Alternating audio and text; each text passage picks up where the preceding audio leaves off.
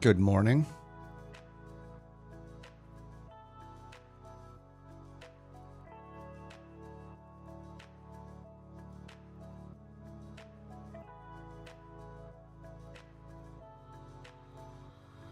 What's up, Rams, Fish, Rich, Jack, Bob, Bobby?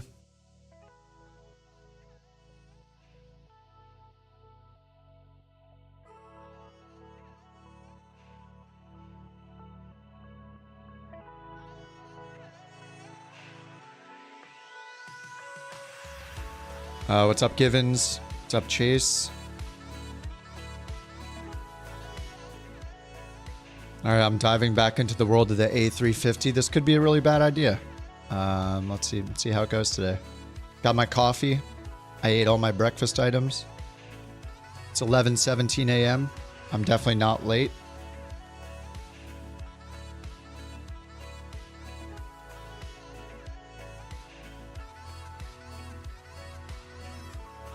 Fish, don't think that I didn't see you in here 13 minutes before the stream start time saying I was late. Just in here spreading lies. Yeah, ready to aviate? Who's ready? Are we ready to aviate? Well, we'll see if iniBuilds lets me aviate today. I have more faith in iniBuilds than yeah. Well, Jewel was saying that he was getting like 60 FPS. So that's a good sign. I don't know. They didn't say anything about Flight Sim 24 performance, only about Flight Sim 2020 performance, but maybe it affected 2024. Guess we'll find out. Oh, waiting for the first load. Yeah, I'm going to have to do that too. I just need to figure out where to load in. So I'm bringing this up. See where to go. I kind of want to fly in the US. I went through my library, and I don't know if you guys are doing this, but if you go through your library, I've been going in and setting it to things that I have installed. Oh, yeah, we can't do that yet, right?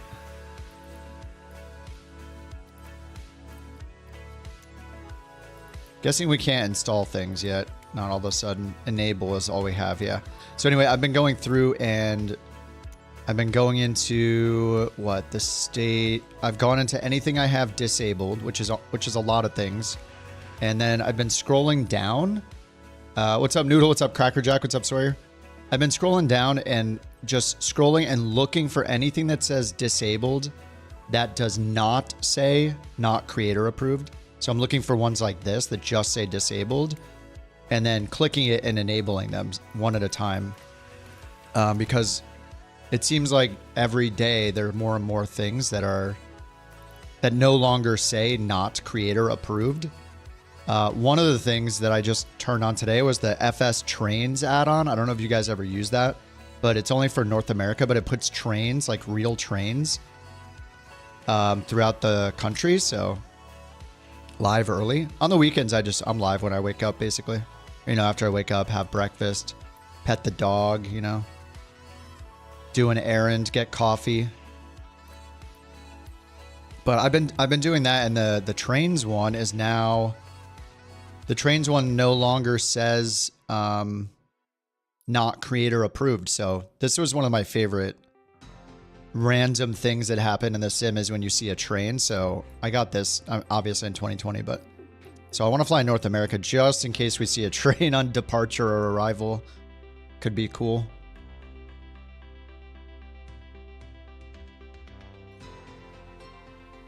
All right, I don't know where I'm starting just yet. What's up, Mike? How you doing? Hey, Sai. Boston to Atlanta. That sounds so typical. I mean, we could do Boston to Atlanta, sure.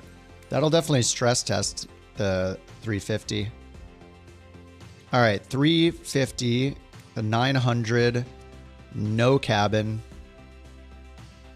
ORD has nice weather. By nice, do you mean bad? Yeah, I'd like to at least depart somewhere that has crappy weather. Okay, no cabin. Obviously need the LA livery. Alrighty. Nice try, Crackerjack. Weather's pretty bad in Jacksonville. Oh, it's gotten better, sadly.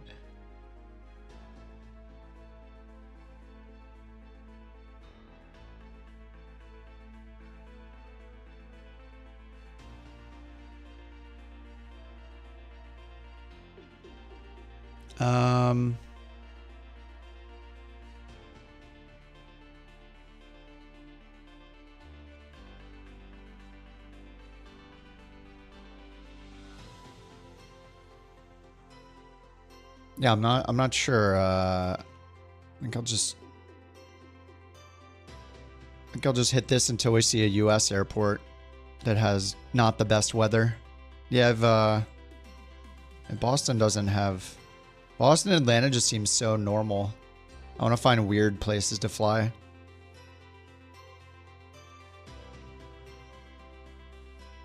Late again? Didn't you say that 12 to 13 minutes before the stream start time though, Fish? Like, can you really be trusted?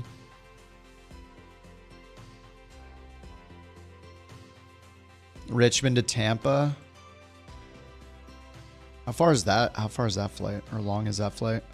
You guys know me. I want to find a flight that's like under 2 hours.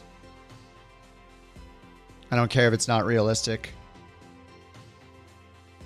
Not sure what I'm talking about. I'm talking about your message that said late already at 3 minutes past the hour when the stream is starting 15 minutes past the hour.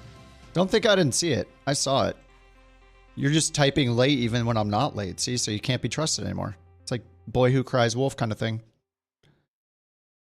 K-Jax? Okay. Weather's pretty bad there. Yeah, I don't necessarily want to fly into bad weather. Look, I type LAX out of... just out of habit.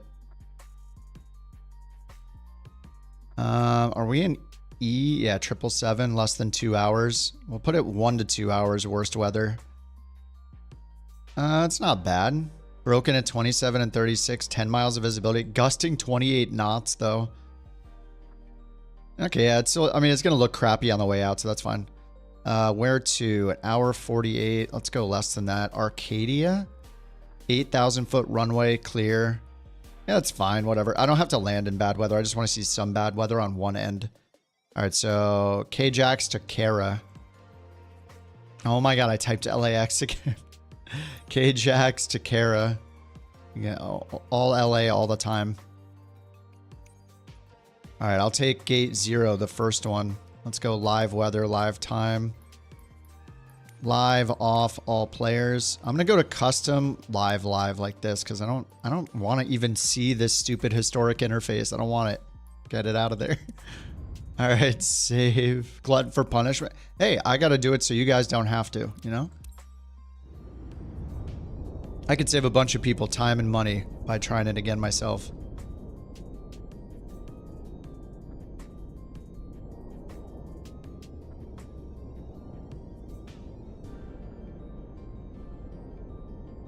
Wasn't you? Okay. All right.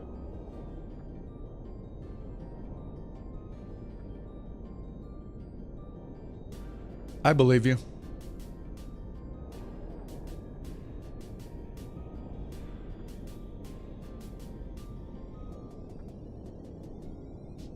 First crash of the day after going back to the menu and trying to load a new flight. Oh my god. With the A350. Hey, maybe I'll have to change the thumbnail right away and just go grind CJ4 missions for the Boeing today. In career mode. Taking one for the team. That's what I do with all the sending hot dog bits that get sent on the stream. They get turned into a 350 and then we try it out. Jack's already crashed. Oh, yeah, this will take a few minutes to load in the first time. Going bowling and then getting food and shop. Nice, dude. Have a good day. Dude, bowling sounds fun. Couple of balls, couple of brews. You had that too with the A350, say? And I assume you're both on the latest update. You deleted your WASM folder.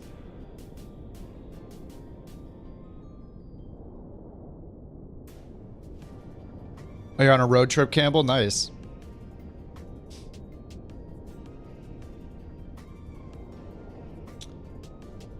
We'll get in at some point. And whatever. There's even like all the major planes take this long to load in after you clear the WASM folder. I guess if you load in too fast, maybe that's a sign that you didn't clear the WASM folder.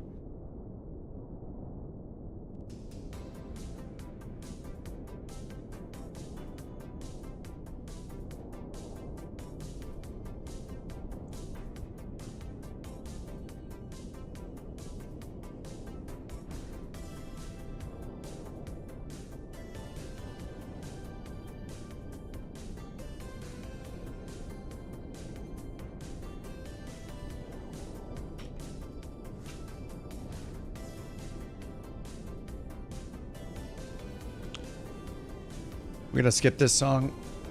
Too many of these, oh, I guess I put it on synth pop. All right, that's fine. It's right, it's right.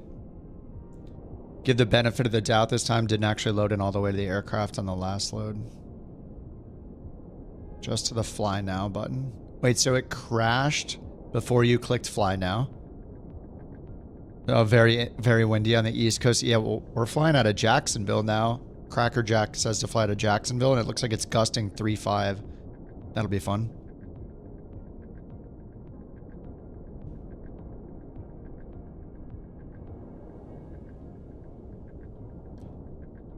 You did the first load, got to fly, and now you quit to the menu.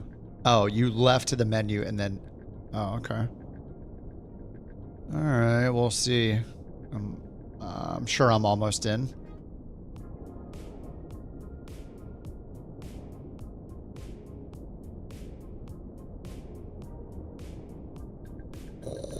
Little white noise generator kind of morning. This is why we have our coffee. Something to do while we wait.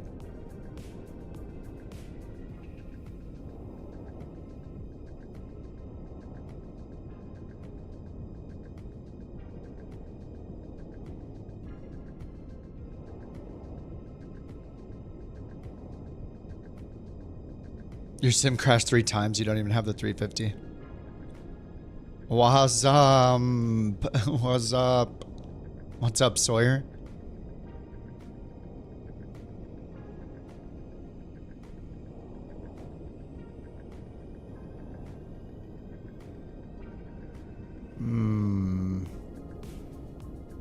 Alright, it's got to be any second now. It's been way too long.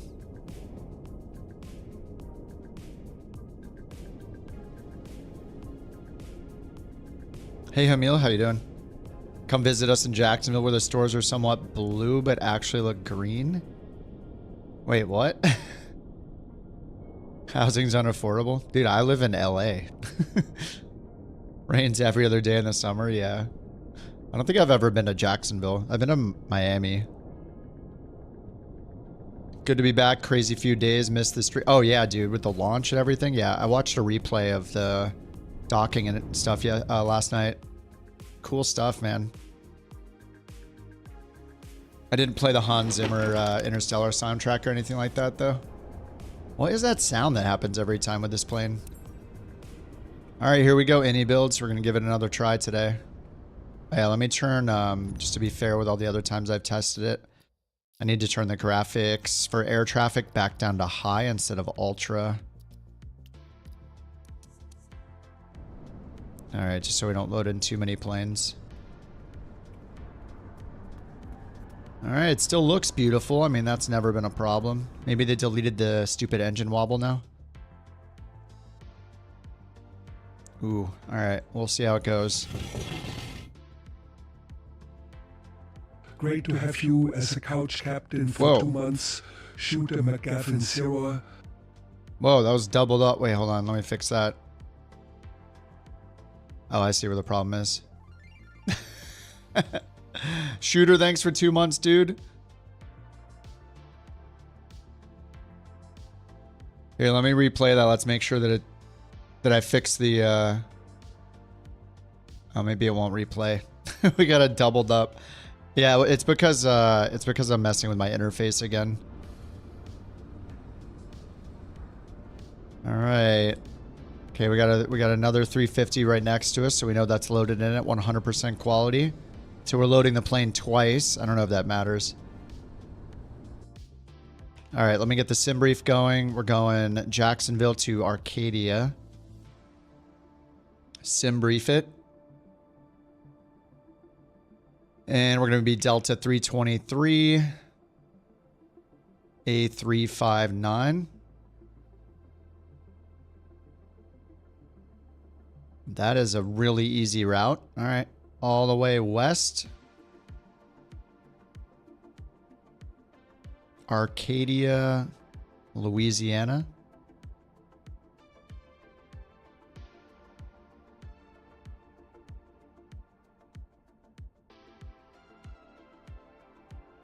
Picture the launch into general for me. Holy crap, that's an awesome photo. Dude. Holy crap. Sawyer just posted this in the general chat. Dude, what an awesome photo. Holy crap, man. Yeah, the Delta livery. Me too. Awesome photo, dude. Cost index 82. Holy crap. Heck yeah.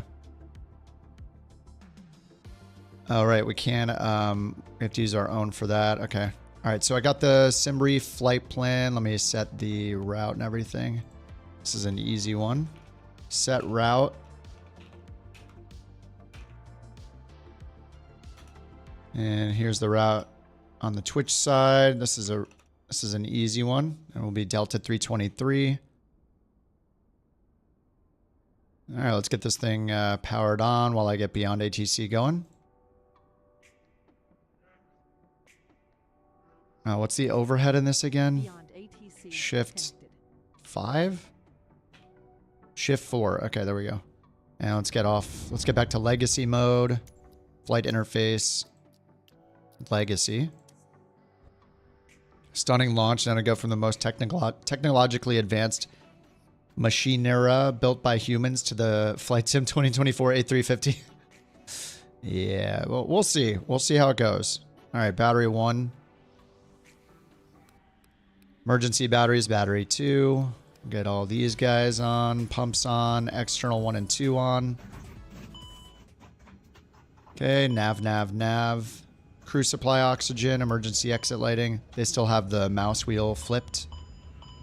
Not surprised they haven't fixed that yet. You could literally start up the plane one time and notice that bug with the mouse wheel, but I guess they still haven't noticed somehow.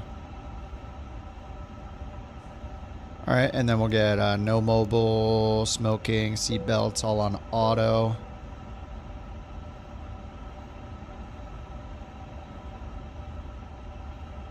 All right, the frames are not good on the ground. Not really a surprise, but I'm at 28 FPS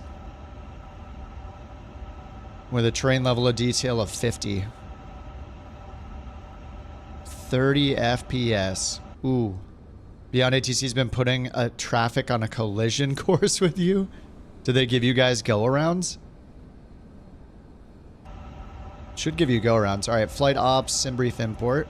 Delta 323, Jacksonville to Arcadia. Load sheet, import. I do not have the EFB app anymore because it's been crashing me, so pretty much have no sim brief right now, no Navigraph and no plugins, which, you know, so far it's fine. Let me go down here and get these lights off. All right, lights off. Oh, it actually pulls in the co-pilot. Okay. I had my co-pilot turned off before, but that's cool that it pulls in the co-pilot. The 2024 Avatar co-pilot, too. Oh, yeah, the lighting is all connected there. And let's turn this one off. No, not that. Why do they flip the position? In the 350, why is the 350... Why are these reversed? Usually the one on the left is the one that is the backlighting. The one on the right is the LEDs, but they've flipped it in this one? I don't know if that's accurate or not. All right, inches of mercury. Got to change that every time still, I guess. No preferences can be saved. They still got this bug. I haven't even touched the tablet. And my shift Whenever I do like shift 4, shift 5, look, it results in me somehow typing in the fuel load. I don't understand. I didn't even click on it. Very strange. Okay. Again, all these bugs we see within just starting the plane up, you wonder if they ever fly the plane. No crash yet. No crash yet. That is the good side. But I still don't understand how I can use a plane for 5 minutes and find like 3 bugs and they're just still not fixed 5 patches later or whatever. It's like, dude, I'm not even on your QA team. Like, I barely fly this thing. Come on. Do your job. Let's see if these numbers work yet. These numbers have been wrong the entire time. 249 passengers. Now, maybe that includes the crew, but it doesn't show it. But 105, 105. Yeah, no, that's not right. Look, 18 plus 23 plus 105 plus 105 equals 251, and somehow it says 249. So how do we have 251 passengers, but actually the total is 249? Doesn't make any sense. Adding is hard, everybody. We do not have the ability to add in a computer, so we can forgive the mistake. That's been a bug since day one. Okay, 0 fuel weight is saved. And fuel. Okay, and we got our CG. So let me take these numbers down because we... Actually, who was I watching? Was I watching an A330 driver? He did it, so... Yeah, he went down here and hit the swap button down here to just copy these. He would go back and forth between this and this, but... It's not bad, but you still have to go back and forth every single time, so I don't know. I'd rather just write them down. So 249 packs, which is wrong. There's really 251. ZFW is 369.8, so we'll just call it 370. Fuel load 35.3 and CG 29.6. All right, takeoff performance. We will sync. Oh, sim brief sync. Now sync the weather and compute. Okay, I'll send that to the FMS in a little bit. Actually, I'll send it now. It's hard to implement a calculator. Yeah, I guess so. I guess so. All right, let's go back down here. Oh, yeah, did they add any new cameras? Nope. Instrument camera 6 still doesn't look at the EFB. This is 6, 7, 8, 9. Yeah, they still don't know what cameras are for. No surprise. Instrument cameras are for instruments. Fixed cameras are for the fixed positions on the plane, like GoPro style. Just so you know, devs. Just letting you know. Okay, and because we need to use the keyboard, this one's kind of annoying. We have to use the keyboard still if you ever need to move down or up using this little joystick, like for your SIDS and stars selection. I don't sound thrilled yet. No, I'm just pointing out bugs that have existed since day one. They're pretty trivial bugs, but they also reveal like a fundamental misunderstanding of certain things, like how should the mouse wheel move things when you point at them? What should different camera types be used for? How hard is adding 5 numbers together, and why is it not showing the correct sum? You know, little tiny bugs like that, but it just, it's things that if they can't get the super simple things right, it makes me worried for the advanced things. So if they don't even understand the purpose of an instrument camera, which is not to fly through the cabin back here to the passenger seat, and they can't add the passenger count correctly, then it's a little concerning. Now maybe the passenger count, one of them is including crew and one isn't, but I don't think that's true because it's off by 2. If it's off by 2, it's not just a pilot and co-pilot. It would also be taking into account the flight attendants, which there are probably like 3 of them or more on this plane. So it's a little weird when even the addition doesn't work. If they can't add things on the EFB, imagine all the adding and subtracting you have to do for every system and all the calculations and the performance of the rest of the plane. You know what I mean? It just doesn't give me confidence when there's such a simple thing that's not correct.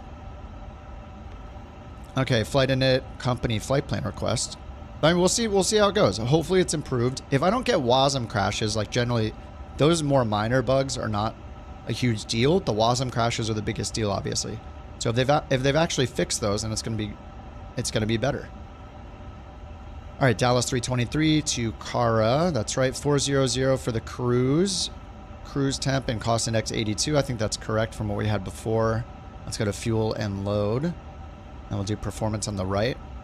Let's type these in. Zero fuel weight is 370. I just rounded. Whoops. 370. CG is 29.6. Block fuel is 35.3. And passenger number, who knows? We'll split the difference between 249 and 251. 250. Let's test over here if they fixed the keyboard mode on the right side of the screen. Whoa. Wait. What the heck? Backspace doesn't... How did that work? Well, I mean, it didn't really work. Uh-oh, I broke it. Uh-oh. It crashed.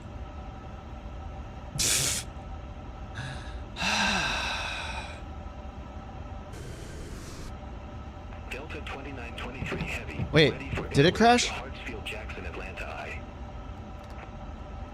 Wait, did it crash or not? I mean, I was spamming the numbers, which I get. And maybe they didn't think of that use case. Wait, is it working? Wait, it might be working. Hold on. Oh, I think we're good. Okay, I think we're good. Okay, it didn't crash. Let's try this again. On the right screen, let's try to type in 138. No. I'm typing 11111, so okay, they still haven't fixed the keyboard entry mode on the right screen. RIP. Again, one flight. This is what, 5-6 bugs still there? Haven't even started the flight yet, and these bugs are there. Anyway. Okay, confirm takeoff speeds? Sure. You can enter automatically by clicking the box and pressing enter. Oh, really? Nope. Oh, enter down here? Oh, there you go. Wait, does that work for the other ones? Oh, does it work for everything? Ooh. Wait, no, that just says 250 again. Wait, I don't think it's working for the rest of them. Well, let me delete. Enter. Oh, no, that doesn't work. Wait, why would you do it for one and not the other? What the heck? Like, they don't know how many well, we know they don't know how many passengers there are because there's two more. Everything except for... Wait, what? What the heck? Oh, okay.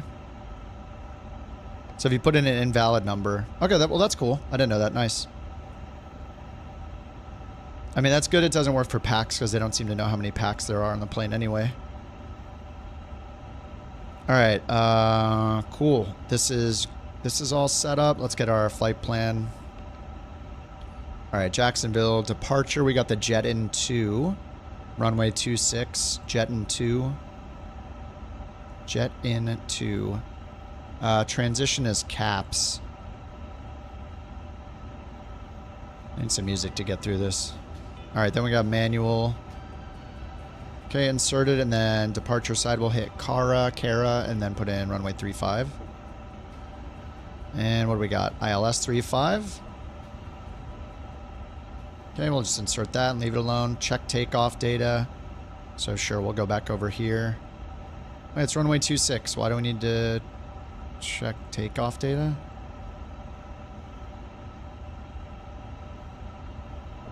It's the same runway. Maybe this SID could have a speed restriction or something, I guess, right off. Okay, that's all set again. Flex 6-7. Okay. Clear. All right, let's go up top and get the APU started, and we'll call for our clearance.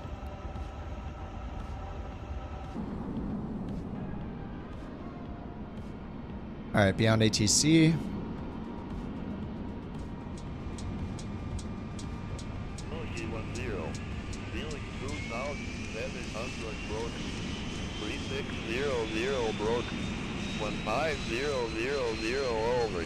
Oh, what's up, Dan? How's it going? Packs for pilots? No, because I think it would choose the. It would have to add a few more for the crew as well, not just the pilots. All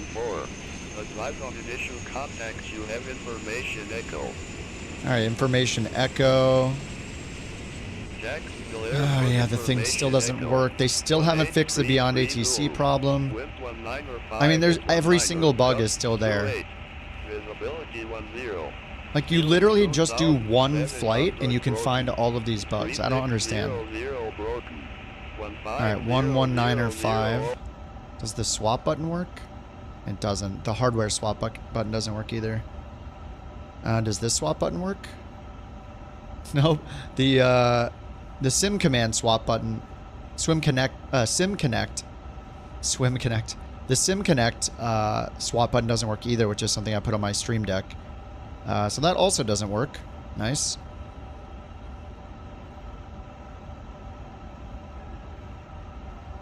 Okay, so the only thing that works is clicking this one button here. So we're on 11905, request clearance. Delta 323 Heavy, ready for IFR clearance to Acadiana Ready for Airport. airways.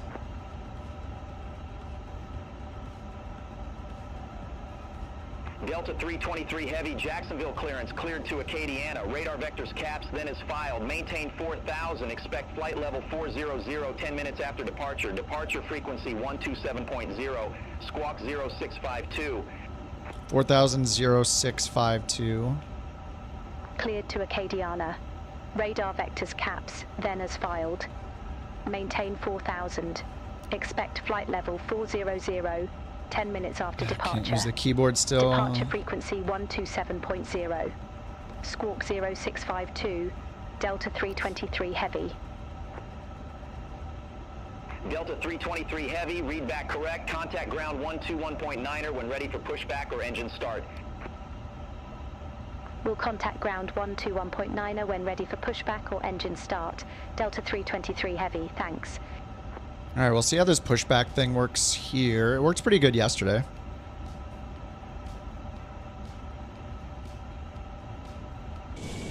What's up, Spider? Yep, Jacksonville to start. It was recommended. We got some good cloud levels here. We don't have to fly in the worst weather. I mean, we just want to see the performance, see if I crash 3 times in a row.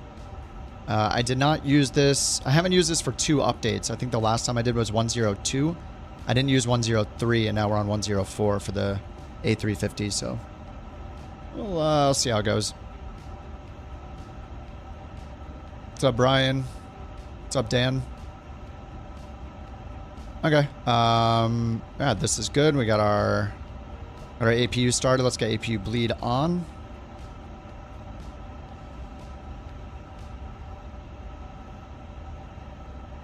What does the taxi button do above the altimeter display?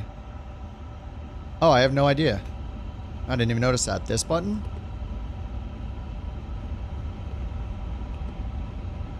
I don't know. Anybody know what that does? I've never touched that. I mean, it's up here at the top. Does it have something to do with the ND? Maybe when we're zoomed in on the ground here? Airport nav not available. It's fine. I think I have Navigraph off.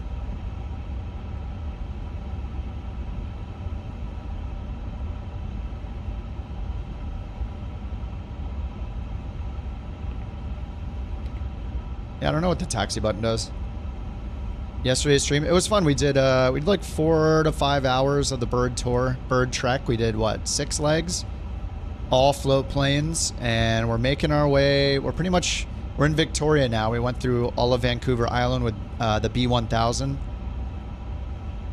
Bird couldn't make it today, and it felt bad not having him. He couldn't make it till later, so I thought, you know, we'll just do it again during the week. And I kind of been wanting to try this the last few days since they made the update, just to see how it is. But yeah, yesterday was cool. Taxi buttons for taxi cam. Oh, okay. Taxi cam disabled due to sim limitation. Got it. Thanks, Sean. And Bark has said the same thing. Display the taxi cam video not yet implemented. Yeah, that's fine. That's cool, though. That'd be a cool feature. I guess a nose wheel camera. And does it have like multiple cameras like Tesla or something? Okay, we got the APU. Let's get the GPUs off. Let's request push and start. Delta 323 Heavy, request departure runway change. Oh my god. No, Delta 121.9. Roger, say runway. No, we don't want it. It's auto change frequency Delta thing. 323 Heavy, gate 0, request pushback and engine start. Delta 323 Heavy, Jacksonville ground, pushback and engine start approved. Face southwest. Pushback and engine start approved, face southwest. Delta 323 Heavy. Alright, face southwest, so we want tail right, nose left. Let's try this guy out.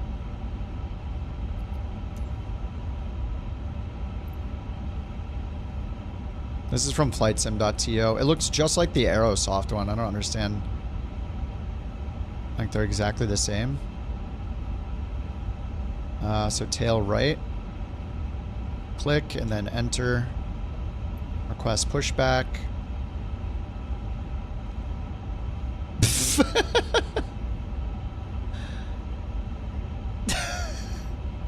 Cancel?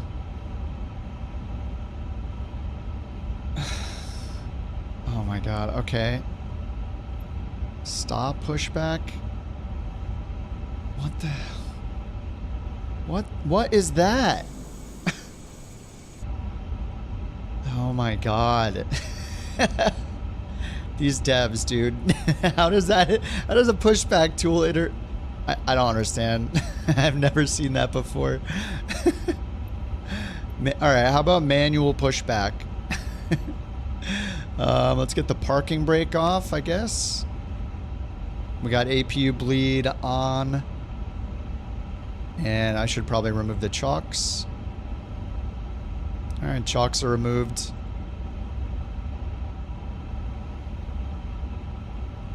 I don't think the terminal chart's gonna work.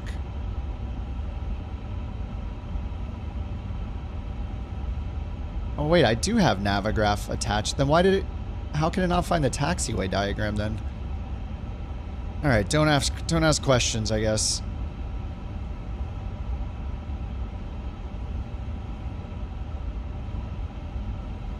Alright, so we got the pushback going, allegedly. Tug speed. Let's hit reverse. Okay, tail to the right.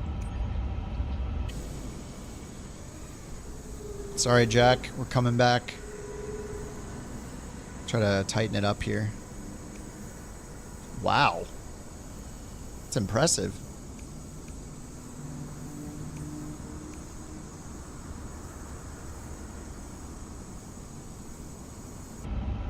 Alright, let's get ignition and engine 1 and 2 at the same time. I'm sure it'll work again. Alright, hold. Stop pushback. Parking brake on. Both engines can start at the same time.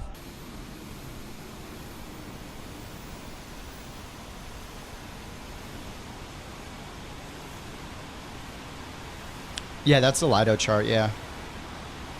Lido, however you like it.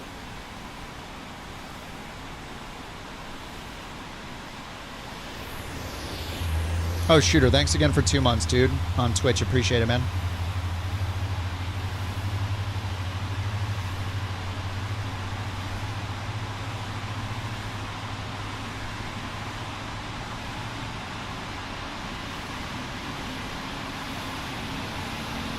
That's the A350, Sai.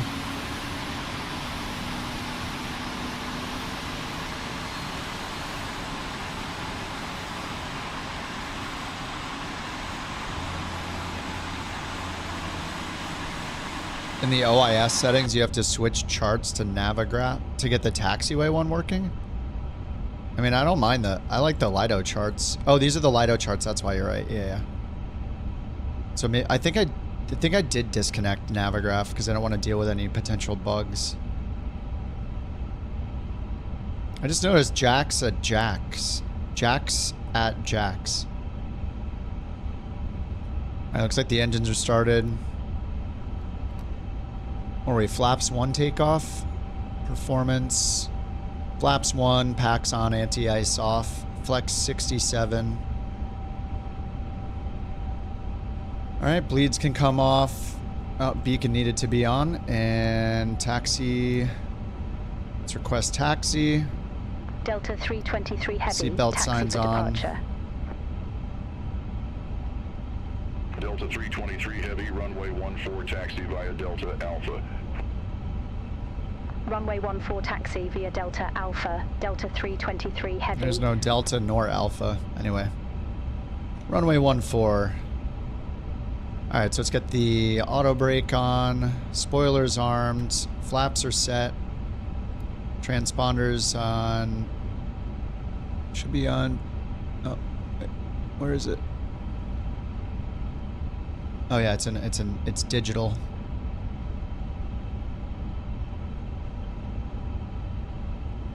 Surveillance. All right, it's on auto.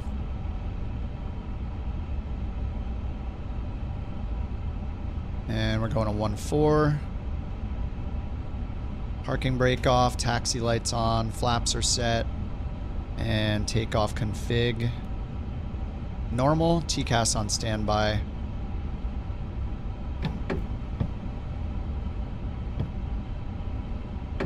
Looks like it killed my throttle calibration. Let me redo that real quick.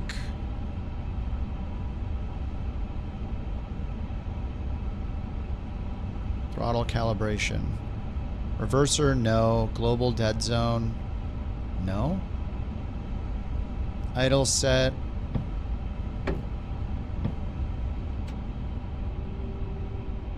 Toga set.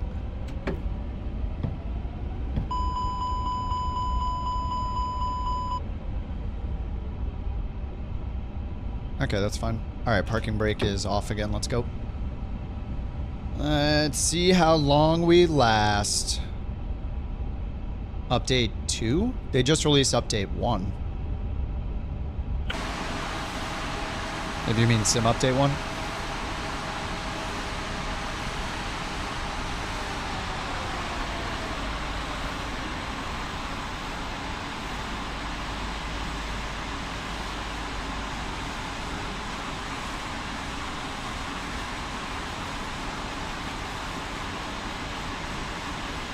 Something just shot you 5,000 feet into the air? Wait, what? Wait, where are you? Wait, what do you mean it shot you 5,000 feet into the air? You were just taxiing in front of me. You're in the air now?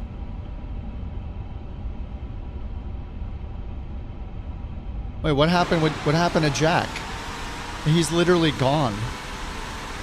Dude, why can't I move? What the hell? What is this? What is happening?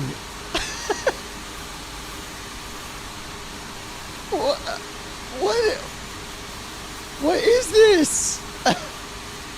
Dude. Come on.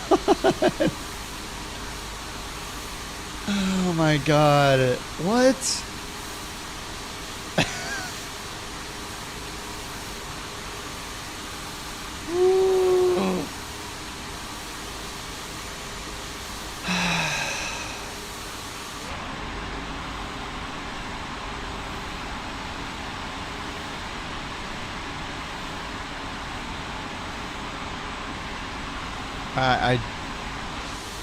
I don't understand.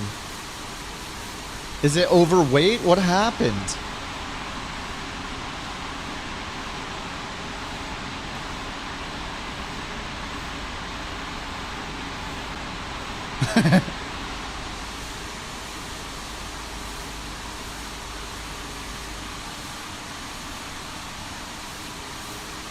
Steady. Oh.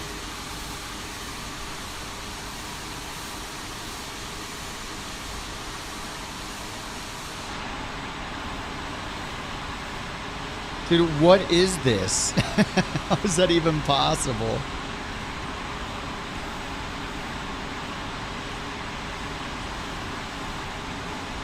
Oh my god. Okay, pushback toolbar thing to the rescue.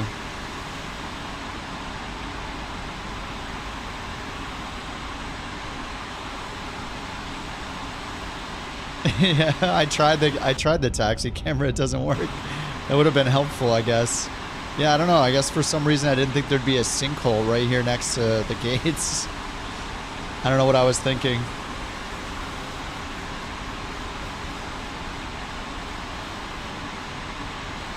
Oh my god. What's going on?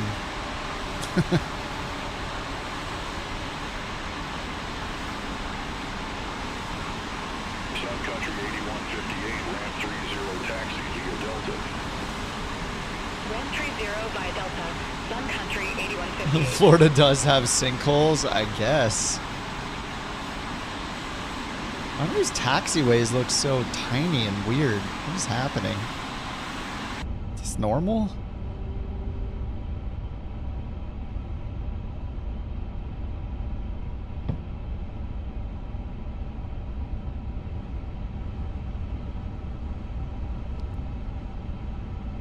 Wow, we're up to 31 frames per second. I mean, the real test is when we're in cruise. Yeah, it can be very hit or miss on the ground in any plane, so.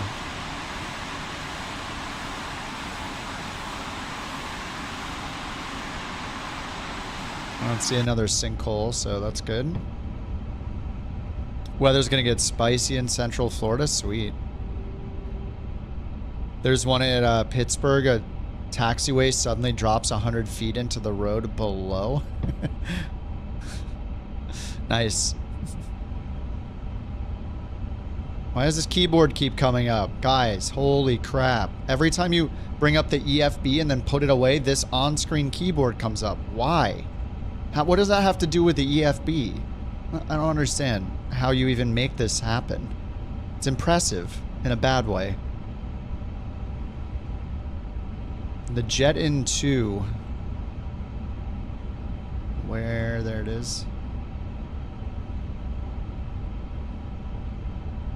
Delta 323 Heavy, contact Jacksonville Tower 118.3. Have a good one. 118.3. Contact Tower 118.3, Delta 323 Heavy. What? She switched to it. I don't understand. How does it work sometimes?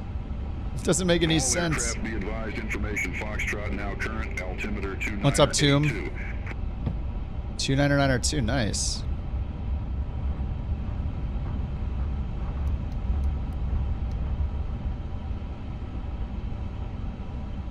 Oh my god, why? What? Look at the mouse. You messed up the standby indicator. Oh, that's why. They made it to the middle. Turning the mouse wheel on the middle thing doesn't work like it does in every other indicator. Every other combo button like that, you can point to the middle and use your mouse wheel, and it doesn't work in this plane. I am so surprised. Just all these little things just add up, though, to make it a frustrating experience, even if they're trivial. Enough trivial problems become more than a trivial problem when you add them all together. Death by 1,000 paper cuts style. Alright, we're ready to go. Delta 323 Heavy, ready for departure. Runway 14. Delta 323 Heavy, Jacksonville Tower, wind 1905 at 10, fly heading 140. God, the mouse wheel's wrong. 14, cleared for takeoff. Fly heading 140, runway 14, cleared for takeoff. Delta 323 Heavy.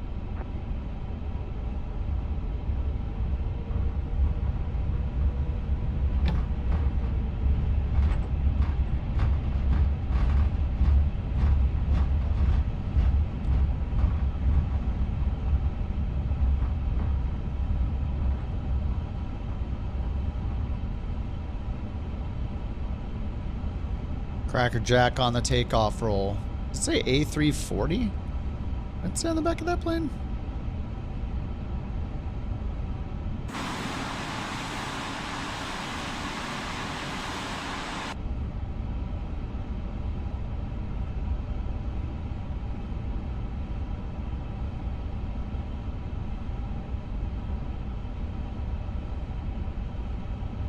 Alright, we're all lined up.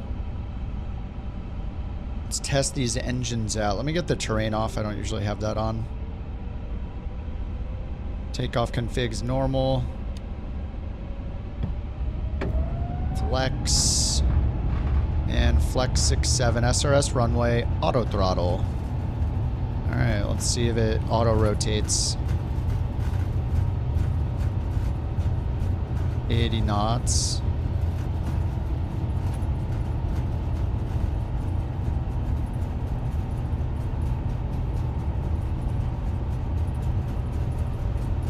V1. Rotot. Okay. It definitely comes up really easy, but I guess that's fine. It didn't like do it itself. Alright, gear up.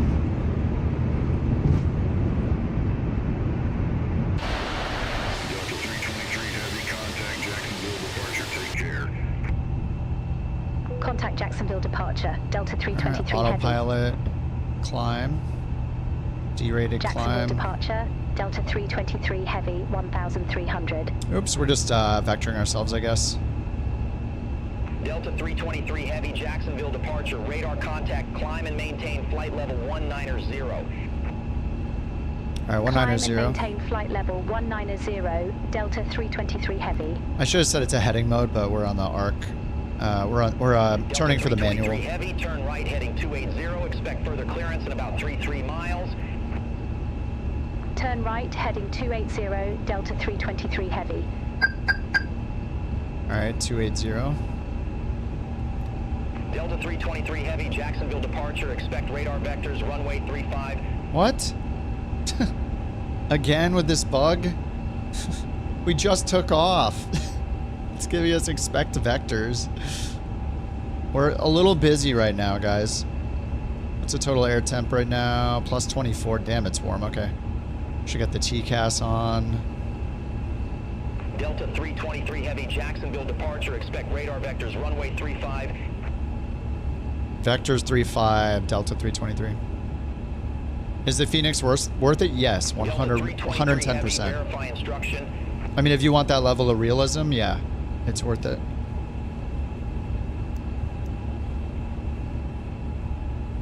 Okay, accept clearance. Expect radar vectors, runway 35, Delta 323 Heavy.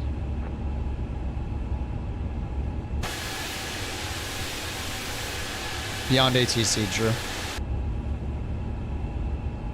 I don't support Say Intentions because they've done a lot of weird, cringy things. They seem to be all about the marketing and the money and not about having a good community. So I don't recommend Say Intentions anymore.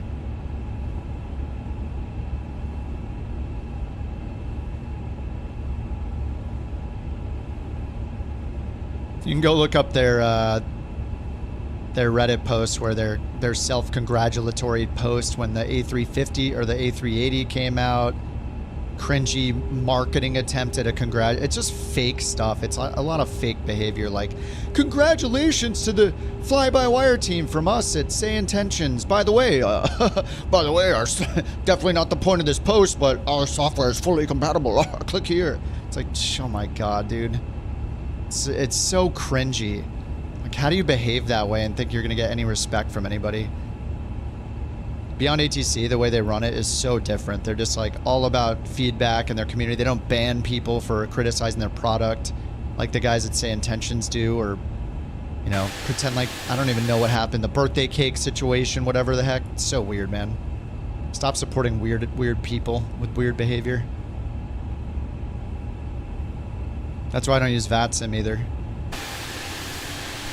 We need to have some kind of standards around here. What's up, Speeve? How you doing, man? A350? I don't know yet. We'll see how many times I crash. I still think it's overpriced. Even if they fix all the bugs, this is like a $50 plane, not a $77 plane. I don't know why they priced it so high. They clearly have tons of work to do with it. So I personally don't think it's worth it yet. If you're going to buy something, if you're in 2020, buy the 777. Like PMDG planes are much more stable, higher performing.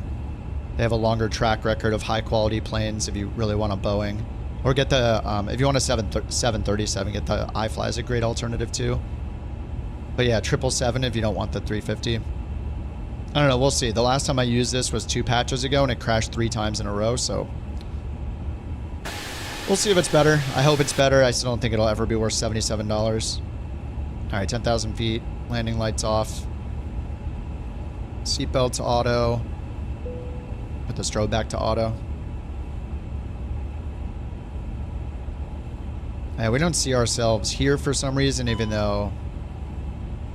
Oh, what just happened? Master caution. Parking brake. What? Did I hit control spacebar? I don't think so. What the heck just happened? Alright. Destination estimated fuel on board? What? We just took off. What, are we overweight?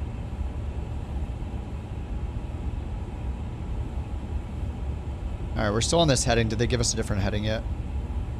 They said expect radar vectors and they haven't gotten back to me, so I think I'm just going to pick my next waypoint myself. Let's just go, what, direct caps, I guess?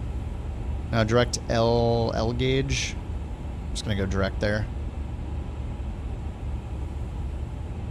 Alright, 2992 is the local altimeter setting, so I'm just going to change it to standard and advanced. Down here, standard. And over here is synced. When will this update go on a marketplace? Which update? Oh, is this plane on the marketplace? I don't know. Usually the marketplace lags behind it for like a week. That's the downside to the marketplace. But that said, I usually prefer the marketplace just because I don't want to go to 10 different installers to find updates. Like, I just want all my updates to come in automatically. Alright, how's our performance so far? We are kind of far from the airport. I'm still at 38 FPS with train level of detail of 50. Just for comparison, I was flying the default Boeing 737 MAX 2 days ago, and I was getting 60 FPS at 400 train level of detail, I'm pretty sure. This plane's at 50 train level of detail and only can muster 40 FPS right now. Clear direct caps. Resume own navigation. Delta direct caps. Alright, direct caps. Caps. 89 miles. So far the performance still sucks. I mean, I can feel it in every camera movement. But we'll see as we get a little further away from Jacksonville.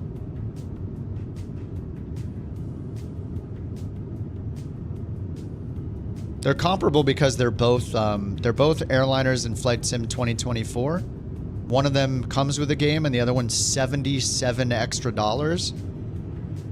It should have at least similar performance to any airline. I don't care what it is. If they can't make it have good performance, then they shouldn't make the plane. I shouldn't have 50% less FPS on a $77 plane. I don't care how complex it is. It's your job as a development team to make sure that it performs well. Unless you're their development team, in which case your standards are way lower for performance. You're okay having 20, 30 FPS lower than every other similar plane. It doesn't matter to me. I'm the customer. I don't care what work they have to do on the dev side to make it perform well. It's their job to make a good performing plane. If your plane is $77 and has the same performance as a free A380, it's your fault. You have to figure it out. If you can't make a plane that performs as well, then don't make the plane. Jacksonville Center, Delta 323 Heavy, crossing 1660. If you aren't, if your dev team doesn't have the capability to make a plane that performs well, don't make the plane. Delta 323 Heavy. Or charge $30 for it, not $77 for it. So we're not paying for a plane that doesn't perform well. Climb, maintain. We'll see though. We're not up totally in cruise yet. I'm at a whole 40 FPS. It feels so light. Yeah, it does. I mean, I've never flown any plane at all, but yeah, compared to other airliners, it feels light. Continue climb to flight level 390. 390. Continue climb to flight level 390. Oh wait, that's not us. Exit We got 400. All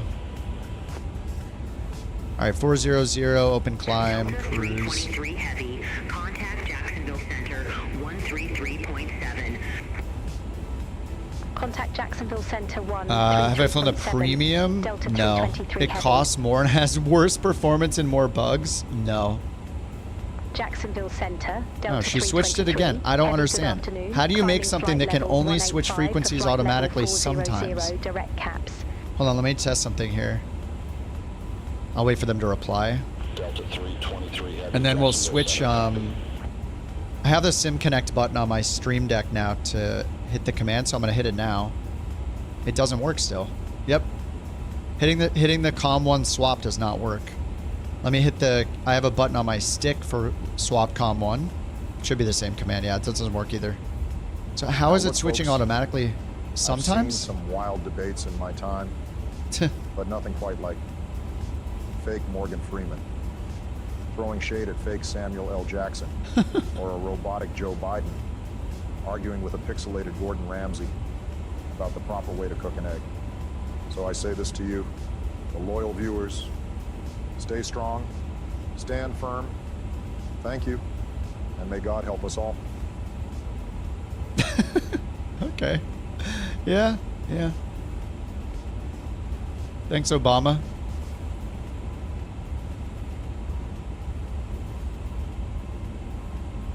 Stay strong. Stay firm. All right, we're still at 41 FPS with a terrain level of detail of 50. Not even running at 100 terrain level of detail.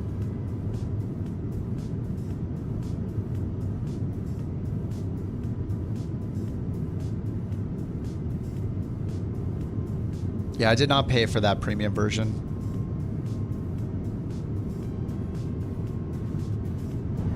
I mean, until the performance is on par with every single other airliner that I fly, I can't understand why anyone would pay $77 for this. You're gonna get to the point where you're landing during a VATSIM event at an airport where you have custom scenery and 30 planes landing at the same time, and you're gonna have half the frames that you should because of this plane. That's the problem with it. Not every plane needs to get 60 FPS in the air, but the problem is that once you get to final, especially if it's an airliner like this, you're going to do long hauls in. It has to be able to hang with the rest of them performance-wise, because you're going to be flying it into the least performant areas in the world. Giant airports with giant custom scenery, with potentially lots of other planes landing and departing and on the ground. So if I only have 40 FPS in the air, what do you think you're going to have on final? On short final during a VATSIM event? 20? 18 maybe? It's only at 42, and my terrain level of detail is at a minimum. Terrain at 50, object at 20. It's, yeah.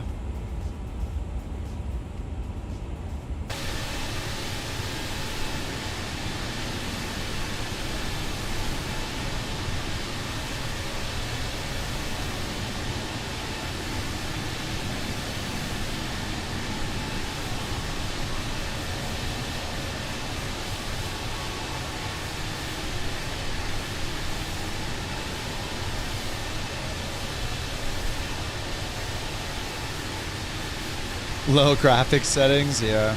Curious to see this plane with 50 multiplayer lanes at iniBuilds JFK. Oh, please no. Wow, we're up to 45 FPS, hey.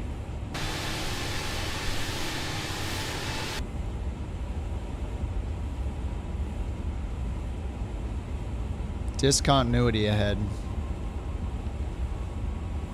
What? Hey, what the heck? How? What? No, there's not. Caps? Huh? What is it talking about? How is this even in here? What?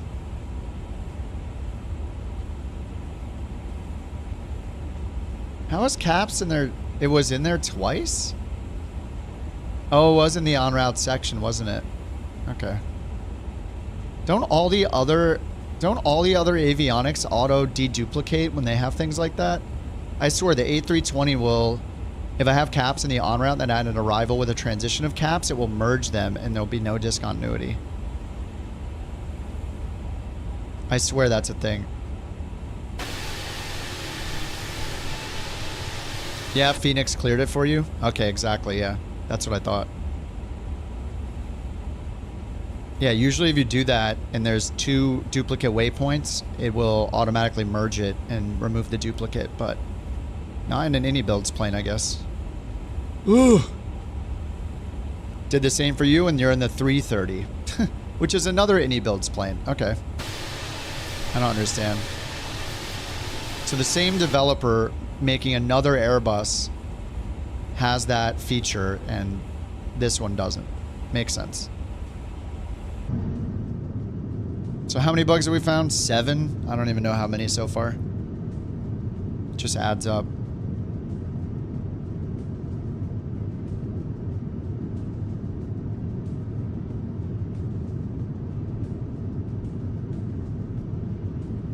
What's up, Tommy? Are the iniBuilds airports as performant as their planes? Yes, they're as horrible as their planes, yes. Remember I loaded in with this plane? Was it to... Where did I start? Was it Baltimore? What was the iniBuilds? I forget which one. I need to make sure I uninstall the iniBuilds scenery. It's crazy. You can set it twice with different intercept angles to do a loop? I mean, maybe, but... If I have an en route waypoint that's a duplicate of a transition waypoint for my arrival, then it should remove it like the Phoenix does.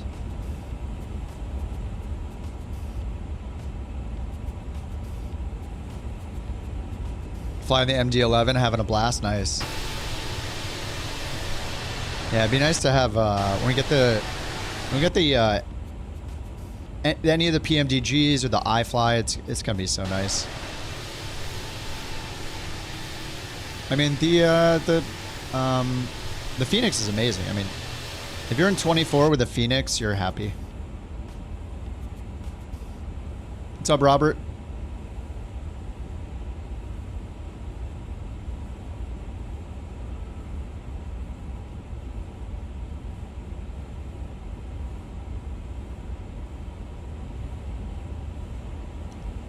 Beautiful livery. Oh yeah, no, the plane is beautiful. There's nothing wrong with how the plane looks. It's great. It's absolutely beautiful. It is a good looking plane. The liveries look great. You know, we're losing frames because the engine wobbles slightly. Very important stuff. I love knowing that my computer is doing this 2-pixel engine wobble right now. It's really adding to my immersion. Do I prefer 24 to 2020? Yeah, 2020 is going to die, so yes. If you're going to get one, you should get the, like... You know, it's like going back and playing a game from 5 years ago when there's a newer one out, when nobody plays the old one anymore. That's the future of 2020, so yeah, I would get 2024. It's more limited with what planes are compatible with it, but inevitably those planes will be compatible. So 2020 is just going to die off, so I don't know why. Unless the one plane you fly is not available or something, which I totally get. Like, yeah, you should be in 2024. Unless you're completely impatient and well, every bug you find or every time you find a plane that's incompatible, you're going to go rage on the forums, then... Don't play any game that's new, I guess, because that's going to be a common thing. But yeah, I would not waste time with 2020 at this point. It looks worse. It doesn't really perform any better. The only thing it has going for it is 4.5 years of development before this one, with more add-ons available. But it's not even necessarily more stable. I had a lot more freezing problems in 2020 than I've ever had in 2024. The VRAM bug is probably the biggest problem in 2024. So if you have an NVIDIA card with a low amount of VRAM and you're trying to run like 4K or something, especially in certain planes, it can get really bad. The VRAM bug is the #1 problem with Flight Sim 2024. But I mean, in 2020, I used to sit in the sky and freeze for 3 minutes at a time in cruise. So it's not a perfect sim either. People are just scared of change mostly. But 24 is a better sim, in my opinion. Once the bigger bugs, like the VRAM bug, are filtered out, it's going to be... I don't even think there's competition yet, other than the planes that we want aren't in it yet, but they just will be at some point, so... There's plenty to do without the PMGG 737s. There's the Phoenix, there's the whole career mode, there's like 50 new planes to fly or whatever. There's a ton of stuff to do. It'll definitely keep you busy. Jacksonville Center, Southwest 2039, flight level tree 89er. Southwest 2039, Jacksonville Center, copy. And we are still climbing.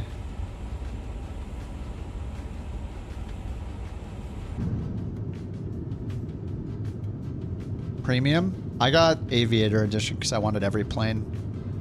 When you buy the higher editions, the planes that you get are much cheaper. Each plane is much, much cheaper than if you upgrade after the fact or if you buy the plane outright. For example, what the PC-24, that one plane is what, $20? 20 US dollars? So your upgrade cost to get that plane is what, 50 or 60 bucks? What is it? Is it 70 versus 130 or 70 versus 140? Something like that. You're going to end up paying like $3 or $4 per plane instead of 20. So if you have the money and you're interested in the planes in the other editions, like the PC-24, I don't know, like, you know, the Longitude is a really good one. There's a lot of planes. So just pick based on which planes you want, remembering that paying for them in advance by getting the edition is going to save you a lot of money.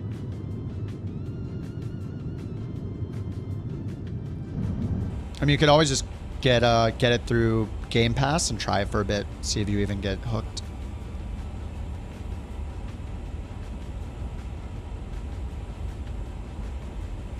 I mean, there are bugs, no doubt, but I don't think the overall, I think 24 is better than 2020, even after 2020 being out so long. So yeah, there are some bugs in career mode. You will run into bugs in career mode. You'll lose a flight here and there. Maybe a bunch of them.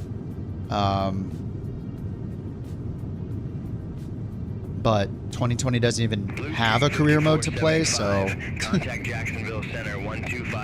if you're worried about those bugs, just don't play career mode, and then you still have the same thing. You still have free flight, which is generally really stable. The only issue is really the VRAM bug with especially certain planes. Like, I think the Longitude and the CJ4 are some of the worst. All right, well, we're almost in cruise. What's our performance now? Still 32 FPS. Yikes. Holy crap. 33 FPS at 36,000 feet with 50 terrain level of detail. The terrain level detail, you can see how blurry it is down there. This is at 50, the lowest terrain level detail you can use. Object level of detail 20 instead of 100. I always have my clouds on ultra, so it's the same with every plane. And we're at 39 FPS. It can't get any higher than that. Like, why can't I turn this off? I don't need 2 independent EFBs. If the problem is the avionics, let me turn half of the avionics off to save on my frames. What? Dude, what is wrong with this? What is wrong with this plane? What the heck? It's when I zoom out. Look. It's when I zoom my camera out. How do you even make this happen? What? Dude, how do you even program this?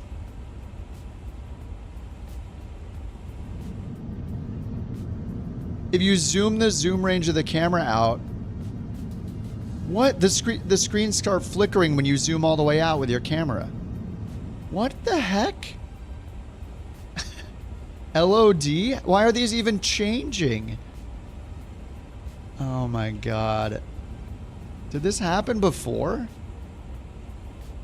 Oh yeah, the quality. Yeah, this is, yeah, you're right. The whole glare shield changed. This is a Microsoft problem. Yeah, not an iniBuilds problem. This is Microsoft's stupid LOD thing that they did. Makes no sense.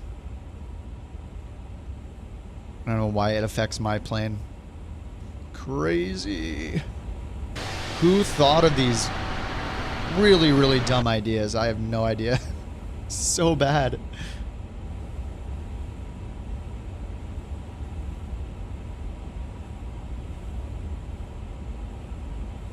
So that's what happened on the ground too. I guess I zoomed out. Yeah. What? How? How does that make any sense? I'm in the plane. So weird.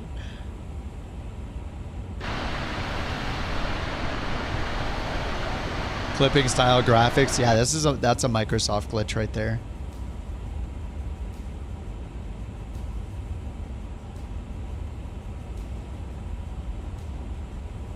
All right, what's our TOD here? Performance cruise 237. You're starting to get sim stutters. All right, how are you getting 50 FPS, Chase? Oh, you're not in the 350. I thought you were in the 350. You're in the Phoenix. Yeah, of course. Of course you're getting better performance than me. I'm in an iniBuilds plane. I'm getting 41 FPS with 50 terrain level of detail. Yeah, I was like, there's no way. MD-80? No, no. I have not flown the MD-80.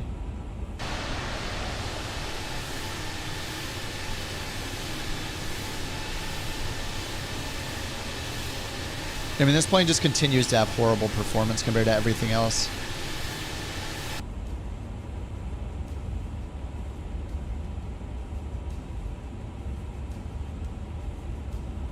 Let me have my little victories. Oh yeah, yeah, you got it. You got it. I'm happy for your 50 FPS right now.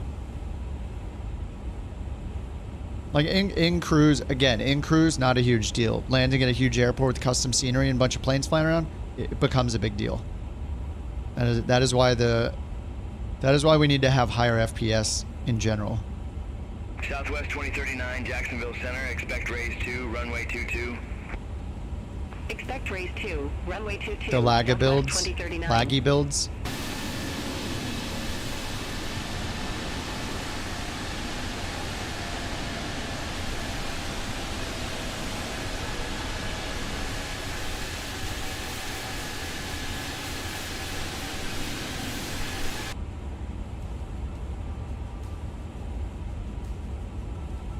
The MD-80 released for 2024 yesterday. Will I like that plane though?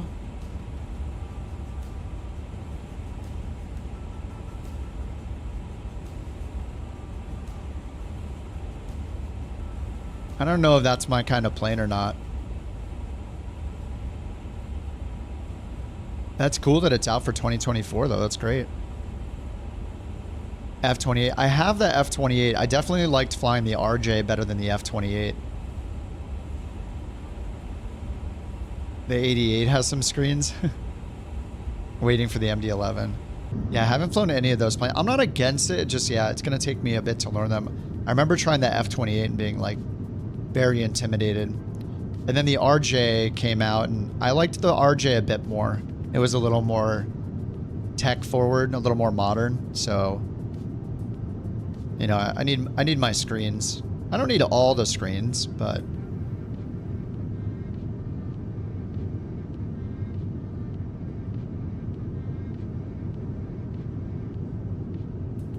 Oh, it's like a hybrid Airbus and Boeing.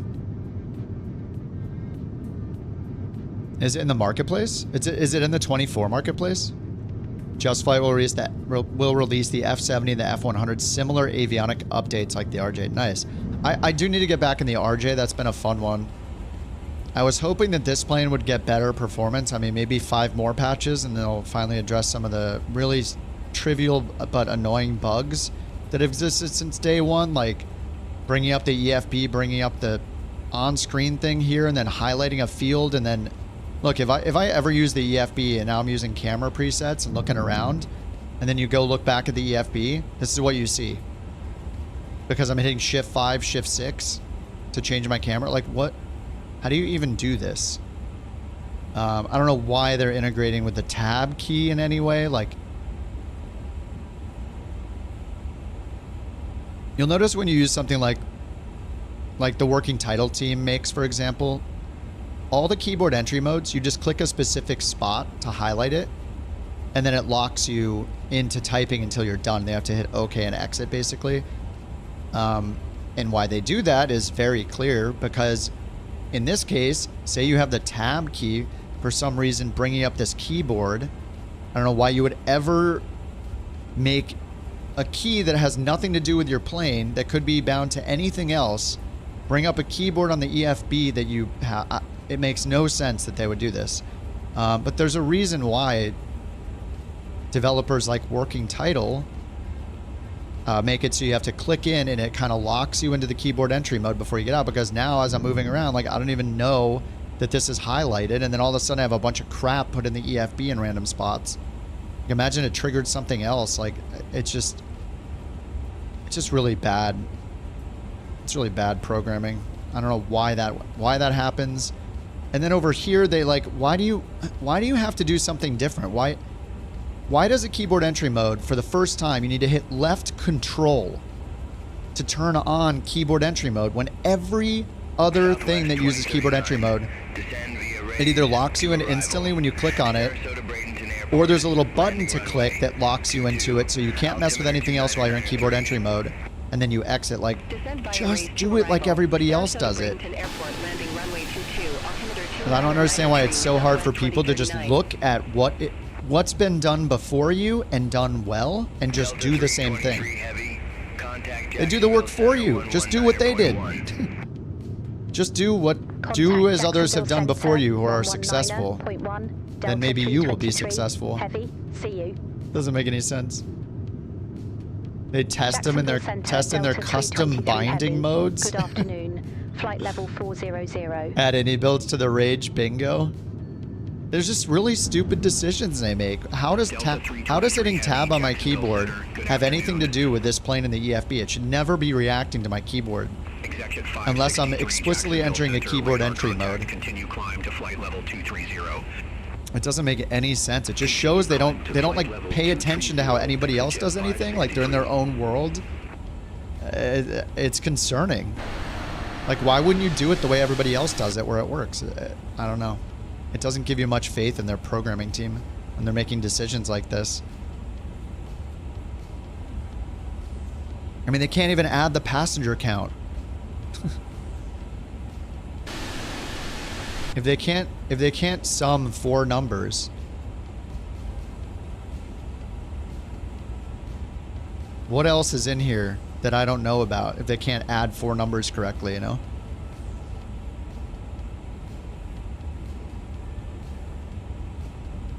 So weird. Hold on, does the weight add up here? 1366, 3609, 4399 equals 93. Wait, what the? Wait. What the heck?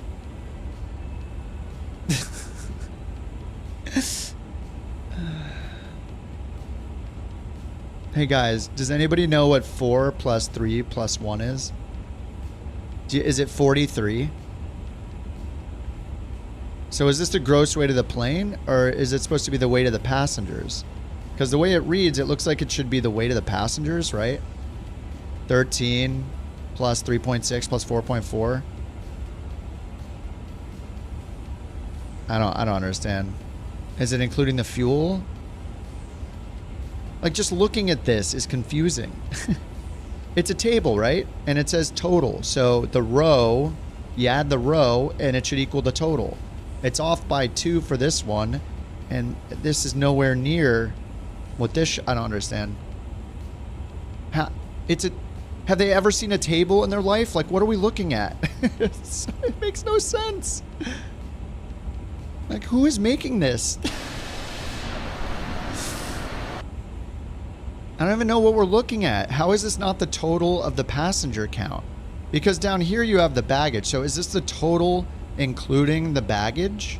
So it's really this plus this plus this plus this plus this plus this equals this? Like, the layout makes no sense, you know? American 2136 Jacksonville. Like, who designed this? Radar contact.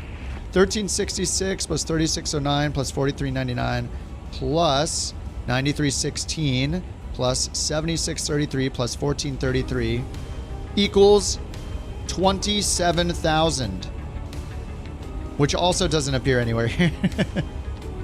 So where is 45 coming from? It's not even all of these numbers added up. These 6 numbers added up, 13, 36, 40, 43, 93, 76, 14, is 27.7. So what is this? What is happening? Oh, it's so cute.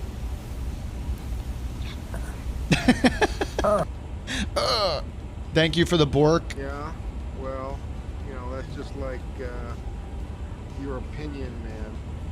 I know, but it's right. Thank you for the bork. 18 passengers is 13, but 105 is 36. Yeah. Well, I don't know. Yeah, how do 18 passengers equal 1,300 pounds? And then 105 passengers only equal 3,600 pounds. They're like missing a digit here.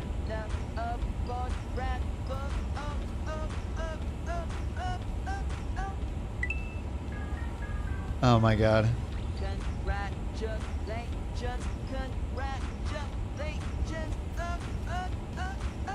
Oh, speaker bot, I need to move it. There we go. Sorry, I was a little too quiet there. Thank you for the bork report. Appreciate that. Plane full of kids.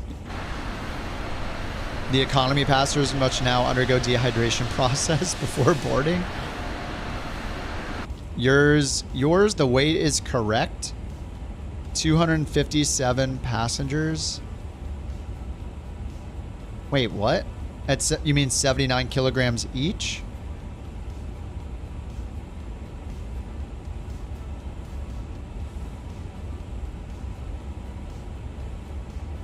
So mine is 43575, if that's the number I'm supposed to use.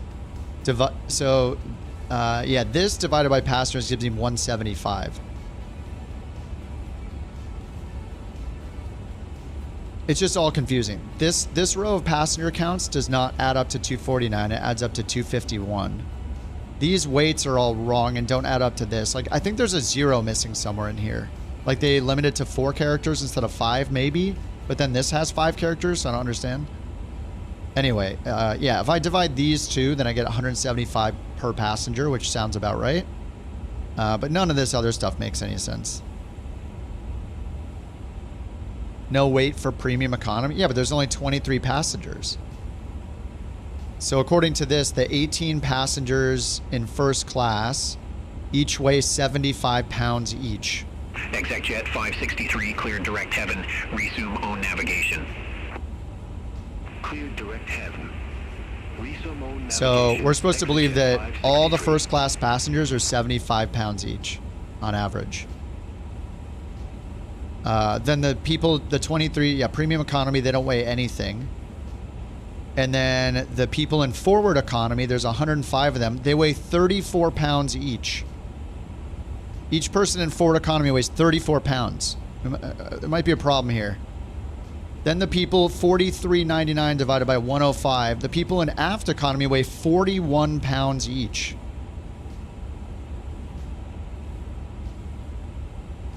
I think they're missing a 0 here. Delta 323 No, actually they're not, right? Because look, Jacksonville Center, 43.5. What is this supposed to be? 43.9, 43.5? It doesn't make any sense. Delta 323 heavy. It's just simple addition and displaying. I don't know, dude. Like, how do you have confidence in a team that can't even make a table summing some numbers up work correctly? It's just so concerning. I'm supposed to believe that they're going to make this plane perform over 38 FPS someday in cruise with 50 train level of detail when the competition does triple that. Don't let it bother you. Well, it does bother me because it's a $77 plane. They can't make a table, a summing table work correctly in a $77 plane, and it's supposed to be worth it. That's the problem. That's why people are right to rage about this thing. Jacksonville Center.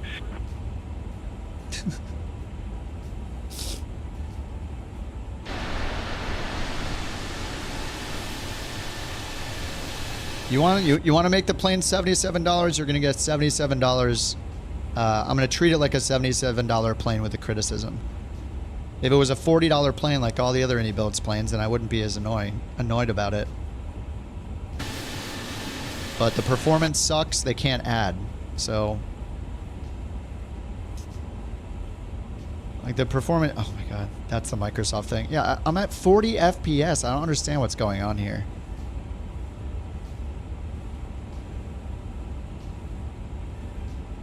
Ugh. The black lines coming out of the engine. It's the, it's just the way 24 has the pollution or something. It looks bad. It's like that on pretty much all the planes. You just don't want to be negative. They deserve ridicule for a $77 plane that has such stupid bugs. If they didn't ask so much money for it, I wouldn't be so negative about it. But yes, they're getting the premium scrutiny for being a premium priced plane. Whoever decided on the pricing made a huge mistake. Oh my god, I can't even. This is worse than in other planes. This LOD thing.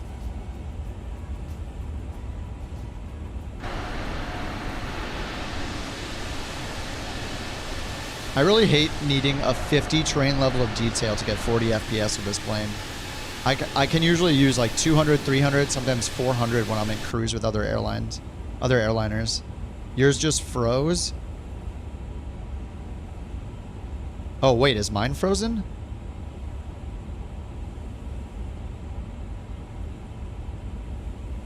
Okay, oh god. Okay, it's working.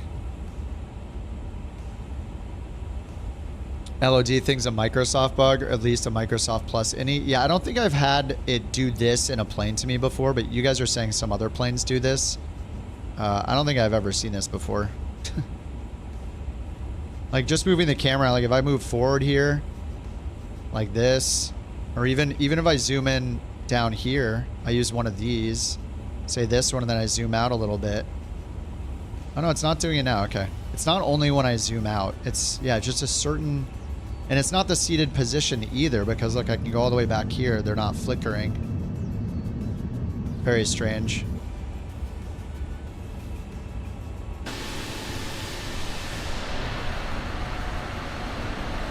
Reboot? What, my PC? No. Negative. I never have to reboot my entire computer for a plane to run well. It's definitely not it. I mean, this is the first flight of the day.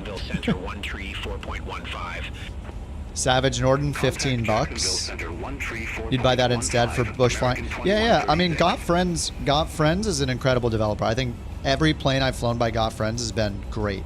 They're a really, really good development team. So yeah, they make a lot of smaller planes. The bush planes. They have a bunch in Flight Sim 2024. The Norden.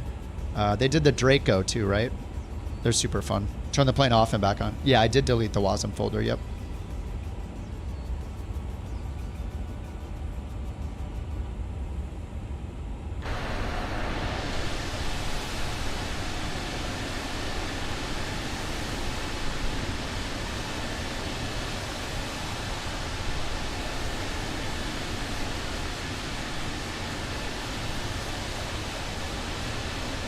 Let's see if I put terrain level of detail to 400. Flying a completely broken Airbus 350. What is it? Is it okay now? Knots headwind goes beyond the power of my genius. Okay, I went to terrain level detail 400. Yeah, I'm down to 33 FPS now.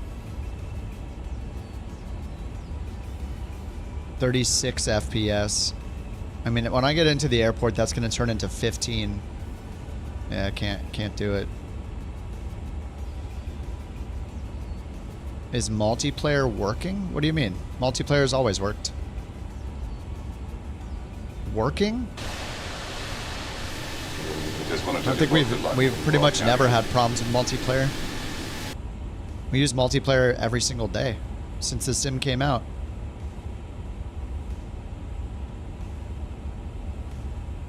Operator error? This is operator error. 134.15. Have a good day. Contact Jacksonville Center 134.15, Delta 323 Heavy. How do you do a flight with your friend is the co-pilot? Only through a mod called Your Controls. I don't know if it works in Flight Sim 2024. It's pretty limited though. What do you guys mean? When did multiplayer not work? We've literally done a multiplayer flight almost every day since the sim came out like 4 months ago. What do you guys mean when multiplayer... What do you mean it wasn't working? Captain Canada flies it, no issue? Flies what, no issue? This plane? Well then I guess this bug must not exist. Have him zoom his camera out a little bit. You do know that because one person has a good flight doesn't mean the plane is good, right? That's the problem with looking at one streamer that has been given the plane for free probably, fly the plane in a very closed environment, usually where they don't have multiplayer on. They don't use traffic injection software other than maybe 2 or 3 planes that come in through VATSIM. That's the problem with basing your decision off one piece of data in a closed environment where somebody's been given the plane as well, which I'm guessing they were given the plane. Bigger streamer would tell us if it was bad. You know that the opposite is more likely to be true, correct? I can't tell if you're trolling. You've got to be joking. You literally have the opposite of opinion of what is the reality, which is bigger content creators and bigger streamers get everything given to them for free and they accept it. And so when there are problems, they are less likely to tell you there are problems or do things to prove that there are problems with the plane because they don't want to ruin their relationship with that company to stop getting free stuff from them. That's why they, terms of use wise and like FTC wise, they need to say that they're given the thing for free every time they use it. As far as YouTube guidelines go, they literally have to tell you regularly that they were given things for free. That's part of YouTube's terms of service. That's part of the FTC guidelines for influencers and creators to disclose paid sponsorships and promotions.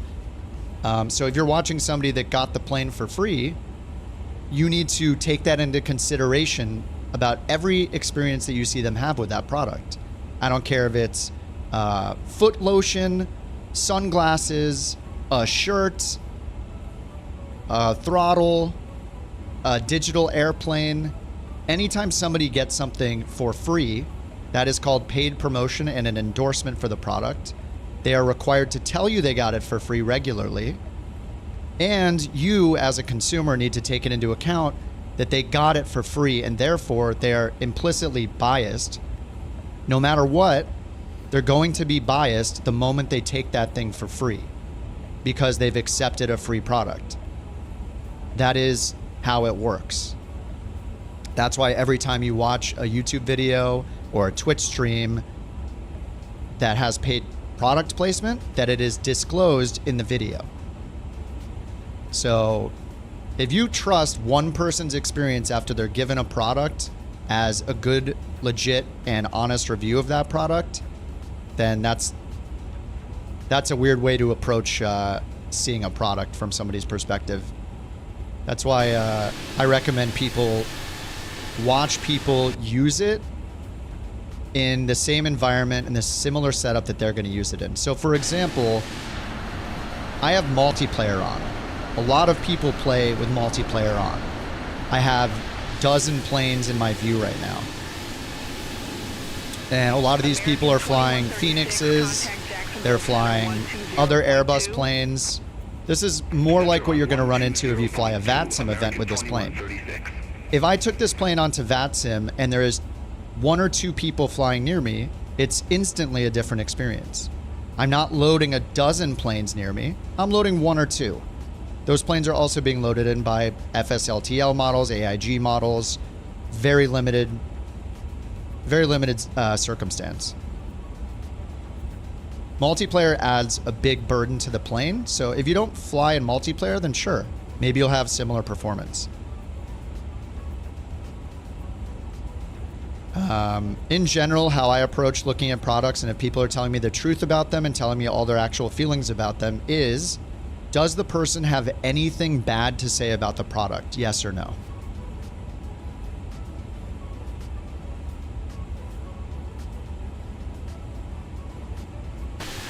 Some people think for themselves, Caleb. Some people just take what word they're given and just go with it. You know, like, it's ridiculous.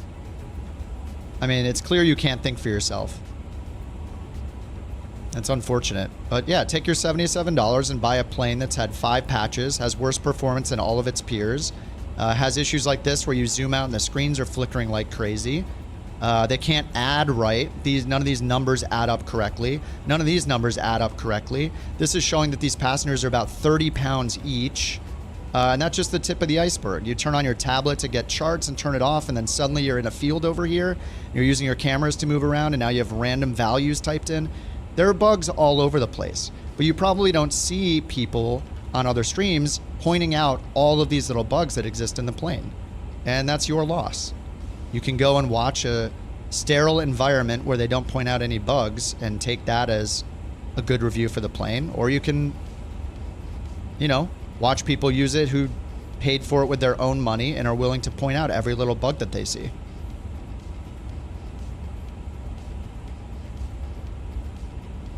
I think the challenge is to ask streamers who are given products, myself included. I mean, I'm not given any products. That's the difference. I don't accept them. I pay for them all with my own money. So I'm not beholden to anybody. And you should ask those streamers to list the things that they hate about whatever product that they're pitching you and that they're using. If you can't, if they can't answer anything bad, then you know that they're not being truthful, because all of us can say something bad about every single product we use. Ask them what they don't like about it and see what they say. They should be able to give you the list that I just gave you. What bugs are there? Well, I just from the start of the flight found 7 different bugs they still haven't fixed. I mean, you can start up both engines at the same time. Is that realistic? I actually don't know the answer to that. I'm not a 350 pilot. But there are tons of bugs with this plane. Now, is it better than it was 2 patches ago? So far it is. So far it's better because I haven't had 3 WASM crashes in a row like I did 2 patches ago when I last flew this. So far it's still running, which is great news. And I'll say when they do things right too. I'll say the good and the bad. I'm concerned they can't add numbers together in a table, but the plane is beautiful. Right? So far, so good on the flight plan, the autopilot, everything there's been working great. The plane model has been gorgeous since day 1. The liveries are gorgeous. Overall, it's easy to fly. It was floating off the ground the first couple times I flew it on patch 1. What do you mean, this is America? This is what we're...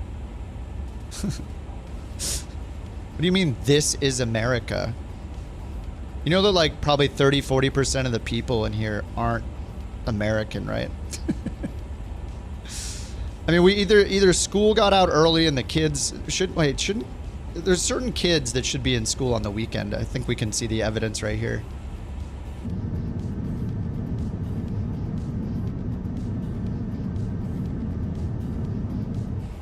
We need a 7-day school week and a 4-day work week. Get these kids back in school.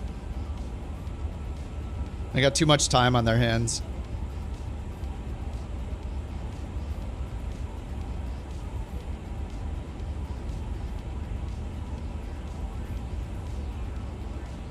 Uh-oh, now we got a lawyer. Delta 323 Heavy, contact Houston Center 127.65.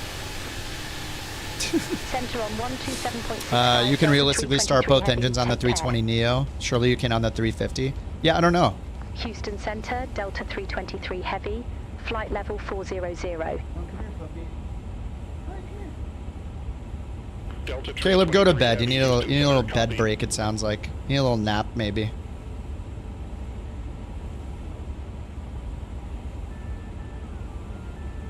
Jeez, who let the little kids out of school early? That's crazy.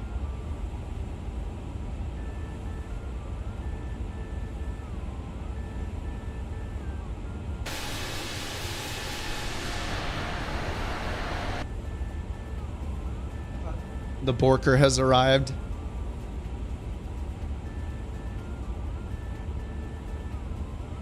Local police. Yes, I'm sure that local police are extremely concerned that somebody's voicing their opinion about a video game. Oh no. Daddy, he's pointing out the bugs in the iniBuilds airplane that other people don't point out. Call the police. They'll probably go and visit him to see if he's okay. Thank you for the bork. All right, what's our TOD? Oh, 36 miles. All right, let's check our star.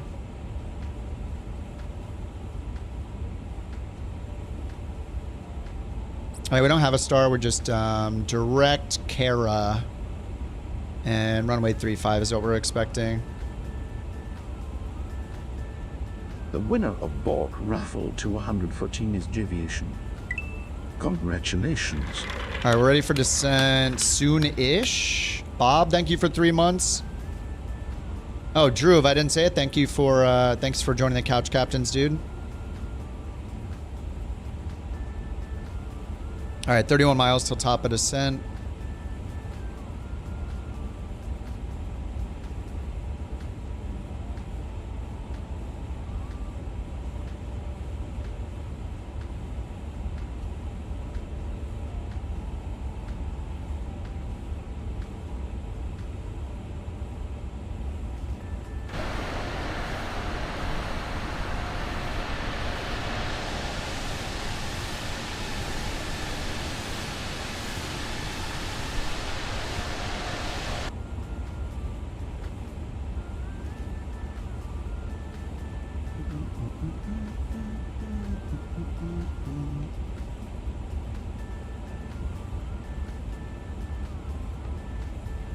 All right, 25 miles. Houston Center, American 2136, flight level 280. Chase, thanks for 5 gifted memberships, dude. 350 costs more than one expansion on 2024. Yeah, basically. It's I think last I checked with the conversion rate, it's about $77 US. I don't know, I haven't checked the conversion rate today, so I'm not sure if it's what it's changed. But yeah, it's over $70. It's pretty much one of the most expensive planes you can buy. And it's running at 39 FPS in cruise with a 50 train level of detail.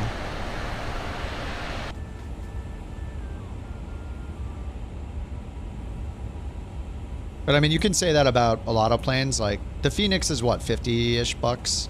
Is it 50 pounds or $50? I think it's like maybe 50 pounds.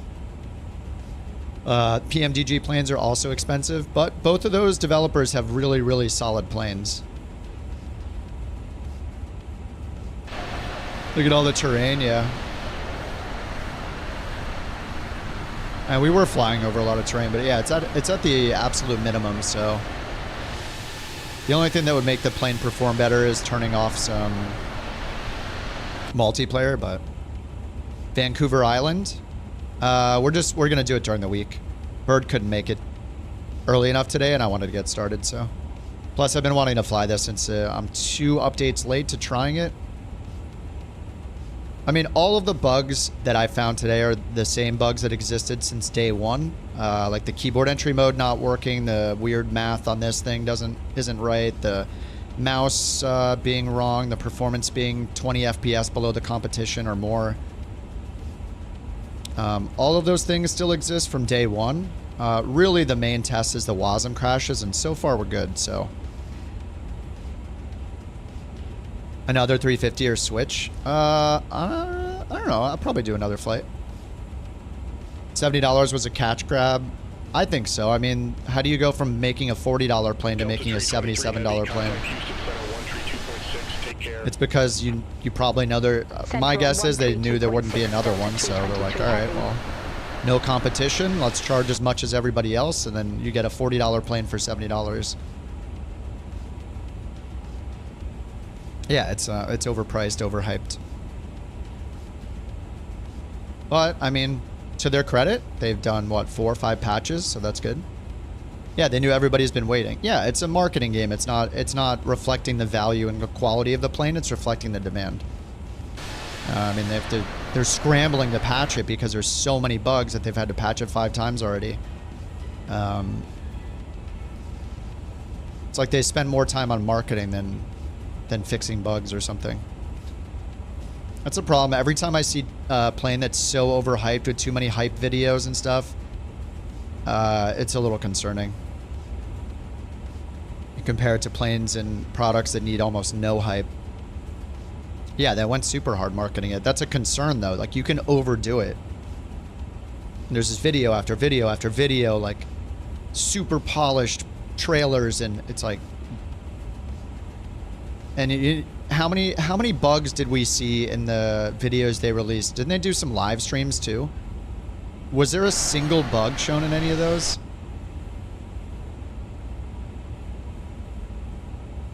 I mean, they clearly know something is very wrong, right? They've done 4 or 5 patches, or 4 patches, I guess, since this is the 5th version in, what, 2.5, 3 weeks, something like that. I mean, obviously they know there's a huge problem with it. They're patching it like crazy, trying to recover from all the horrible, like, threads and publicity and reactions they got to the launch of the thing, so. Oh yeah, time to descend, thanks. But yeah, I mean, Delta, if it's one step at a time, better and better and better, then that's great. That's what we want. Delta 323 I just don't know this is ever going to be a $70 plane. $77, whatever. Acadiana Airport, landing runway 35, Delta 323 Heavy.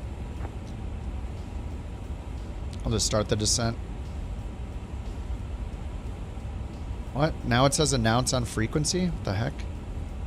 Houston Center, Delta 323 Heavy, flight level 39er.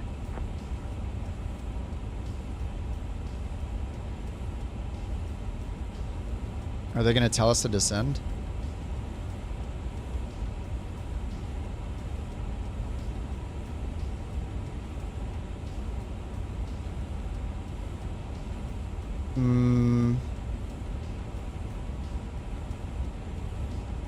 Okay. I guess not. Let's switch frequency. 127.65. That's what we're on. Let's try the Tracon. Lafayette, Regnal Paul Fawn, Delta 323 Heavy. This plane has so many problems with the frequencies. Delta 323 Heavy, Lafayette, Regnal Paul Fawn approach, altimeter 3003, expect the visual approach, runway 35. 3003, 35. Altimeter 3003, expect the visual approach, runway 35, Delta 323 Heavy. Alright, 323 Heavy, descend and maintain 1,000 feet, altimeter 3003. 1,000 again. Not these bugs again. Alright, we'll do our landing, sync sim brief, sync the weather. 3003, Delta 323 Heavy. Okay, and what? I can't use brake to vacate, right? It just does, it does medium auto braking by default.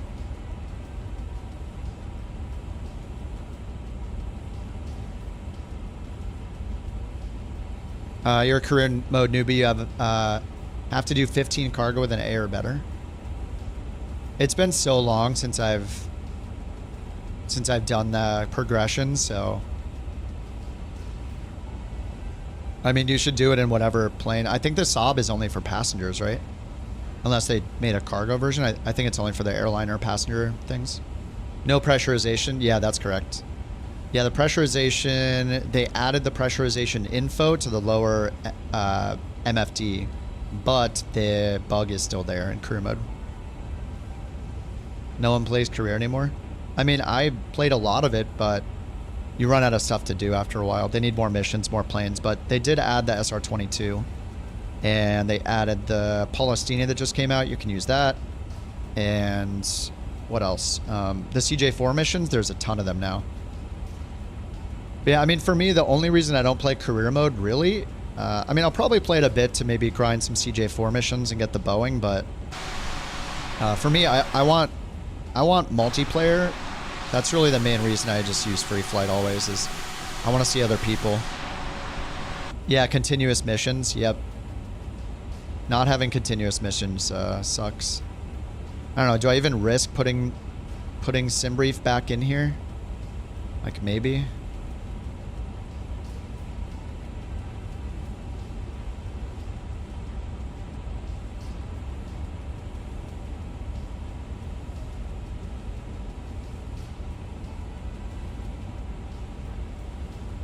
Oops, I tabbed out. There we go.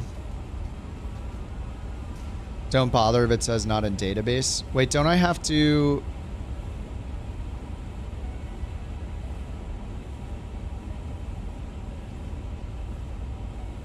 Let me do this real quick.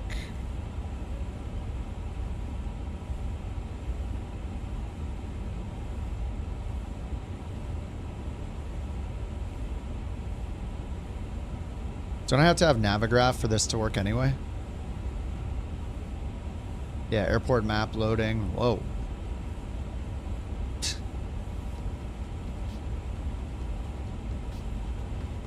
Well, which one is it? Is it loading or not? Holy crap.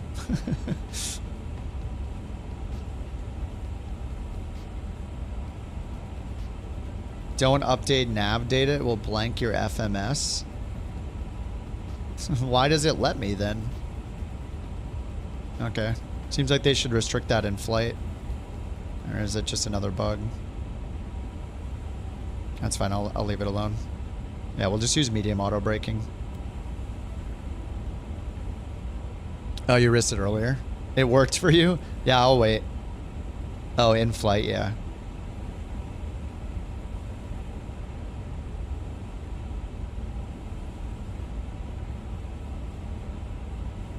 Get the Boeing, it's worth it. I've had a good time flying the 737 MAX. It's fine. I mean, it'll hold us all over until we get the PMDGs and the iFlies for sure.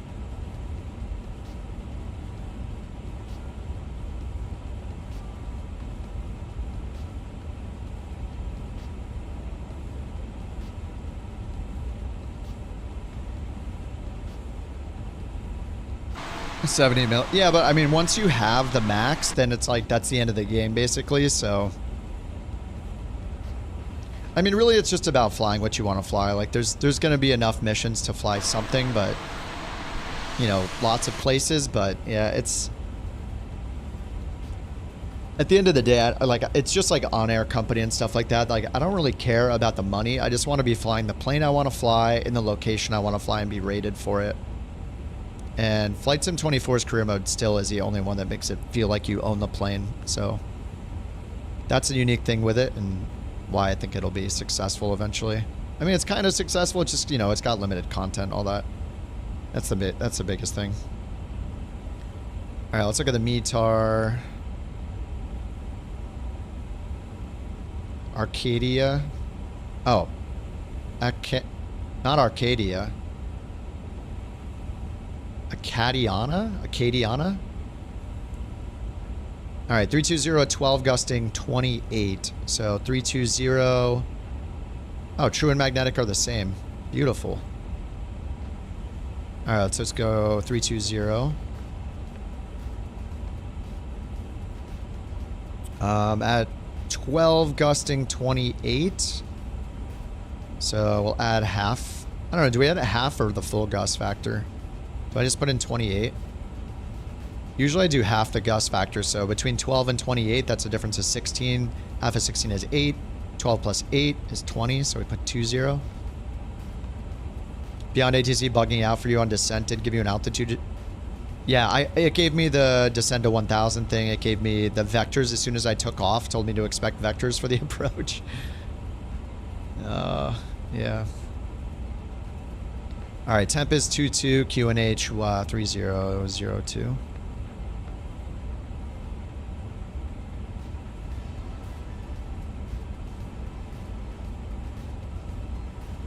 And then baro minimums, let's see. Kara approaches FAA. We're expecting 3.5. Yeah, we put in for the ILS runway 3.5, so we'll just put in minimums here for now. Straight in ILS 221 baro. 221. All right, destination data is in there. And we have what? Initial approach fix of Pili. Let's put in 3002. All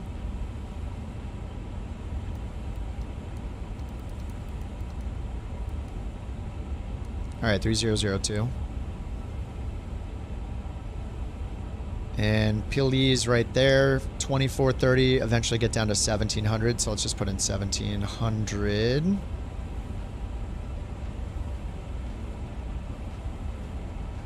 And that's not accurate where it shows our position. And on the RadNav page, let's check. Or it's not, it's just the nav aid page. IARA, that matches. 108.9. We're going to leave the course that it picks for us, which matches anyway. Slope 3 degrees. And we have DME on the localizer. Down here, IARA gives us a DME, and that's the localizer identifier, IARA. So, yep, we just monitor DME there. All right, we're at 12,000. Once again, I'm just in this field randomly over here. This is one of the more annoying bugs because I end up typing random things and look, like the wind is now DDDD because I was using the EFB. It just messes with it.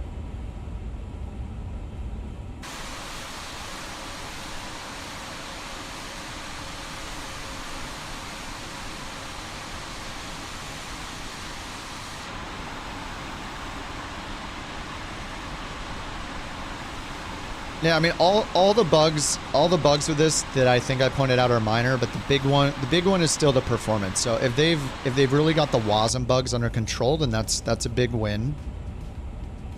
I need to do a couple more flights to see, but I mean, the last time I used it, I crashed 3 times in a row. Even after sim restarts, clearing the WASM folder multiple times, still had the same problem, so if they fix the WASM, or the vast majority of them, then that's awesome. The next big thing they need to tackle is the performance. So whether that's reducing like how often these update, letting us turn screens off, like I should be able to turn this off, I should be able to turn this off, should be able to turn off the standby indicator, that. They need to have some drastic solutions for performance because I can't imagine flying this into a super busy airport in a VATSIM event or something. All right, what's our total air temp? +9. Come on, give us the +10. +8. You just tried flying it. You CTD'd twice and gave up. Did you clear your WASM folder out? It shouldn't be our responsibility to have to even do that, but they always say to do it.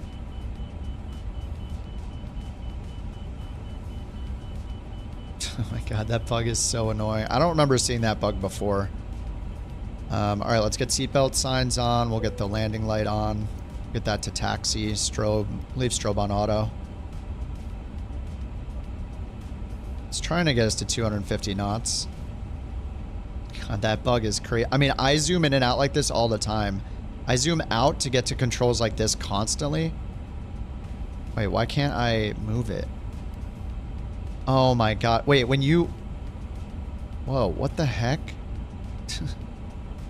Even the FPS using the speed brake is pretty crazy. When I zoom out like this to get to these controls, look, I can't interact with any controls until I zoom back in. This makes everything unusable. See, look, I'm clicking. Can't interact with anything when this glitch happens. I mean, there's no way that I just started zooming out. Like, if this is a normal thing I do, is zoom out to get down to stuff like this at the same time. And yeah, this is a new bug with the LOD or something.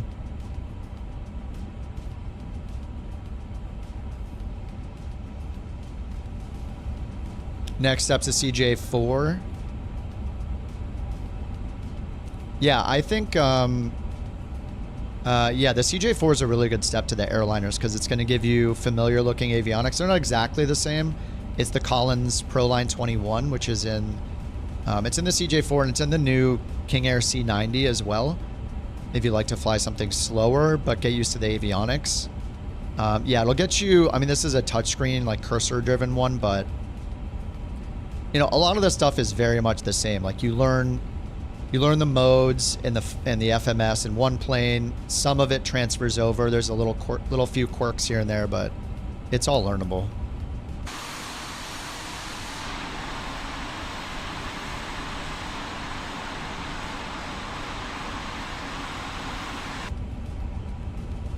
Just a warning, your 16-year-old started driving. Fly-by-wire is surprisingly easy. Yeah. I mean, in general, the Boeings... I mean, there's so many tutorials out there, too.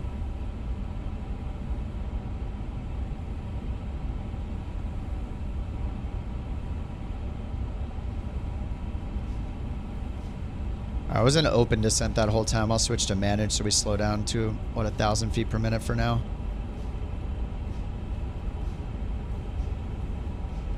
We're going to be down way too early because I was in open descent.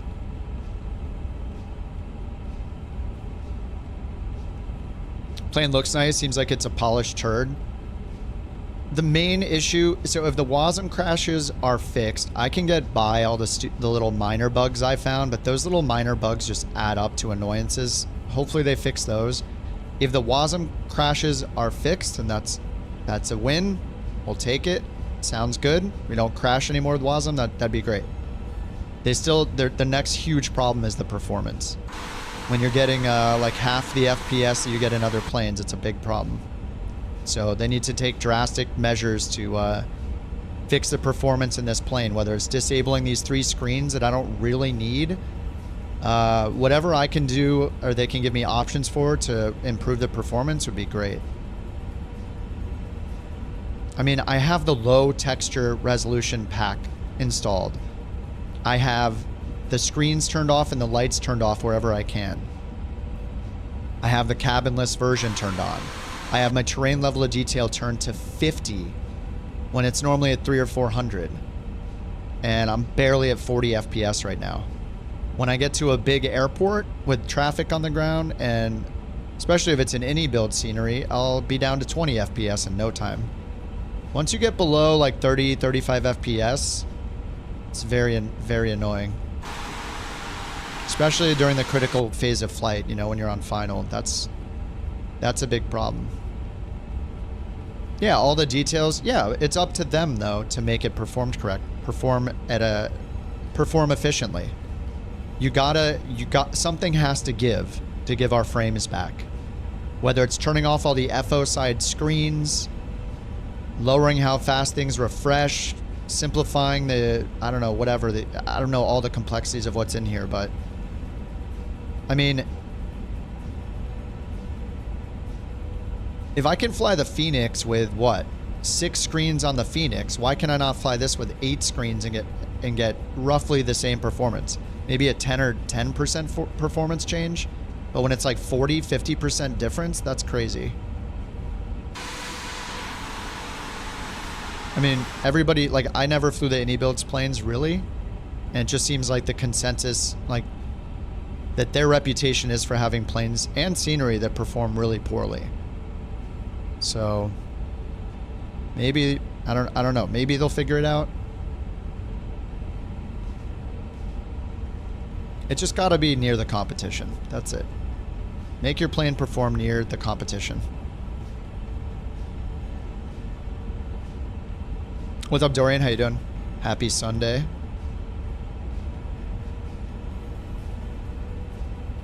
All right, let's get the landing system on since we're getting closer. 1700 is set, and I'm just very, very low. I just had an open descent by mistake, so we're still like 50-something miles out. We're just chilling. Got to see the beautiful terrain level of detail here. What's up, Eric? Thanks for 2 months with the Couch Captains, dude. Appreciate that, man.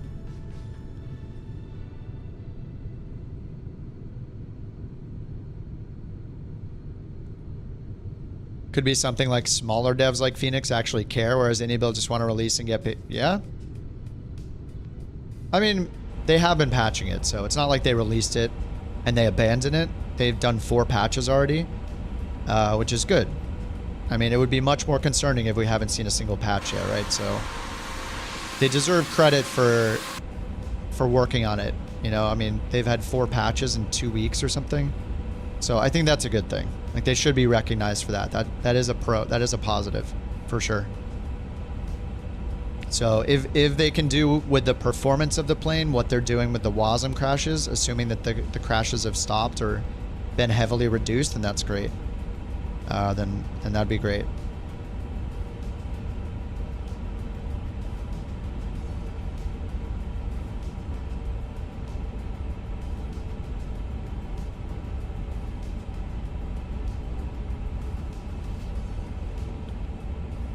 All right, well, let's do altitude hold and wait a little bit here.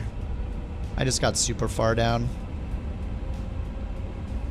All right, let's refresh the METAR. I guess we'll go over here and do it. FMS, ATC COM, D-ATIS, and Kara, send request.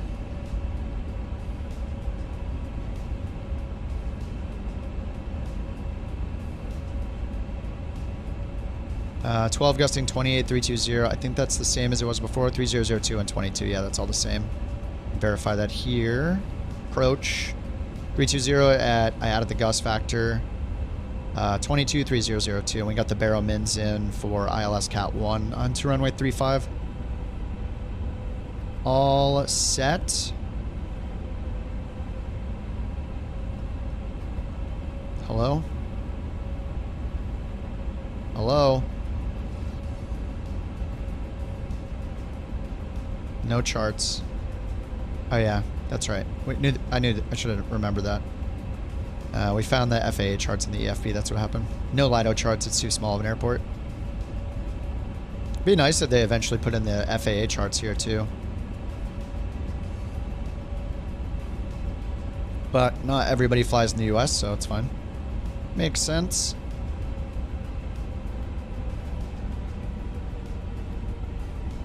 I mean, the autopilot's been good. The auto throttle's been fine. Like everything is, besides like the minor things with the keyboard, everything's been functioning fine. So no WASM crash. Last time was a triple crash after takeoff 3 times in a row. So far so good.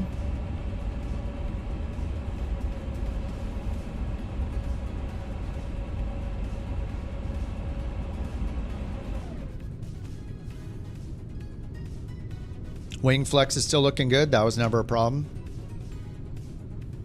And maybe I can turn off, let me turn off the engine wobble that just maybe steals an FPS or 2 or 5, who knows.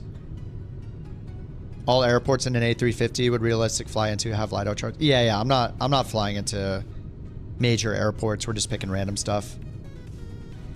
Anything that's under 2 hours, I'm game. I don't care if it's realistic or not, as long as the runway can handle us. Runway length is enough, that's fine with me. But yeah, I'll leave that to the super serial people who will only fly real routes. Sounds kind of tiring. 30 FPS is perfect performance. It's not when you're in cruise. If we got 30 FPS on final at a major airport, then I do think that's acceptable. The problem is I'm getting 30 to 40 FPS in cruise, and I'm flying into a tiny airport right now, so this is not going to be a test for the performance. The performance test is when you're on short final at a busy airport, because people are going to be flying this on VATSIM. People are going to be flying this in VATSIM events. People are going to be flying this with Beyond ATC with traffic on into JFK in Atlanta, so that is the true test, not in cruise. So I'm at 40 FPS right now with a terrain level of detail of 50 still. I can't get any higher than 50 because it doesn't have the frames to spare. I don't know how Jewel got 60 FPS the other day, but he said he was getting like close to 60 FPS. I'm still flying the cabinless version with low textures turned on. I don't know why the cabinless version has this whole area. And this whole area... I mean, it's not really cabinless. If you look at the... like, why is this even here? If you look at the Phoenix, when you come back here, there's almost nothing except, like, the empennage. You don't see all this interior stuff either. So I don't know why all this stuff is here. And there's a bunch of stuff under the plane, too, right, that we don't even see. Like, besides the gear. Like, I guess we need the rat. Do we need this? I don't think so. Well, it looks like there's a lot of bits they could still remove from this thing. Yeah, 35 real frames, yeah. Oh, with frame gen, yeah, I mean. If I was okay with the input lag of frame gen stuff, I would turn it on, but I don't like it. I want to see the real frames. What's up, Court? CJ4 tutorial. If anything, I've been putting time into the Boeing 737, the default MAX 8 one, so if anything, maybe that next. I still, yeah, I'm just bad at making tutorials. I just stream all the time. I have bursts of making tutorials. You don't seem to remember WASM crashes occurring during awesome synthwave music playing. Coincidence? Maybe it needs some retro tunes. Could be, could be. Depends heavily on what you're flying over. You only hit 60 that one time. Yeah.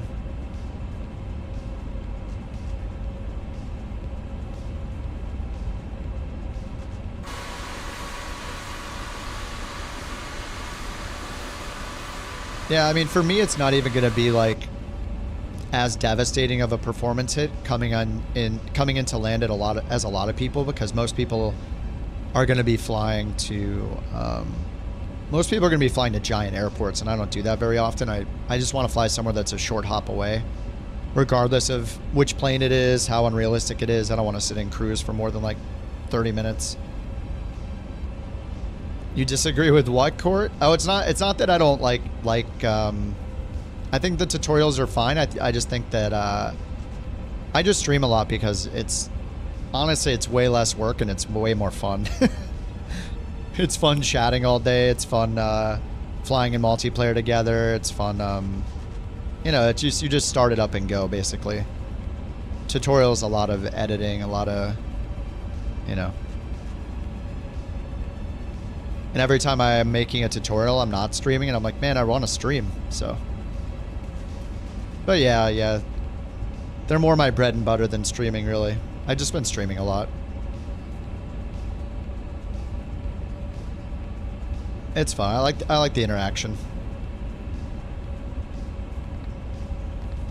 Wish I could turn this. Actually, does this... Can I turn this all the way off? Wonder if it actually turns off? Or it's just there with zero brightness, still doing calculations and stuff. If we had circuit breakers that I could actually pull. Where are they?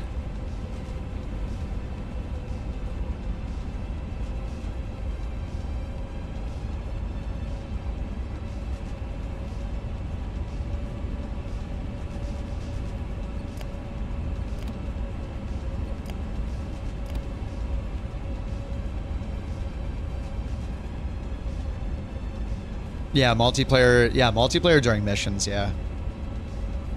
Yeah, the Mountain had a good trip. Yep, she's back. She is back. I'm no longer here all alone. How did she get that nickname? It's the nickname we use for our puppy, who we had to say bye to about 2 years ago.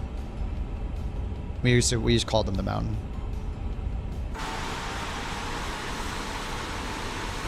A350 has one breaker, stop and go.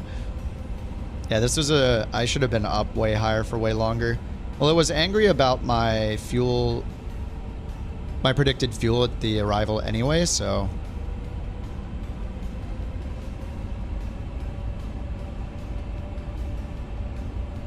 And we're just chilling at 2,700 feet. All right, we should get down to 1,700 soon. 20 miles out, 1,700. We got the DME down here, IARA 108.9. This is the ILS 22.6, and then we got the localizer here. No glide slope yet. Profile is still above us, so we don't really need to descend yet. I should probably just chill until the vertical profile comes down right here, the green dot. I did open descent, so I made that. That was my mistake. And ATC has just been kind of non-existent.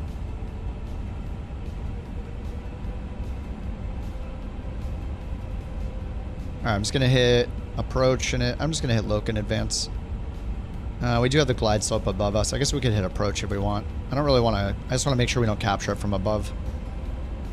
And let's activate approach mode. We'll wait till we get to the 10-mile marker. Alright, let's get the music off. Nope, I have Beyond ATC on. It's just... Beyond ATC gave me the expect vectors as soon as I took off. I was like switching to departure frequency and they're like, expect vectors, runway 35, which is weird. And then they, there's frequency problems with this radio still. They haven't fixed that yet.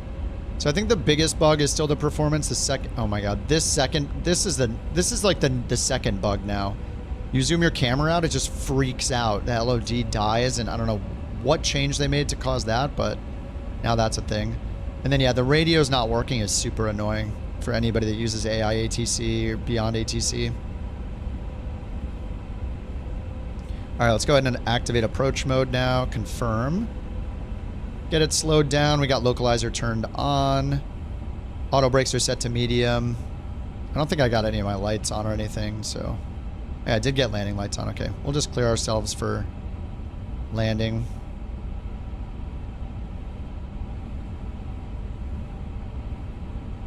I mean, so far, besides those bugs, like, overall, it's fine. The biggest thing is the WASM not crashing.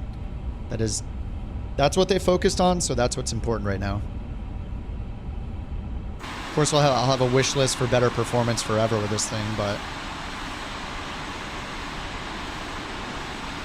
Beyond ATC is great. The few times it works flawlessly. Yeah, it does. It's had a lot more problems since the LLM came out with the core functionality. They also redid the whole vectoring like system. All the vectoring logic got redone. So we're going to see bugs with that. I mean, I'm on the experimental build as well. I don't know if you guys are having similar problems on the full build or not. But yeah, I mean, it seemed like when the LLM came out, there were a lot of regressions with other bugs, a bunch of things that weren't fixed, that were supposedly fixed. So there's still some work to do there. All right, let's hit the descent since our vertical profile's coming down right here.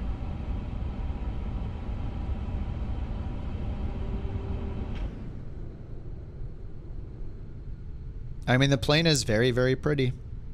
That's been a plus the whole time, so if you want a pretty plane.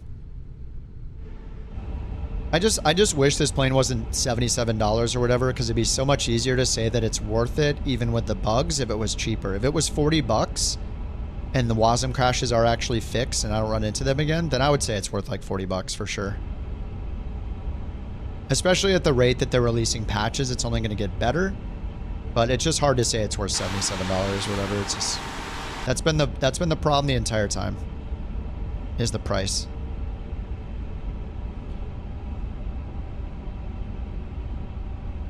RJ next flight. I could switch to the RJ, then I gotta switch my title, switch my thumbnail. Delta 323 Heavy, airport is at your 2 o'clock, 15 miles. Report the field in sight. Field in sight, Delta 323. Delta 323 Heavy, cleared visual approach runway 35. All right, visual Cleared 35. visual approach 35 Delta 323 Heavy. All right, we're gonna get approach mode active. We're at 180 knots.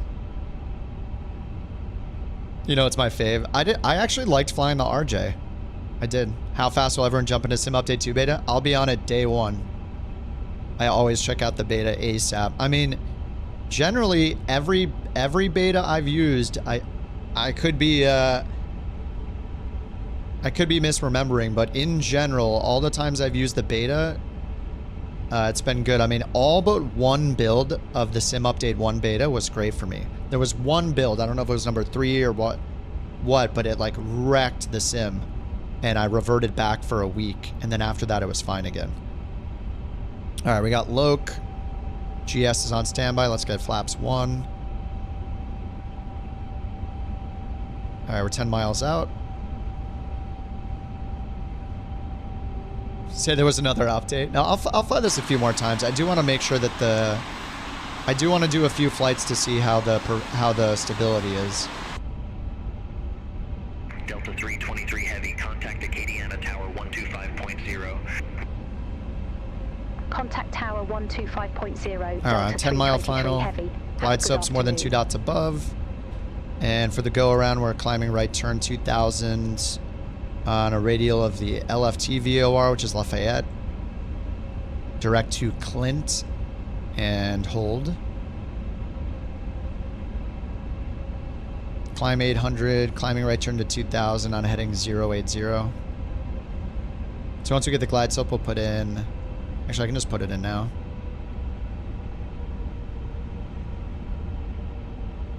Not going to be much space. Yeah, I just pick random airports that have a long enough runway. And then we'll just pick somewhere else. We can find some worse weather if we want. Winds are 24 knots from the front left right now. What's up, Shill? Got tired of waiting for the 5070. You got the 97 XT. Nice, dude. Heck yeah. I mean, people have been saying good things about the XT. I'm an AMD fan. I mean, the XTX has solved my, or let me get around the VNAV, the VRAM bug. Wind wasn't too bad, that 320, sweet. Well, it should be easier for us, right? All right, we're almost 1 dot above. We got a decent crab going.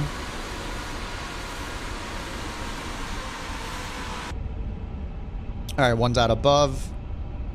Almost 5 miles out. Let's get gear. Flaps 2.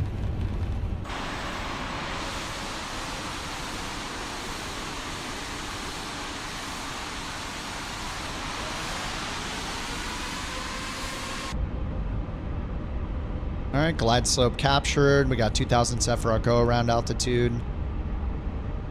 Okay, we got auto brake. Ready for flaps full. DME 6.4.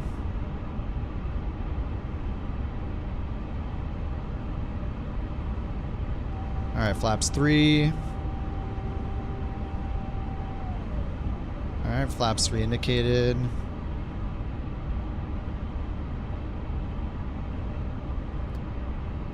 All right, flaps full. That's a great sound. That's a great sound. You like it?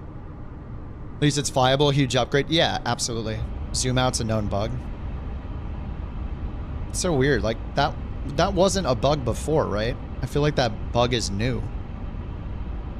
It's just confusing when you fly a plane one time since a patch and you find a bug instantly within one flight. It makes you wonder if they took a flight in the plane. I mean, obviously they took a flight, but like, what are they doing during that flight? Are they even using their camera? Because like, I found that bug so fast. And this thing is getting a little wobbly. All right, we do have a 27 knot crosswind. It's starting to porpoise a little bit. Look at it. Up, down. What is it doing right now? Up, down. We're still at 600 AGL. We can take this down to like 200. Here it comes again. Down. What is this weird thing it's doing? Down. Too fast of a rate of descent. Up. Yeah, this is not. 500. Here comes it down again. Gonna pitch us way down. Still 500 AGL. Alright, let's get the autopilot off. 400.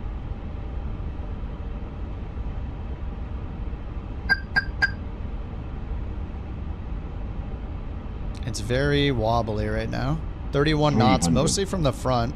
Probably have like a 5 or 6 knot crosswind from the left. 200. Minimum.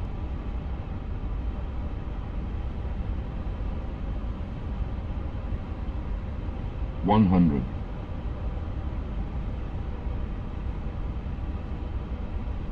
50. 40. Right slow. 30. Retard. 20. 10. It feels very wobbly, but I don't know if that's the wind.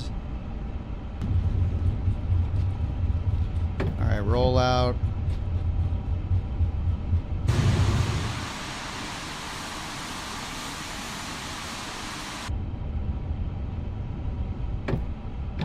Auto brake off. Okay, yeah, that was fine. Not bad, not bad. Uh-oh. She's very excited about the landing.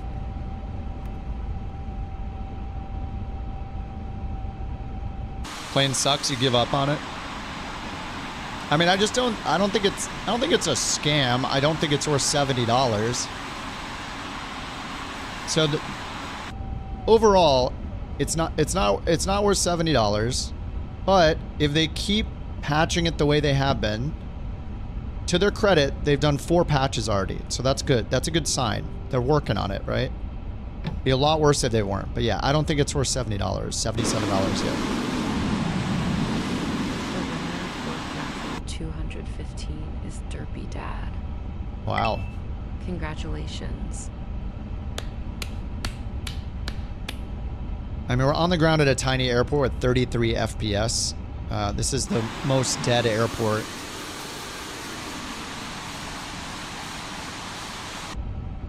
All right, let's watch some landings. 125 AUD. Yeah, it's overpriced. Yeah, it's decent. It's getting better with the bug fixes. It's just not. It's not worth. It's not worth 125 Australian dollars.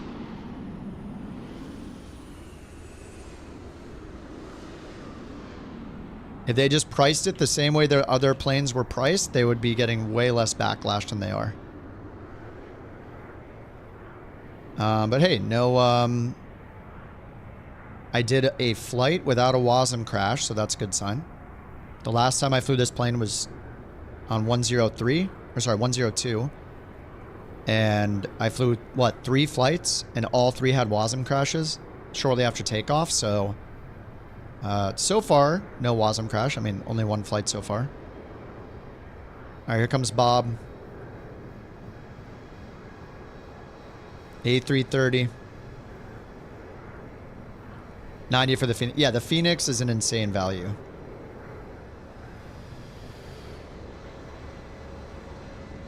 I do have traffic turned to high, so it's not going to load in all the full models. It's going to replace them with generics. Or FSLTL planes. We got a floating fuselage. You love to see it.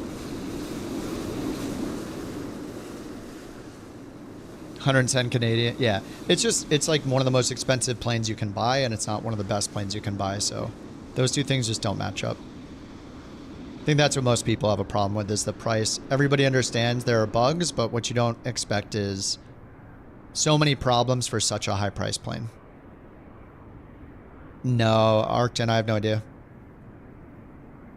No idea when the heavy airliner training rating comes out. I don't know, maybe for what the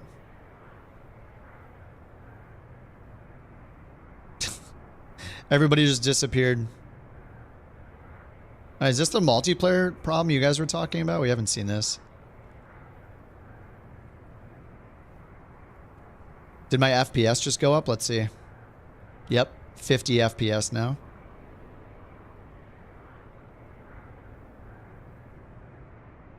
RIP multiplayer.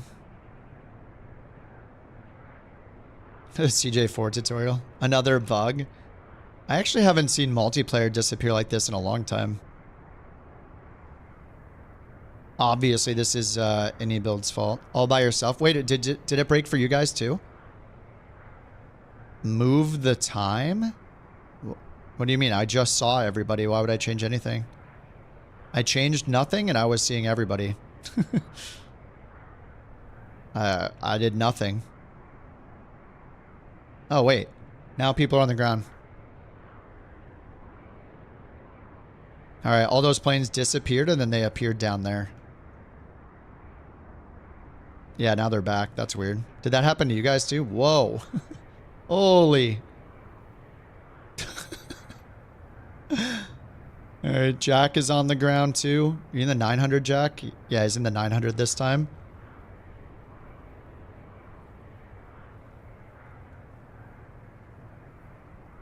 It's like somebody turned it off and back on again over at Microsoft.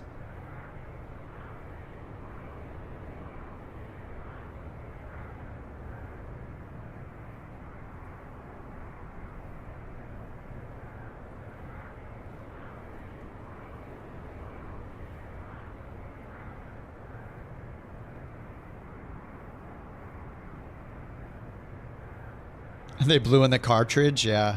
Hopefully it's running better.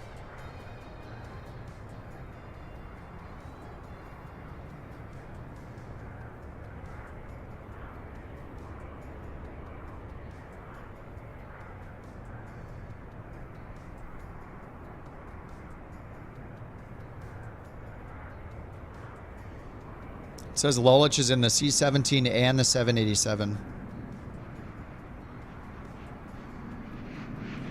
Yeah, I don't know why we see Mike this far out.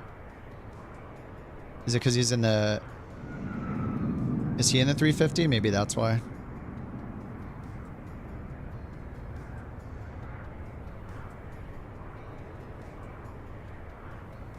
Oh no, he's in the Honda Jet. Oh, wait, no he's not. Wait, what? Generic piston 4 engine. Or is that Lolich?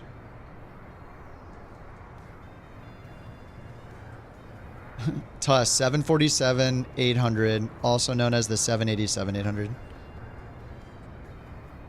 Yeah, the tag difference. Yeah, you can see people a lot further out on the tags now, which is good.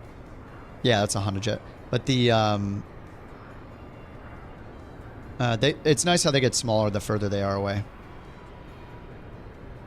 Honda Jet's a Bonanza. Generic piston 1 engine, IS. None of those things are true about the Honda Jet, which has been in the sim for like, what, 3 years plus? I don't know, a long time. For years. This is the model matching. Good job, Asobo. Seriously, can we just let just hire an intern for the summer or whatever, let them fix the model matching table. Like, I swear, anybody could do it. You really think that the Honda Jet, the best default for the Honda Jet, is a single engine piston when it's a twin engine jet? Like, even replacing it with like a business jet would be better, even though it's like a little baby jet. And look, everything's being replaced with a 787 as well. It says TUS is in the 7.4, and it's got them in a 7.8 with FSLTL. iniBuilds and Asobo can't do tables. Adding is difficult. Alright, I guess I'll taxi it and we'll taxi it and shut it down to just see if it shuts down. Alright, landing light, taxi light. Strobes on auto.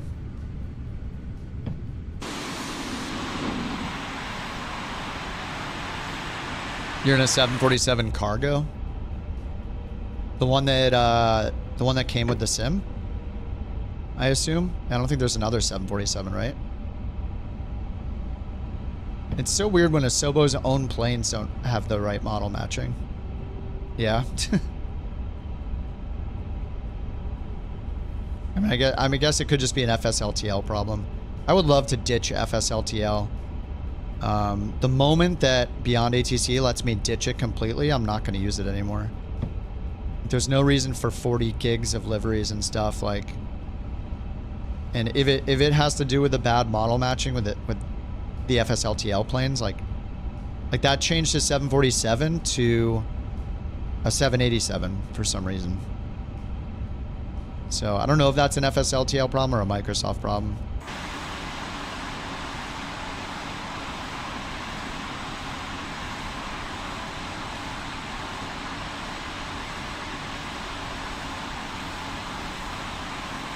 Beyond ATC's change was only for GA traffic. So I didn't know this, but apparently all along, Beyond ATC has not only had commercial traffic, but any IFR traffic. So that means also GA planes that are on IFR flight plans. And the reason I've never seen them is because FSLTL, I think, only has airliner liveries. So now they made it so if you're in Flight Sim 24, there's an option to use the GA liveries from Flight Sim 2024 for the GA traffic. So you can't get rid of FSLTL yet, unfortunately. But it would be nice to have one less thing. Especially a thing that's 40 gigs.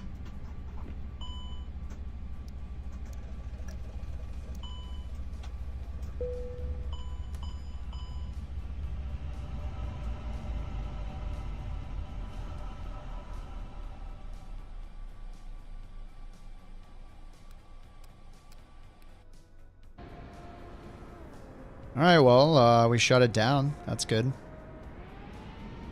Now that multiplayer loaded, I'm at 25 FPS. I mean, this is essentially going to be your experience if you're using, you know, VATSIM at a small VATSIM event with like 6 other planes.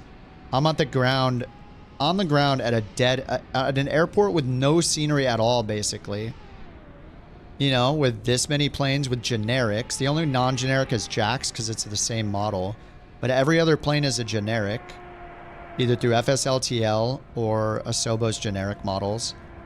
And we're at 24 FPS on the ground at 50 train level of detail. So now imagine from those 25 FPS, how many is your scenery going to take? 5, 10? So you'll be down to 20, 15 FPS with this many planes on your screen. Like it's pretty crazy. That is the... That's the problem.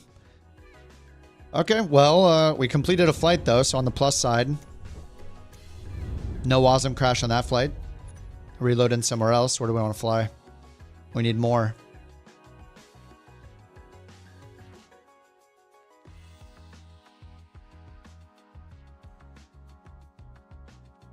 VATSIM is not as bad as multiplayer. Yeah, it could be.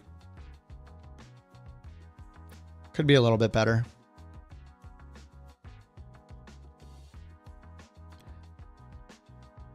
All right, let's find a new spot where to fly. Didn't see any trains, unfortunately.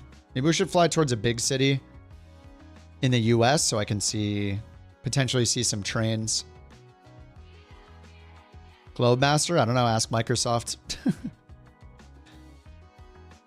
If there's the model matching has been bad for 4.5 years. I don't know that they're ever going to make it good.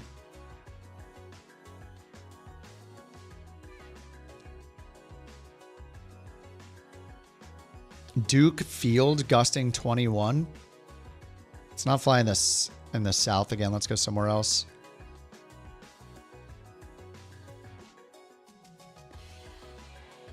Port Isabel. Seattle.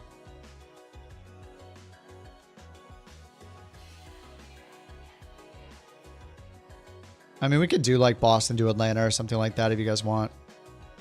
It would be cool to do a bigger airport, not because I'm looking forward to the absolutely horrible performance, but I just want to see some trains. Yeah, the trains. There was an add-on in Flight Sim 2020 called like Flight FS Trains. And it was only for North America first. I think they might... I'm not sure if they have one for Europe yet. I think they might, but it might not be in the marketplace. It's from 2020, though. Actually, if I search the marketplace, I assume I'm not going to see it. Yeah, it's not in the marketplace. What are these? Huh. But I do have one in my library from Flight Sim 2020 called like FS Trains North America. I want to see the trains. All right, let's go back.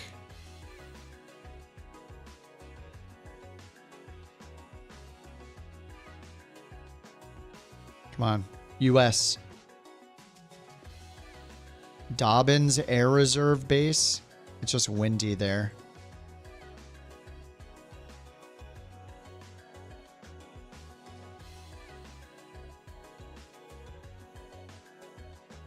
Yeah, the trains are pretty rare to see, but when you see them, it's awesome. I uninstalled the birds for now, too. Anything that didn't say it was ready for, that it was approved by the developer, even from 2020, I removed. I just don't want to chance it. All right, let me go back here and choose North America. North America, random, E, 1 to 2 hours. Worst weather. Albuquerque.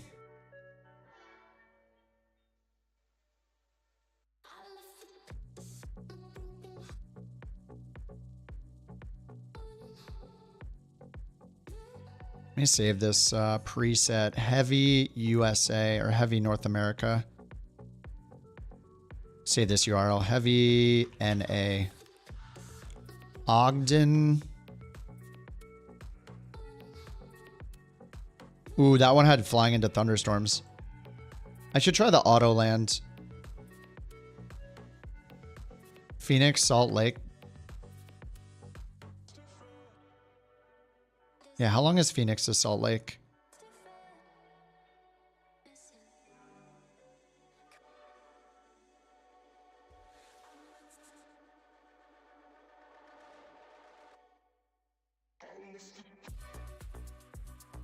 Delta 323. This is like 2.5, 3 hours. But it's like 3 hours. Oh, it's only an hour 15? Okay, yeah, let's do this. All right, 40,000 feet. The Quacky 1 departure and the Pit 1 arrival. All right, let's go Phoenix. I don't know if I have any scenery for that. I might. If it said it was compatible with 24, then I have the scenery installed. All right, again, no cabin. I will take the first gate, Charlie 1 medium. And we got it on custom, no air traffic, all players, live time, live weather. Hopefully they delete the historic thing or bury it somewhere. Like, it's also confusing over here. Like, why don't the default, if the default is live, then I feel like this should be the default interface, right? You just choose your time, you choose your weather. If you want a preset, you'd click preset. Actually, you wouldn't even need to click preset. All you would do is turn off live weather, right? So this is all we need for the default, is this. And then the second button, one button will just be called, like, I guess it custom could be the default, or maybe it could even say, like, I don't know what it would be called. I have to think about it. But the second one would be called historic weather. And if you click that, then it turns to this. Otherwise, you just use, all you need is this. Tick real time or change the time. Tick live weather or choose the weather, where the presets already exist. Like, they don't need anything else. And this entire multiplayer thing should be turned to, multiplayer should actually just be a drop down right here. The first selection in the drop down is off. The other selections are your server. That's it. No live thing, no all players, no off. If you want to off, you just move the drop down to off. If you want to see people, you just pick a server. That's it. Do they even have the group thing anymore? They used to have group only multiplayer, which I could understand. Wing announcement. I saw all those crazy renderings or photos or whatever of all the force feedback stuff. That is some crazy hardware. I mean, it's not for me, but man, that is a ton of stuff. They look like they announced so many things. But yeah, I don't care about force feedback personally. I've never used it, but to me, the more The more mechanical things like that you have, the more it's going to be buggy and break down over time, and I just don't want to deal with it. Oh, full-size Boeing yoke. That's cool. I saw that weird, like, Peloton-looking bike thing they made, which was like, there's the yoke with the pedals attached. That looks crazy.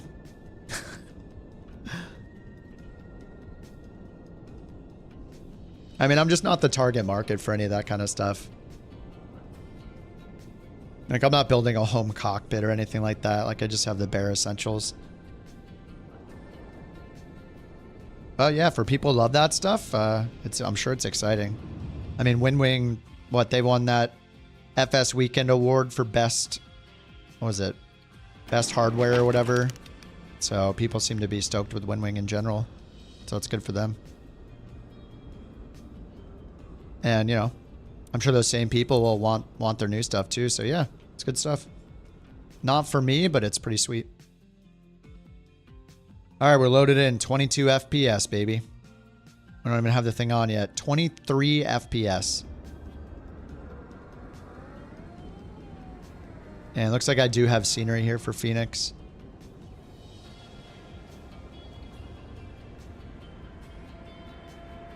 You had a force feedback stick by Microsoft in the late 90s, early 2000s. Was super fun. Nice. Yeah, I'm not saying I wouldn't like it. I just, right now, I'm just happy with my setup, so I don't know that I would want to... Scenery is heavy. I feel like every big airport scenery is heavy. This is where the plane can be blamed because we're losing 10 to 20 FPS probably because of the plane, so... It's all the plane you pick.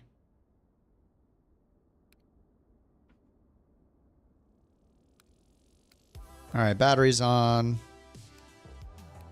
External 1 and 2. Nav. Crew supply.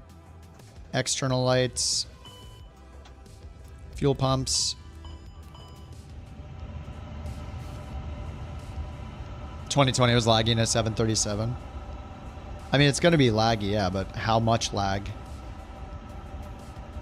When your plane performs worse than the other ones, then... we pay the price for flying that plane more than the other ones.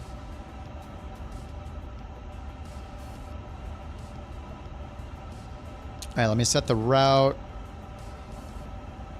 Set route. There we go. This is what I got.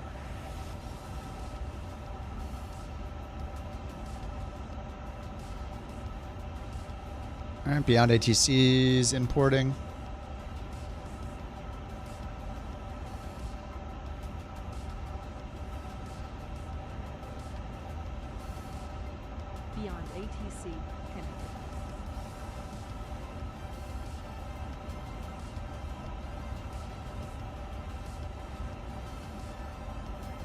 All right, well, that's loading. Let's do this. Flight ops, import. 323 Phoenix to Salt Lake. Load sheet. Let's look at some bad math. Okay, according to SimBrief, I'm supposed to have 315 passengers.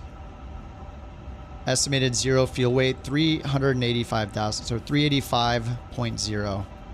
Okay, that matches right there. So we'll set the weight. 315 passengers. 23 plus 29 plus 133 plus 133 equals 318 passengers. So instead of being off by 1, now it's off by 3. All right. Anyway, I won't. Whatever. We know it's buggy. All right. Set the fuel. We got the CG. Let's write these things down. So PAX 315. Anyway, I don't have to write the other things down. Right. Thanks, Jack. So we'll just go in here. FMS. Flight plan request.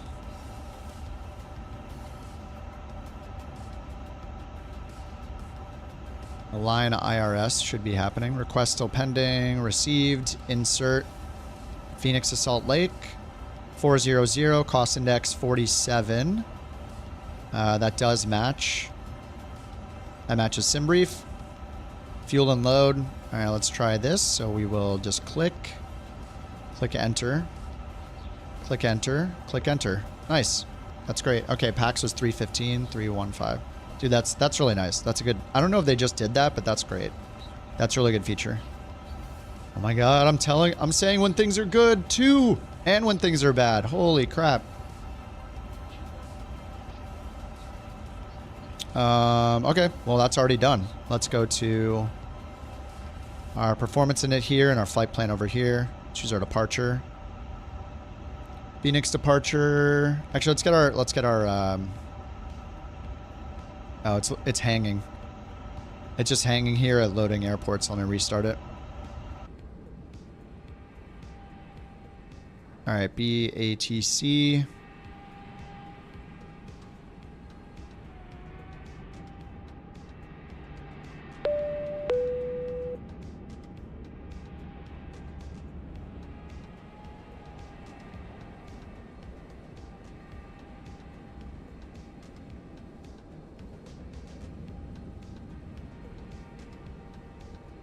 Beyond ATC connected.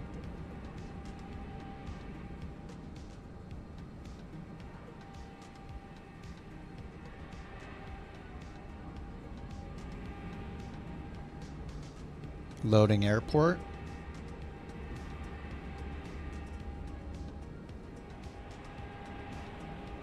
Load it.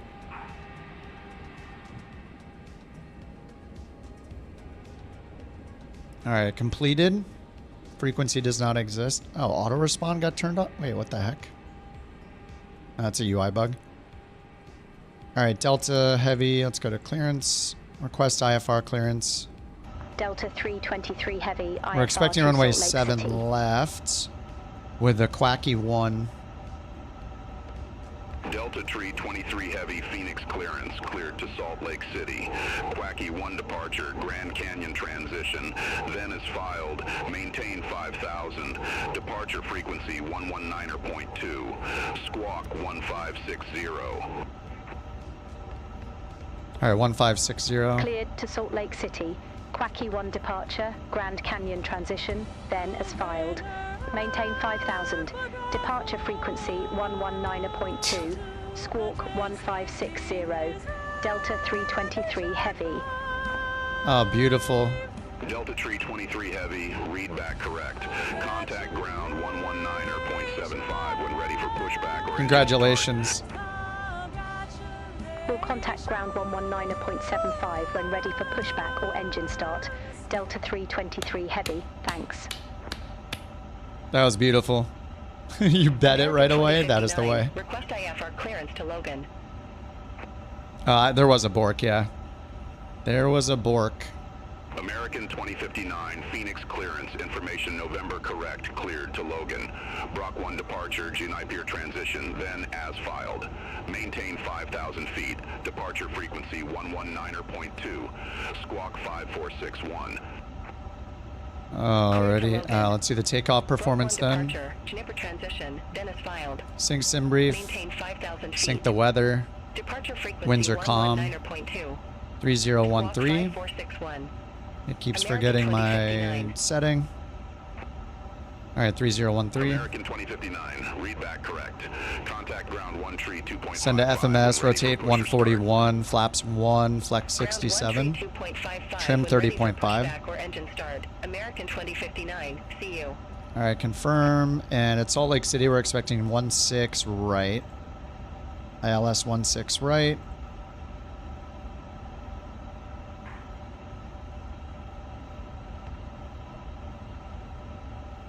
All right, I think we're good. Set that to above, and let's get the APU started. Oops, APU master.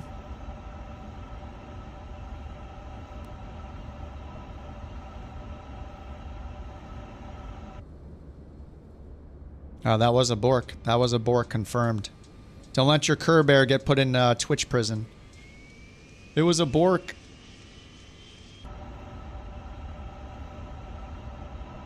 She's going off right now.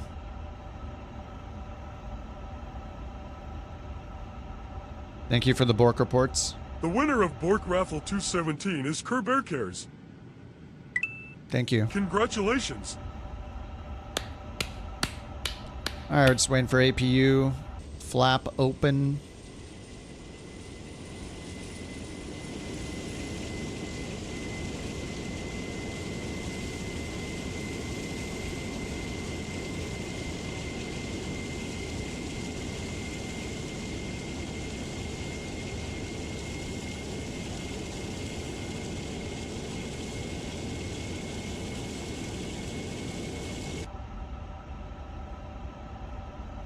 You have to restart it. Won't load into a flight no matter what aircraft.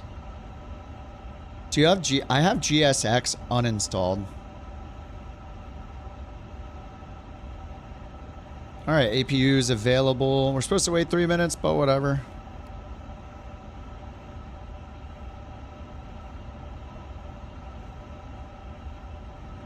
All right, let's make sure we're on the ground frequency.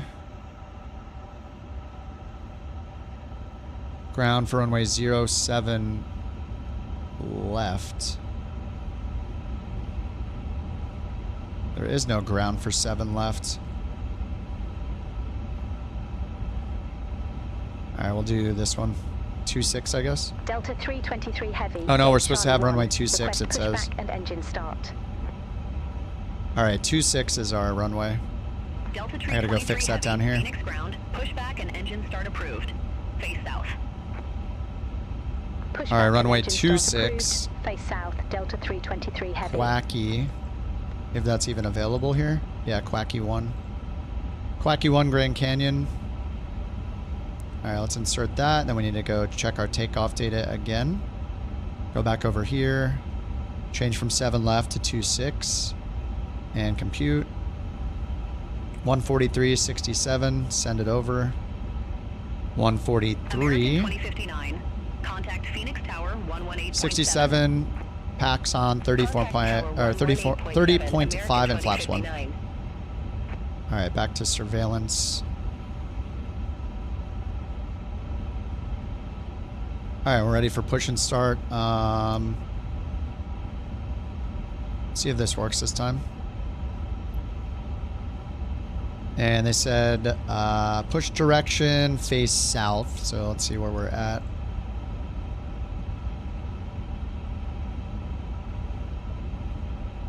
All right, so we want nose right, tail left.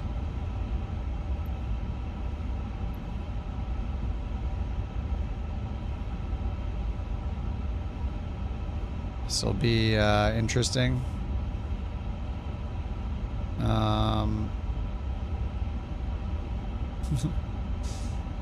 That's a little dangerous.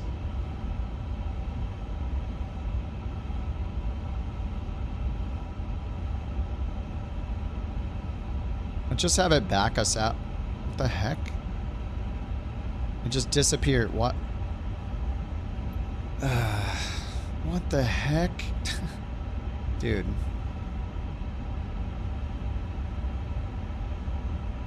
This thing said it was compatible with 24, but just a bunch of problems.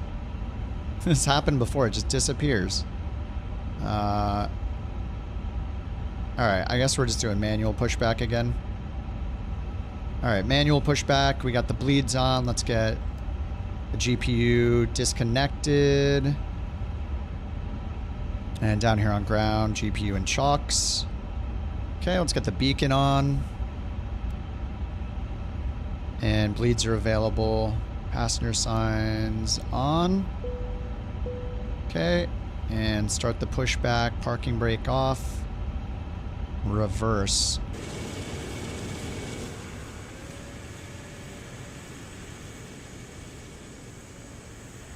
This is tight. We'll turn left and then we'll turn around the other way.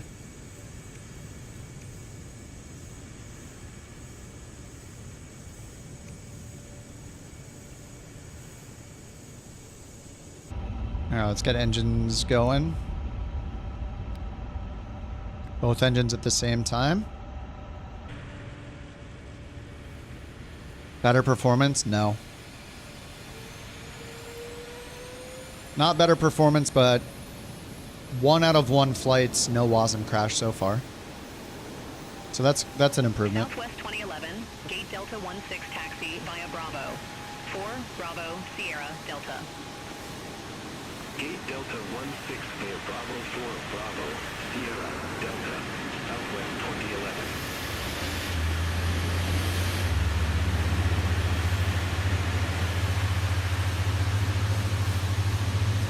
We're just gonna blast the terminal with our engines. This is fine.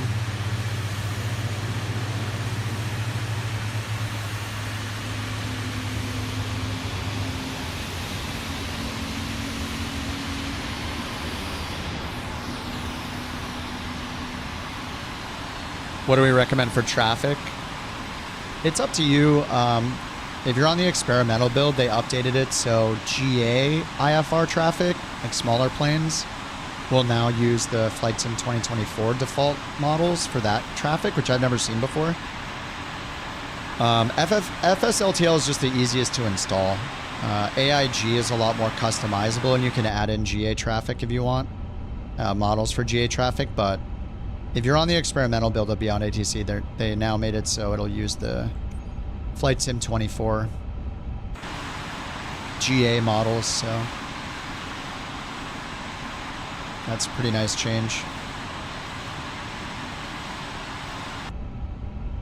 Alright, engines look all stable. Let's get the ignition off.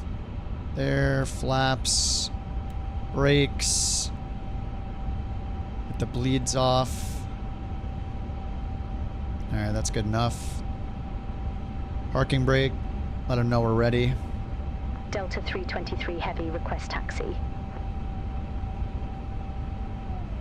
Delta 323 Heavy, runway 26 taxi via 5, Delta Romeo, Bravo 1 tree. Runway 26 taxi via 5, Delta Romeo, Bravo 13, Delta 323 Heavy.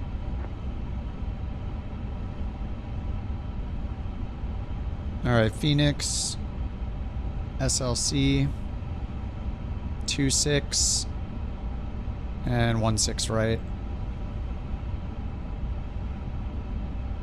Looks like we could go left, right? Can we get through here? Looks like it. Guess we're gonna go left. Oh, I can just look at the Beyond ATC map. Alright, taxi lights on, seatbelt signs are on. Parking brakes off. Let's see where Beyond ATC has us going. Yeah, it does have us. Has us going left.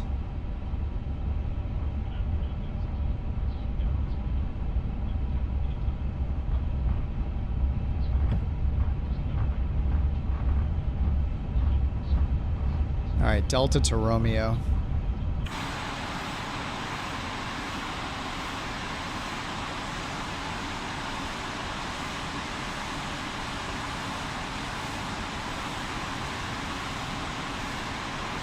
Monorail.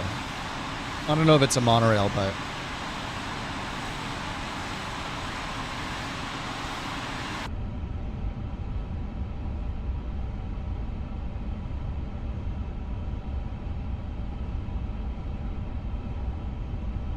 Alright, 25 FPS.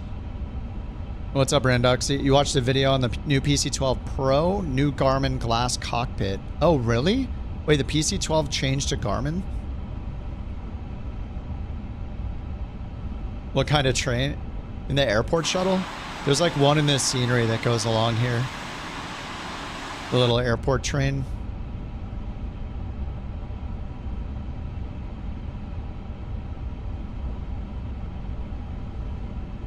No, not from FS trains, no. It'll be pretty rare for us to see one, especially in an airliner, but I had to install it. Oh, on Sam's channel with the PC-12? That's cool. Alright, there are the shuttles. G3000 Prime. Huh. Cool. That's kind of a, I mean, you know, it's not a bummer, but I wish everything didn't have a Garmin. It's nice when we have stuff besides Garmin's. But yeah, we have the Honeywell stuff to play with, and oh,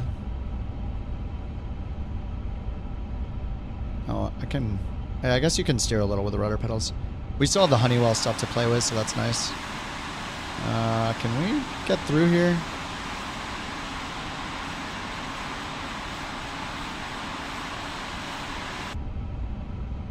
Barely. Delta Tree 23 Heavy. Contact Phoenix Tower 118.7. Alright, that's us. Over to Tower 118.7, Delta 323 Heavy. See if she does it. She did it.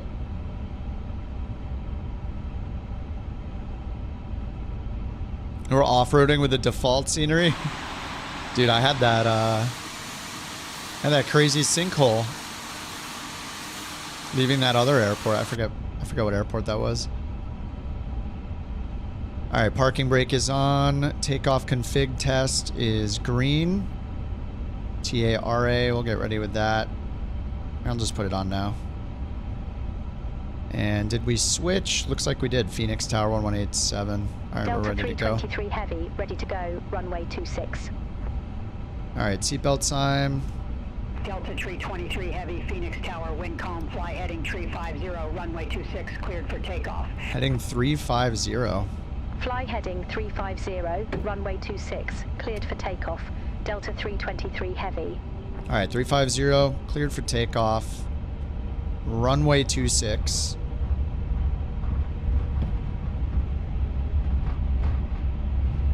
And we have the quacky one we need to get up down here.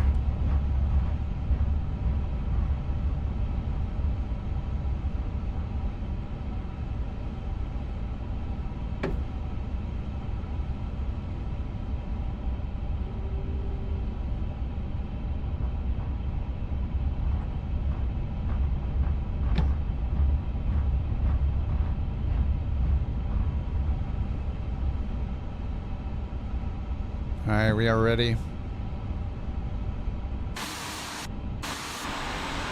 Look at this lineup. It's beautiful. Still 2 fixed cameras.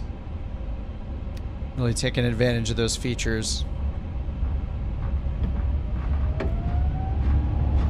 All right, flex 67. Plus 67. SRS runway and auto thrust.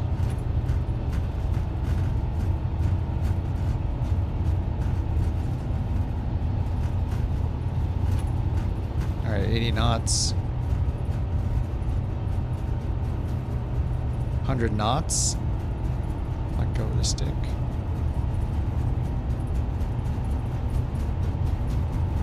V1. Rotate.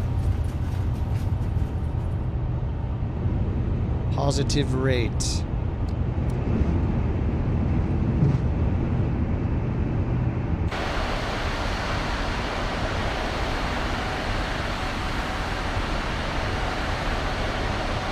Four camera presets.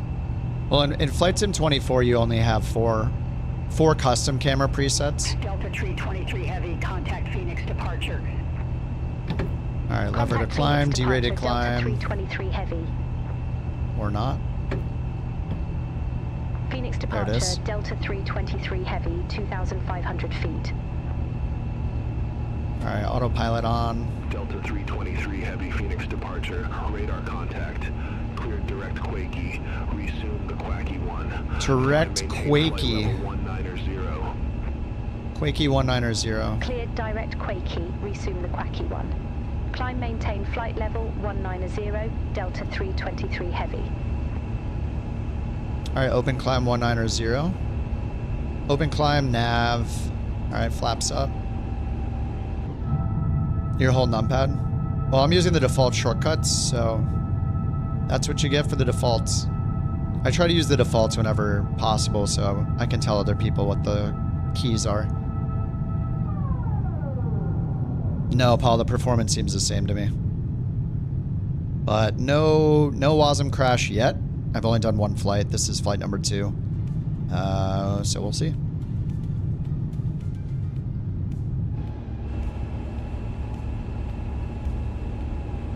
All right, let's get spoilers disarmed.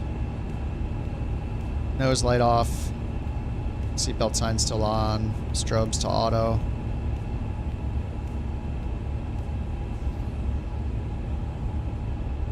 Turn this display off. Waste of frames. I don't know if even turning that off does anything because of... Yeah, okay, when you turn it on, does it initialize again? Yeah, it does. So maybe that actually does turn it off. We just need the same possibility for like this especially. This, if we want. We need more performance options other than no cabin, which still has quite a bit of a cabin.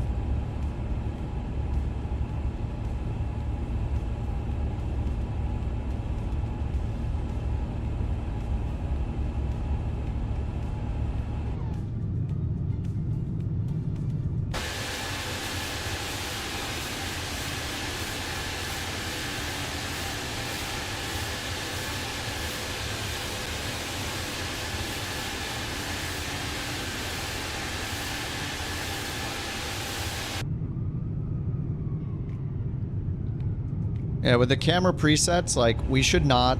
Nobody in any plane should have to be using their custom cameras to set wing views. Like, it's literally why they made the fixed cameras. So you could have fixed cameras on all the wings, the top and the bottom, but almost every developer besides PMDG and fly-by-wire sucks at setting good fixed cameras, including Phoenix. Theirs are horrible too.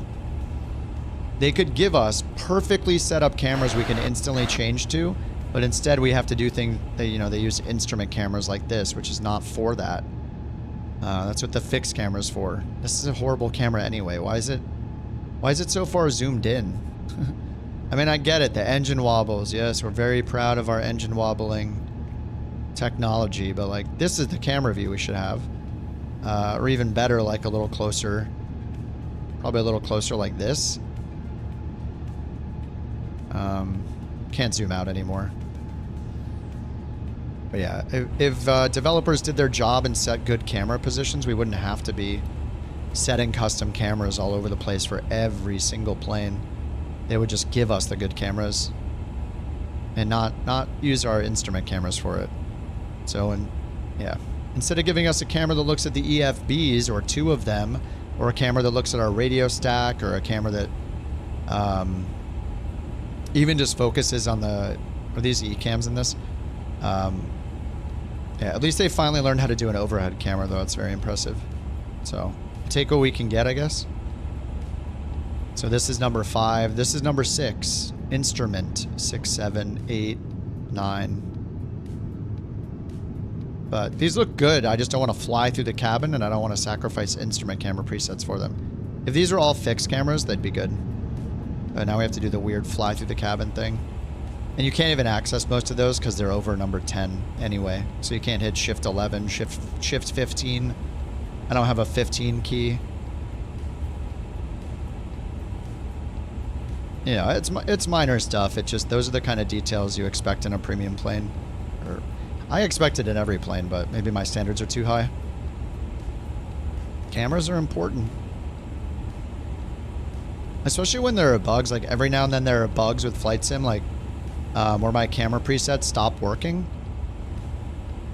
So I set these two. These two are fine. I don't want to have to fly through the cabin and like that, but sometimes these cameras will just stop working.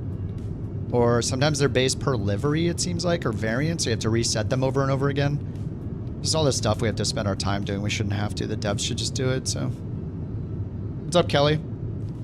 BATC code, you put it in the software itself under the account screen. You download the software first, and it has a redemption thing within the software. What KP... what Phoenix was it? Hold on, let me look. I'll have to check my folder to find it. Where did I get the Phoenix? Everything I have is from 2020. But let me see which one I have. I mean, yeah. It does seem to... Like, stuff like the train moving is just so unnecessary. Like, just more things to steal our frames, which I'm not a fan of, but, you know, some people will like that stuff. Oh, it's under my stream packages. KPHX.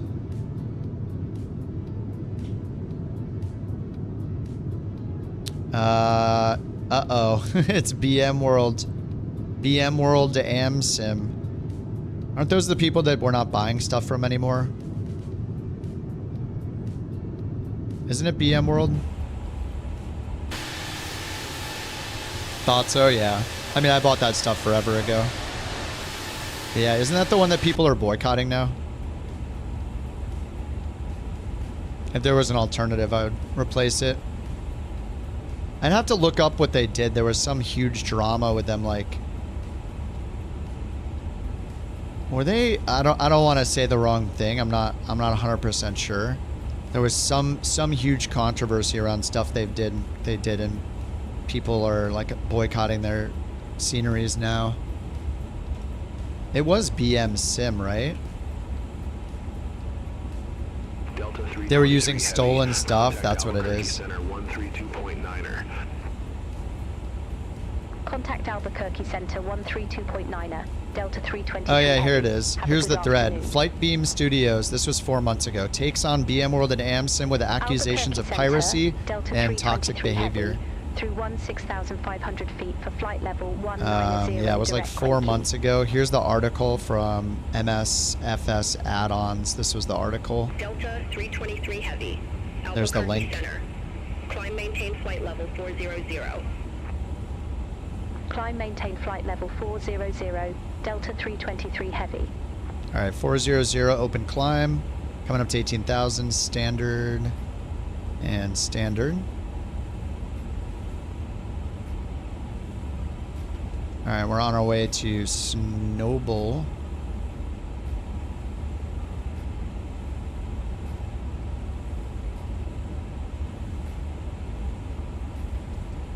Where is that? Oh, there it is. There's Snowball right there. Not to scale.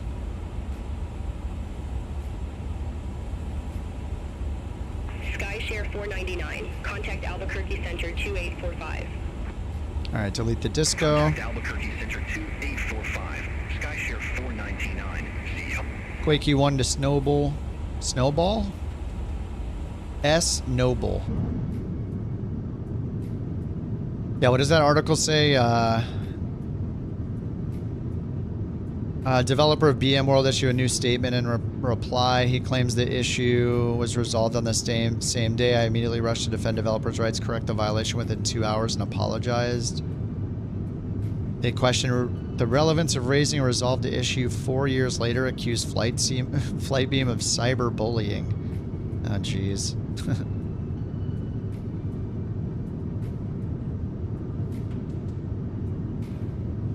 I don't know. I didn't look into anything after. I just remember there was some kind of controversy. Where isn't there controversy, really? All right, +3. We're going through the clouds. Let's get the engine anti-ice on.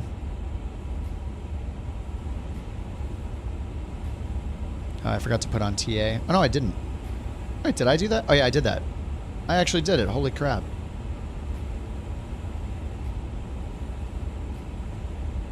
Days without flight sim drama, 0, yeah. Alright, how's our performance right now? I mean, the performance feels okay. We're at 38 right now.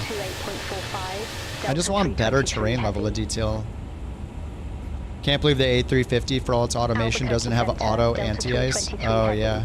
Fokker is 50 years old and has auto engine anti-ice. Yeah, that would be nice. November 100 Tango Lima, Albuquerque Center. Expect YL1, runway 12 left. Expect WYLMP1, runway 12 left. Alright, well, they didn't give it to us yet. I thought they were going to give us our descent. Alright, we're on our way to Snowball still, or Snowball, which is right here. Delta 323 Heavy, Albuquerque Center. That's us. Go. Reach D36, contact Los Angeles Center 134.65. Oh, why did they just say our call sign and nothing else? Los Angeles Center 134.65, reach to tree 6. Oh, is it because we just checked in, I think? Yeah, I think that's what happened. 100 Tango Lima, you were assigned flight level 240. I show you at flight level 226. Climb, maintain flight level 240. Roger. Climb, maintain flight level 240, November 100 Tango Lima. Yeah, every time I see auto anti-ice, it makes me really happy. Auto everything. I wonder why they wouldn't do it though, like.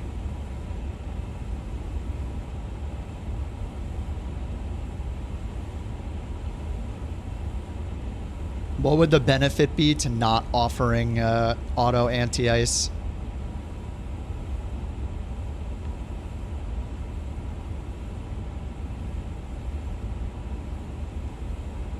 Like, I'm just trying to think, like, is it good that they have to do it automatic, or they have to do it manually because it makes sure that they're checking the weather as they're going up, as opposed to them throwing it on auto and maybe not checking the temps? I don't know. Some stuff like that, I assume they don't make it automated because they want the pilots to be super aware of the temperatures or whatever parameter they're supposed to look at. But yeah, it's so nice when you have it. On the sim, just, you know, automate everything so I don't have to do anything. Just sit here and enjoy my coffee and talk about the latest Reddit, subreddit posts, our favorite topics.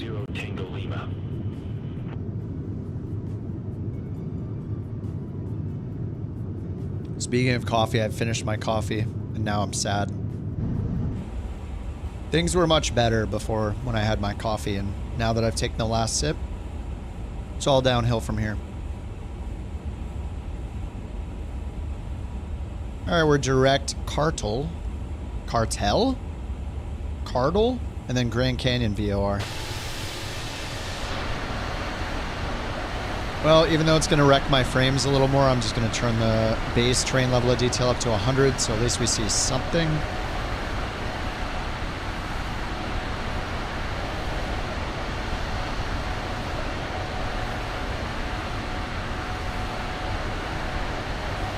Let's turn on auto FPS.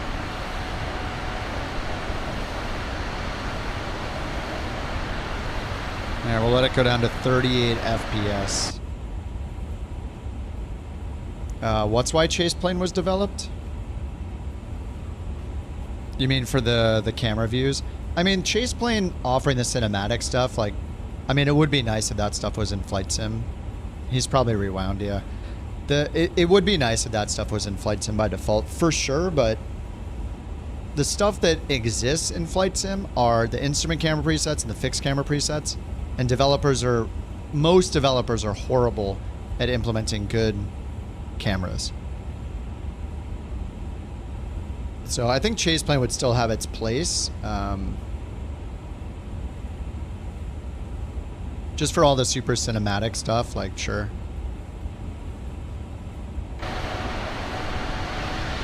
Yeah, the community made presets. Yeah, I'll gladly pay the, what did they want? $5 a year or something? I mean, that's nothing. Parallel 42 is a great dev, so yeah, I'd gladly pay for the convenience of...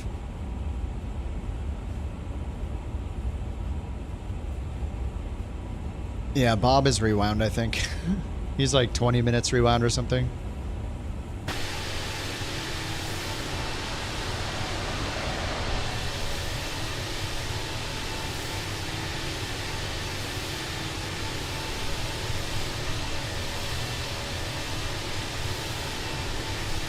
What is it? $24 a year?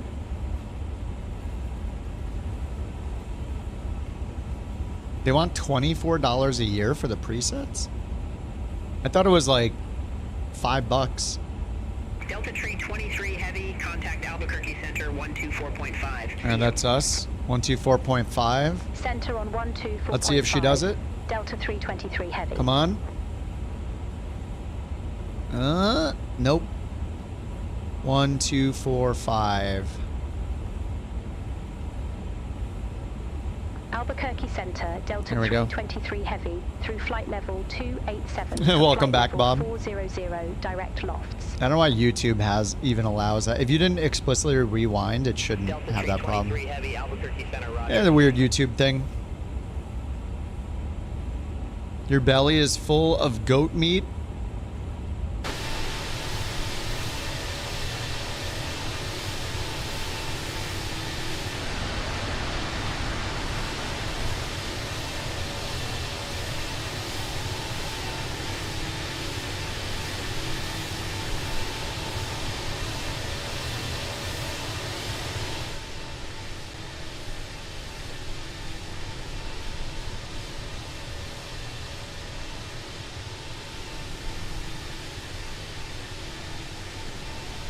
So bright.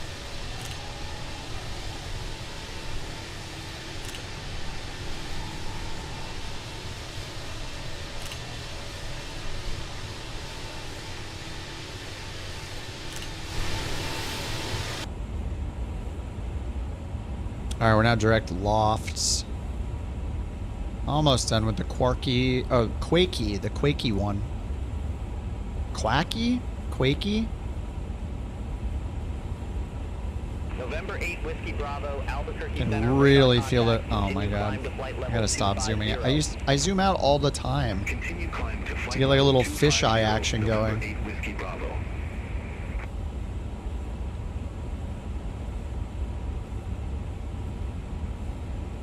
Yeah, it's got my target FPS down. When I turn on auto target, it's got it down to 34, and it just starts feeling laggy. I need like 50 to feel good about it.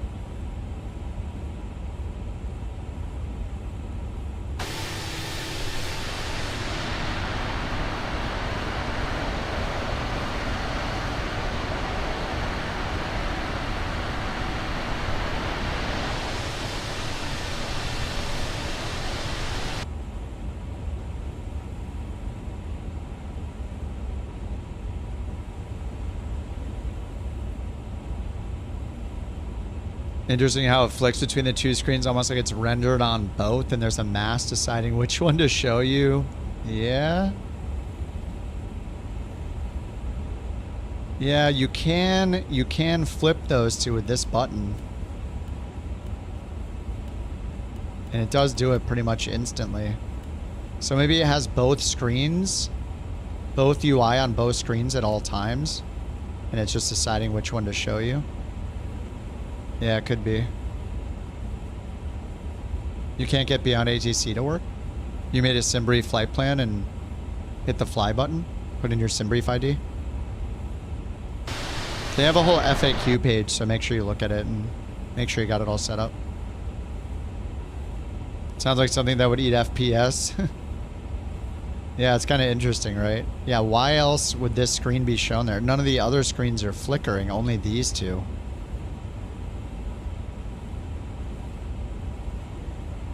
And how often it's flickering is weird too, right?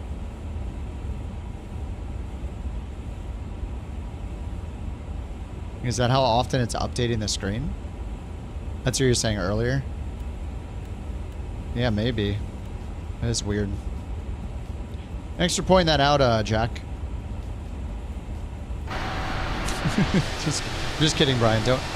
Don't hate me. All right, we're at 35,000, almost 5,000 feet to go. How rude.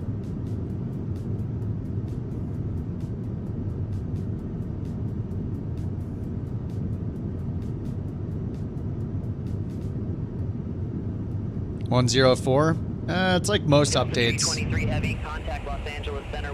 Performance is not better, and there's this weird camera bug now when you zoom out that these screens freak out.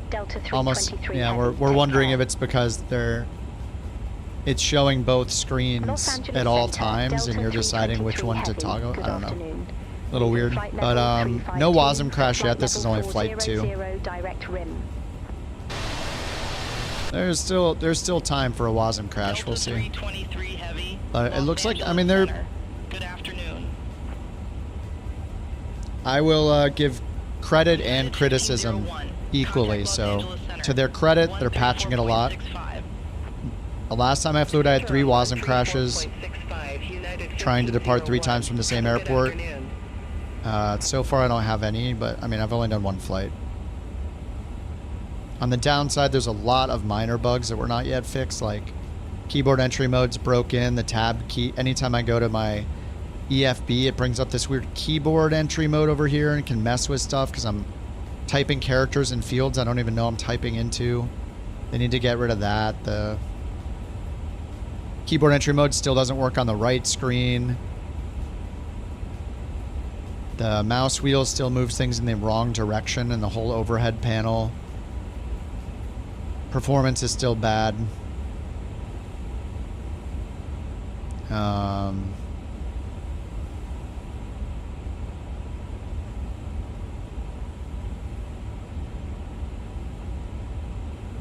But if the WASM crashes are like very resolved now, then that's great news.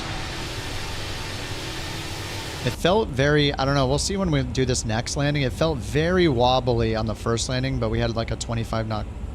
It was a 25 knot wind, but it was mostly a headwind. Maybe I should have done flaps 3, like conf 3 for that approach, so it could just be pilot error using full flaps.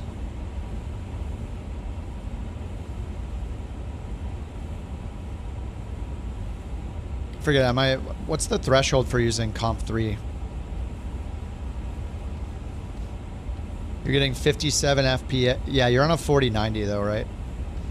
That's great though. 57 FPS, 400 terrain level of detail, far back from the group. Yeah, I'm at, and you're at 1440p, Jewel. Yeah, I'm at 37 FPS. 37 FPS, 100 terrain level of detail. Still, I can't go, if I want more, oh, in 4K, yeah. 4K on a 4090. Yeah, I can't get away with 4K on this, I don't think. I assume he's talking about no frame gen.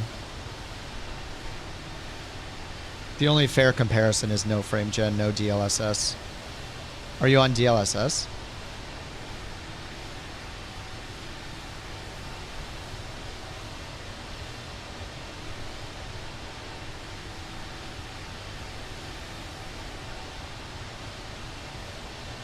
No frame gen TAA. Okay, yeah.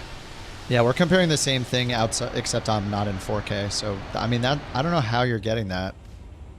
I mean, maybe it's the 4090, but I have good VRAM now. Oh, what CPU are you on? I'm still on 7800 X3D. I'm hoping to get my 9950 X3D shipped by Amazon at some point. I don't know when it'll be, but I did get an order in with them.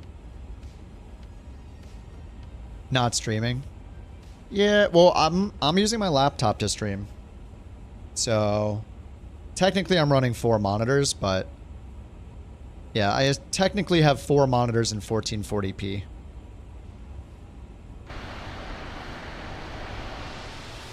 Oh, you're on Intel still, right?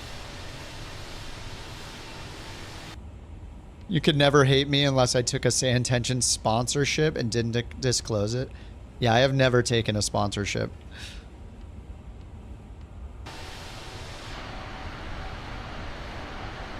The times that people have tried to give me free planes, I went and bought the plane myself and told them, no, I'd rather give them the business and I'll try it out anyway.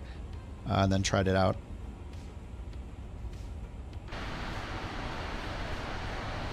Look at this spoilers coming up.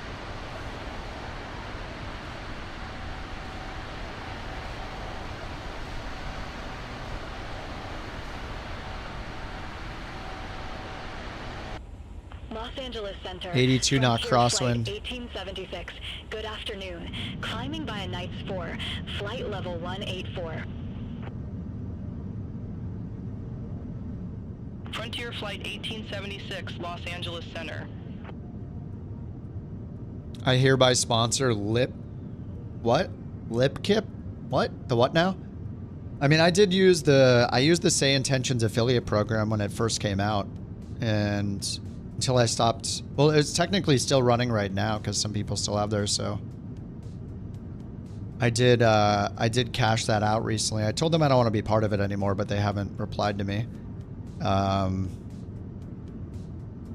And totally unrelated, I took the same dollar amount and put it towards Beyond ATC codes for yesterday's giveaway, so... just completely unrelated, obviously.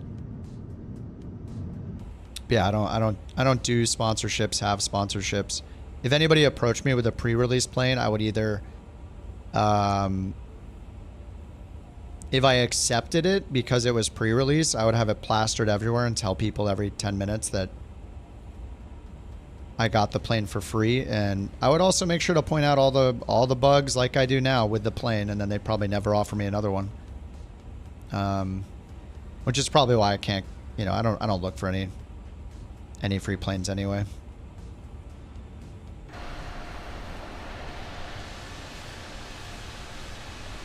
Alaska 700, Los Angeles Center, radar contact.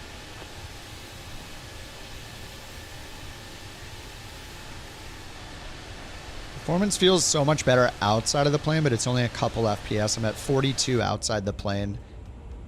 And when I go in, let's see, it's dropping to 38, 37, 36, 37. So lose like 5-6 FPS inside versus outside, but that's probably normal.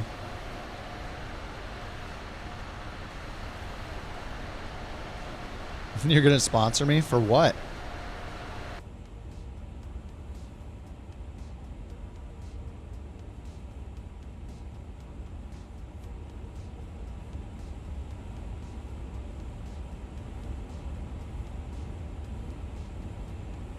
I mean, if I'm not staring at the FPS, it's not super noticeable until we get to the airports. That's the main thing.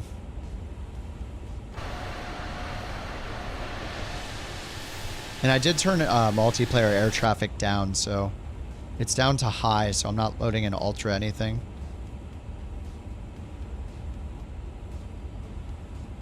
I mean, I think overall, like, if at the end of flying this today, I get 0 WASM crashes, that's a win for iniBuilds. It's 100% a win. Does it make the plane worth $70, $77? I don't think so. But does it make it more worth? A little bit, yeah.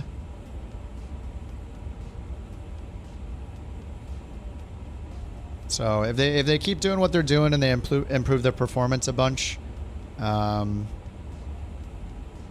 just don't know how I could ever say it's worth $77. That's the crazy part, I think. It's just so expensive.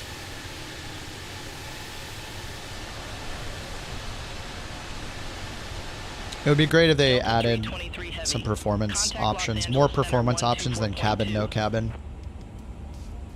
Contact Los Angeles Center 124.2 Delta 323 Heavy. Whatever they did with the A300. Los Angeles Center Delta 323 Heavy, flight level 400. Same cost as the whole sim. Yeah, I mean, we have other planes that are that expensive, you know, like the 777, some of the PMDG planes. I mean, the Phoenix is $50, which is cheaper, but that's still a lot of money. The sim is 70, or at least 24 is 70, but you could get what, 2020 for $30 maybe. It just matters when you buy it. Sometimes that's on sale. But yeah, I mean, have I tried the 350 with the Heathrow and traffic? That sounds such a bad idea. It's rough. Have you tried that, Jewel? I mean, apparently it's not even their planes that are just known for bad performance, but their airport scenery as well.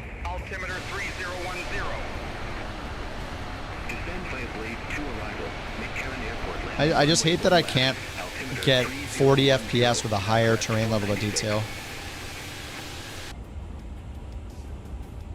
I mean, that's all there is to do in cruise is move the cameras around, look outside, check in with ATC every now and then, monitor every now and then, but they test their stuff on 5090s. Los Angeles Center, Southwest 2015, descending via Chow Tree, flight level 380. Southwest 2015, Los Angeles Center. Copy.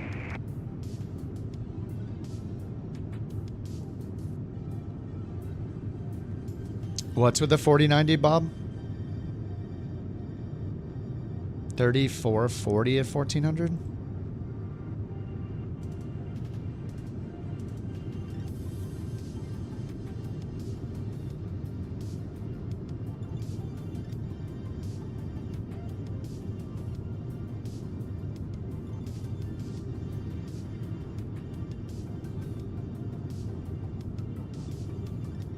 Oh, A350 at EGGL. Or EGLL. And you're on a 4090 9800 X3D? Yeah. Yeah, there's just, I don't know. I feel like there needs to be a threshold of performance for every product that's released, and especially the products that are allowed in the marketplace. Microsoft should be analyzing the performance of them and rejecting planes and products that do too much. Like, there's got to be a bare minimum requirement for performance with some of these add-ons. Gotta have the toilet. Like, it annoys me just knowing that some of my resources is being used to add little micro stutters into the engine that I'll almost never look at. Like, it's so annoying. Let me turn all of that crap off. Like, I hate knowing that this is back here wobbling 3 or 4 pixels at a time the entire flight. I just don't care. Stop taking any performance from me at all for that kind of stuff. It's just so gimmicky. We don't need it. Yeah, or the toilet or the realistic cabin texturing, and I don't know. I just don't care. I don't care. Not until it's performing really, really well do you add that stuff. The heck, what is that? Coat stow light? Does that actually work? Oh my god, the coat storage light actually works.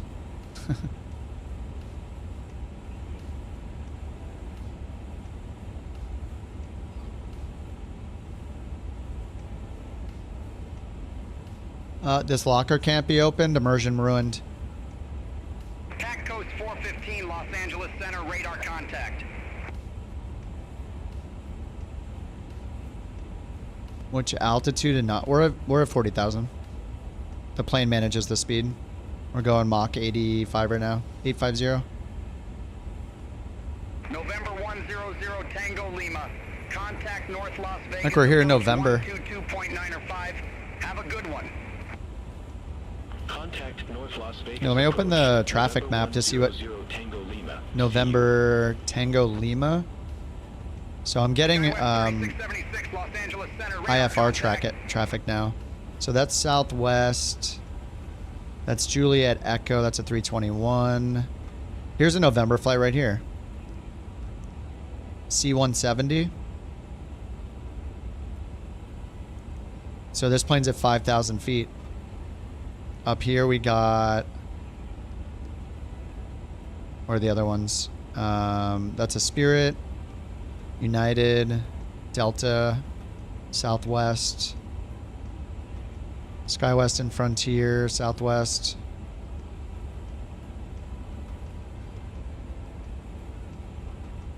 Where's the Lima one? Oh, here it is. 100 Tango Lima. Right here is it's a Vision Jet. So this should be based off real world traffic. November 100 Tango Lima at 14,000 feet, 230 knots. Down here near Henderson. So we're hearing them on the comms because of the experimental build now includes FSLTL, or sorry, it includes the Flight Sim 2024 GA models for GA traffic. 323 Heavy Los Angeles Center, expect pit 1, runway 16 right. All right, expect pit 1, runway 16 right, Delta 323 Heavy. Something wrong with Phoenix scenery?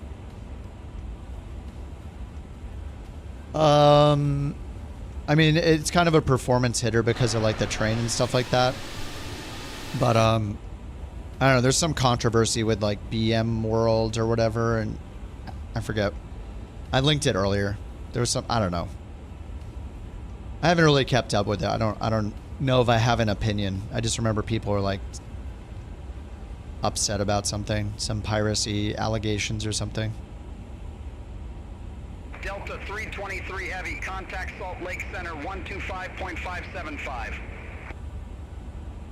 And charts break again? 125.575, Delta 323 Heavy. Yeah, charts are broken. Salt Lake Center, Delta 323 Heavy, flight It's a level Microsoft 400. problem. Because if I go up here... Okay. Delta 323 Heavy, Salt Lake Center. This is just going to freeze. Yep. I've been playing for what? More than 3 hours? Yeah, almost 4 hours. It seems like between 3 and 4 hours of playing, all the charts stop working every single day, every time, until you restart the sim. They still haven't fixed that. So now we have no charts.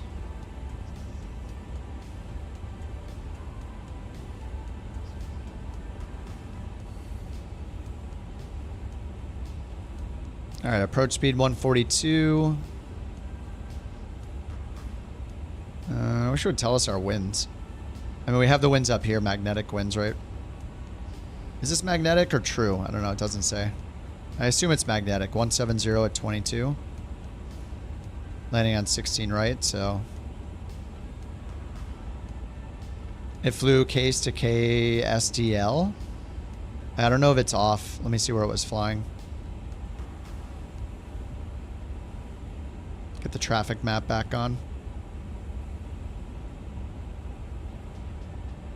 Oh, I think it's off. Maybe? Lima Victor, that's a Southwest flight. United. I think it's out of range now. Could rewind and see where it was going. And look, there's a private one right here. Or this is PXT, whatever that is. It's a CJ3. Citation CJ3. KPGA to Oakland. 4818. Flight level tree 49er. At 41,000 feet. PXT 415. CJ3. I mean, it's all based on real world traffic, but it's cool seeing non-airliners. Apparently, if you used AIG, that was possible all along. I didn't even know that.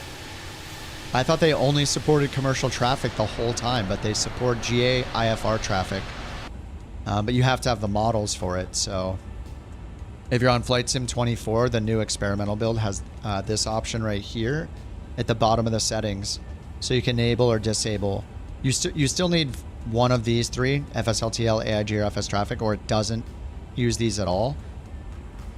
So maybe they'll change that so you don't need these and you can just have GA traffic. But yeah, down here, Flight Sim 2024 model matching will now use for GA IFR flights, not the airliners. Airliners use these. GA traffic will now optionally be used from the 2024 built-in ones.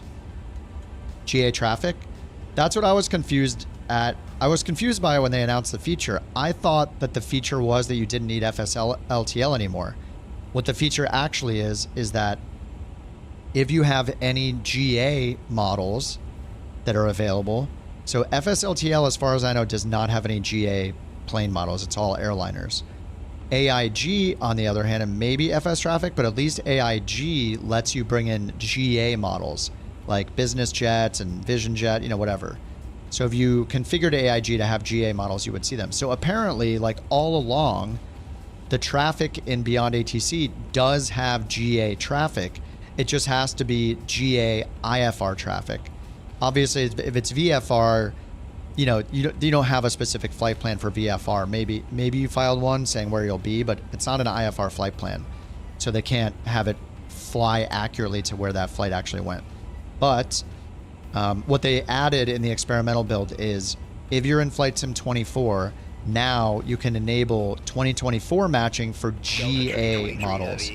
I hope they add this for airline models. Like, I would love to ditch FSLTL because it takes like 40-something gigs of space. It makes the sim take longer to load. I don't really need all the liveries that it provides. I would love if we had another tick that said use Flight Sim 2024 for all the model matching. But right now, you need at least one of these three still. So I have FSLTL for airliners, and then the box is ticked here for Flight Sim 24 GA models. So that's why we're seeing a Vision Jet and a CJ3. Roger, climb and maintain flight level tree 10. What's up, Delta? How you doing, man? So yeah, your options are either use AIG to add some GA plane models for the traffic, or if you're in 24, just you can use FSLTL still. Still have to turn off traffic? You mean the live traffic in 24? I mean, I wouldn't do two of them. I mean, Beyond ATC is doing the traffic injection, so I don't use the built-in traffic injector too, unless you want the planes potentially doubled up. Like, that would be massive resources. So no, I would turn off. If you're using Beyond ATC's traffic injector, I would turn off the default Flight Sim traffic injector, which is like the live traffic. There's no reason to have both, unless you really want to kill your performance even more. Roger. Climb and maintain flight level. Nice, Delta. Delta 9er 32. Good to hear it, sir.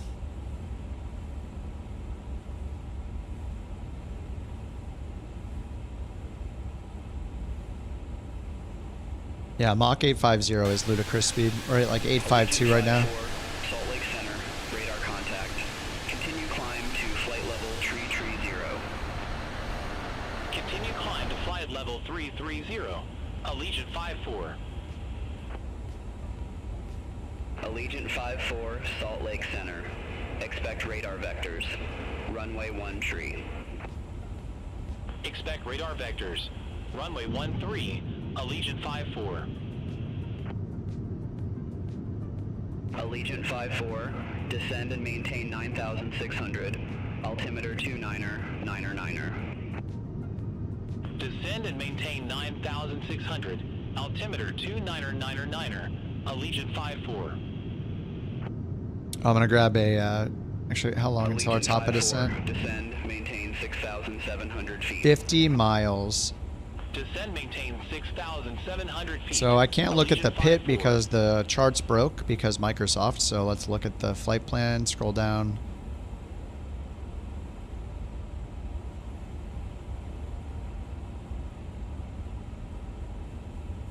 Does it not show the arrival name here?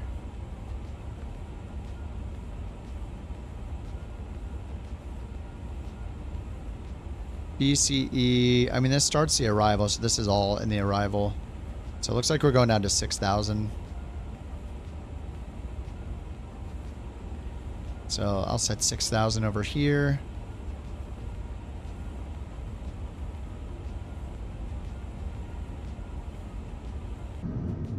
Salt Lake Center, SkyWest 4152, flight level 350. SkyWest 4152, Salt Lake Center, copy. Just wondering if the spoilers are coming out more.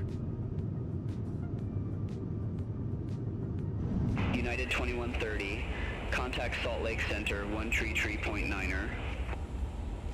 Contact Salt Lake Center 133.9er, United 2130. See you.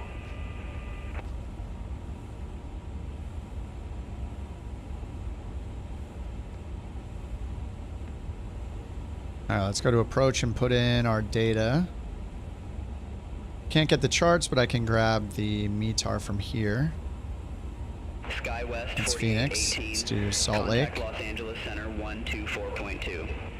Alright, mag winds are 170. Let's check the variation. It is minus 11 to convert it to magnetic. So that's 159 for the direction, 159er. Salt Lake Center. It is 22 gusting 29. So we'll put in 22 plus half the gust. Delta 1625, Salt Lake Center. Should I just put in 29? I don't know. Let's just try the full gust. See how it goes. Outside air temperature 13, 1, 3. 29 or 9 or 3. And I don't know the minimums. I'll just put in 200 radio.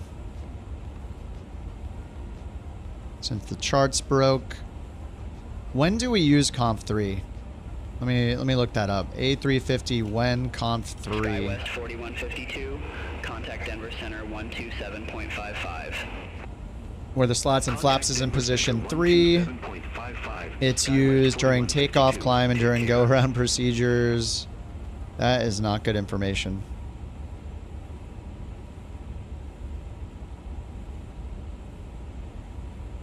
Is there like a max crosswind or headwind where we use flaps 3? With the jam and transition, runway 16 right. Takeoff and landing table under certain aircraft load. 6 right. Delta 9er32. Landing flaps depend on your low aircraft load. If you're heavy, you might want more flaps. If you're light, you might not need all the flaps. Expect jam and 5 with the jam and transition, runway 17.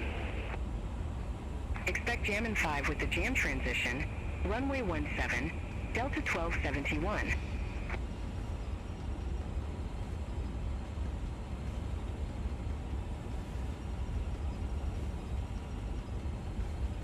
Salt Lake Center, Delta 1871, descending via jam and 5, flight level 263. I'm not sure when to use them. Salt Lake Center, roger. Let's see if it knows it for the 320. Strong crosswind, severe turbulence, or if wind shear is expected, Comp 3. So I don't know what constitutes strong winds. I mean, it's gusting 2.9, so it's kind of strong. I don't know, I might as well just give it a shot. We'll see how it goes, Comp 3. So landing speed in full flaps 136, Comp 3 landing speed is 139. Let's go check it on the landing performance calculator. Down here, Comp full, Comp 3. Sync the weather again. 170 at 22, Comp 3, brake mode, medium. Reversers, yes, and manual landing. There we go. Tend to use it if the runway is long enough and not too busy, as it's quieter, uses less fuel. Yeah, it looks like I have a lot of runway. Yeah, we're only going to use half, less than half the runway. 3,600 meters, it's with Comp 3, 1,600. But it's for the winds too, right? Kind of like you would not land flaps full in a smaller plane with really strong winds. Just so, especially when it's gusting or turbulent, so the gusts don't have as much of effect on your airspeed when they're gusty. More wing surface to hit.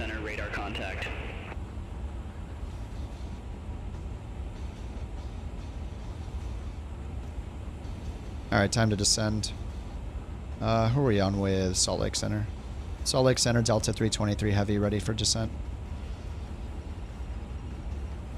Delta 323 Heavy, descend via pit 1 arrival, Salt Lake City, landing runway 16 right, altimeter 299er tree. Alright, all that matches. Descend via pit 1 arrival, Salt Lake City landing runway 16 right, altimeter 299er3. Alright, we started the descent. Full flaps and higher crosswind makes it more difficult. Yeah, on the last landing I felt like super floaty and we had like 20 something knot winds, similar to what we're landing at here. It was mostly a headwind, but it was gusty, so I think maybe that contributed to the wobbly feeling. Anyway, I'll try Comp 3, I'll see how it goes. What's up, Rick? Just starting? Yeah, this is flight number 2. I'll do a few more. No, it's only 3 p.m. here, so I don't know if I'll fly the 350 all day. Whoops, we're wobbling because I just kicked the rudder pedals a little bit. That's not the plane being weird. Alright, autopilot's still on. Descent thrust and descent, managed descent is on, 38,000. Yeah, so we'll just do medium auto brakes. Alright, I'm gonna go grab a shake from the fridge, be right back.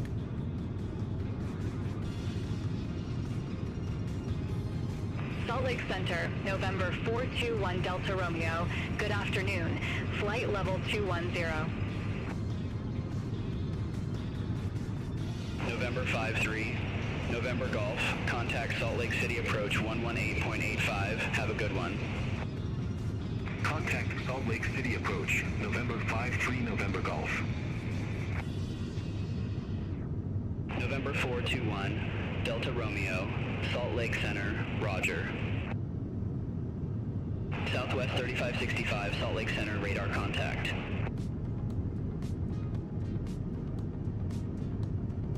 Southwest 546, Salt Lake Center, radar contact. Salt Lake Center, Air Transport 3323 Heavy, flight level tree 70. Air Transport 3323 Heavy, Salt Lake Center.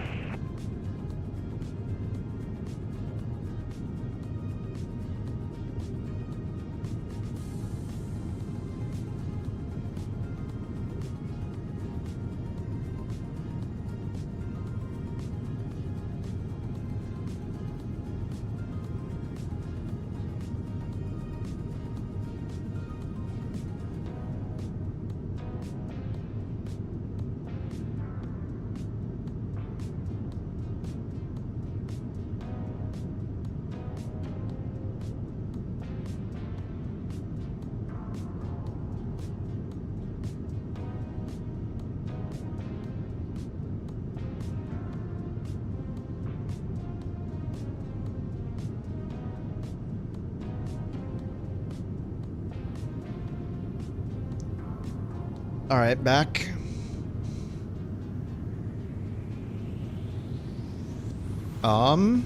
What, Delta? Am I running linear for the flight stick and yoke? I don't know.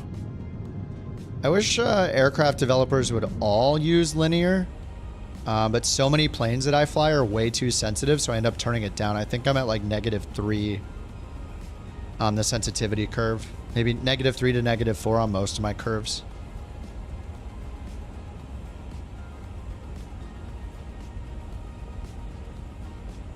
I don't know why they're always all so sensitive on linear. Like, if every aircraft developer just calibrated it to be how it should be with the linear settings, then none of us would have to change any settings. And since they all don't do that, some planes we need it, some planes we don't. Delta 1271, after jamming, cleared via jammin' 5. Pilot's discretion descend and maintain 8,000. Salt Lake City, landing runway 17, altimeter 299er tree. After jam, cleared via jammin' 5. Pilot's discretion descend and maintain 8,000. Salt Lake City landing runway 17, altimeter 299er tree, Delta 1271. Southwest 3565, contact Salt Lake Center. Realistic bird strike. It has some like scenario you can trigger it yourself, but I mean, I don't find these things fun where you go and trigger them.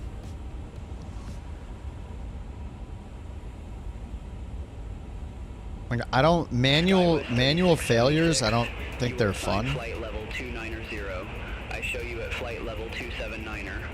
Climb, maintain flight level 290. Once it can't be reset. I don't understand. I don't remember disabling these. It's just like 2 clicks.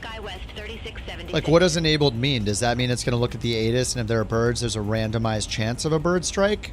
Or are these all manually? Are these all just manually triggered? Because otherwise I don't care about them. Allegiant 54, contact Salt Lake City, approach 118. We did the first time after the 350. I did the bird strike. Contact Salt Lake City approach. It just shut down one of the engines. It had like 1 poof of fire or something, and it shut down the engine. That was it.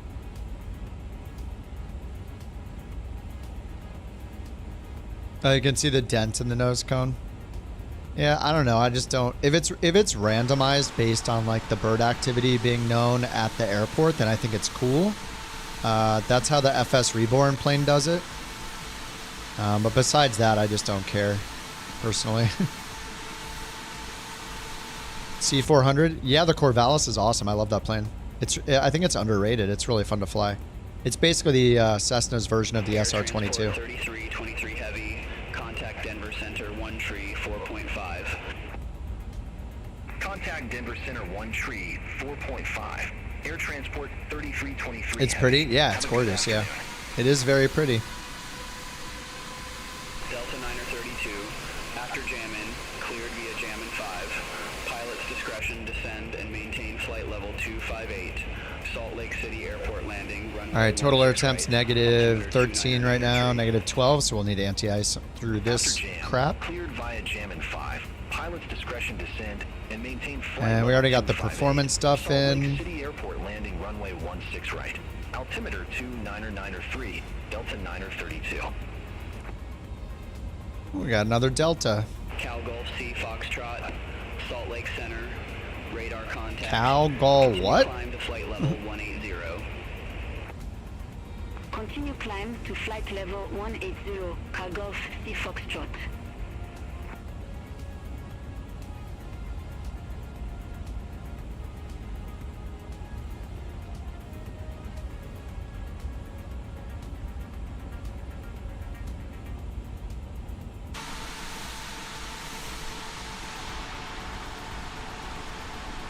Oh, nice, Rex, yeah. Just be careful with having the traffic injection on too high of a setting. Even the default setting of 5 at any significantly sized airport, like, is going to absolutely wreck your frames. I would recommend having, like, I have the park traffic, arrivals, and departures all at 1. And then the en-route traffic I have on a 3 right now. But yeah, if your frames are suffering, turn the traffic settings, those sliders, way down, because it can steal a lot of frames. Southwest 2979, flight level 349er. And if you don't care about the traffic being really smoothly animated, there's another setting in the settings. You can turn the FPS down from 60 to, which is the default, down to 30. So I did that as well. What's up, Rowley? Alright, almost entering the clouds here. We are at -8. -8 on the TAT, so we'll turn on our, let's run the engine anti-ice. Contact Salt Lake City. Approach 125.7. Have a good one. Contact Salt Lake City approach. Delta 1271, have a good afternoon. SkyWest 3676, Salt Lake Center. Expect Jammin' 5 with the Jammin' transition, runway 17. Expect Jammin' 5 with the Jam transition, runway 17, SkyWest 3676. Yeah, target FPS and beyond ATC, yeah. The default's 60. Delta 1871, contact Salt Lake City, approach 125.7. Contact Salt Lake City approach, Delta 1871. Have a good afternoon.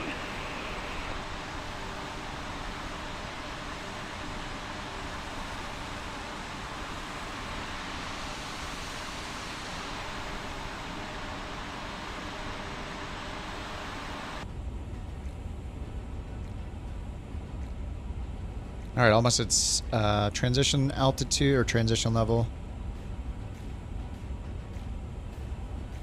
2993. Okay, we had it in the pre-selector. 2993. 2993.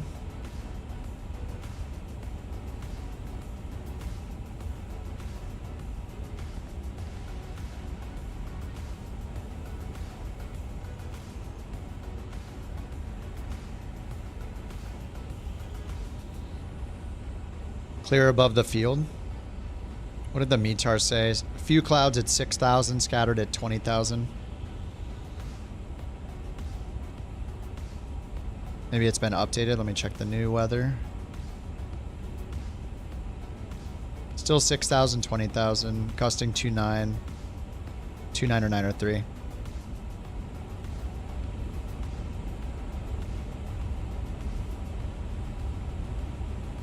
Alright, let's get the anti-ice on through this crap. Seatbelts are on. Oh, I never turn them off. Sucks for the passengers. Yes, Beav, I'm always on USA West.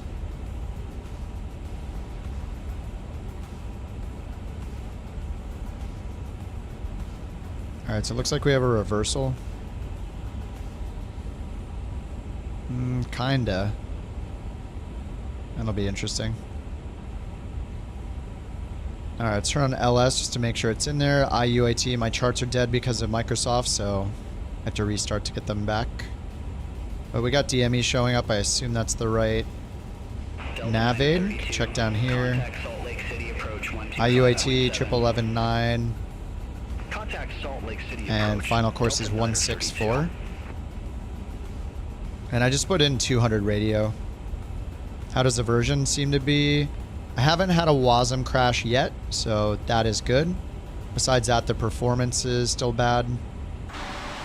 I mean, for me it hasn't. The performance has not improved. Somehow for Joule it has, but they didn't make any notes about Flight Sim 24 performance. Only about Flight Sim 2020 performance. So maybe they'll make some performance tweaks for 2024. And then there's this new bug where if you zoom your camera out, these screens start going insane. Which is really weird.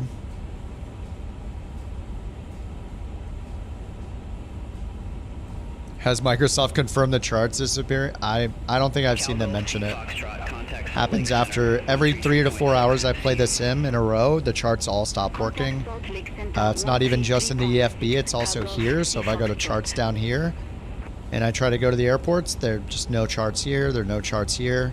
This one was the last one I loaded, so if I refresh, see, will it go away? Looks like it's just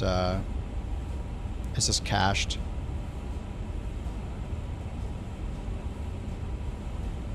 Yeah, it's just something that's happened since the sim came out. Just keeps every few hours it happens. I don't know. All right, 11,000 feet. Or almost at 11,000. FPS, I'm already down to 29. The WASM crash. It's basically like the flight instruments. It's code dealing with all the flight instruments, and when it crashes, it's not even just the instruments though. When you get it, you can't even use the throttle or flaps or anything. It basically freezes the entire plane for the most part. You can't use anything in it. And it's been plaguing this plane since release, and it is also present in other planes of theirs, including the 330, or sorry, the default 320, which has been out, I don't know how long, since Flight Sim 2020. That one has WASM crashes too, as I discovered last week, so it seems to be their trademark. But they are patching it a lot, so yeah, this is what, patch number 4? And yeah, I mean, as long as they keep patching it, maybe they'll figure out how to solve them going forward and we won't have to deal with them anymore, but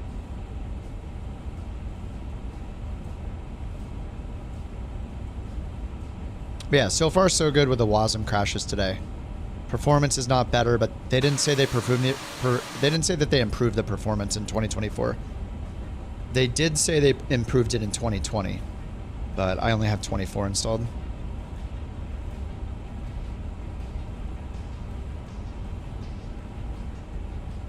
People are blaming 2024 for this. Well, then why I don't have WASM crashes in any other plane?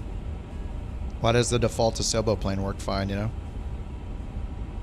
I mean, the Phoenix may be an exception because they have their own software, but if we look at other planes that don't have their own software, like even the default Max, I don't have these kind of problems in the default Max. Pilot's discretion, descend and maintain 8,000 feet. Salt Lake City landing runway 17, altimeter 29er tree. All right, we're 10,000 feet. Let's get landing lights. Cleared via jam in 5. The anti-ice off. Descend and maintain 8,000 feet. See the strobe on auto. Seatbelts are already on. Altimeter 29er tree. Sky West 36. Let's get the brake, or the spoilers armed, auto brake on. And activate the approach phase.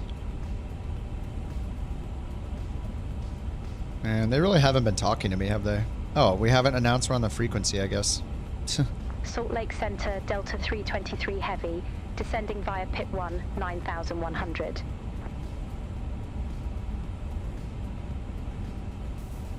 Your screen flickers when zooming out. You got a WASM crash. Try to walk out the door to the cabin. Oh, that worked for me, but I don't have the cabin. I have the no cabin model, so maybe it's because the screen's off for me.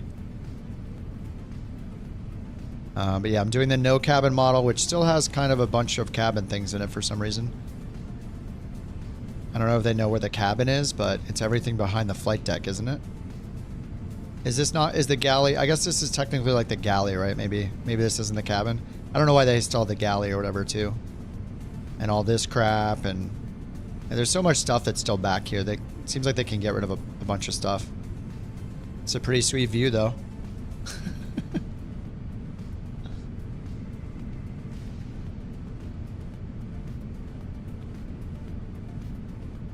Let's crouch down here. Dangle our legs. Oh, it's all from the livery, not the model. I mean, they own all, they added all the liveries, so.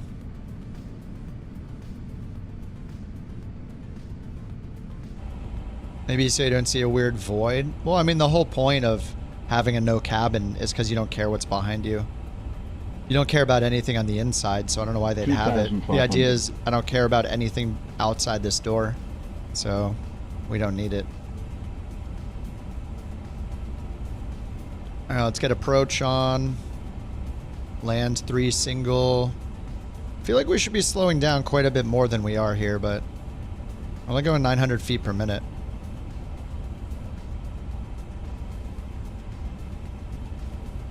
We're slowing down a little bit. I'm still in the reversal.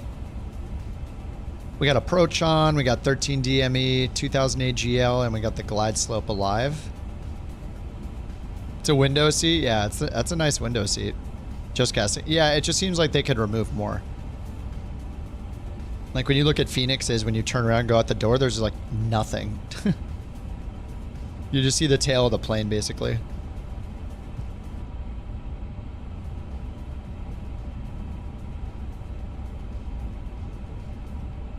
All right, now we got to turn back left.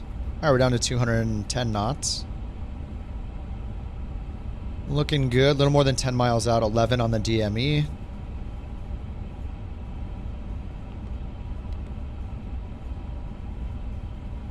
What are my thoughts about the clouds? I love them. They're better than they were in 2020. I don't fly for real, but, you know, I mean, yeah. I mean, the clouds look fantastic. If 2020 clouds looked great, 2024 clouds look even better. They don't really have the pixelating things, so... Rex clouds? The Rex clouds and other add-ons did not have good clouds in my opinion because they were all presets essentially. The most detailed and unique looking clouds you get are from Flight Sim directly. Any preset like Rex, any third-party thing like Rex or what was the other one? Active Sky, they can only make very boring, like cookie cutter looking layers of clouds. So in my opinion, the live weather is the best you can get. All right, let's get flaps 1 down. Making this turn to final. DME is 8.3.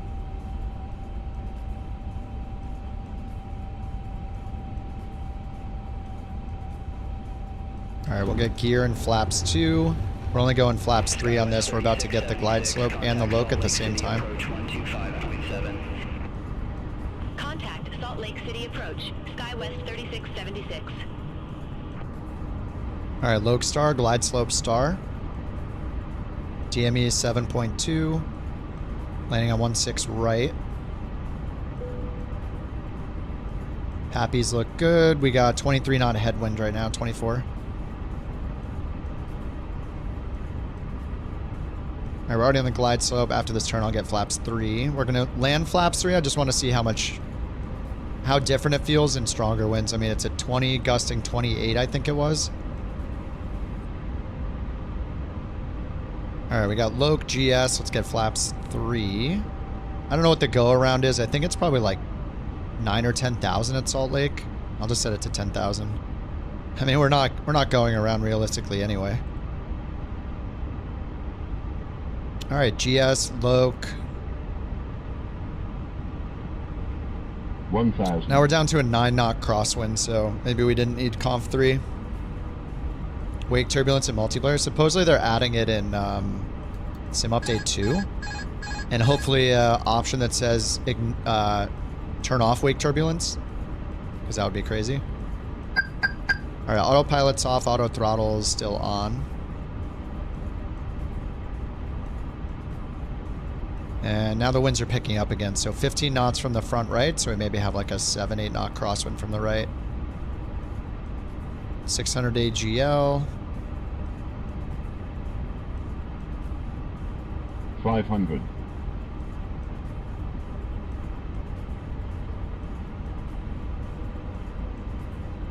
We're getting the wobblies again. 24 knot headwinds, roughly.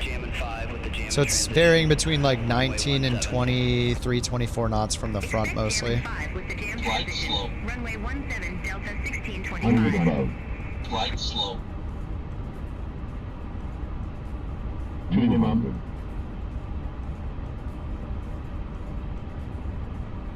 100. 50. 40. 30. Retard. 20. 10. 5. Okay. Foothills 904, Salt Lake Center, radar contact. Alright, auto brake, medium. Contact Salt Lake Center, 133.6. Choppy, choppy, choppy. 133.6, Southwest 2979. Auto brakes off, but it didn't say auto brakes off for some reason.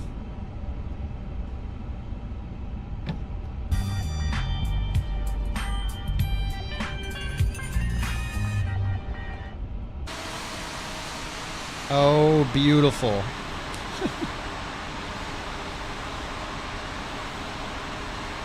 That's him? Nope. Not until they delete their policy where they ask people for ID. Weird stuff like that. Never until they get rid of that stupid policy will I use VATSIM again.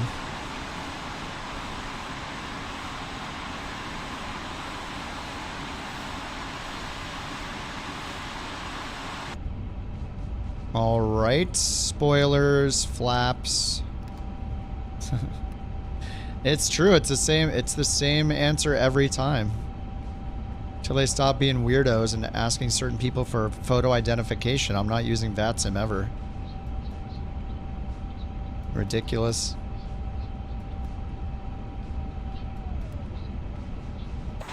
All right, strobe off. Who's still coming in? Pretty much everybody.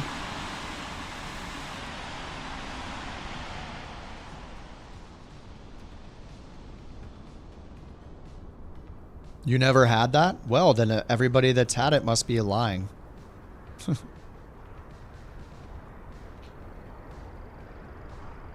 Go ask V1 about it. He stopped using VATSIM because they told him to prove his identity. And he didn't want to dox himself as a actual real-world pilot, so he said, screw you, I'm going to IVAO instead, weirdos. And that's what he did. And when I heard that, I said, that's messed up. I didn't know that. I'm not using VATSIM anymore. Nobody should use it because that's BS. And so, yeah, I don't use it. I don't recommend it. I don't think anybody should use it. Not until they get rid of that stupid policy. It's an invasion of privacy. It's ridiculous. What has it got Mike in? It's showing him in a Bonanza. He's in the Honda Jet again, yeah. Honda Jet, aka single engine piston. Next group flight. We'll probably do it, I don't know, maybe like Tuesday this week.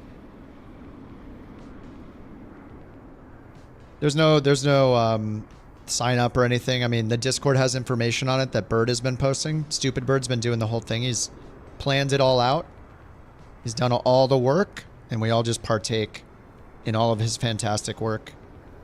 They didn't ask for your ID? Well, then it's just one of those things. Just because it didn't happen to you doesn't mean it's right that it happens to other people. So, for me, knowing that it happens to other people, I stopped using VATSIM.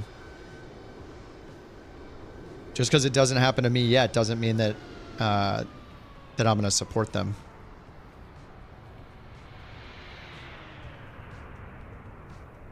Just not worth it. Too many people are okay with them doing it because it hasn't affected them yet, so they don't get the hint that people don't want to give the real information. So until enough people stop using it, the problem will continue.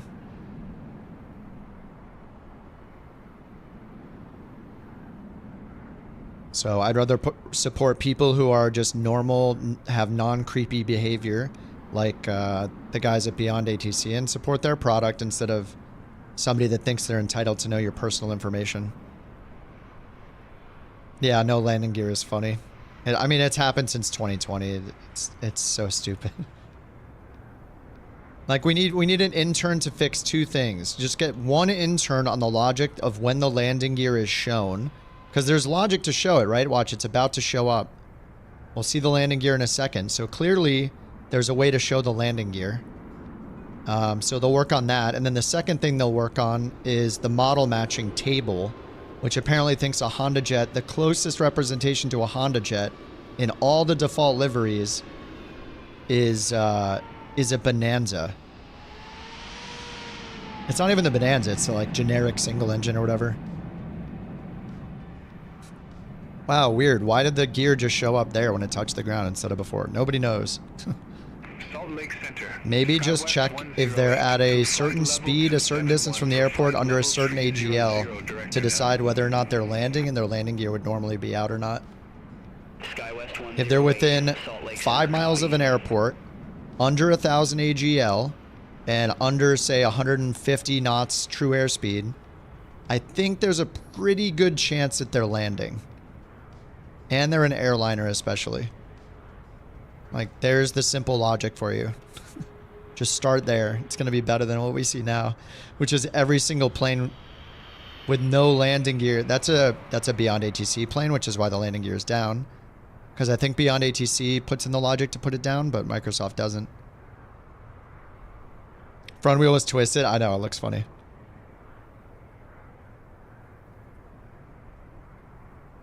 Fly to JFK during the rain. Yeah, I can't believe they didn't fix the gear thing. It could be a holdover though. Like, I forget. If somebody's in a Flight Sim 2024 plane that's like fully 2024 compatible, we may see the landing gear earlier, but we still have this hilarious level of detail thing like this. Like, this is just so funny looking. Like, like the plane is within a mile of us.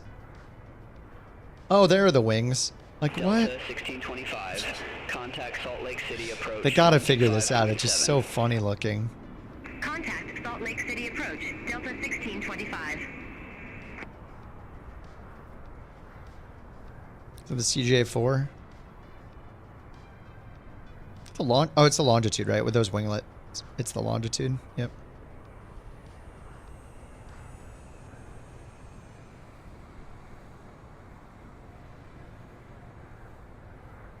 Well, I mean, we did 2 flights with the 350 so far. It hasn't crashed, so that's good.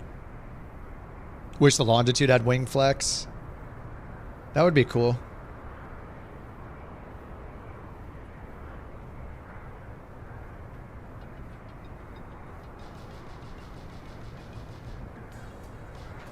United 1374. Contact Salt Lake Center 133.6. Contact Salt Lake Center 133.6, United 1374.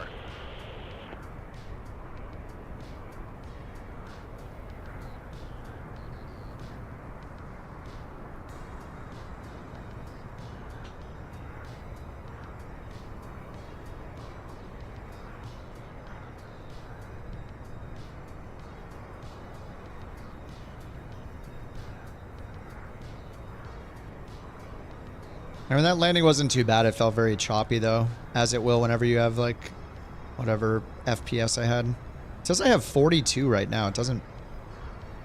This just might just be because of the camera. I don't know what I had on landing. But we are at a bigger airport for once, so... When I'm actually in the plane... Letting it stabilize at 28 so far. 26, 25, 23... 24. All right, 23, 24 FPS. Is this default? This tower looks default. Yeah, I think this is...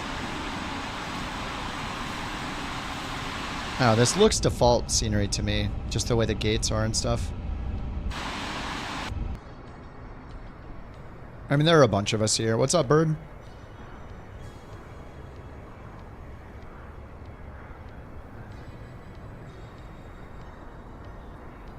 Here comes our boy Jack. All right, he's in a twin engine something. He's in the Fokker F-28. And Studley's behind him in the PC-24. Generic airliner 2 engine. Yes, PC-24. What's the most logical replacement? Definitely not a business jet. It's definitely an airliner. That's what the second intern will work on.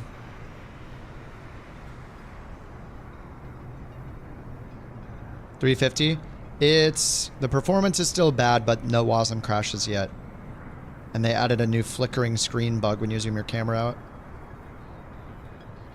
They taketh and they giveth... And they giveth and they taketh away at the same time. It's a classic developer thing. Patch a few bugs, introduce a few more bugs. I mean, I just don't understand how you don't do one flight and find the problem. Like, I found it immediately on the ground before even taking off in the first flight.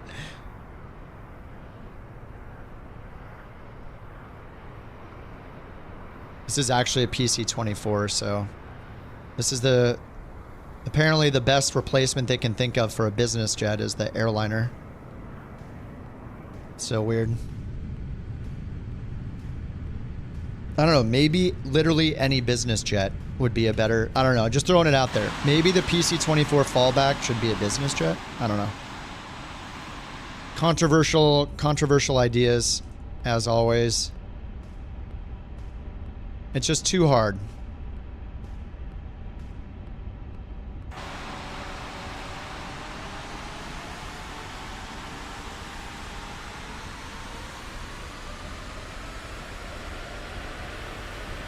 Sim looks so much better since with We Love VFR, yeah. Yeah, the We Love VFR stuff's awesome. I don't know what that giant ramp was right there. What is this? The heck? What is this wall?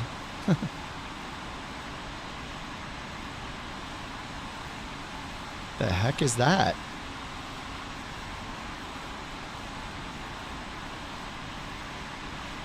Half the airport's gone.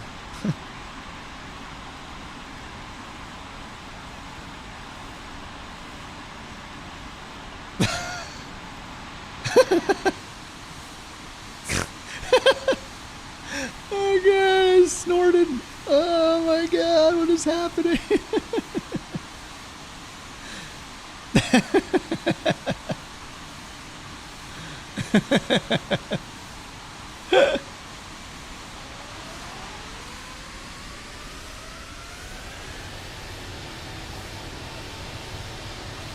Oh my god.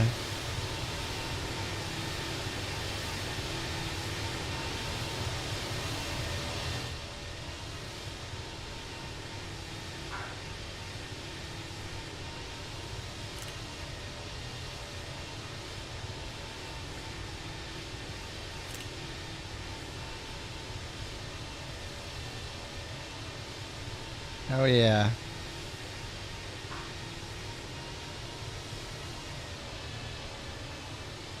Beautiful Salt Lake.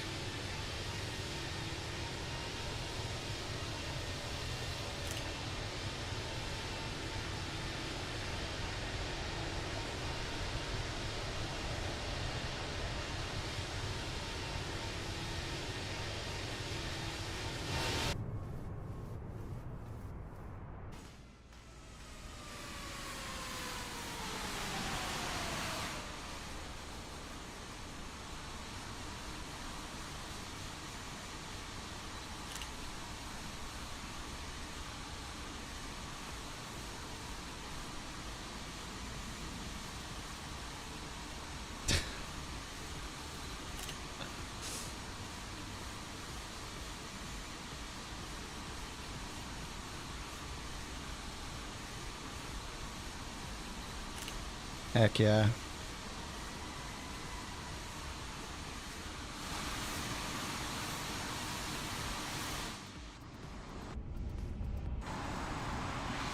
Get in here, boys. Uh-oh, who's this guy? Oh, Asteroid's here. He's coming in, watch out.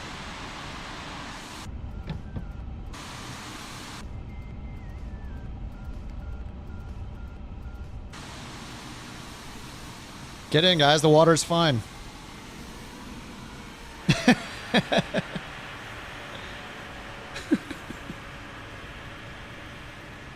Salt Lake Center, Southwest 2979. Good afternoon. Flight level 350. The wheels hovering over off the ground's great. Southwest 2979, Salt Lake Center. Copy. Foothills 904. Contact. Look, it's got a default. It's got a default for the ES30. Or maybe I loaded in the real thing. Get on in the hot tub, boys. The water's fine. Oh, what's going to happen with that? Oh, Beyond ATC planes avoiding it.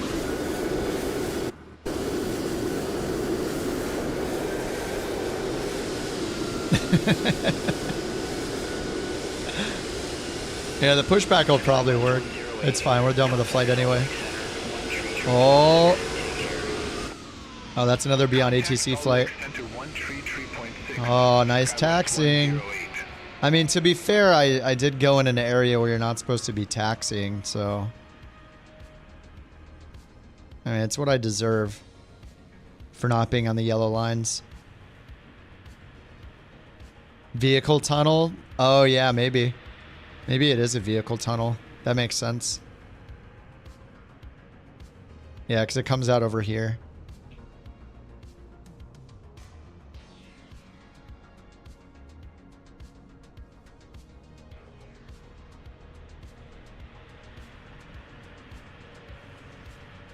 The excavator is solitary predator Unlike its cousin the bulldozer, which thrives in groups, the excavator prefers to hunt alone.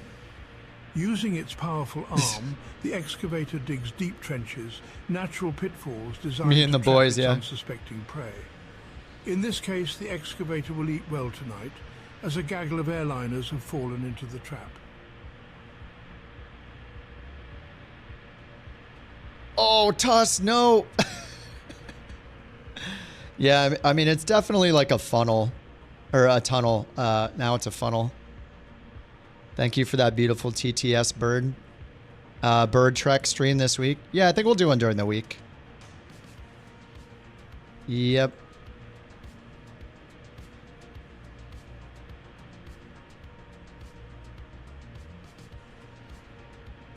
So I'm just updating a few volumes here. All right, what is next? Delta, are you joining us? Where's our boy Delta at? Hop in, boys. Southwest 2979. Contact Denver Central. Uh-oh. 4.5. She's feeling it. Center on 134.5, Southwest 2979. Salt Lake Center, Ladies and gentlemen, we will be dedicating money recovered from us aid to repair potholes at our major airport hubs, taxiways. I made a mistake firing the maintenance folks. So sorry. So sorry. The winner of Bork Raffle to 180 is Stupid Bird 26. Again? Congratulations.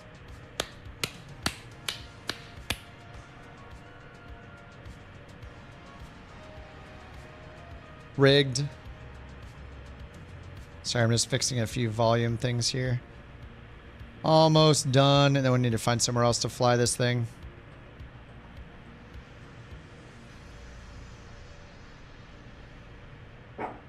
Alright, all fixed. Get out of here. What are you doing coming in here barking? Alright, let's find somewhere else to go.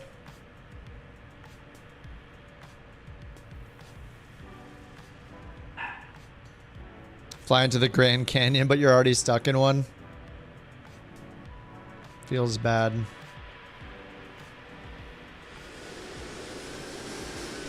Salt Lake Center, November 22, Quebec, Quebec. 1010,500. Quebec, Quebec.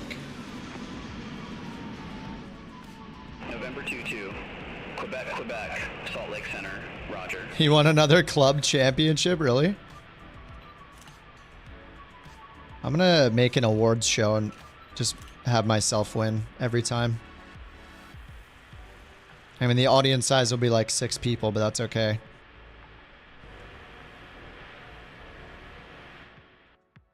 Alright, let's try another one. I'm gonna restart the sim so I can get my charts back. Feels bad not to have charts. Gotta have the charts.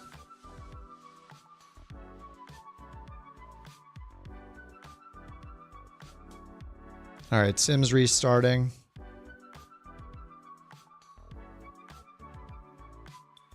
Use the restroom while that's happening.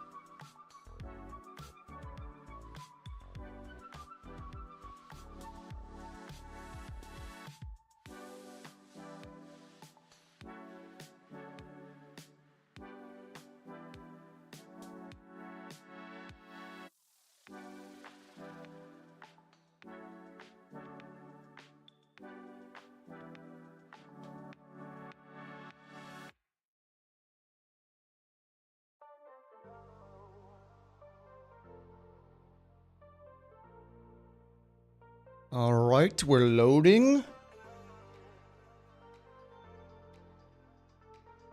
What's the longest haul? Not for me. Am I going to send myself a cake? I'm going to send myself Dunkin' Donuts.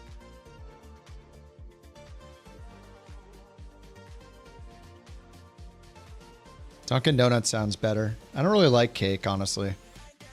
Not really a cake person. I don't know.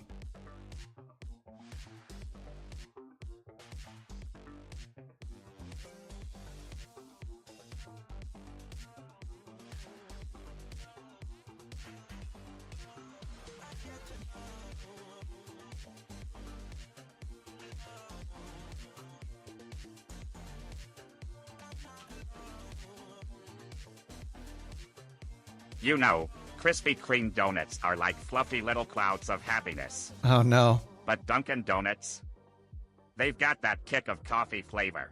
What? Honestly, I'll go with Krispy Kreme today. What? They're just too deliciously sweet to resist. What's your favorite? Dunkin'. It's been a while since we heard the donut command. Yeah, I mean, it's still lying. I don't know why almost every time it says Krispy Kreme, it's obviously rigged. Where are we flying? Dunkin's a staple. Dude, I love Dunkin'. Donuts are so fluffy. I just like the normal chocolate frosted with sprinkles. So good. Sometimes I'll go for a jelly donut. Mrs. Tango New discovered a place in Nevada called Pink Box Donuts. It was great. Just as cheeky as it sounds. As long as they're fluffy and not literally just dipped completely in dripping sugar, then I'm fine with them. If I wanted to drink melted sugar, I could just do that on my own. All right. Let's see. Need another short flight. Short-ish. RKSI, RJTT. I feel like we fly into Tokyo pretty often.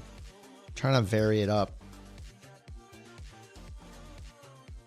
Trying to get some more random airports.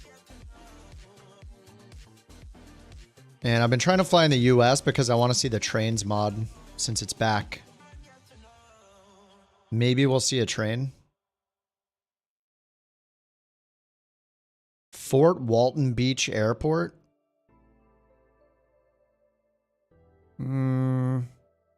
JFK has bad weather. 2 hours though. Want it less than 2 hours. Alliance. Tulsa.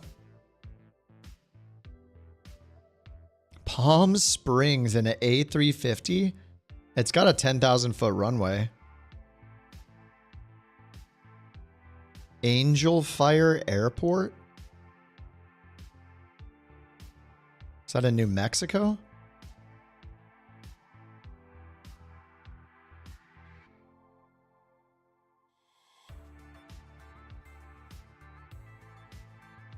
My what, Rick? What's that?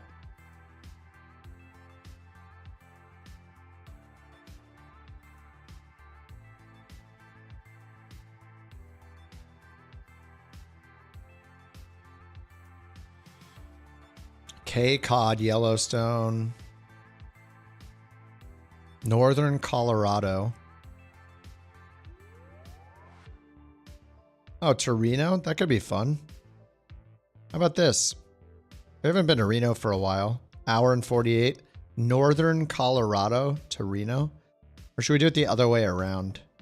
I feel like I'd rather fly into Colorado. So I'm gonna go to Reno. Let's do Reno to KFNL. All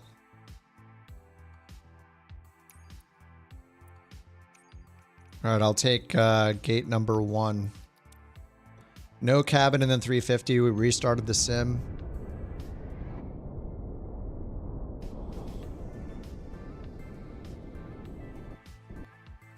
It's crashing.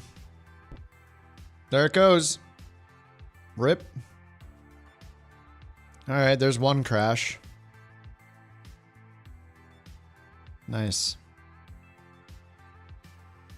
You'll love to see it.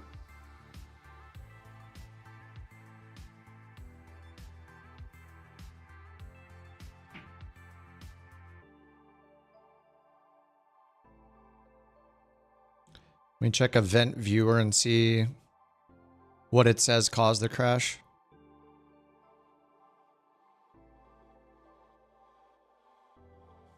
Long load times. They kind of put things, they made it so like the sim starts faster, but then takes longer to load in. Yeah, this is just a generic flight sim one again.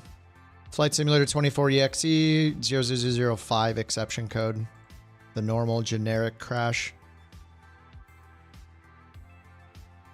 All right, let's reload it again. I don't know if it's an iniBuild specific thing. I mean, I've crashed into loading like that in all sorts of planes, so probably a Microsoft thing. Now, if it happens with the iniBuilds like 2 or 3 times in a row and then I switch planes and it works, then it's an iniBuilds problem.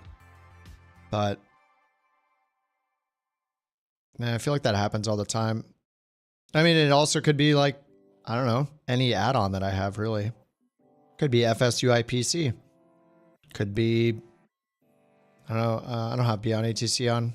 I don't know, Auto FPS. Could be the scenery that I have there. Could be almost anything.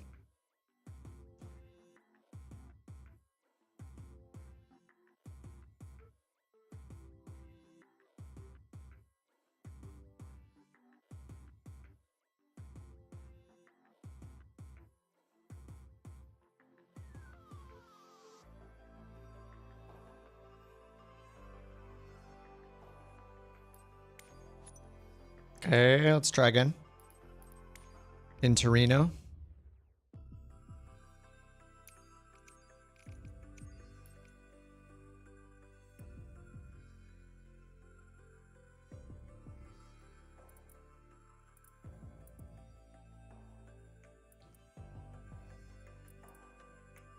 Wait, did somebody else pick the same gate I picked? Okay. I will move.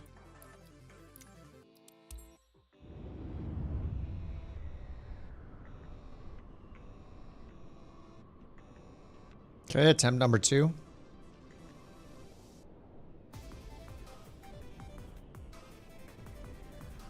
Yeah, crash unloading in. Loading to the into parking like this.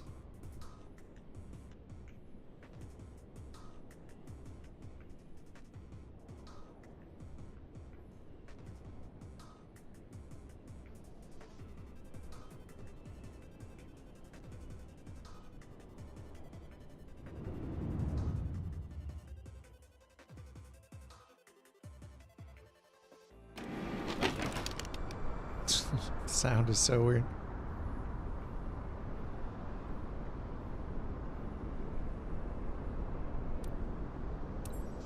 All right, ready to fly.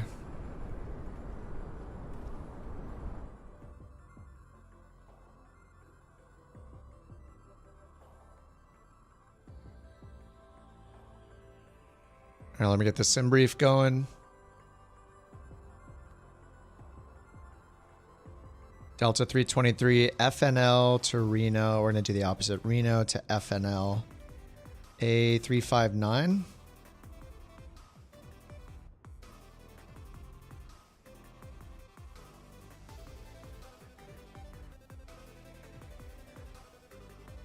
Okay, no departure procedure. No SID, but we got a star. Denver? No, we're going to Colorado. Northern Colorado.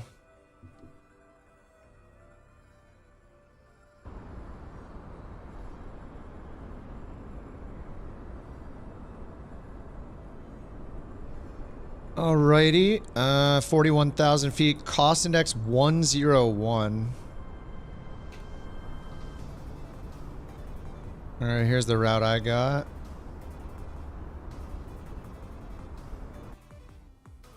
You get auto FPS going. Okay, it is going. 49 FPS.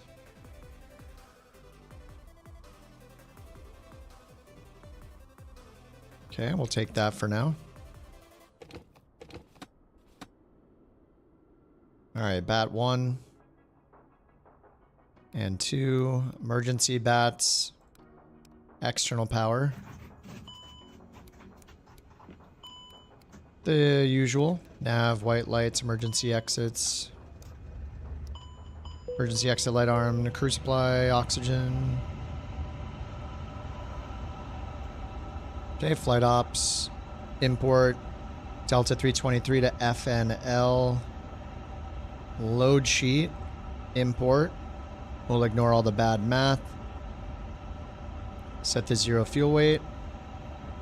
Okay, set the fuel. Fuel loaded. 217 packs. Okay, let's go to charts, Reno.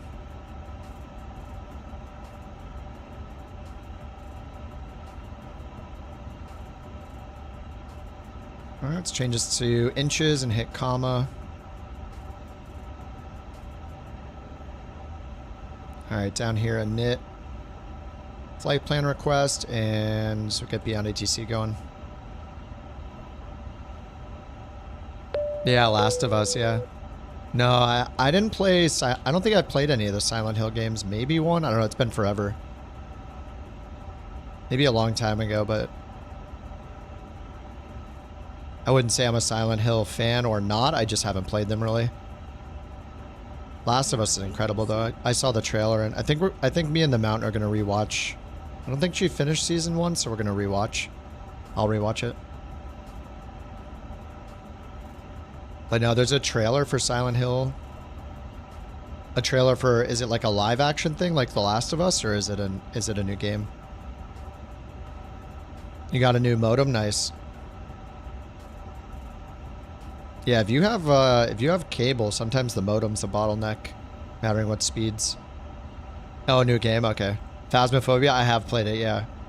Yeah, my sister used to play that a lot. She was super into it. I played it a few times, it's fun. I had a friend that played it in VR and he was like, never again. Southwest 441, Reno clearance. Yeah, Phasmo is cool. Airport. Zephyr 9er departure. BorkCoin transition, then as filed. Climb via SID except maintain 9,000 feet.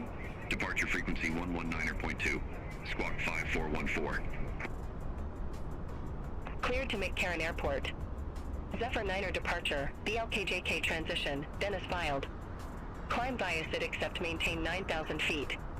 Departure frequency 119.2. Squawk 5414. Southwest 441. Southwest 441, read back correct. Contact ground 121.9er when ready for push or start. Ground 121.9er when ready. Southwest 441. Have a good afternoon. Alright, our turn.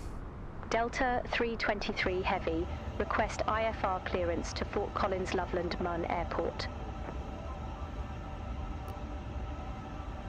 Delta 323 Heavy, Reno clearance, cleared to Fort Collins, Loveland Munn. Radar vectors PIGO, then as filed. Maintain 8,000 feet, expect flight level 410, 10 minutes after departure. Departure frequency 119.2, squawk 4166. Cleared to Fort Collins Loveland Munn. Radar vectors All right, PIGO, 4166. then as filed. Maintain 8,000 feet. Expect They gave us 17. 10 minutes They gave us after 17 departure. right instead of 17 Departure left, so I'm gonna switch the airport 119.2. or switch the runway. Squawk 4166. 17 Delta 323 right Heavy. is longer. And we have no SID, we're just gonna get vectored. Contact ground 121.9er when ready for push So let's fly runway heading vectors to PIGO.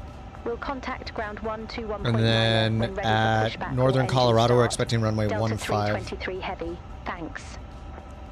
There's an RNAV for runway 15. Is there CHE? Oh yeah, with the Thompson 9 arrival. Okay, there's the Thompson 8 here. We'll choose that. Transition CHE. Okay, there we go. Thompson 8 CHE. Insert that. And then 441. Taxi for we should be departure. exiting the Jet 56 airway. Southwest 441, Yep, Jet 56, and then CHE on the Thompson 8. Okay, that looks good. Southwest 441. All right, let's go back to init and do our fuel.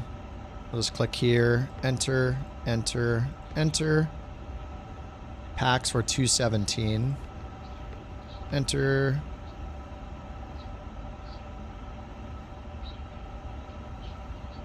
Okay, that's all set.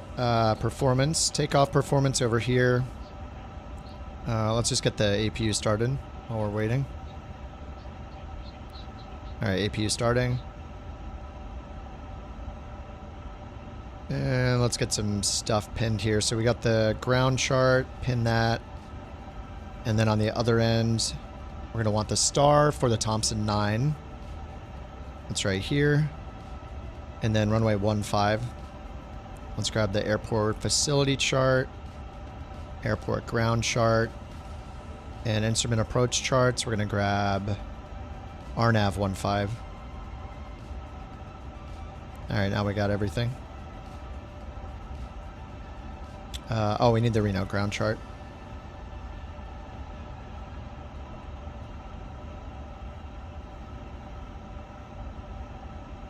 I wish I'd ordered them correctly. Be nice if this was at the top. Okay, Reno ground chart. The night charts for this are awesome. Like, I hope we get these in the EFB because they look good. Once these charts are in the EFB and the charts here and the ones in the EFB, especially the ground chart, as soon as they have like our ground position, it's going to be even nicer. But for some reason, with the ground charts and the approach charts, some of them have our geo position wrong. So I just end up using this. Reno 17 right. FNL. Runway 15. 15 Thompson Chi. Nice, I picked it automatically. Yeah, it'd be nice if we could get the night charts here. They look awesome. The Lido night charts. But we can't see our position here on the EFB or this version. That'd be a good. That'd be very nice.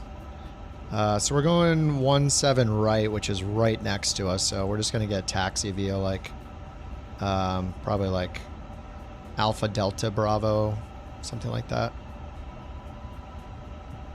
All right, APU's on. APU bleed on. GPU off. And over here, let's kill the GPU. Ground. Chalks. Oh yeah, we have pushback here. Whoops.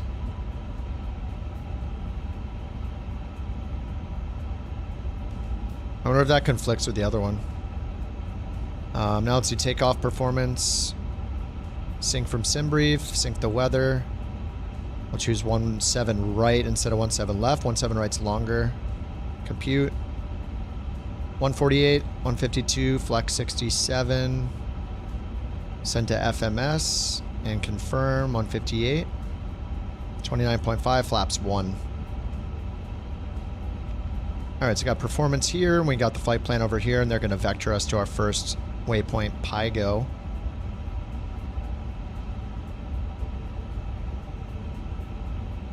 Alright, I think we're good. I'm going to add my flight plan to Volanta. That's done. APU bleeds are on, and let me get the lights off and get this other monitor off over here. Useless. We are not the co-pilot, so we are not using the co-pilot FMS, the co-pilot PFD. 1971 Reno ground. Pushback approved. Face east. Performance is really nice right now. Pushback approved. Face east. Southwest 1971. I'm at 41 FPS on the ground with 50 level of detail.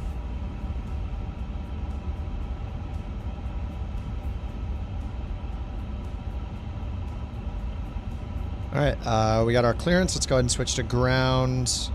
Ground is on, what, 121.9er. And we're on ground, nice. Reno ground, Delta 323 Heavy, ready for push and start.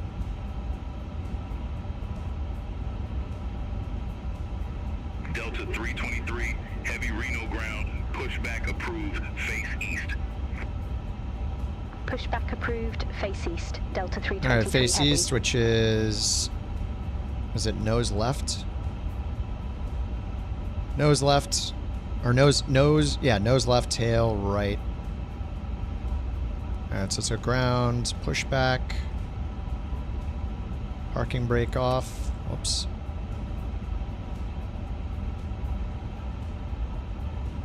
GSX integration. Huh. I do not have GSX installed. Chocks are off. Parking brakes off. Oh, there it is. It's attaching. Alright, start both our engines.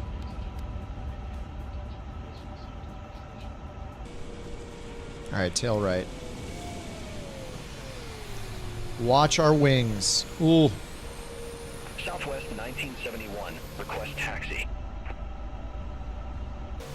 Southwest 1971, runway 17 right, taxi via Charlie. Again, just blasting our engines into other planes and the terminal. It's just...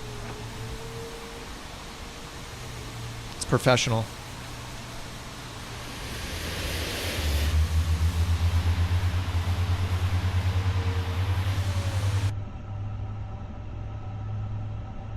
Alright, that's good enough. Parking brake on, engine starting up.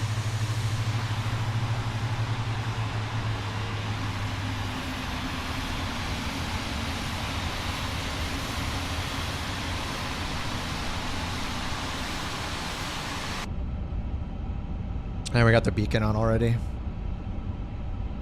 See, does the en route chart work again? Wonder if they fixed any bugs with this. This was having a lot of issues with like the range. This would be like the ideal chart, because not, I don't know, the one over here is kind of cool, but I prefer this. It just had a bug where as we were taxiing, that like it wouldn't refresh at the edges of the map. So I wonder if they fixed it. All right, engines have started. Let's get ignition off, flaps 1, spoilers armed, auto brake armed. Tell them we're ready to taxi. Delta Leads 323 off. heavy, ready to taxi to the active. And taxi and seatbelts on. Southwest 1971, contact Reno Tower 118.7. All right, so far so good. I gotta say, just having an extra 10 FPS at a small airport makes the plane way more enjoyable. Like, just not lagging using the computers like at a bigger airport. Alright, 17 right. 17 right. Charlie. Taxi via Charlie, Delta 323 heavy.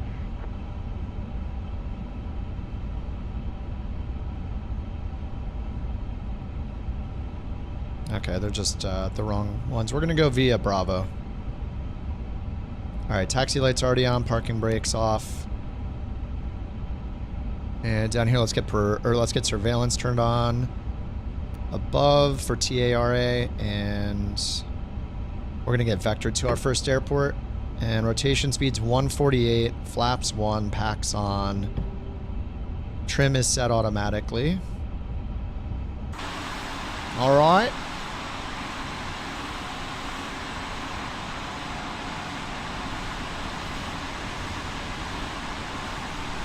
Let's do it again.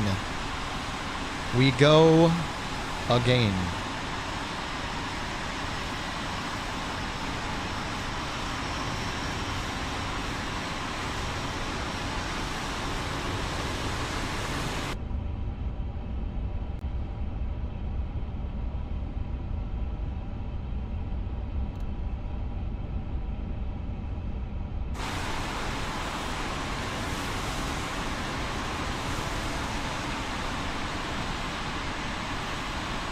I was going to turn left there, but then I saw Jack and I decided not to.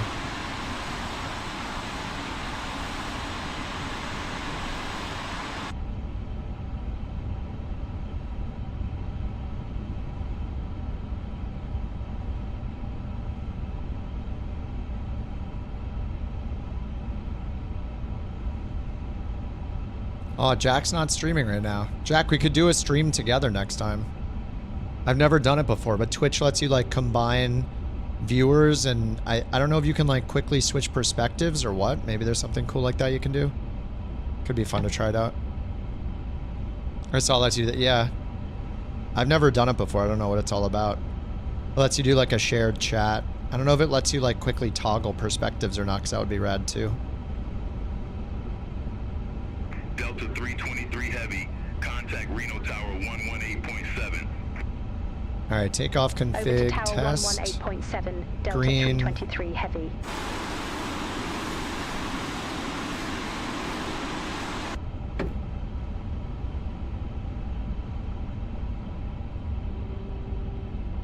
Beyond ATC has you leaving you hanging a lot recently. Yep, I think that happened to me on both my flights. I am on the, I don't know if you're on experimental or not, but I'm on experimental. Maybe it's the same on both.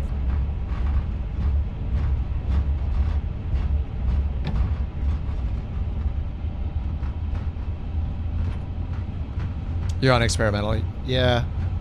They do have that whole new vectoring thing they put in on, is it just on experimental? I think it might just be on experimental, so maybe that has something to do with it.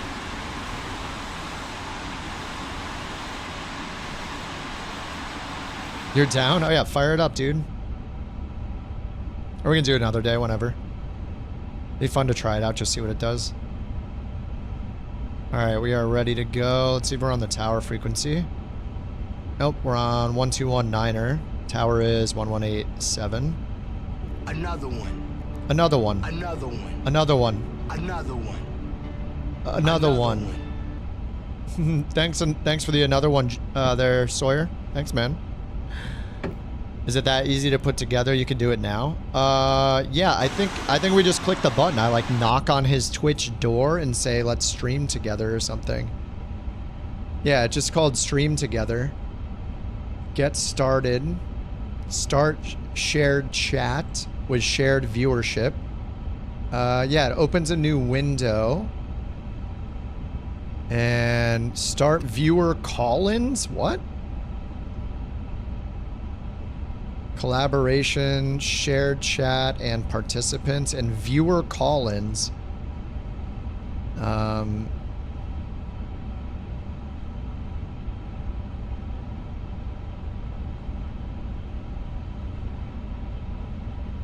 Guests in your session can share their screen during the call. There's a bunch of stuff here.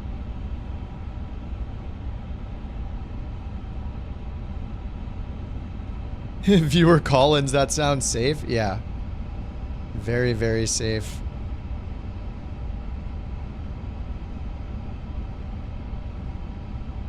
I think how it works is I just go to Jack's channel or something and hit knock.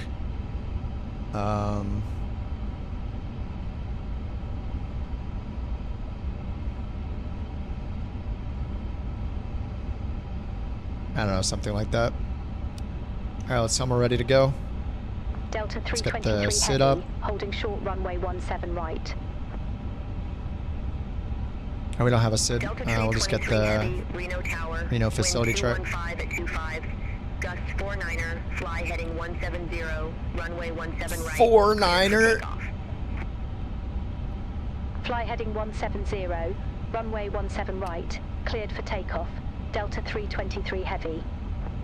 I forget the numbers on the end of Jack's channel. I'd have to look it up. He can put in his Twitch URL though. It's fine. You can just paste it in on the YouTube chat, Jack. On the Twitch side, I don't know if he's on there. I can do shout out at Jack. Oh, JackM_94. I can shout him out on the Twitch side, and then that puts a little follow button at the top of the chat for everybody if they want to follow Jack. Okay, they cleared us for takeoff. We got spoilers, takeoff config green, landing light on, takeoff light on, and strobes. Oh my god, this bug. Strobes on.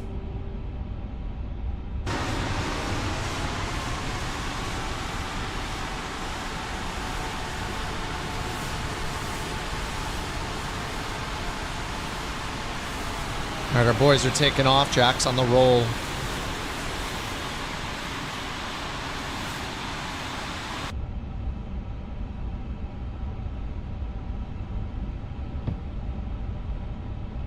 Rock is on the roll. The rock and roll. Haha. Like music. You see? And you guys talk me down from my I just want to tell you both my good comedy. luck. We're all counting on you. My wish is to be a professional comedian. Thank you, Kerbear. We're going for it.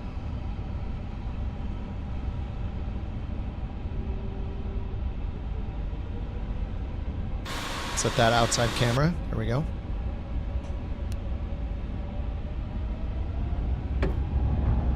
Alright, flex 67 SRS, runway, and brakes and RTO. Auto thrust. Push the nose down. 60 knots.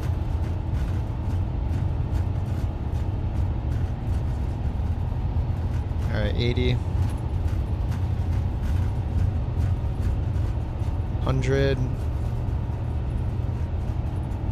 We have like 45 knot winds or something they said gusting, so this is fun.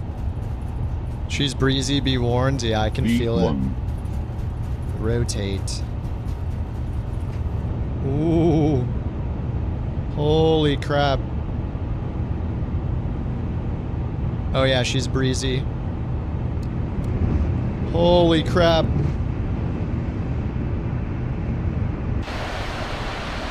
Look at this crab.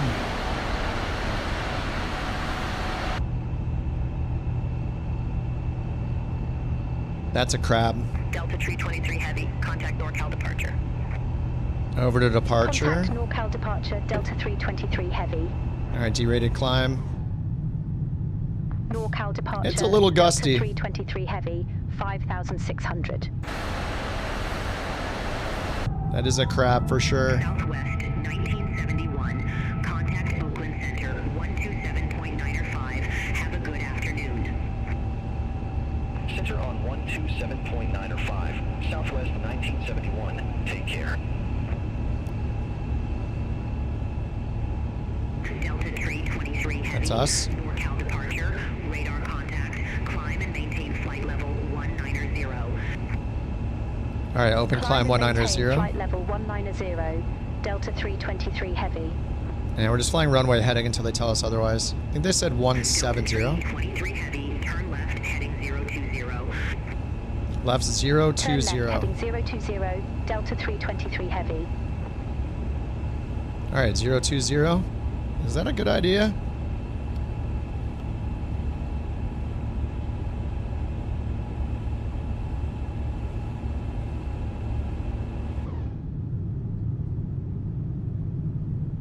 Oh man, when it's smooth, it's so good. MCT, yeah. Should have a full toga. I trust my sim brief probably too much.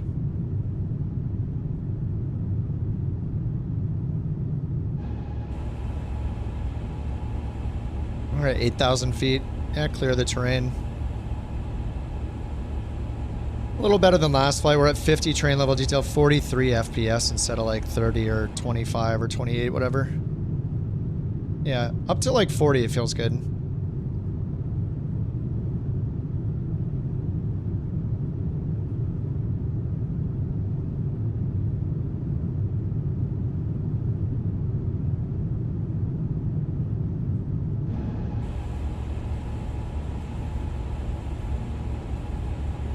Alright, here comes our 020 heading.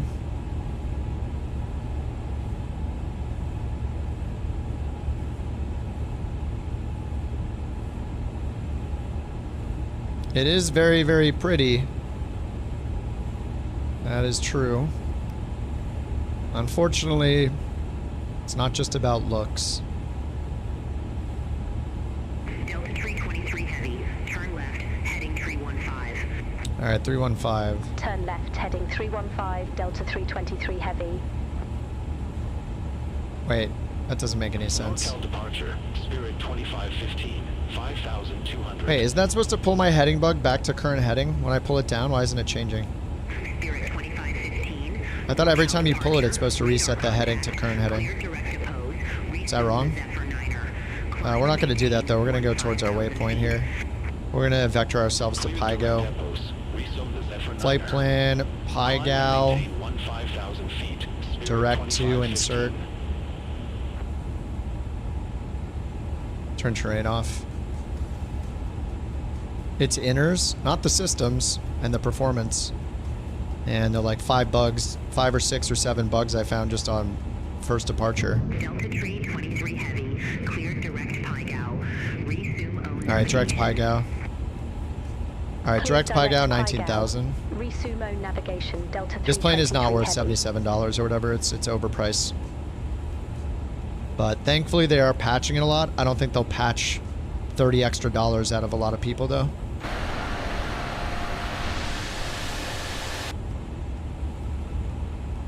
You haven't bought it yet. It's getting better. they've done 4 patches, so I think that's really good. I don't know that I'll ever feel like it's worth $77 though. Especially because of how the launch went and the overhype of this plane. But they are, to be fair, they're working on it. They patched it 4 times. I think that's impressive. So they're putting in the effort for sure. They just need to put in the effort on the performance side as well. Not just the systems and the... Obviously the like WASM crashes are their priority, but it's kind of nuts considering they have WASM crashes in their A320 still. Yet they're making a new $77 plane. And then they have WASM crashes in the new plane. So...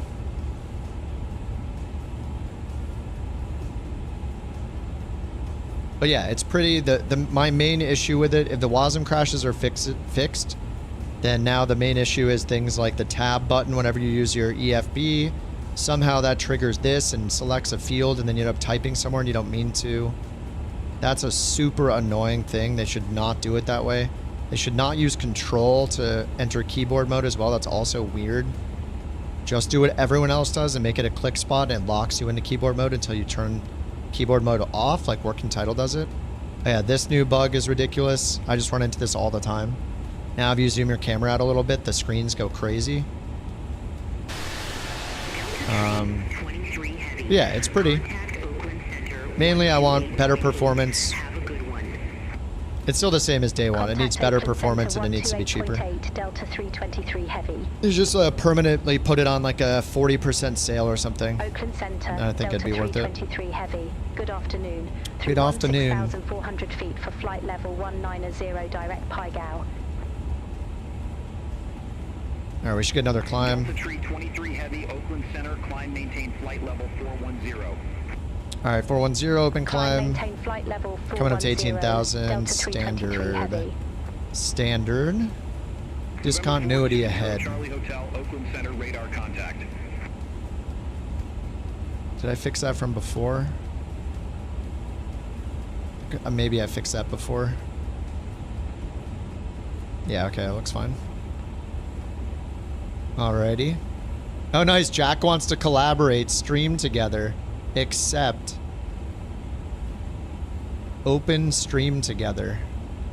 Could not be captured. Please use stream together in a browser window. Oh, we need to add like an overlay? November 110, Romeo Papa, contact Oakland Center 125.75. Center on 125.75. Let me try opening in my other browser. Romeo Papa.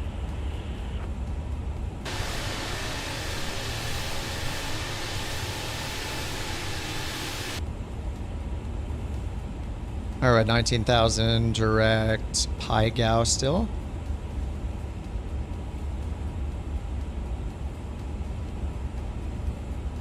Add it to OBS. Yeah, let me take a look. I don't know. I don't need to bring his... I don't know what it lets me do. I don't know. We'll play with it. We'll see how it goes. Let's see. Microphone access disabled. Oh, I can do start sharing chat. Your communities can chat with each other. You can leave shared chat at any time. Shared chat moderation. You can time out any user in shared chat. Oh, that's cool. Yeah, it shows shared chat at the top now. That's cool. Oh yeah, it puts me and Jack in like a Skype looking call basically.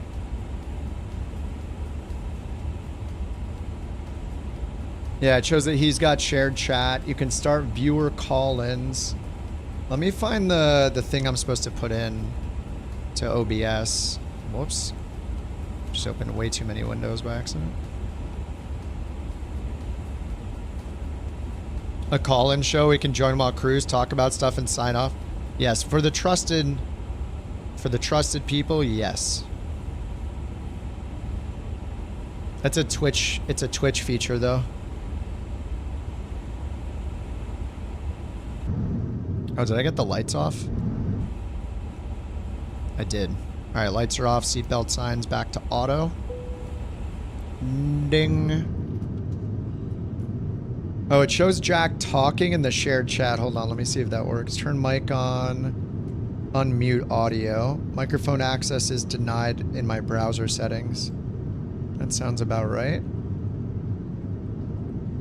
Let's see here.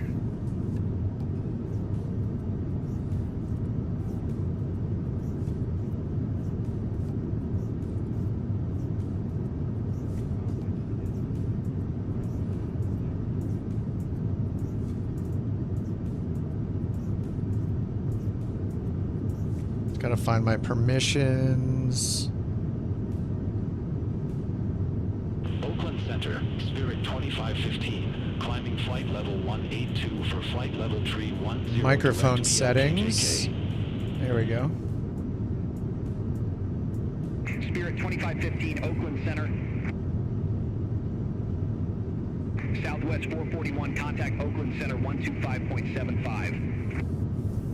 Contact Oakland Center 125.75. Duo chat. Southwest 441. Can chat hear my call? Jack might be able to hear me. I don't know if I can hear him yet. Oh, I know why. That's where my music is. 5833, Oakland Center, radar contact. All right, let me turn off the music. Jack, you hear me?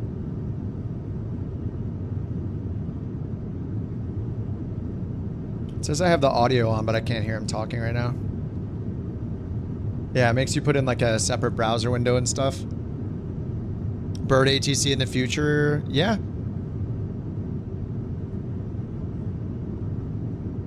All right, my mic is off, but my speaker is on. It's weird, every time I talk, turn mic on. I'm not sure what it puts on the stream itself. It might put like something in the corner to say that I'm going to the stream together right now. Copy browser source URL. Share viewership, share chat. Oh, I think that's if you want to show the other person in the chat on the stream. Like if you use cameras, I think that's what it's for.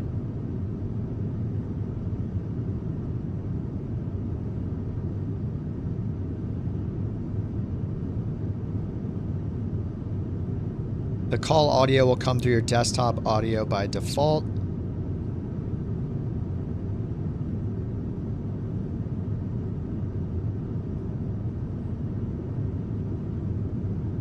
Alaska 652, Oakland Center, radar contact. Oh, I see. I think it doesn't... Wait, Jack, can you hear me or not? It shows my mic muted. Yeah, I have my mic muted. Did you hear me when I was talking? 125.75, have a good one. Contact Oakland Center. Only hear you via your stream. I'm guessing it doesn't output. Yeah, I think you have to... I think we both have to add the source to our... I think we have to add it to OBS. I don't think it has its own sound that comes out. I think it's through the... Wait, you have... I have guest volume. SkyWest 5833, contact Oakland Center 127.905. Oh, it's on default audio output device. Oh, there we go. Hold on. I moved it to a different audio device. Can you hear me now? I chose a different audio device on mine to put it to the right output audio device.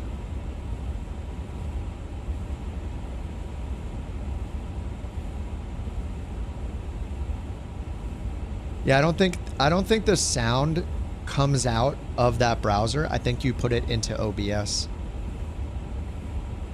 Why is Flight Sim 24 stuttering?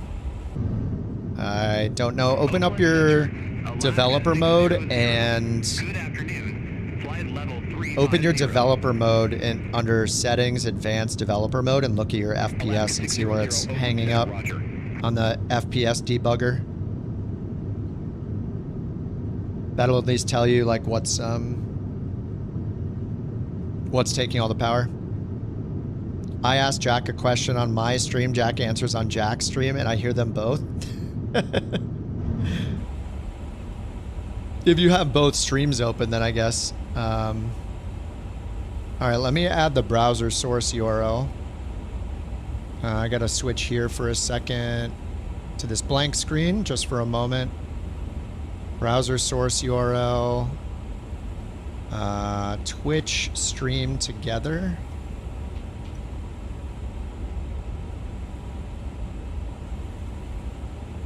And now I see Jack there.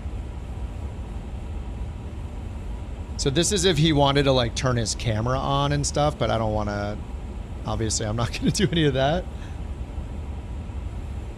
I don't know if I can hear him now, though.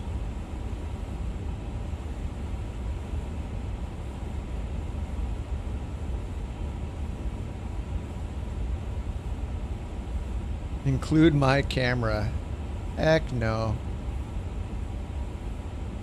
Okay, Jack, do you hear me now?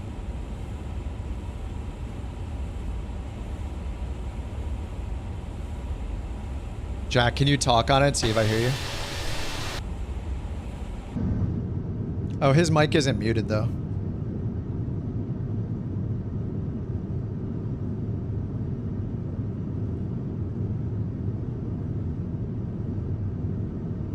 Yeah, I'm not sure what's going on. Whoa. Sorry. Career's gotten a lot buggier, more crash prone since you switched to the CJ.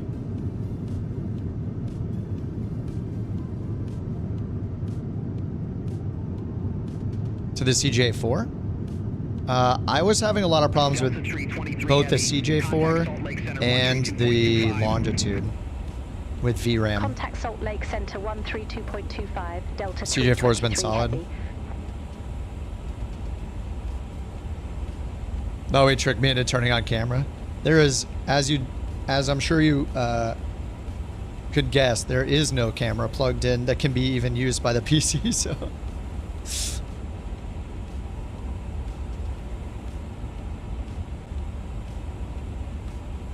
Oh, you didn't hear me? Weird.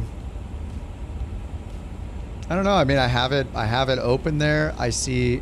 What's really weird is every time I talk, I see Jack's little icon turn purple, which doesn't make any sense. And I gave it permission for my mic. It says allowed temporarily. Allow audio and video. Let me refresh it and see if that'll fix it. Allow to access my microphone. Yes. Okay, maybe it's now. All right, how about now? Good afternoon. Flight level 240. Jack, why don't you want to talk to me? Southwest 2289 Oakland Center. Audio. Let me test the audio output. Whoa. Okay, yeah, that definitely works. Oh yeah, the default is desktop audio capture, mute. Oh wait, mute browser sources. Capture the audio through the desktop mix. Wait, I don't want that. Send audio with your camera via browser source. Control audio via streaming software. How about that?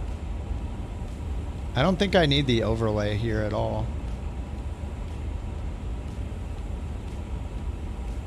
I don't know. We're trying to figure it out. Do I think you can run the aircraft on a Legion? I have no idea, dude. I don't even know if you could run this on an Xbox. I'm not sure. Alaska 652, contact NorCal approach 126.3. Have a good one. Contact NorCal approach, Alaska 652.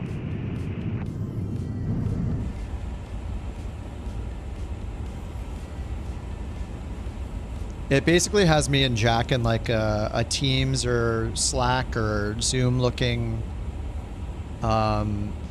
interface where we're like, you know, we're blocks on the screen. We're in a conference basically and I see myself talking and my speaker is on and my test for my speaker sound worked. So I don't know why we can't hear each other.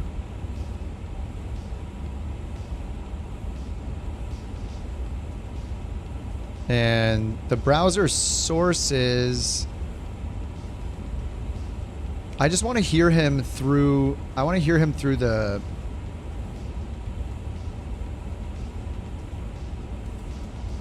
oh, guests can screen share during the call, so we could have a picture-in-picture. We could have a picture-in-picture of each other's flights. That might be a little confusing, but yeah, if I'll re-add it again.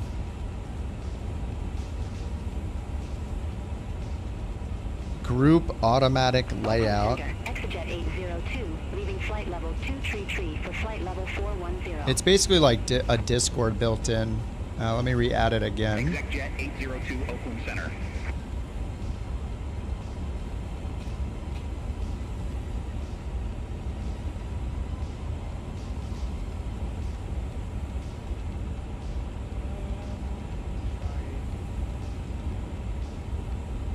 Wait, did I just hear him talking? I could... Oh my god, I hear him. Wait, I hear him now. You're right, it does have to be added. You can hear me? I can hear you, yes.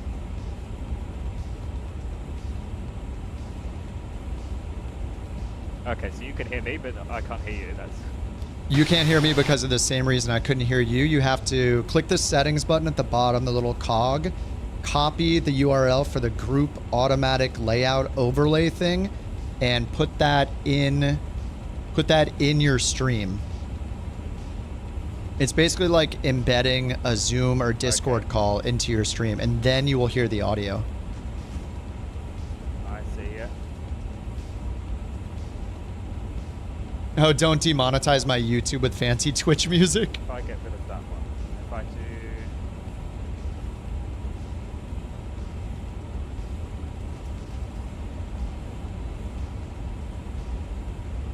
Say something there, Kim? Something there, online, or on the internet. Yeah, if you put me in your browser window, then you should hear me come through OBS. And yeah, that's it. Let me see if I can hide it. Let's see here. Hopefully I can still hear you even if I don't have your screen shown. FlexJet 605 Oakland Center radar contact. Let me fix one more thing on my side.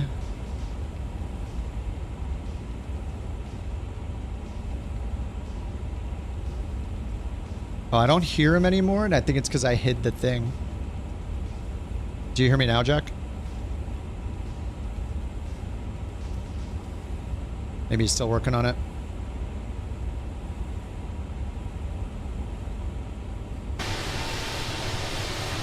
You still can't hear me? Can you still hear me? I do still hear you.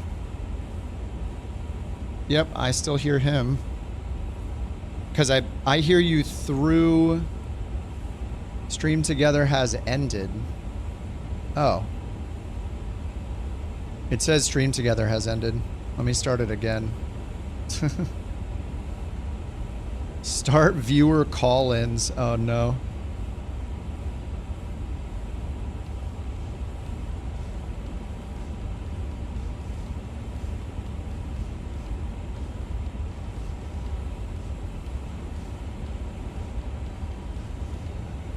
Okay, Jack added me again. Stream together. All right, we're back.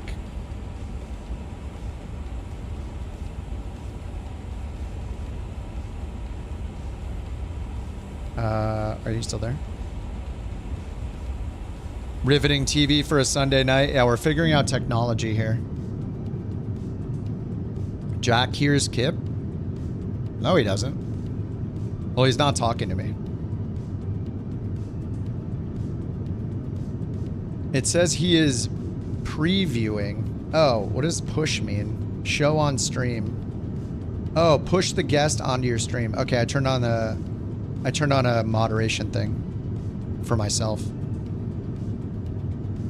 So, can you hear me now? I do hear you. You're echoing somehow, so it's probably on my side.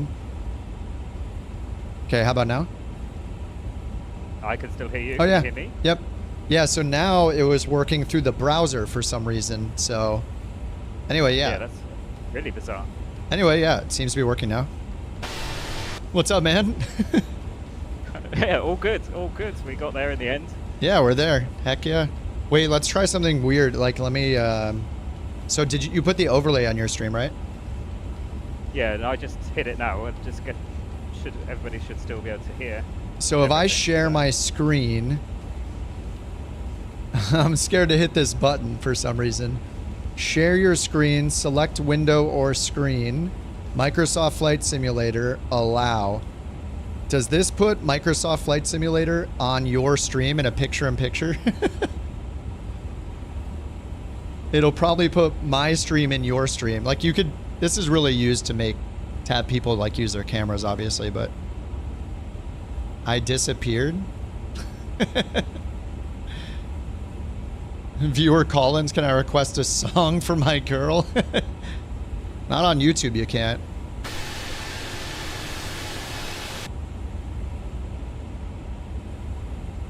All right, I'm going to stop the sharing then. Oh yeah, as soon as you stopped sharing, you came back. Interesting. Maybe it, Long-time listener, first-time caller. I just wanted to get your opinion on say intentions. It is very hard to get your stance on this important matter. No, it's not. I don't like it. I don't recommend it. If I come on to mine, share my screen, window.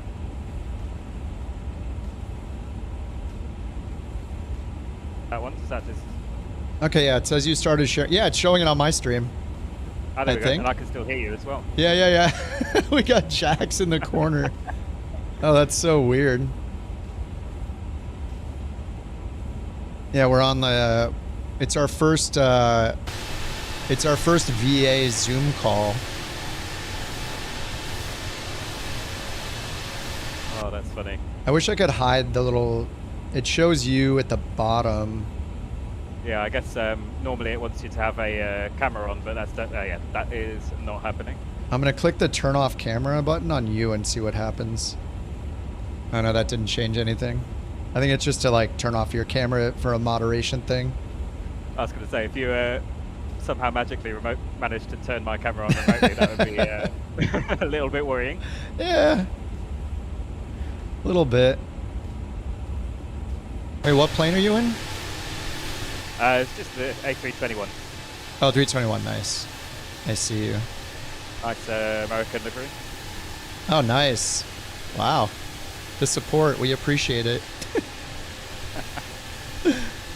Long time listener, first time caller, go ahead, caller, yeah. Yeah, I think the only downside of this is like, you know, you have to manage muting yourself to the share the stream together thing, you know, if you're talking to someone in your chat and vice versa. But we have, I mean, that's I guess what the shared chat is for. Shared chat, no. Yeah, exactly.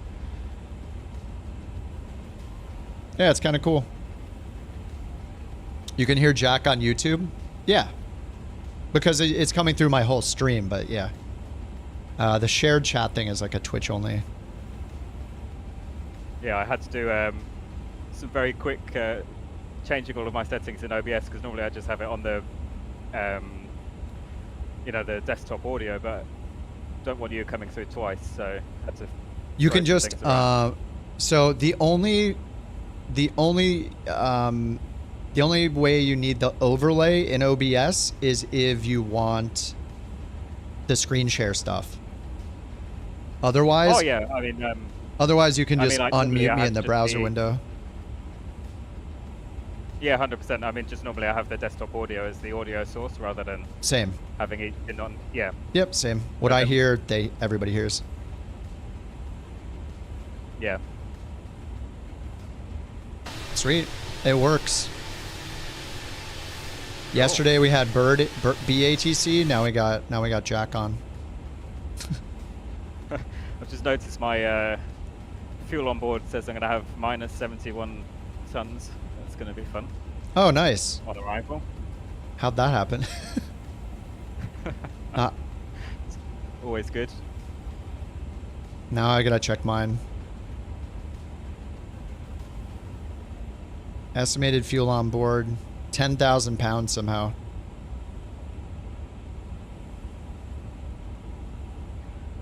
But yeah, no idea where I am in terms of top of descent, because in all of the madness I managed to not actually climb up to 35,000, so I'm still in the climb at the moment. Oh, okay. Oh my god, I'm getting a flickering screen thing. Let me see my top of descent. I still have an hour. 500 miles till top of descent. Oh, that's okay then. Yes, it's been a weekend of cross-streaming with Bird ATC yesterday, and yep.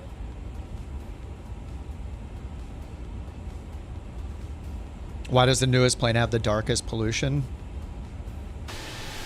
Yeah, I don't know why these effects look so bad. It's like all the planes have this now where you see it right at the back side of the engine immediately. And so I think they used to have it generate so it started further out. So it wasn't like right here in your field of view. Is that supposed to be realistic? Like I can't remember ever looking at a plane and seeing the engine just spewing black smoke like this or pollution.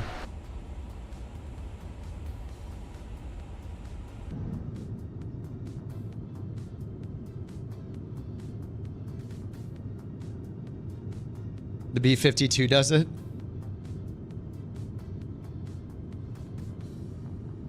Look at the frame rate of the stream though on Jack's. Is mine super choppy for you, Jack? When I'm moving around and stuff? Oh, I didn't share mine, that's right. I can try again.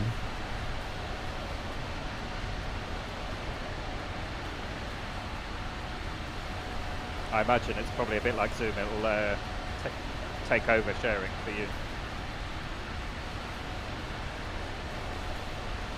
Maybe? There, it says I'm sharing. It's spinning. Oh, I think you're right. Maybe only one person can share their screen.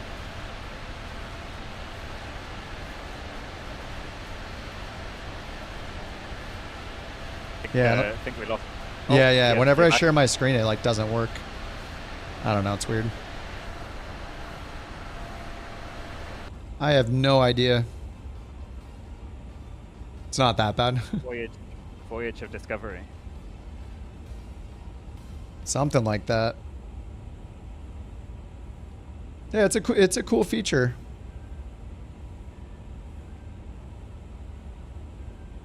Right, so I need to try and work out what's going on with my fuel. Although I think actually, oh no, there we go. It's back to normal now. So weird. Oh, the fuel is fine now? Yeah, it says I've got 3.2 tons. Obviously, that's metric tons. Of course.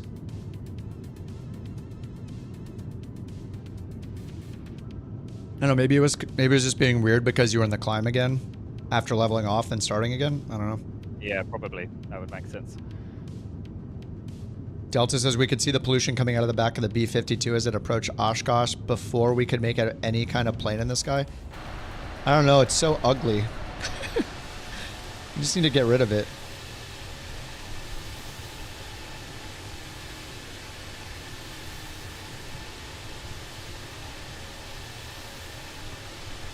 All right, what is going on? What the heck? What did you do? I don't know, but what? There's some weird... Did you reinstall deliveries after you did the update? Oh, no, I didn't.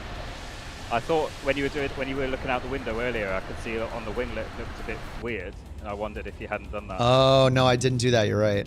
I do remember they did explicitly say you need They did, you're right. Reinstall the window. Yeah, I did not. That's why it looks like doo-doo on my screen. Okay. It looks horrible. It's not going to fix the pollution problem, though, is it?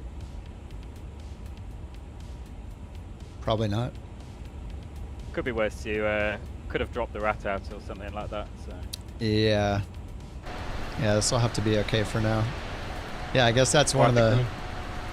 There was something I did the other day where I stopped GSX way before actually pushing back, and then did the whole flight with the fuel door open, which was always good, you know. Nice 9-hour flight with the fuel door open. Nice. Sounds like something I would do.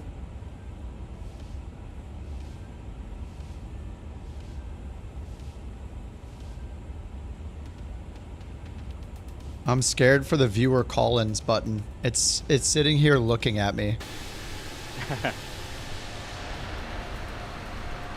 Well, that could work quite well actually though for Bird ATC. Yeah, and he could share his screen. And then also, then you wouldn't have to be trying to play around with Discord. Yeah, I think being able to mute and unmute is one issue. Like with Discord, I can set a button for it, but with this, I can't. You have to like go click the mic off button. But yeah, it could be pretty convenient. Start viewer call-ins. It says, phone verified Twitch viewers can ask to join the stream.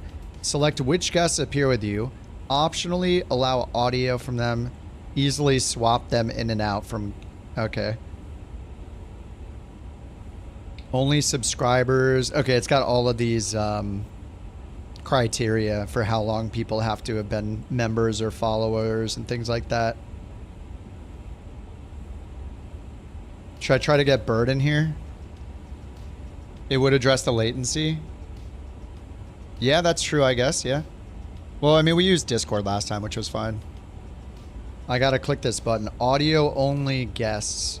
Video will be disabled. Start viewer call-ins.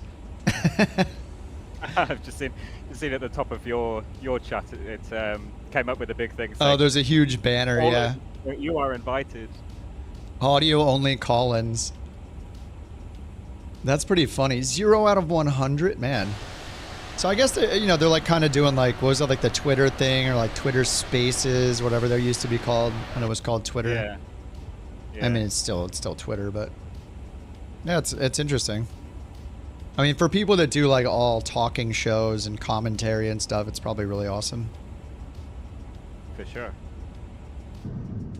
Yeah, I have to reinstall these liveries. I totally forgot.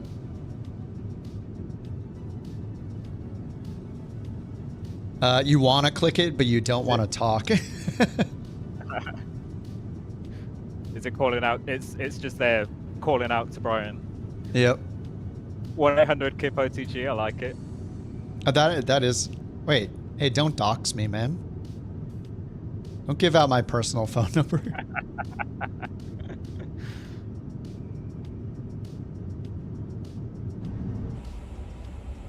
I feel like my performance is better this fight. I'm at 46 FPS. It's the slightest bit better.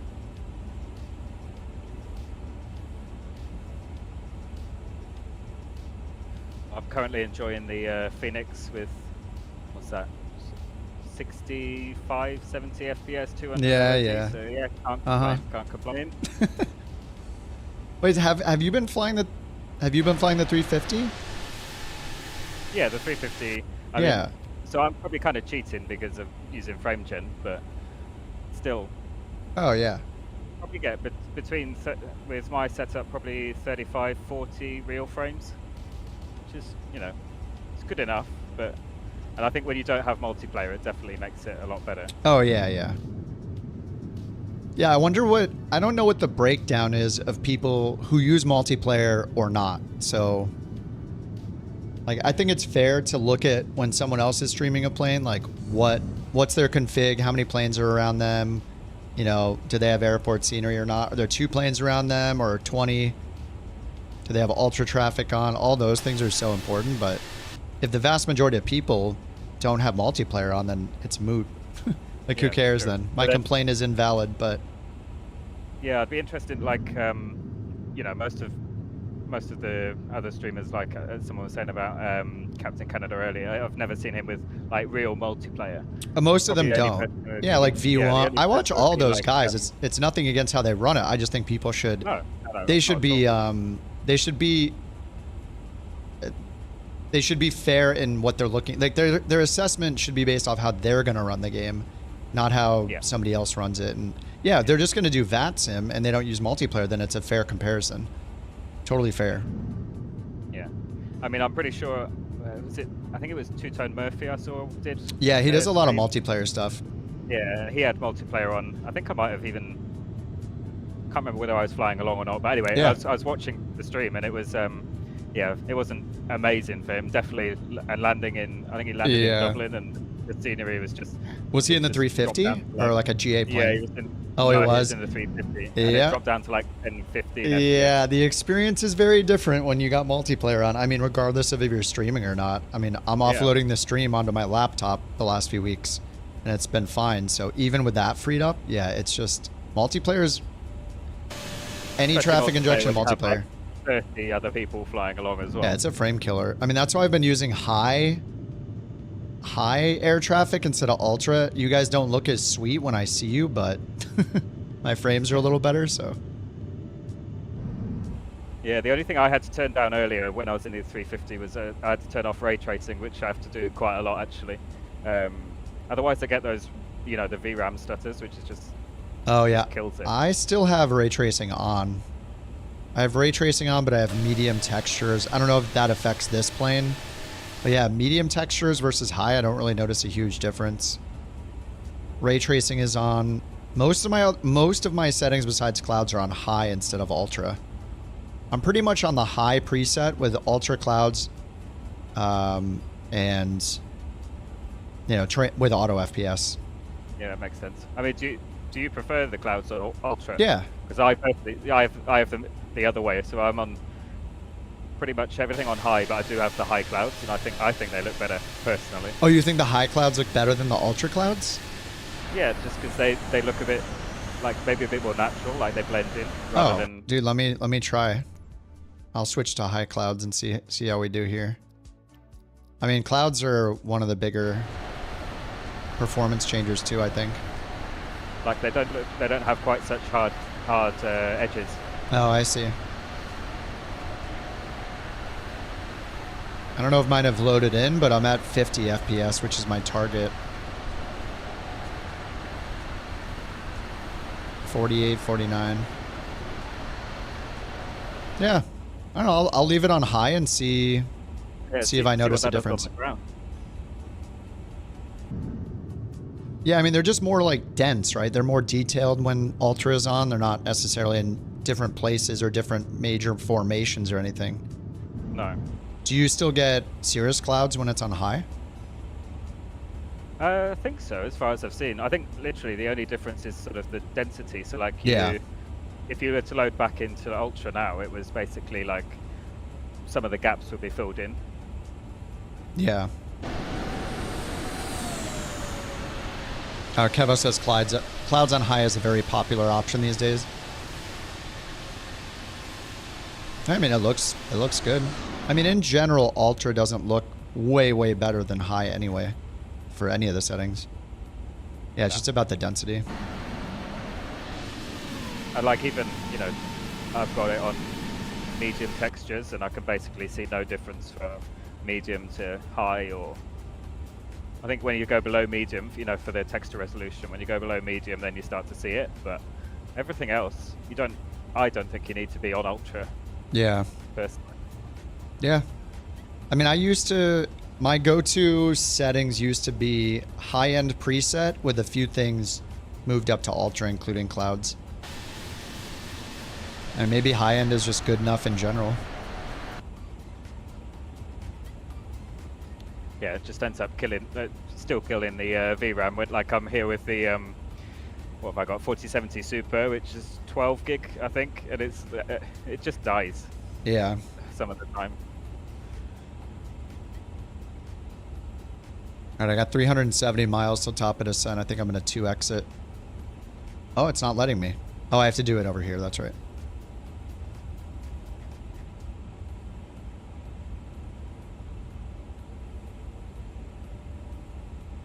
All right, time compression auto up to 2x. Yeah, I'll keep it on high for a bit, see how it looks. I mean, it looks fine right now. Yeah, I think it's when you get a bit lower as well, like the clouds almost seem to come up a bit more naturally rather than just, I don't know how to describe it, but like I'm down here at 35, which is maybe, I don't know, 1,000 feet above the tops, and I'm sort of going through small wispy bits in the clouds. Yeah. Yeah, I don't see any like cirrus clouds, like the streaky ones, but there just could not be any here. Maybe I see some in the really far distance, but are you on 1440 or 4K? I was going to say, Lee's asking. Yeah, no, so I'm on 4K. Because I have a 4K monitor and I just can't get over the blurriness if I turn it down to 1440. Yeah, that's what I've been doing. Like I tried it and I was on 1440 with the 4K monitor and I was like, I just can't do this anymore. Yeah, I guess I kind of got used to it. The other thing was like, since the stream's in 1440, or I guess on Twitch it's 1080, my OBS is set up for 1440, not downscaling everything from 4K. So I just have everything running at 1440. Yeah, makes sense. If I did it at 4K, the mouse would look like microscopically small.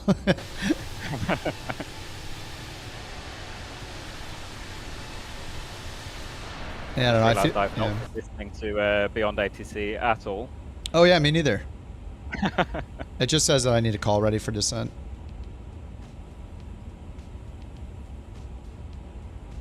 Oh, we're good. We're good for now. We're going to hear each other do the calls like the good old days. Oh yeah, that was like, you know, when we were back on the... On Say Intentions. Say Intentions before, before they were like, never to be touched again.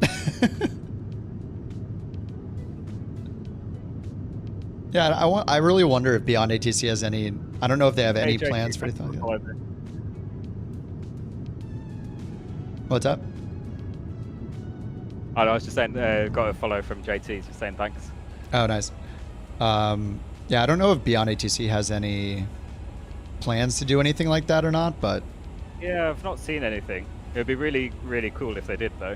But then they'd have to sync up everybody's traffic and all kind of thing. So, I suppose it probably doesn't really match with what they're doing at the moment, because obviously everybody's ATC is running separately from each other. It's not like one world. Yeah, I don't know how they... Yeah, they would have to spin up a whole multiplayer thing. And then that gets into server costs and all that stuff, so... Yeah. Unless there was some ad hoc thing where as you get close to other planes, one person is the host, and it's all through IPs. Like, it could potentially work peer-to-peer, right? So, like, picture you get close to another plane. The range might be a little weird. Yeah, but then I guess, like, one of them would then become the host and go like, right, now take the traffic that I've got. Yeah, it could get complicated. Yeah, I guess I think it's probably, rather than actually being the multiplayer side of things, it's probably actually just the traffic that is going to be the thing that stops them from being able to do that. Yeah, just because it'd have to be synced up. Yeah. Yeah. And especially maybe you'd have to choose between multiplayer traffic or AI traffic. Even if it's just the AI chatter, they're like, I don't even need to see anybody else. Like, I'm okay with just, if we're on the same frequency and within a certain number of miles, like, maybe I don't need to see your plane, but if I could just hear you, because I could see you in multiplayer. I mean, that's how Say Intentions did it when we did it. Yeah. It wasn't injecting you. We just heard each other through the software and saw each other in multiplayer. Yeah, because I think, what did they say in the beginning? Well, that's why we were now on West USA server, oh, yeah. Because that was what they suggested to be on. I think I was on West, and then a while back we went to East temporarily. We went to East like just because some people, it just seemed more fair for people that are in Europe and stuff. But you know, whatever. Yeah. The ping doesn't really matter. Like Microsoft Flight Sim does Southeast Asia for all of their official fly-ins on Fridays. So. Yeah, I've never seen an issue with being on a server that's on the other side of the world. It's never been an issue. Yeah. It's weird hearing somebody else. Oh, we had Bird ATC yesterday.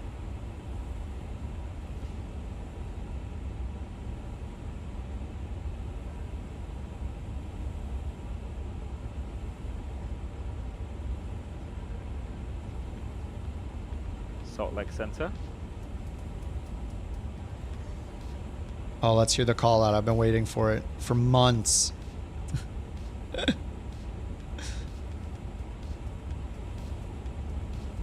No, I had auto respond on. You'll have to wait for a bit longer. Sorry.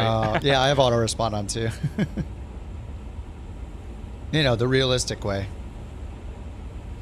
Yep. Yeah, realistic. Well, at least you've got a co-pilot there. I'm looking at my very realistic empty seat right next to me. But there we are. I'm surprised that she showed up because this is the Flight Sim 24 avatar, so they do actually have it working with Flight Sim 24. Yeah. I don't know if it loads the passengers. I don't have the cabin version right now, so I didn't do the loading through the EFB. But if I did, I wonder if it would load the passengers in. Because that would be kind of cool. Oh no, it won't. That new tool that they've got that you can get from Flight Sim TO that you can use the old 2020 weight and balance. Oh yeah. If you load through that, it's not going to show the passengers, so you still have to do it through the. Oh, got it. FB if you want the passengers. Yeah. So it looks like it's not going to work because if I look at the EFB, it just got 2 seats. Oh, nice.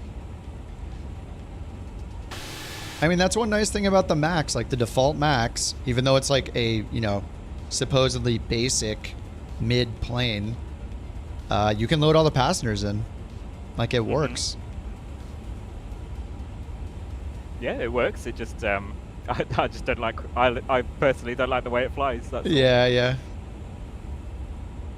Yeah, it's not going to, like, top the iFly or the PMGG, but it's good enough for me for now, until we get those. Yeah, I think I've got, like, in prisons where they scratch into the wall for every day. I think I've got something like that on my wall here, waiting for it to be the days released. You're scratching in the days, the Roman numeral day count. How many days not having the iFly? Absolutely. Do you like the iFly as much as the PMDG? That's a good question. I think because the iFly is newer, it feels a lot nicer. Like it looks a lot better, and I think it feels a lot nicer to fly as well. Whereas the PMDG is kind of, the 737 is good, but at times it still feels a bit like jumpy. And it can feels like it jumps off the runway sometimes and things like that. But generally, I really like the feel of the iFly. Yeah. I think it's just after flying the NGs for so long, it's just a nice change to have the Max. Looks a little different. You got the giant screens. It's a new developer to compete in the space, so it's kind of cool. Yeah, iFly. Yeah, I mean, I think that iFly is probably one of the reasons why PMDG have had to do so much work on the upgrade to 2024, because like they're doing more than just porting it. They are, from what I've read, they're upgrading stuff, so it kind of makes it a bit more modern. Nice. Kelly, the iFly is another developer, like just one word, IFLY. They made a 737 Max in Flight Sim 2020. Until then, the main 737s people flew were the PMDG 737s, which were the NG, or like the 3rd generation. So the Max 8 is the 4th generation. Say again for American 161. There it is. Stand by. Shh.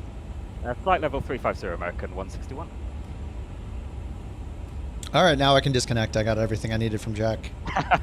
We're good. We got to hear. Oh yeah, the iFly isn't compatible. I mean, maybe I think if you like tweak it, I saw a Reddit thread, somebody figured out how to get it to work, but 5 American 161.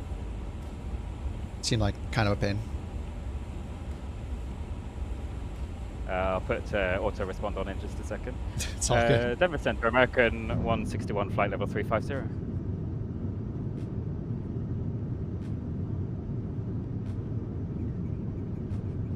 Right. Beyond ATC's happy now. Had to go through 2 different frequency changes. Oh yeah, two back to back. Yeah. You love it. All right, I'm at 174 till TOD. Oh yeah, so yeah, the iFly is completely broken in 2024. Like, it just doesn't do anything. Did you try to hack it together? There was like a Reddit thread I saw where somebody. It was so many steps though. I was like, no thanks. No, anytime you have to like hack it into working is just not enjoyable. So. Yeah, I agree. It just doesn't seem like it's worth the time. Like even for just to see what happened, I tried to get the PMDGs, started on the runway, and you can take off and it's it's okay. But if you have to do that every flight and start the APU and you can't put the GPU, you can't shut anything down. Like, what's the point? Yeah. Yeah, I'd rather wait and just have it work than deal with trying to get it to work all the time myself and whatever weird caveats it has. And, you know, you have to load in on the runway every time. Or, yeah, you have to load in on the runway and then slew yourself or use GSX to teleport yourself to the gate to start it up or something. Yep. Oh, the 777? I haven't tried it.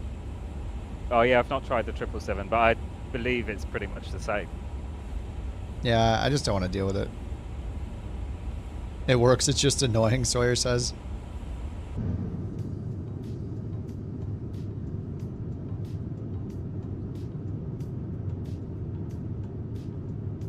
So where are we? We're about 150 miles from top of descent.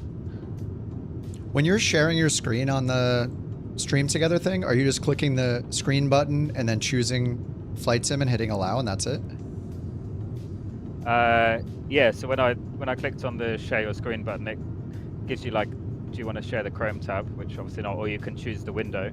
Yeah. I just selected my flight sim window rather than the actual screen. I click the window and then I hit allow and then it like disconnects my audio or something. Oh, weird. I'm using Firefox for that. Oh, okay. Yeah, no, I'm on Chrome, so.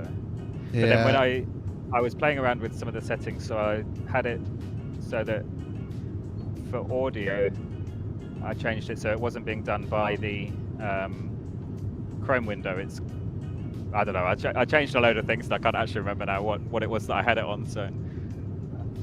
Mine's coming through OBS. Oh, okay, no, so mine's still on the desktop audio capture, just a default in Chrome. Through the browser, yeah. Yeah. It's cool though, like the desktop audio is fine. Like if you, I don't know if you're using like an interface or something, but if you click the speaker arrow, you can put it to a different device as well. If you have like virtual devices or whatever. Makes sense. So if you have your like music and chat or ATC on different faders or whatever.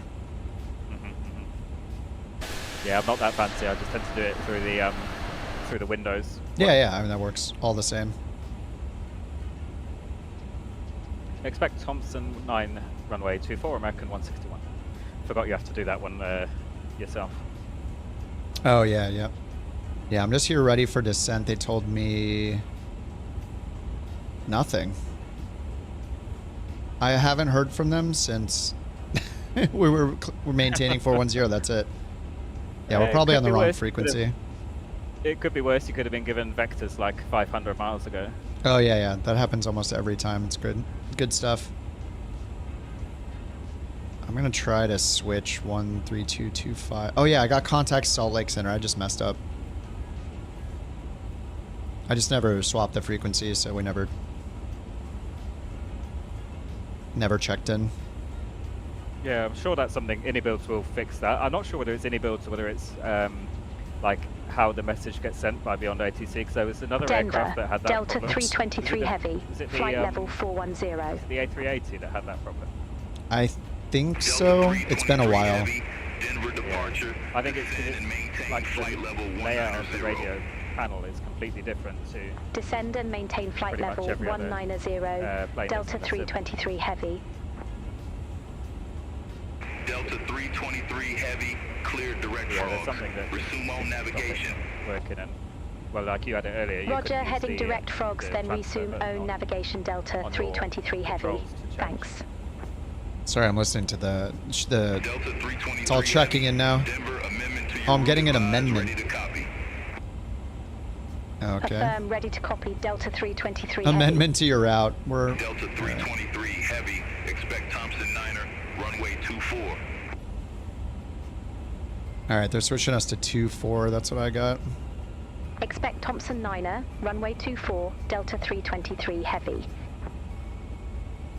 Yeah, that seems to be a new, quite a new feature that they put where it'll say we've got an amendment to your route. Yeah. Pretty nice.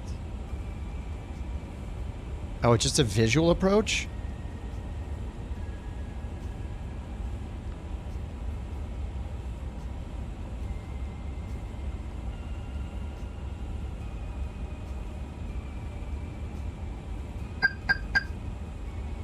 Nice, no approach on that one. Alright, I think I need to... Yeah, there's no approach on 2-4. What are they doing to me?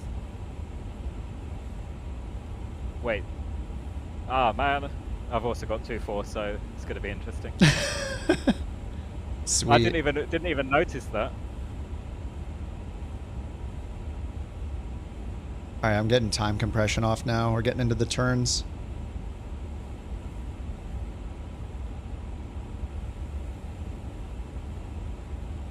Alright, let's do landing performance. 4x. That's not good. 2-4. Sync the weather. Normal. LD above runway length. Landing distance above runway length. Not authorized for landing. Brake medium. It says I can't land there. It's only 665 meters. What? The runway says it's 665 meters. Landing distance available. Oh yeah. Look at the chart. It's literally like the helicopter runway, 2,000 feet. That's a good assignment right there. Fabulous.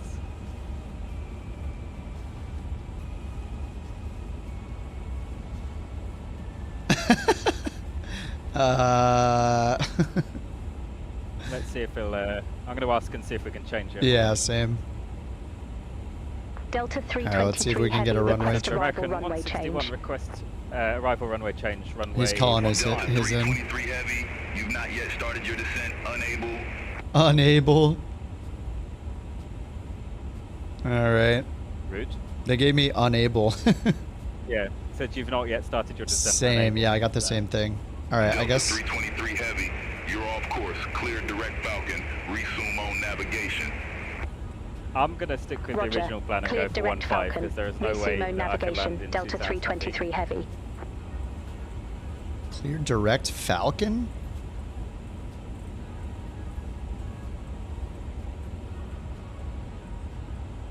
Yeah, I'm just going to do my own thing as well. What are you going to do? 3-3? Or what was the original? 1-5? Yeah, I think 1-5 was the original. Yeah.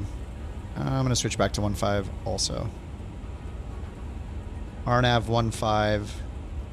Thompson. 16 knot crosswind, but sure we can. Ooh. Sure we can deal with that. I think it's going to be a crosswind on both. Yeah, it's literally like at 90 yeah, just degrees to the direct. runway. Yeah.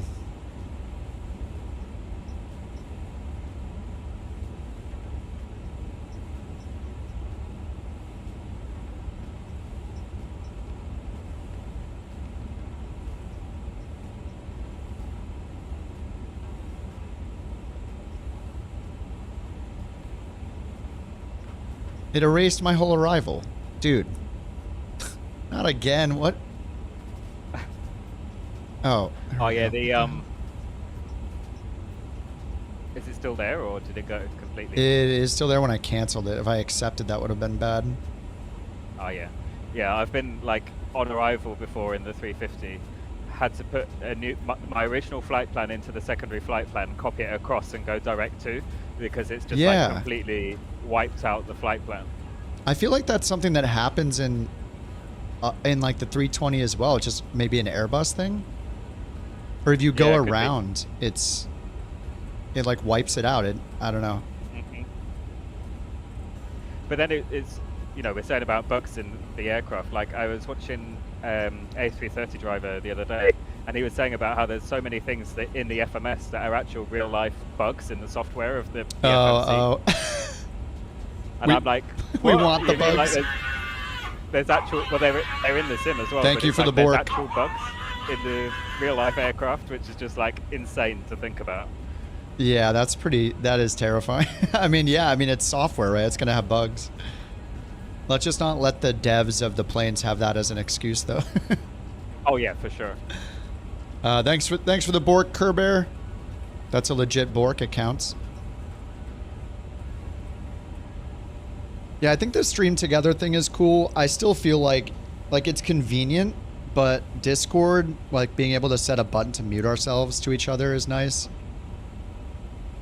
Maybe I can set it up through my interface, but like instead of reaching over and clicking mute when I don't want you to hear me saying certain things. Raffle 219. That's kind of cool. Is Hey Brian, big team.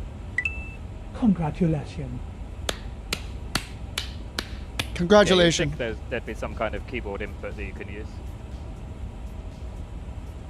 Maybe there's just like a web browser mute your microphone thing you can do. I don't know. Anyway, it's fine for now.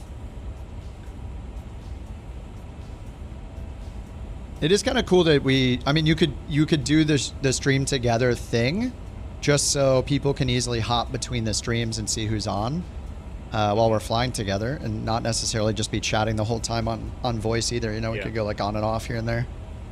Yeah. Or we could just get off right now so we can do final or whatever, you know, it doesn't, whatever we want to do.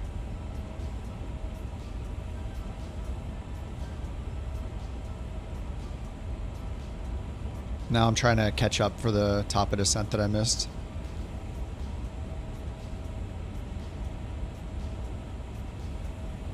Yeah, I was lucky. I managed to. I misread misread the ND, so I started descent early, and then I was like, oh wait, so I'm now like super low on the profile, but never mind. I'd rather be low than high, as long as the mountains aren't a problem. Like yesterday, I think it was yesterday or the day before, when I was trying to learn how to fly the Fokker, and got super high on profile on the glide slope, and just made like a full-on 2,000 feet per minute dive, which definitely should have been a go-round, but you know, streaming, don't go. I'm going 7,000 feet per minute right now. Yeah.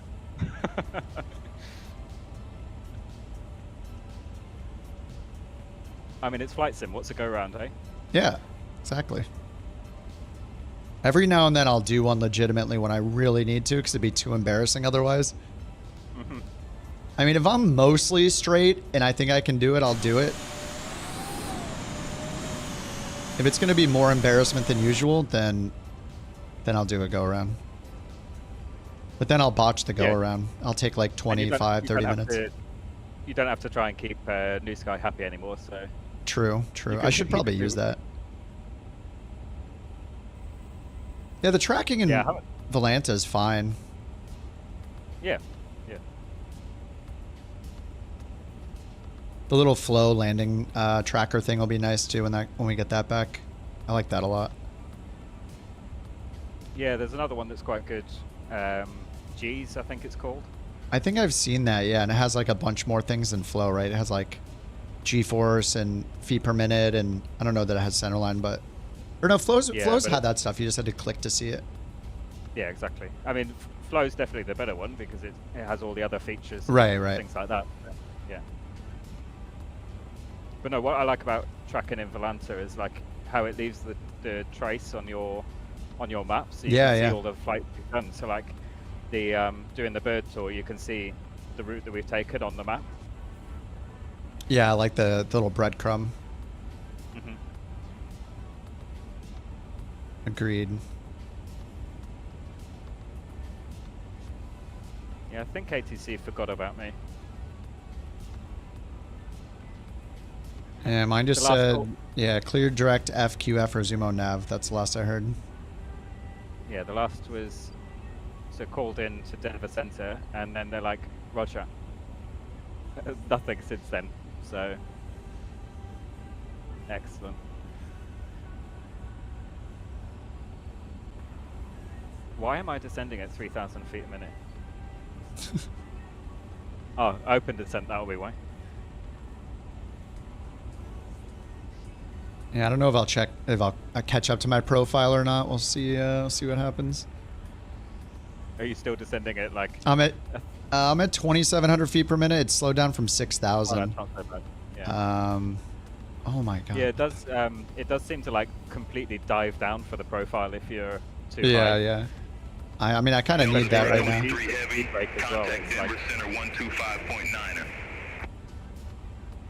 Contact Denver Center 125.9er, Delta 323 Heavy. Have a good afternoon. Denver Center, Delta 323 Heavy. Passing flight level 212 for flight level 190, direct Falcon. This is an RNAV approach. Delta 323 Heavy, Denver Center. Climb, maintain flight level 410. It just told me to climb, maintain 410. Flight level 410 Delta 323 Heavy. I don't think we'll be doing that.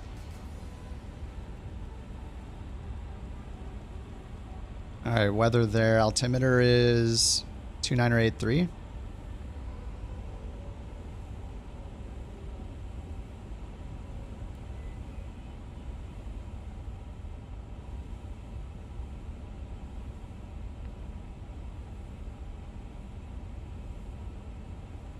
Winds are 270 at 9, gusting 17.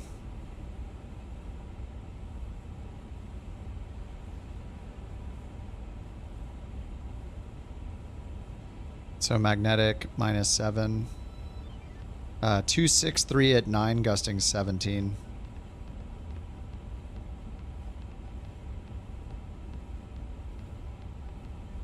Do you put in the full gust factor or half?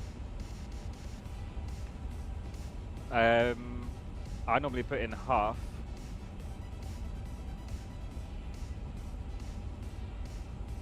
So I'd put in 263 at 13, I guess. Yeah. Outside air temp is 16 and altimeter 29083. Did you already land?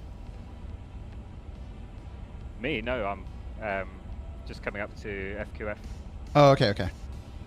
Oh, am I ahead of you?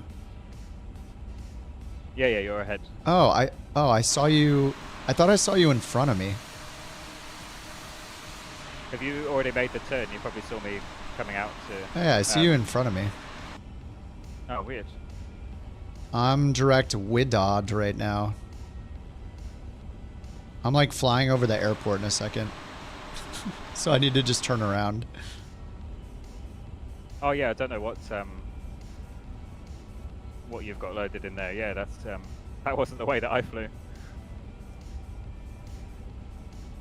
Oh, like I still have it set for... I've got like a 300-degree turn to the left coming up. So. Oh, I don't think it ever reloaded it for 1.5. It shows me choosing runway 1.5 with the Thompson 8, but I couldn't choose the transition. Every time I pick the transition, it wipes the plan out.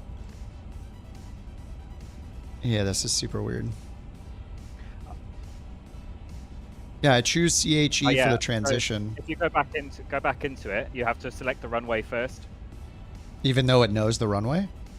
Yeah, you have to reselect the runway, and then it'll let you put the other things in. I think I tried. All right, I'll try it again. 1.5, RNAV 1.5, Thompson 8, CHE. Oh, it did work that time. You're right.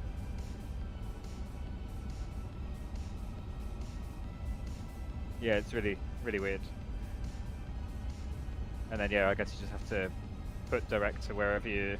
Yeah, let's go direct Laxi and turn around. All right, that works. Center on 126.5, Frontier Flight 11. Yeah, I thought that I could, like, just change one piece of it and it would realize, like, oh, right. We still have all the information we need. I mean, that's probably how it's supposed to work. I don't know, you never know, like, maybe that is the real behavior. This is why we need to become Airbus pilots, so our opinion matters.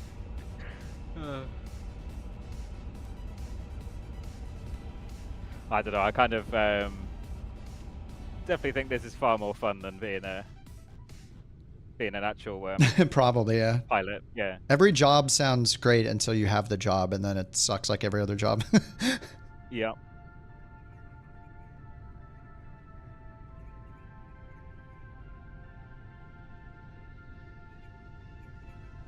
Yeah, I think you wouldn't have a job very long if you're descending at like 8,000 feet per minute. You know, coming in on final at 270 knots, bouncing off the runway and doing a go around. True, yeah. Pretty much every flight that I fly in the sim would be the last flight I was allowed to fly. Climb and maintain flight level 390. Climb and maintain flight level 390. Southwest 1050. Yeah, so I should have turned around way sooner than I did, because I've now got like 60 miles. No. 60 miles to get back to the final approach. Runway 30 left. 60? Yeah, so I went all the way out to, I think it's FQF, was it? Oh yeah, Falcon VOR or something? Yeah, that's the one. That's the one. And I've got to come all the way back again. Yeah, it's just at the point where Beyond ATC is messing up our flights. It's not even necessarily Beyond ATC. It's just I'm relying on the auto frequency switch. It's kind of both. Like half the time it's Beyond ATC, half the time it's me just forgetting to check in because the auto change isn't working and I'm just yapping. I think probably one of the features that I would want most in Beyond ATC is that they would give you shortcuts and vectors when you're already kind of, you know, like we were flying yesterday or the day before in Europe, and we had that arrival that took you in like a snake. It would be good if it actually gave you the shortcuts.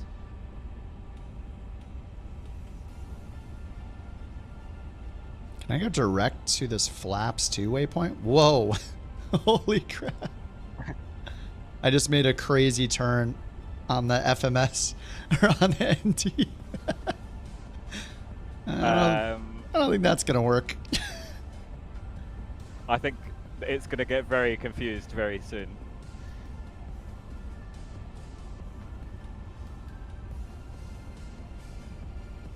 We're just going to keep the descent going ourselves here.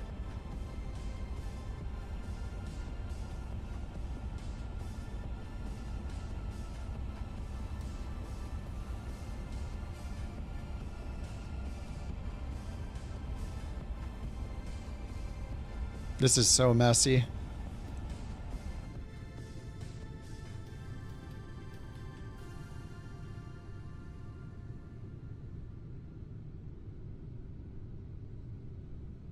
Yeah, sometimes I just want to like turn Beyond ATC off because I feel like if one thing goes wrong, I'm just like the whole approach or everything's messed up. It's probably my fault like 80% of the time though.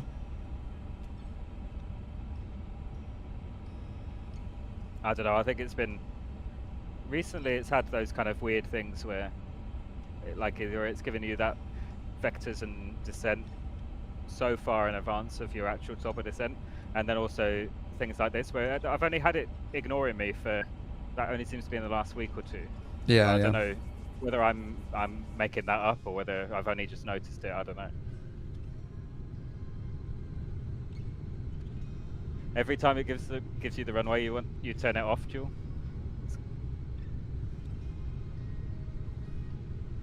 You just close it. You punish it by closing the software. Oh yeah? What now? Yeah. Yeah, you ask for a different runway and it says unable, so you go, okay, see you later. Cancel IFR.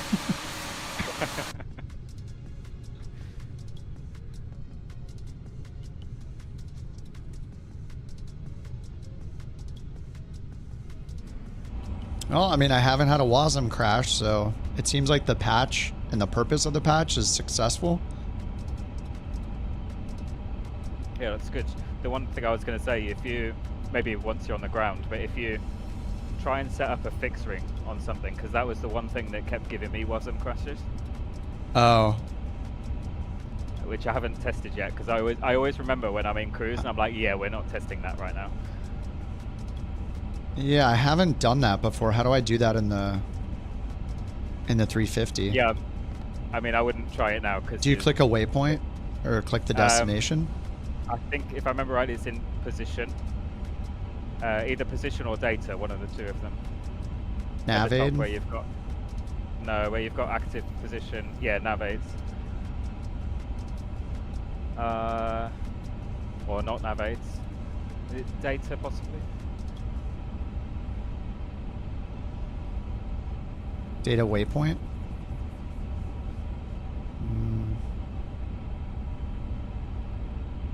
Yeah, I can't remember without it was like I found it in a really roundabout way of doing it because like it's not in the manual, but it's something I like to do in the 320. So just thought I'd try and find it, and it was there. But then, yeah, it gave me WASM crash. Oh, is this?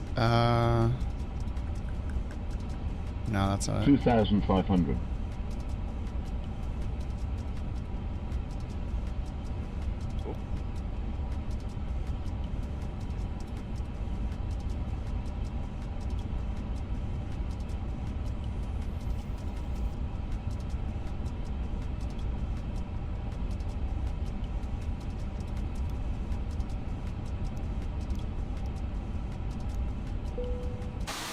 See if Beyond ATC gets back to me. Sometimes if you just change to the tower, then it just picks up as if you got cleared. Oh, there you go. Racer's got it. Flight plan options. Flight plan info at the bottom.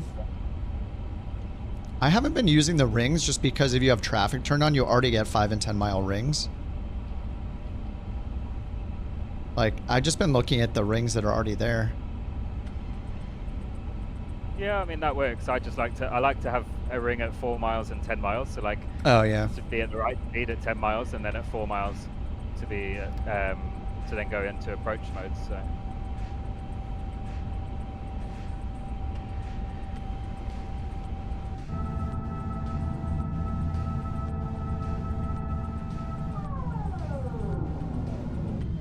I think the flap sound is like the best sound in the 350. It's like the one where I'm like, oh yeah, it's a good sound. Oh yeah, it's really good. That and the flap sound and when the engines spool up after a motor in. Those are my two favourite sounds. 1,000. Feels like I'm in 2x, but I'm not.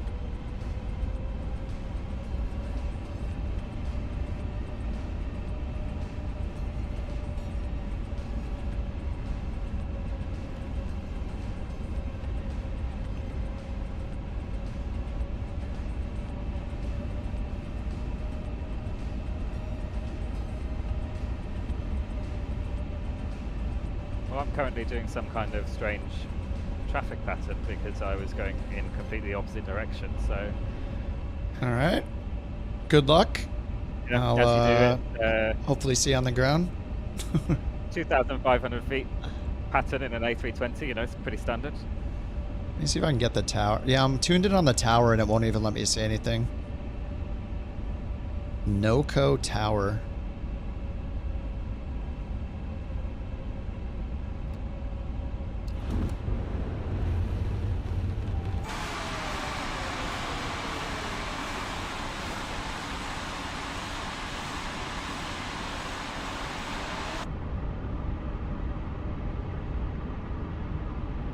All right, nice 15 knot crosswind or so at 1,000 AGL.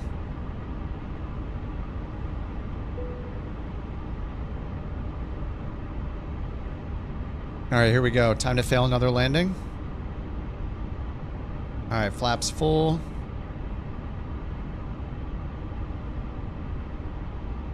FGS F Loke.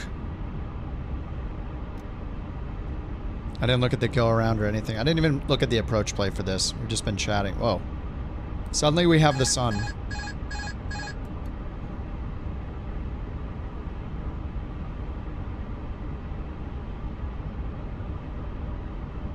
Alright, autopilot's off, auto throttle's on. Oh.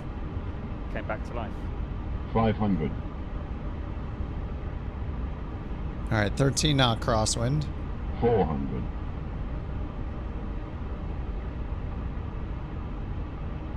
300. That was really random. Beyond ATC just 200. Suddenly started speaking again. Okay, this would have been a go around probably. Oh, but it still wants me to do runway 24, so we're not doing that. Oh my god, I'm so high all of a sudden. I shouldn't follow 40, the 30. Retard. 20. I shouldn't follow the 10, pappies. Ooh. Yeah, that was hard.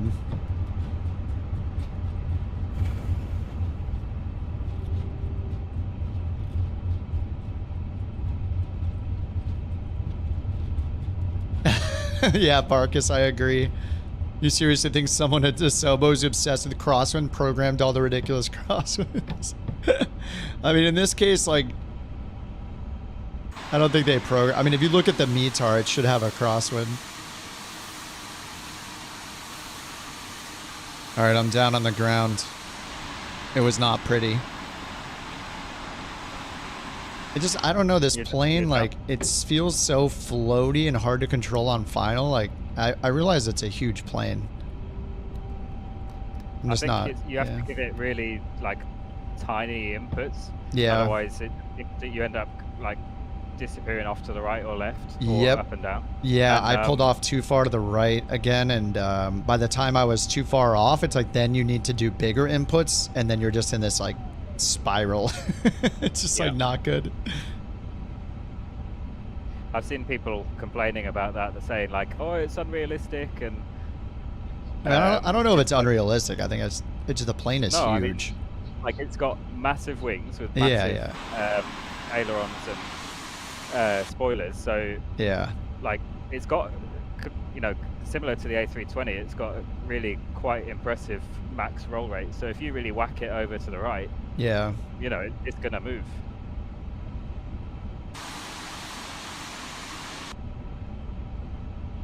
Yeah, my only comparison is just other planes, but if you know, I've never flown the 350, and this is the first 350 we've had in Flight Sim 24, so you can't really compare it apples to apples. So I don't know. But you know very well that doesn't stop people. Oh, of course, yeah. Yeah, dude. I mean, they got to get their Reddit. They got to get their Reddit thread going once a day.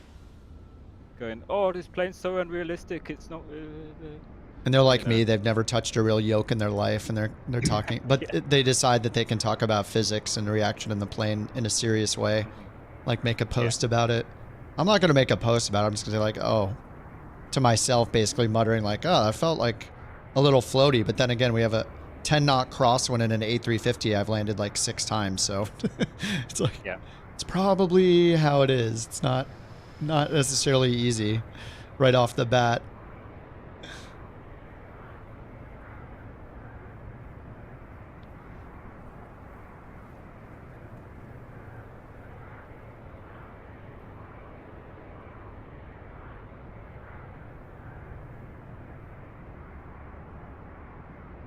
Yeah, I think it's like you have to do, I mean, it's like any plane, I guess. You want to do tiny corrections, but do them very often to not let it get out of hand. Like if you don't correct it fast enough, then the problem just gets exaggerated.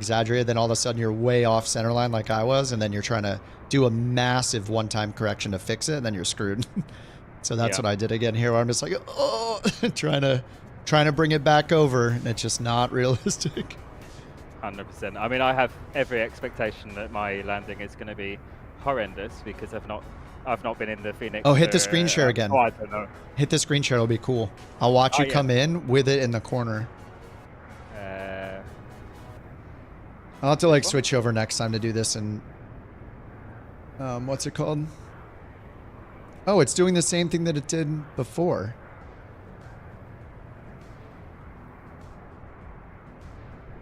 Oh, that's weird. It took him off of the thing, just like mine did last time. He's just gone. It says he's screen sharing, but he just disappeared. You got the disappearing thing.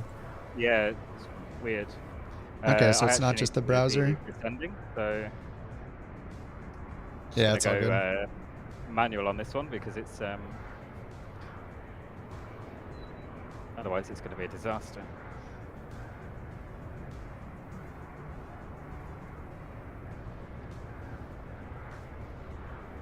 Flare at 40 because of inertia. Flare 2 degrees.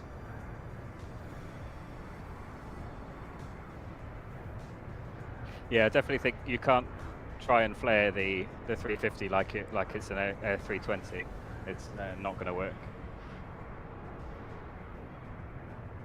Yeah, my landings are definitely bad. I need a ton of practice. I mean, in general, my airliner landings need a lot of work. I'd say like maybe like 1 in 5 I'll have a decent landing. The other ones are usually way too hard. Especially the Max lately. Like flying the Max, my landings have been pretty bad. Did you have like this insane crab angle going? Yes. Yeah. But then I got way too far off to the right as I got lower. At 1,000 feet, it was like 15 knots, and it died down to like 8 or 9. So I had compensated too much and got really far to the right. Yeah, which I think I'm about to do the same if I'm not careful. You and Kevo were coming in right on each other.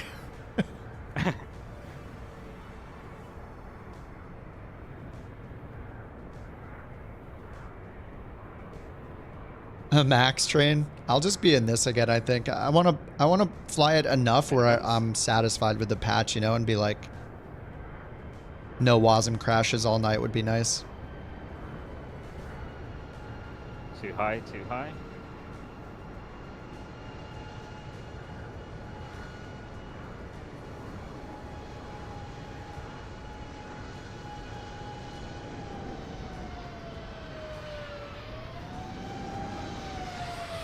That looked nice, dude. Somehow recovered that one.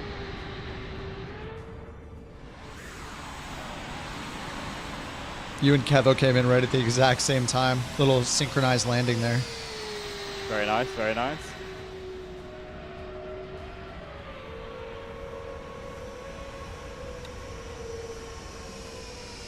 No wheels. Oh, we got the wheels.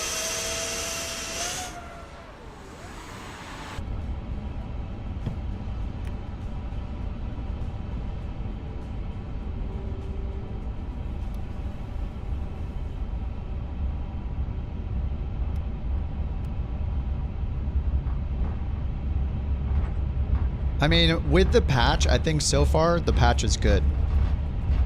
Like, they didn't fix everything, but they did fix a lot of WASM crashes, and I haven't had one.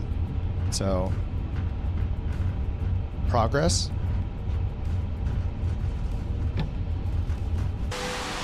I'd like to say that they're going to fix the performance at some point. I hope so. I would. It's iniBuilds though, so I wouldn't hold out too much. Yeah, I know. I mean, if the other planes still have bad performance, how is this one going to be like the outlier that suddenly has really good performance, especially with how many screens and stuff they have? If they can even squeeze, you know, 5, 10 FPS out of it, then you know, oh yeah, no, 10 would be insane. Yeah, 10. I mean, yeah, 10 would be crazy, but if they could squeeze just another 5 or so, then you know, it would just mean that when you're in busy airports, it's not going to be too bad. Yeah, the latest release notes did say they did performance improvements, but it only listed it for 2020.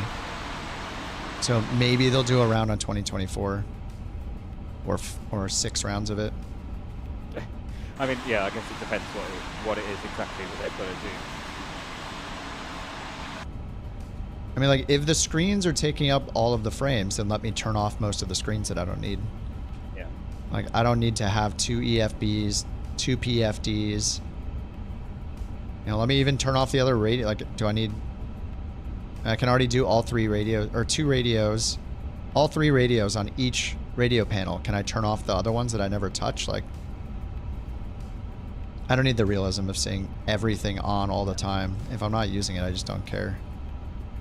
I mean, if performance is really, really bad, and like if you did want to go into an iniBuilds airport, for example, then there are... I've seen on Flight Sim2o you can download, like, even further reduced textures, so you can download it so it's max like 0.5K or something on some of the textures. For the 350 or for the airports? For the 350. Yeah, I have the low texture one installed, the official one. I didn't know somebody made another like extra low texture. Yeah, I can't remember who it was, but it's a bit like with for the A380 that you can, it does things like carpets and stuff like that that you're not going to look at. And yeah. Kind of. I haven't tried it though, so I can't say how successful it was. But. Yeah, they just need like, I even have the performance mode thing turned on because the EFB has that performance mode option. Oh, I wonder if it got turned off. Maybe it got turned off with the me clearing the WASM out.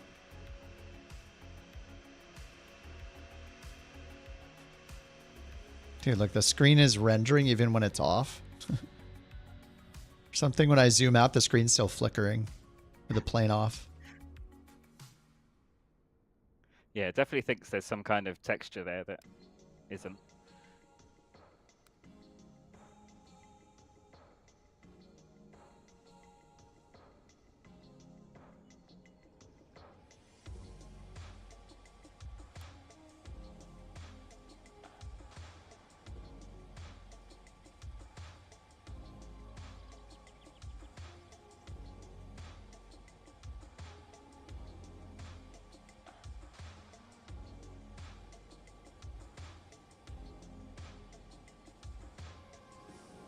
Wow, my frames died. Or just randomly? Probably loaded in, you know, somebody else's plane. Oh, Jewel, I missed your landing. Oh, crap. Sorry, Jewel.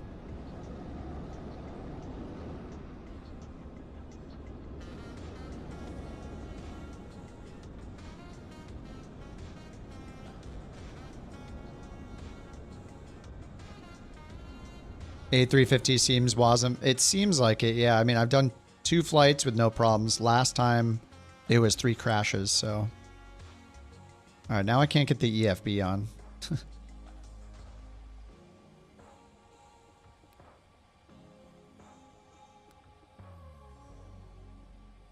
I just want to get in the EFB, man.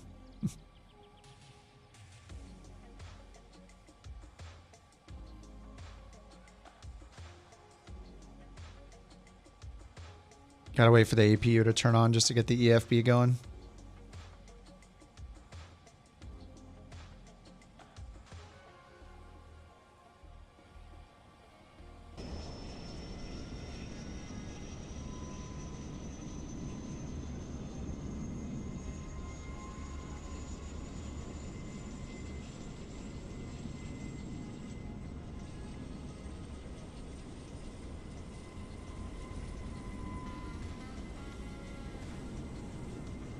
At least it loaded Jack in a 321.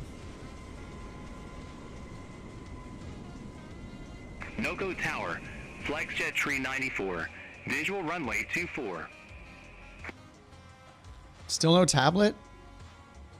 Flexjet tree 94. Can I get the bleed on yet? Wind 260 at 9er, gust 17, runway 24 cleared to land.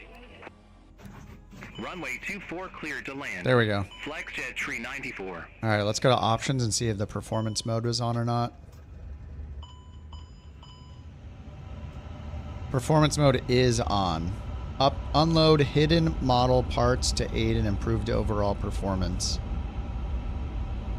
All right, I guess it was on.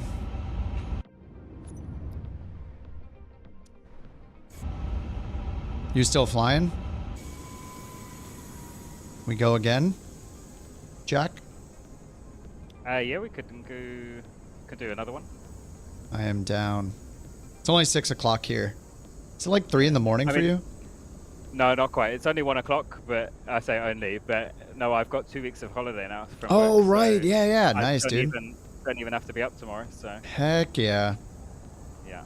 That's perfect.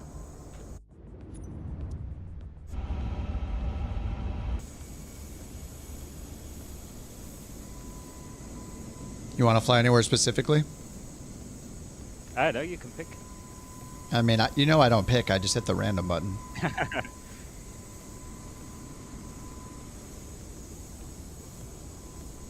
All right, doesn't have to be in the U.S. anymore now that it's nighttime. I haven't seen any trains. I mean, I'm picking small places generally, so we're probably not going to see them. The train thing, I don't even know if it works, but it'd be so cool to just randomly stumble upon one. That's the only reason I'm sticking to the U.S. is for that one plugin. Yeah, I mean, you could do something like, just check the distance. Like Chicago, or I think I saw one flying into Chicago once. It was so awesome. Just to randomly see a train on the ground, you know, on the tracks, you know, as you're coming in. It's really cool. That's why I like the fauna too. Like, I only have it on low, but when you do see it, it's just kind of a nice little surprise. And these look like railroad tracks right next to me.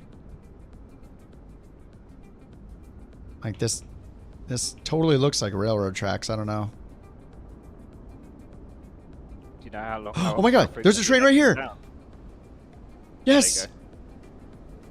Train. It works. The ground looks so crappy here, but there is a train. Hey, that's pretty cool. I was half expecting it to come in with, you know, like blocky LOD like everything else. Dude, that is so cool.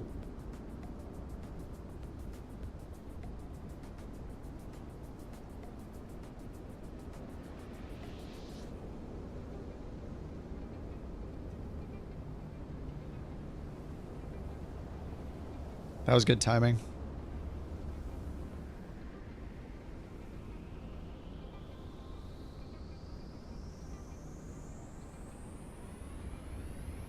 iniBuilds stick to airports? I mean, their airport performance is horrible too, isn't it?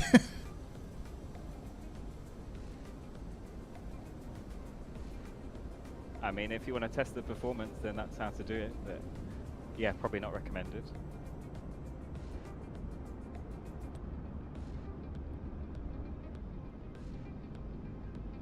Yeah, the train's so cool. Oh, it's underground now. Wow. The technology. Trains. This is an add-on from Flight Sim 2020 that works in 24 now. I just noticed it was available in my library. And it no longer had the little badge that said... there was a badge on it that said not creator approved. And I've been going through every now and then and looking for things that no longer say not creator approved and then adding them. Is GSX worth it? It is. We're probably going to differ on opinion on this one. It's pretty nice. I just don't think it's a necessity. It's nice when it works. The pushback, it's probably got the best pushback because the ones in the planes and the default one are crap. Information alpha now current. Altimeter 2985. So overall, I think it's good. For me, I don't know that it's worth sitting on the ground for a super long period of time. I don't know. Overall, I think it's more than 50%. It's more than a 5 out of 10. What, Jack, you're going to say you love it? Yeah, I probably agree with what Jules says, that if you fly airliners a lot, then it's definitely worth it. Yeah. You don't have to sit on the ground for ages. You can change the timings and all that kind of thing. Yeah. I did change mine to insane.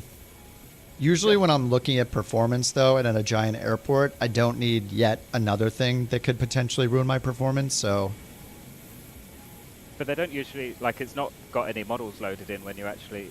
Like, once you push back, they all disappear. Yeah, yeah. So, it's not too bad, really. I do think, like, the pushback is really good. I don't really care about seeing the passengers, but the pushback and the ground crew, all that's great. And then it's going to have little inconsistencies from one plane to the next. Like, I flew with the Phoenix and didn't realize that the fuel loading doesn't work, so now you can't do the fuel loading, so you have to do it manually. What?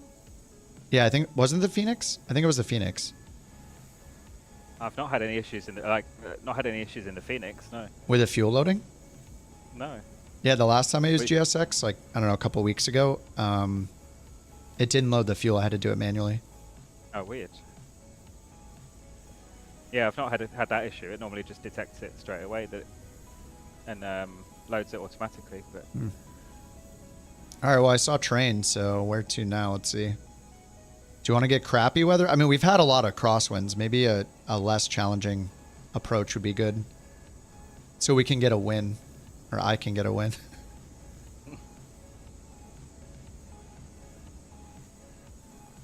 Indonesia? This place says light rain. Indonesia to Malaysia.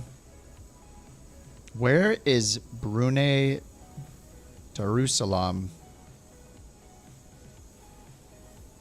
I have no idea what that is.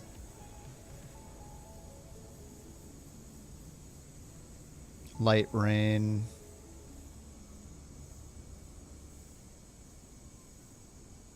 I don't know, let's do this one. It's just in the middle of nowhere. I have no idea where this is, so I'm gonna pick this one that's just in the middle of nowhere. Just something totally different. The departure is Wara, W-A-R-A.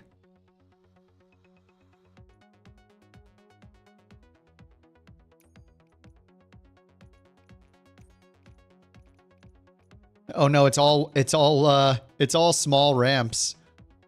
Do we do all small ramps? how long is the runway? That's the question. This is based off the runway, so 8,200 feet. It's on where to fly, and I filtered it for heavies.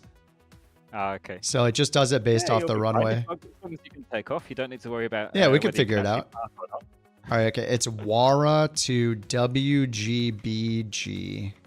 So WARA, WBGB. All right, I'm going to load it. Ramp 38. WGBG is not in SimBrief. Oh, really? Oh, WBG. Sorry. WBGB. Yeah, that's fine. I just can't spell. No, it's all good.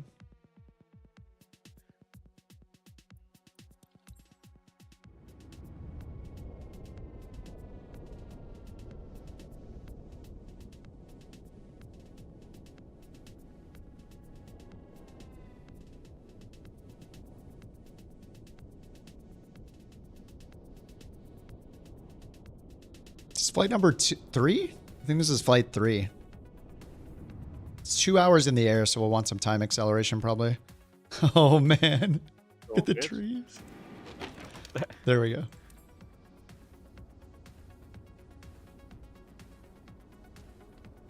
Man, that 350 is like the same size as the entire parking spot.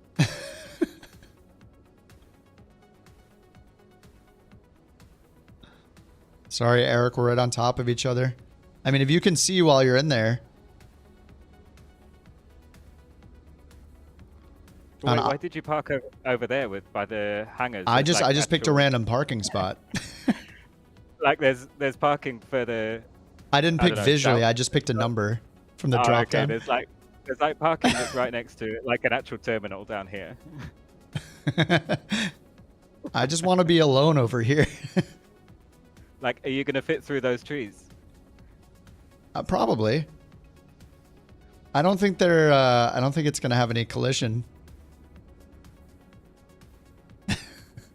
All right, I'll pick a new spot. I don't want to get shamed anymore for my choice in beautiful location.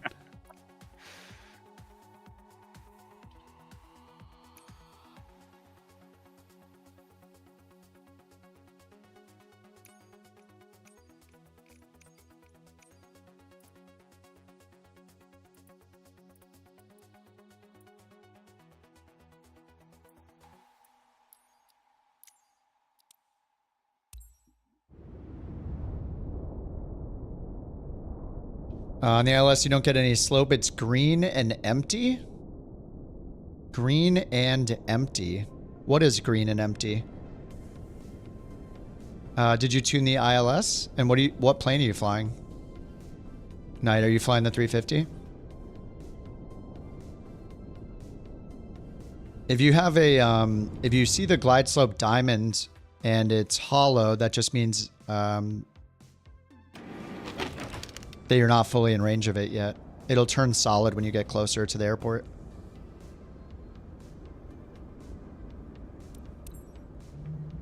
Oh yeah. This is a better spot. I don't know that this spot is too much better. This is... I mean, at least it fits here, I guess. Wait, where are you? I'm over near some hangars or something. I don't know. I picked the wrong spot again. Whatever. You're all good.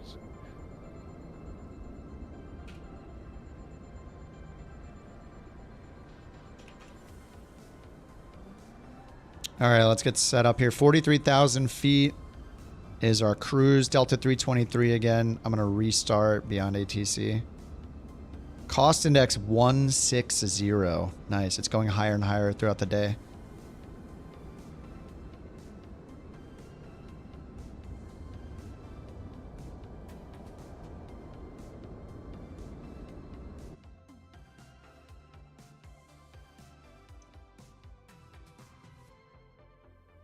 All right, beyond ATC loading.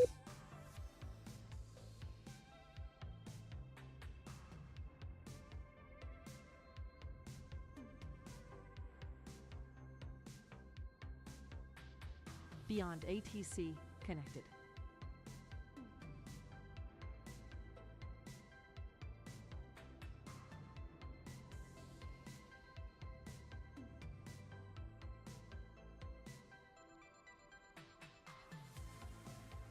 All right, it's all loaded.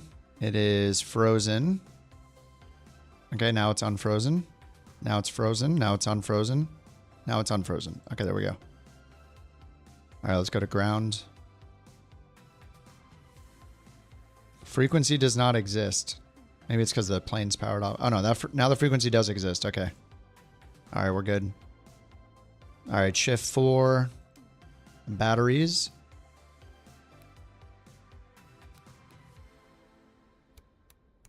Nav, emergency exit lights.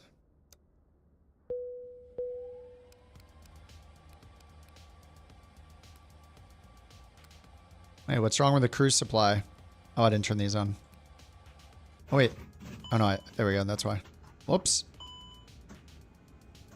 Forgot the GPU. All right, looks good. Get the lighting off.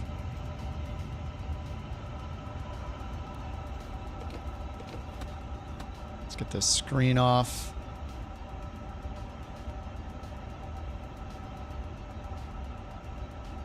All right, import 323, Delta 323, WBGB, load sheet. Some brief import. Set. Okay, 193 packs. Trees have collision. I think it matters the trees. Yeah, hopefully we're good now, though. Sometimes you can just go straight through the tree. Okay, set fuel. All right. Takeoff performance.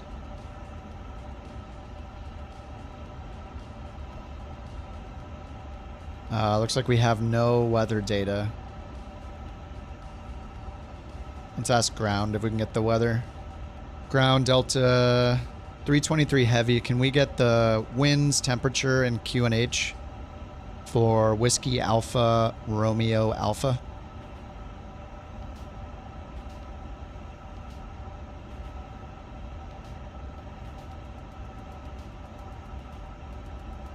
Delta 323 heavy.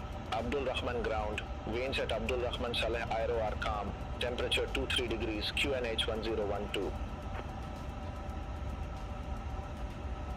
231012.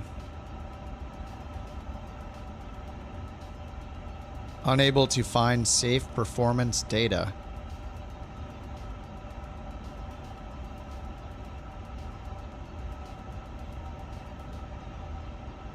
Huh?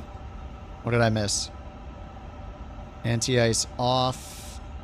1 plus F. Do I need flaps too or something? Toga? It's like a 8,000.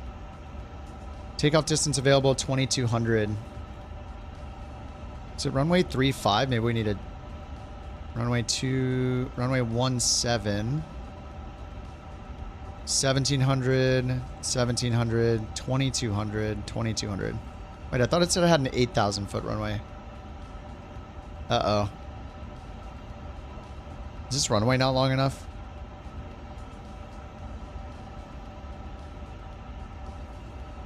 We're supposed to do 3.5.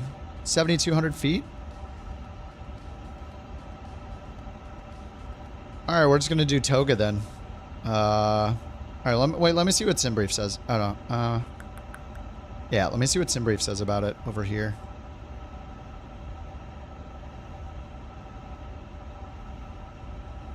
Yeah, it says we can do it. Flaps 1, flex. Lead on, anti-ice off, assume 1057.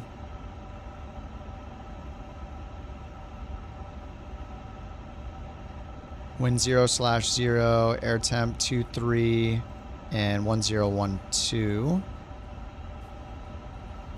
So if I enter all of that as well and calculate, yeah, it thinks we're fine. So what am I missing to get this? Okay, 3.5.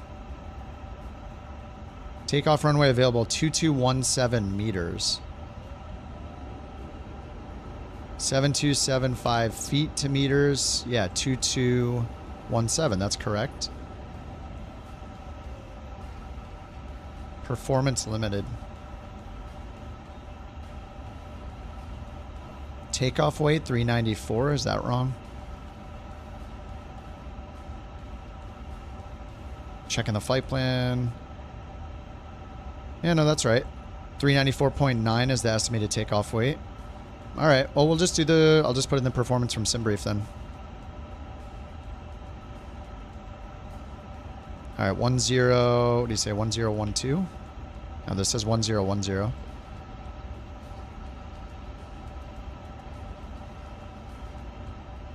All right. So down here, let's go to init. Oh, maybe... No, I think I usually pull this in first. Maybe I need this in before I can do the takeoff performance, but they should be independent. Received, insert. Okay, fuel and load, fuel and payload. Enter, enter, enter. Packs 193. Enter. Okay, now flight plan and performance. Runway 35. The SBR-1 Charlie. Oops. Wara departure. SBR-1 Charlie. No transition available.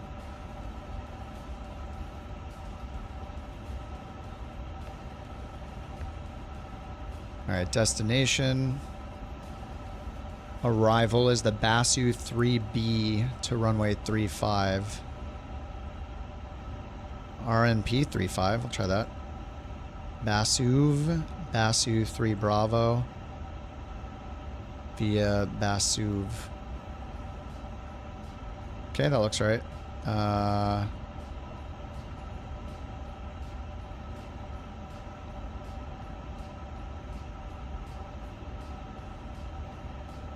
Alright. Good. And then let me see if it can do this now. No. Sync FMS. Let's see if that makes a difference. Oh, the winds are... Got the weird input. I don't know why it doesn't want me to do this.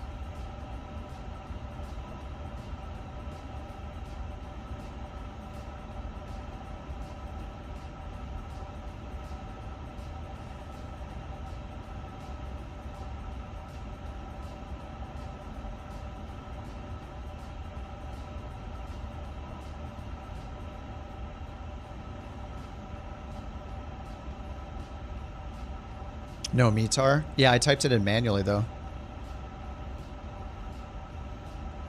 Just max everything out, yeah. I'm just gonna use what I get in SimBrief for takeoff performance over here. So I'm just gonna use this stuff. So we got 132, 137, 144.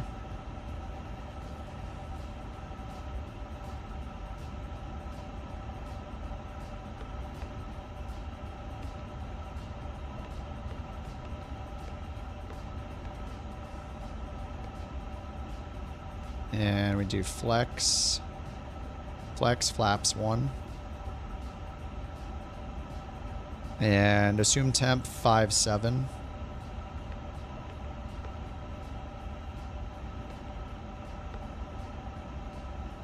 Okay.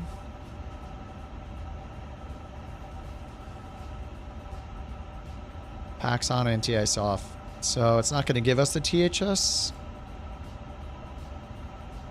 I guess that's the problem with gradient 0.21. It says we'll rotate at 132. Our V1 is 5,800 feet down the runway, and we take off at 137.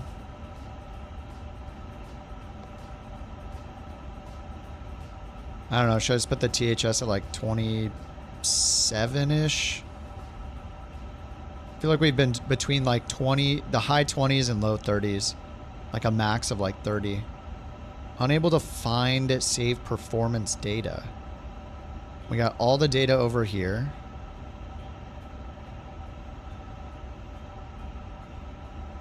The runway is chosen, 3-5. The airport, takeoff runway available. Just doesn't want to do it. All right, I'm just gonna guess at the. I'm just gonna put in, I don't know, 2.9. We'll see how it goes. What could go wrong, you know? APU master switch. APU, and let's get our clearance. Delta 323 Heavy on our way to Bintulu. Simbrief calculator? Was it different than this? 323 Heavy, Abdul Rahman ground. Expect runway 35 right. Is there one that gives me the trim 8,000 setting? feet on runway center line. Then expect radar vector Surabaya. Squawk 2003. 8,000, Expect runway 2003. right. Climb 8,000 feet on runway centerline, then expect radar vectors Surabaya. Squawk 2003. Delta 323 Heavy. Delta 323 Heavy, read back correct. Call me back when ready for pushback or engine start. Roger that, Delta 323 Heavy. Alright, we're ready for engine start. Almost.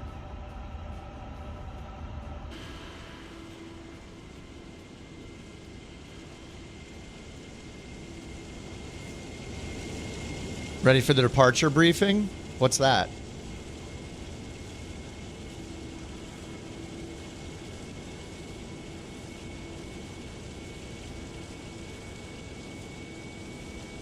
The what now, Jack? Departure briefing?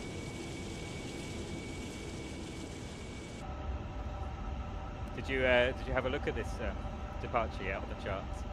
No, of course not. It looks quite interesting. Yeah, I did not.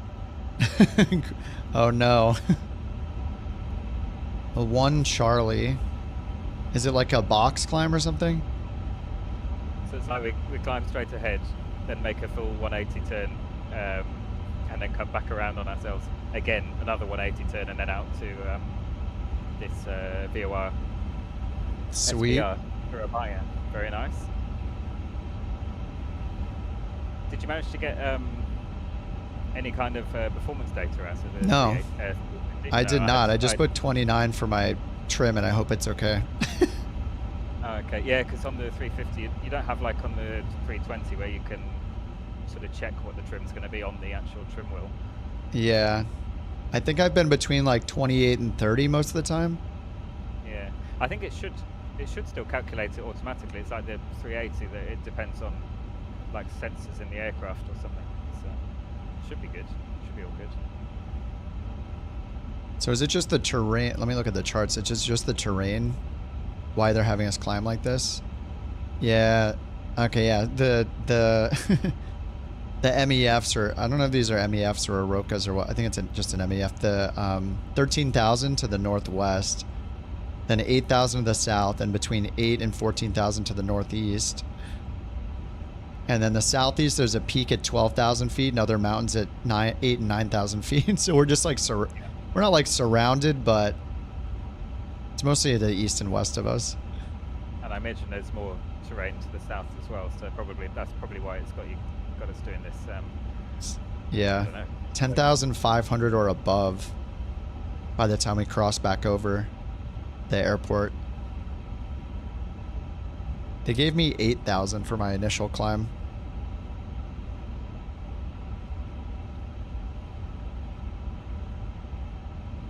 All right, we're ready to start our engines. Ground Delta 323 Heavy ready for startup.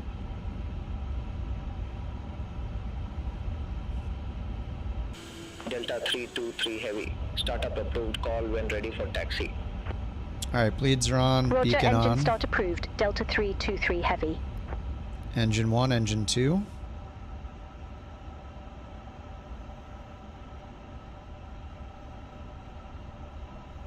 All right, let's pin these charts while the engines are starting up. Ground chart. SIDS runway 35. And then at destination, facility chart, ground chart, stars for 35.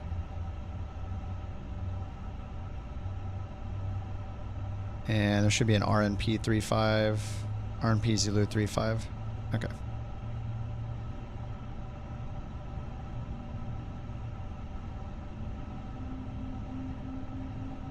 All right, so I'm up in this area right here, and we're going to 3-5 all the way to the south.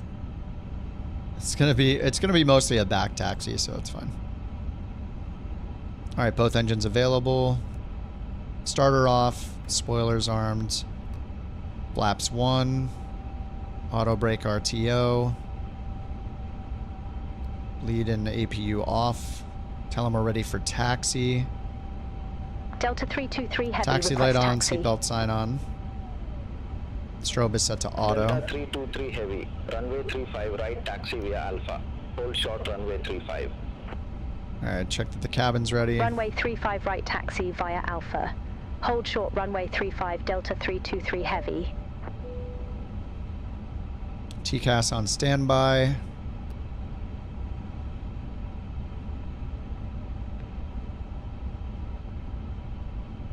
Alright, parking brakes off via Alpha to the south.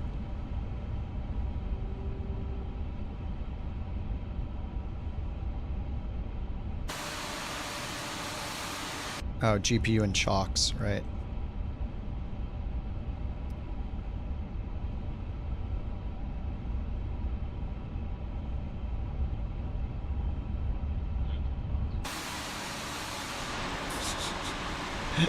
This is so ridiculous. All right, gotta watch the trees.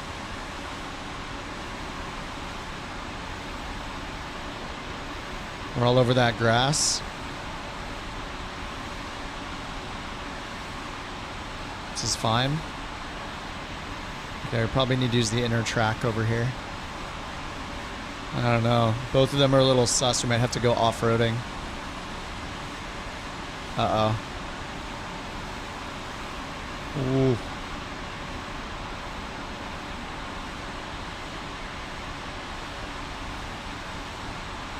Oh. All right, let's see if the trees have collision. Oh. Oh, we're good. We're good.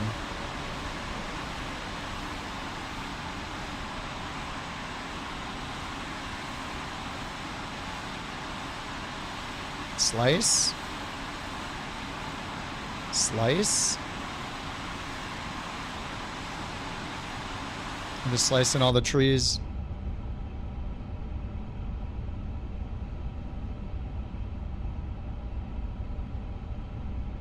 Alright, I'm gonna hit comma 1010 on the QNH. It's got the trim set here for 29.3 automatically, so I don't know if I need to touch anything. Maybe I can just trust that I put 29 over there. Or is this based off the 29 I entered probably?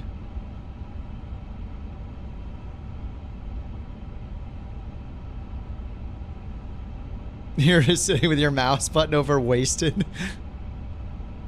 Ah, the confidence. You have such confidence in me.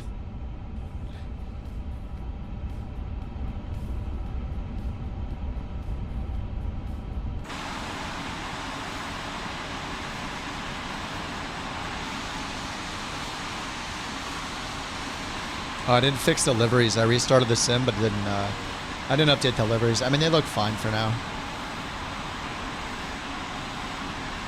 Maybe there's some performance improvements in the liveries. Like, I don't know. All right, we'll get the landing light on. Delta Strobe light on. heavy, cross runway 35. Continue taxi via. Cross runway 35. Continue taxi via Delta 323 heavy. Continue taxi via.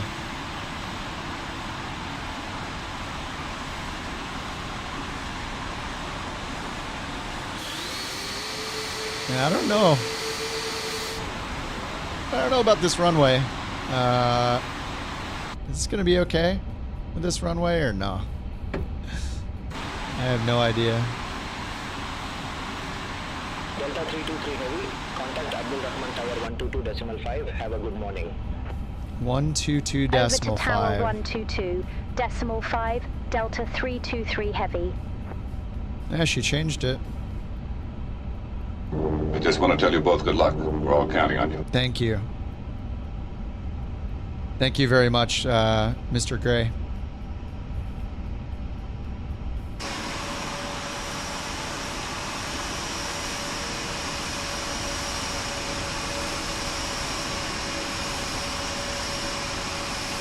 Look at these big boy wings. I feel so powerful. The way I never feel in real life. Yeah, I don't know about the flex takeoff, but we'll see what happens.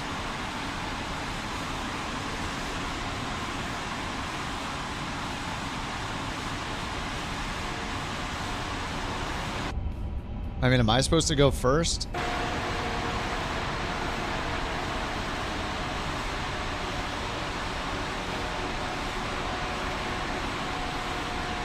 This will be fine.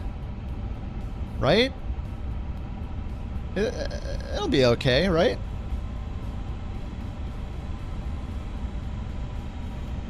$7,000 feet.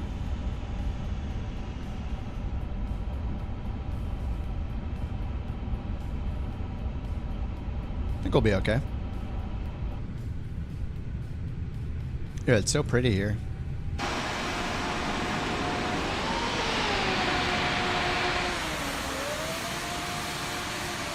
I don't know if that counts as the runway, Jack.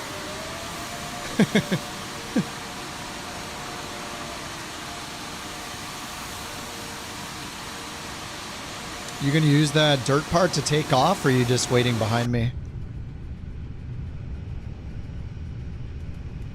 Jack, you gonna... Yeah, I'm just waiting behind you. You're gonna start the roll from that. Does yours look like mine does with like the fake runway? The dirt runway? Yeah. No, I'll probably wait to take off till after you, otherwise I'll have like... Yeah, you're gonna go through 5 planes. Well, yeah, that, and I'll have like slideshow frames, I reckon. So. Yeah. Alright, look, Rock is up. Golf is about to go up. He's in the longitude. Those guys can take... I assume Rock's in the longitude. Oh, Rock's in the 330. I don't think Stud is taking off, so let's get going.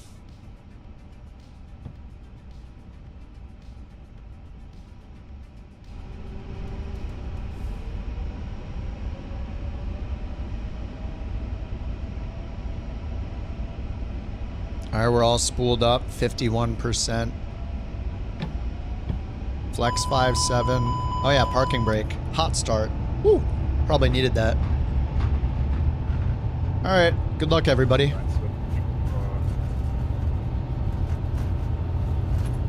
Delta 323 heavy, immediately stop your takeoff. Oops. Zone. You do not have takeoff clearance. Sorry, we're gonna keep going. Roger that, Delta 323 heavy. We can't abort now. We're totally way past V1. V1. Dude, no problem. This is plenty of runway. Gear up.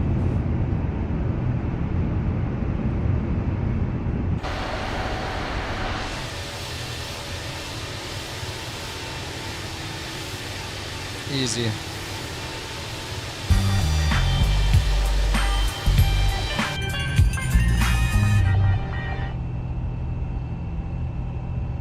No problem. TCAS is on standby. Alright, that's fixed. Alright, thrust levers to climb. D-rated climb. And we're going to circle around here.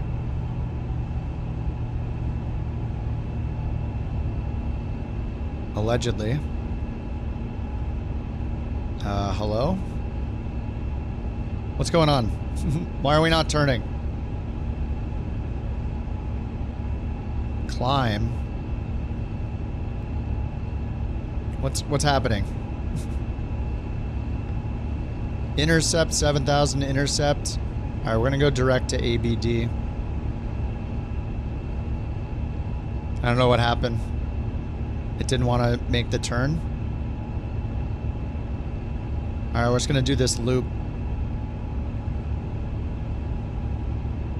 Oh, autopilot's off. You're right. Wait. Oh, it didn't. When I was in my outside camera view, I turned on autopilot, and I guess it didn't work from the outside camera. I hit it while I was in the outside camera, so I assumed it was on. Rip. All right. Well, now I know that's what the orange means around climb.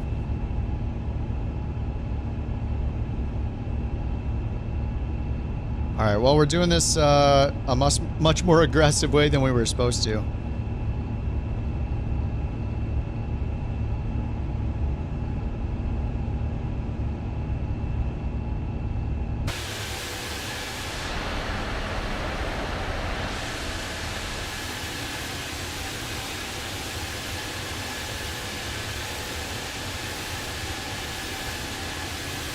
Yeah, I don't know why it didn't turn on in third-person camera. I do that all the time. You're not hearing him? We're not talking to each other all the time because we're like taking off and stuff.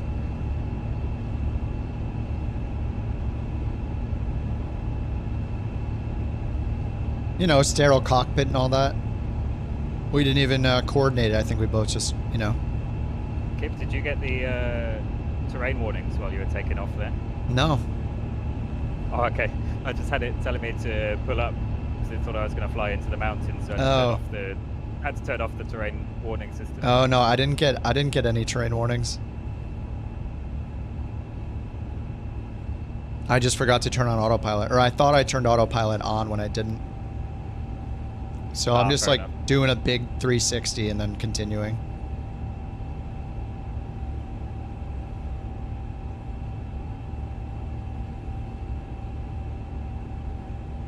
All right, let's go over to departure. Immediately stop your takeoff, blah, blah, blah. Departure was... I think we just stay with them. I'll just hit request departure. It doesn't know we're on the ground, I guess. Heavy, ready to go. Runway 35 right. Delta 323 Heavy, you are nowhere near 35 right. Why in the world are you asking for departure clearance? All right, we're just going to go to center. Roger that. Delta 323 Heavy. All right, we're going to go to 1207 and announce. Bali Center, Delta 323 Heavy, 7,800 feet. Delta 323 Heavy, Bali Center, identified. Climb to flight level 430. 430, I'm going to go direct to SBR. 430, Delta 323 Heavy. 430, open climb, thrusty climb. Delta 323 Heavy, turn right, heading 030. Turn right, heading 030, that's almost where we're at. Delta That's 323 fine. Heavy. All right, let's get the spoilers off finally. Nose light. We are at 8,000.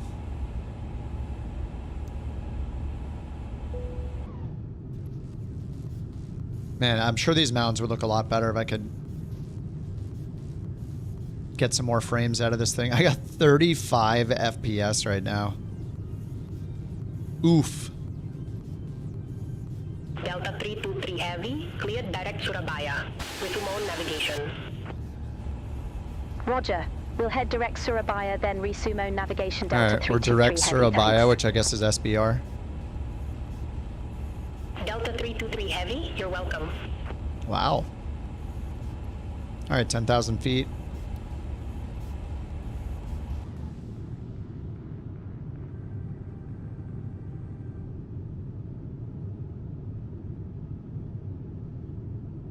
Beautiful. Yeah, I don't notice a difference in the clouds really yet.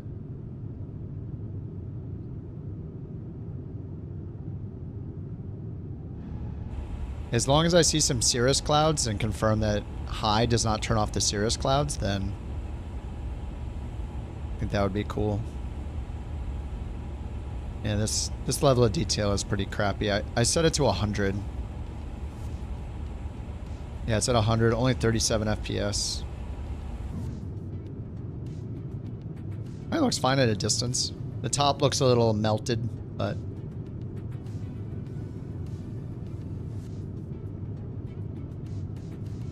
No, Mr. Gray, you don't. There's no multiplayer like that.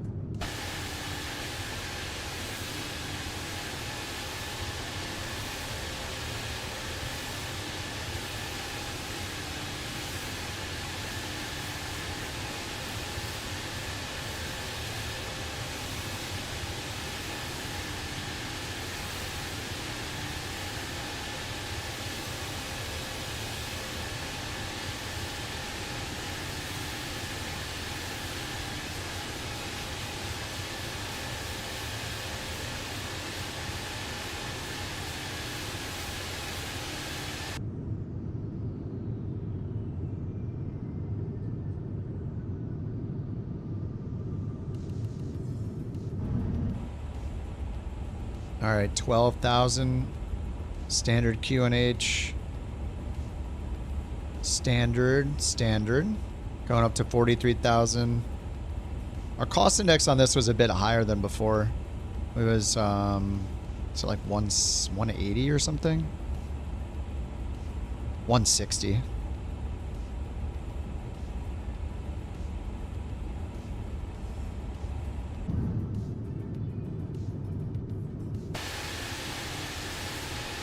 All right, Jack is way out there flying the regular departure, it looks like. You doing the actual departure, Jack?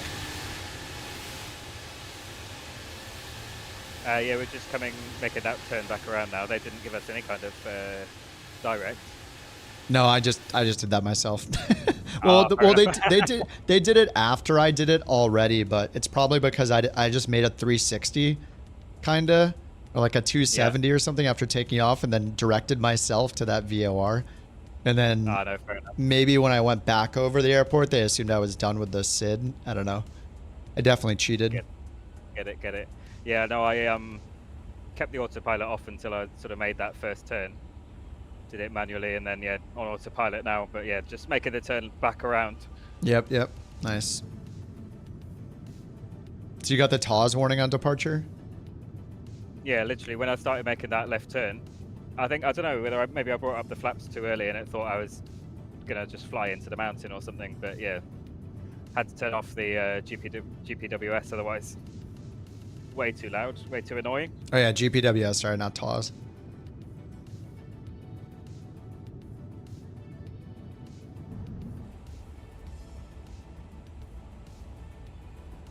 I don't really understand why it makes you go so far out though, because like we're way above the terrain here.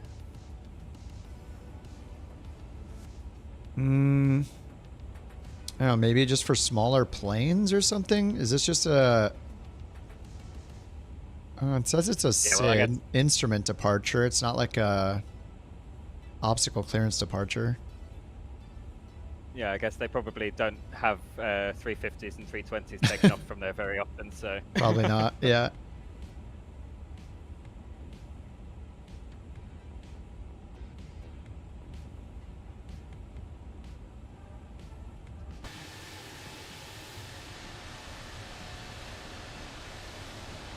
Hey, this looks so good, though. It's beautiful. Jack is on the comms. You should see him in the streaming together list or whatever on Twitch. We're just trying it for the first time. Thought we'd try the stream together thing.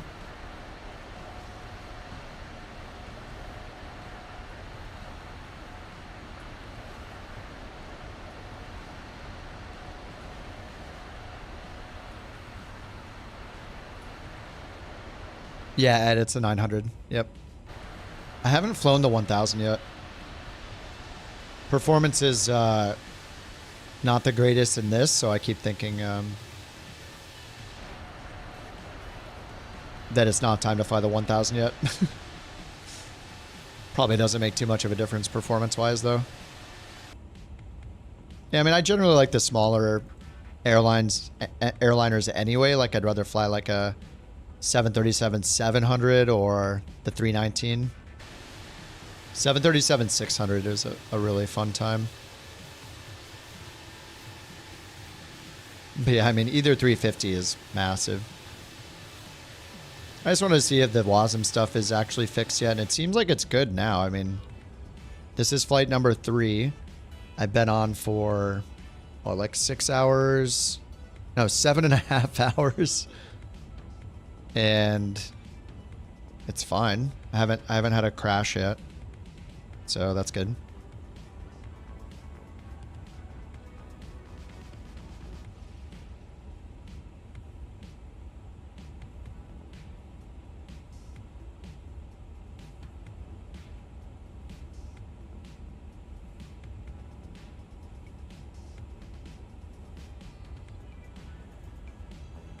Oh, he sounds like Hudson.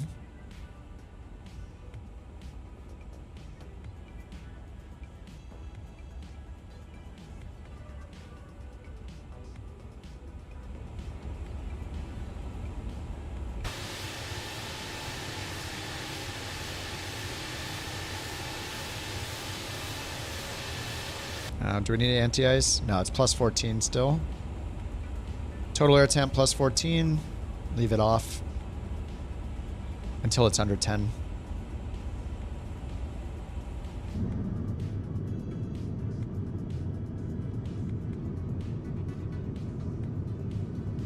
What's up, Ken? Yeah, I mean, there's still bugs, but they introduced, if you zoom your camera out, there's this weird flickering thing that the screens do, and like all the LOD stops and you can't interact with any controls. It's almost like it unloads half the plane just by zooming the camera out. So I guess somebody said that that's known. So, you know, fix one bug, break another thing. But yeah, as far as WASM goes, I haven't had a crash today, so that's good. 7.5 hours. Seems to be good so far, so that's great. As far as the rest of the performance, it's still the same. But they did say that they made performance improvements to the 2020 version. Hopefully they make performance improvements to this one. So I can get more than like... I don't know, I think it'd be nice with 100 train level of detail to be in the 50s, but I'm like in the 30s and 40s instead. I'm at 42 right now, 41. There just needs to be a massive performance rehaul of this thing.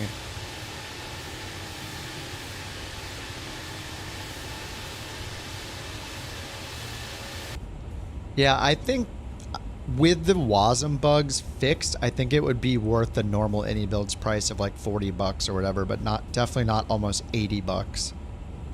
Like, I don't think you're getting double the quality of a plane. And you're not getting, the Phoenix is 50. So is this worth almost 80 by comparison? I don't think so. You might say the Phoenix is just such a bargain, but if you include the other variants of the Phoenix, it's more money. But I don't know. I don't think they're at the PMGG Phoenix level.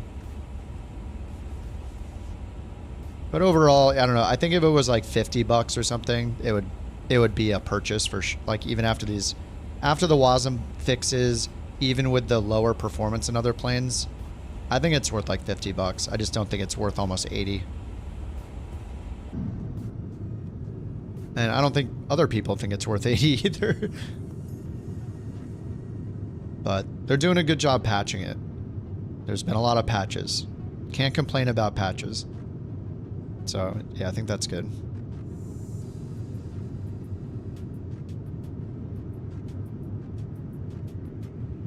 Like if they do a sale, if they do like a 30-40% off sale, I would say if you want a 350, I think it's probably worth buying then.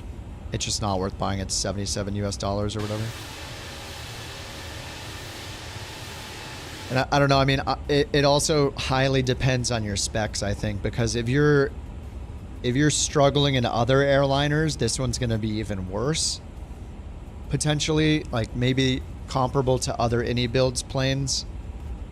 But if you're flying into big airports, doing big VATSIM events with lots of AI traffic, or with a built-in traffic, and with custom scenery, it just, yeah, it could be very painful in this compared to some other planes.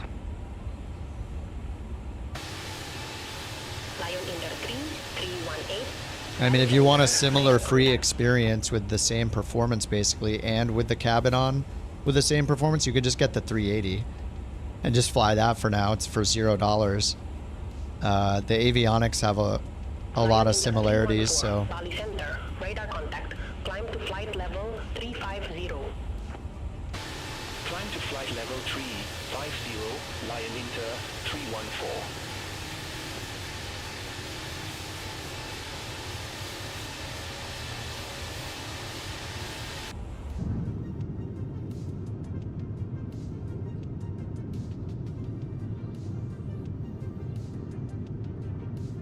Dev, it's put you in a single engine piston.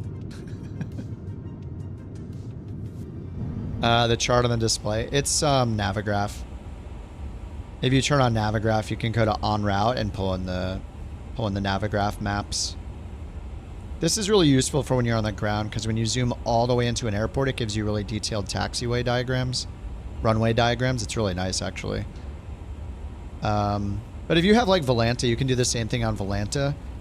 If you just zoom all the way into the airport, then you'll get decent taxiway and yeah, a decent airport diagram.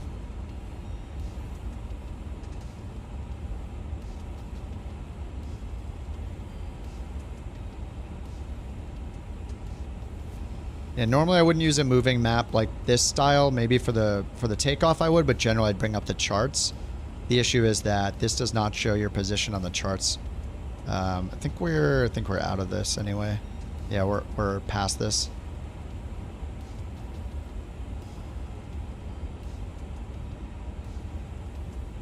The Beyond ATC taxi map. Yeah, it's nice.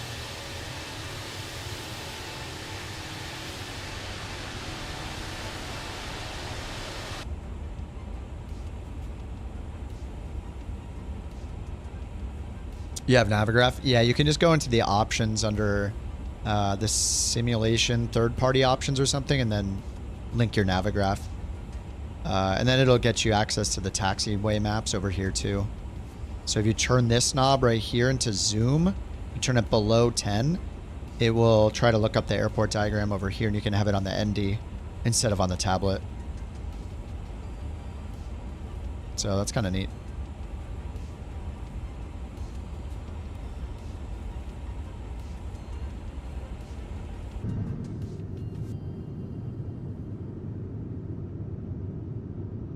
I'm gonna grab a snack, be right back.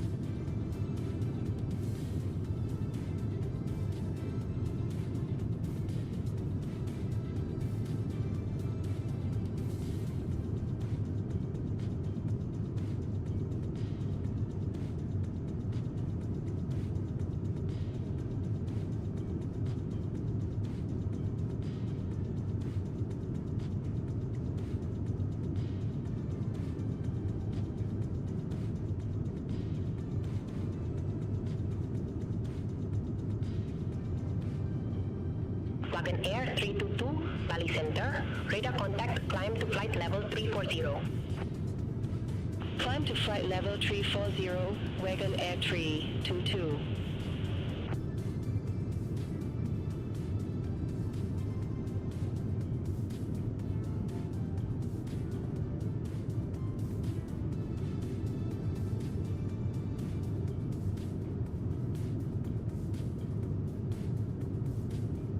All right, back. What did I miss? Probably nothing. All right, we're at 30,000, climbing to 430. This is definitely going to be a 2x kind of route.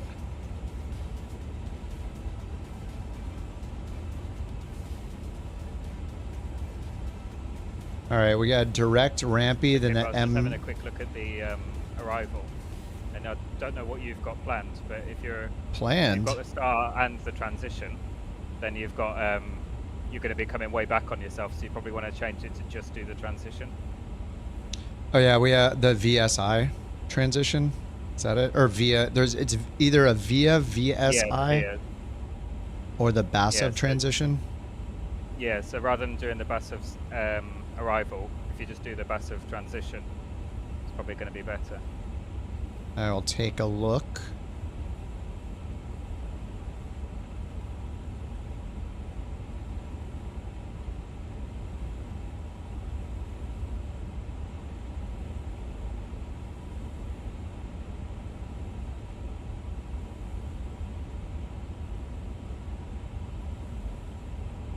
Yeah, mine goes directly from VSI to BASF.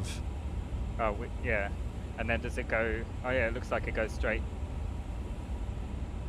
Yeah, then it just turns and lands. Oh, yours is okay then. Yeah, it gave me some sort of weird turning back around to back to I didn't BASF, choose the VIA, so maybe that's why. Did I have a VIA in there twice? Oh, okay, yeah, that's probably why then. I've stopped choosing VIAs because that usually happens to me, but then sometimes I'll not realize that the VIA is the IAF. Yeah. I don't know if that's... I normally do. Yeah. I normally do the VIA just if that's the last waypoint on the star. Yeah, yeah. Yeah, it's like part of your flight plan, and then... Yeah, like looking at the flight plan, BASF and... Or sorry, it's... Sorry, not VIA, sorry, it's VSI. I was saying VIA. It's Victor Sierra India VSI. That VOR. That's what I meant. Oh, okay. Yeah, so I'm going VSI to BASF, and then I'm on the basically on the approach then. Yep. Yep. Same. Cool. Sweet. What's up, JJ? No, it's not dual cockpit. On Twitch, Jack is flying in his own plane. But Jack's been streaming on Twitch, so we're doing a little stream together thing, which is a feature of Twitch where you can... It's almost like being on a Zoom call together, so you could like share cameras and screens if you want. We're having some problems sharing our screens, but then I could hit a button and bring it up in the corner, so anybody participating, you could see their screens down there, and it like shows... It can combine your chats on Twitch, so into a combined chat room. It's kind of cool. We just thought we'd try it out. It's a little impromptu stream together thing.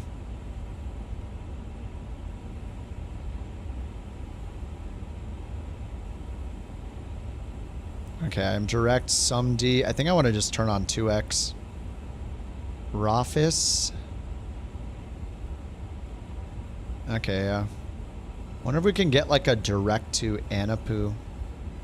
Anipu. That'll probably save a ton of time. Unless the winds are just really nice going that way, but looks like that's going north. Just like straight north.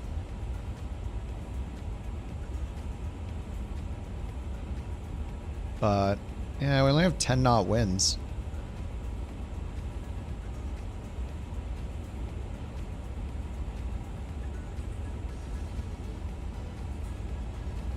Jack, you gonna try to do a direct to? To just cut this corner? Yeah, we can do. Yeah, that kind of makes sense. Might as well. Which waypoint are you thinking? Maybe to... Probably... How much do you want to cut out? To Buck 2? Yeah, or Anipu? Maybe the one before that? Yeah, Anipu kind of makes sense. It's like... Or Buck 2. Yeah, it's almost like a... I don't want it to be like a straight in, but maybe that'll cut off too much. I don't know if we're flying over anything interesting either. Maybe...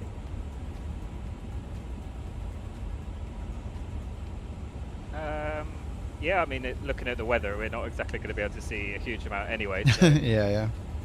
And most of it seems to be over the water. It's just sort of that once we get over land would be. Yeah, I'm gonna ask them to do direct iniBuilds then. Yeah, makes sense. Makes sense. All right, we'll see what we get. I'm sure they'll say yes. They're pushovers. Let's see. Bali Center, Delta 323 Heavy request direct iniBuilds. iniBuilds. Delta 323 Heavy, iniBuilds is too far from your current position to allow safe sequencing. Unable direct iniBuilds at this time. All right. All right, how about direct BorkCoin then? Aircraft calling for direct to say call sign. It's still Delta 323 Oh, she's Heavy. got it. It's still us. Delta 323 Heavy, roger. Say fix name. BorkCoin. Delta 323 Heavy, you broke up. Say again, fix name. Bravo uniform, Kilo, Tango uniform. Delta 323 Heavy. What? You broke up. Say again, fix name. Is it not in the list? It is in the list. All right, I'll click Request it. direct to BorkCoin, Delta Oh, 323 Heavy. BorkCoin. Delta 323 Heavy. BorkCoin is too far from your current position to Gah. allow safe sequencing. Unable direct BorkCoin at this time. Boo. I shouldn't have called them pushovers. How about Trebo? Lion Inter 543, Bali Center, expect WASM-1 Charlie, runway 31. Expect LASM 1 Charlie, runway 31, Lion Inter 543. All right. Let's see. All right, they didn't give me direct iniBuilds or direct BorkCoin. They denied me. Oh, okay, yeah. See, I was just gonna about. They didn't give me iniBuilds. I was going to ask for BorkCoin, but I went. They denied me for that too. I guess we're carrying on then. I guess so. I guess it's double time. Yep. Alrighty.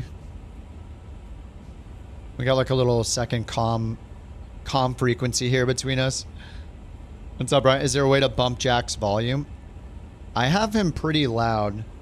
He probably needs to bump himself. I actually have him at maximum volume on my side.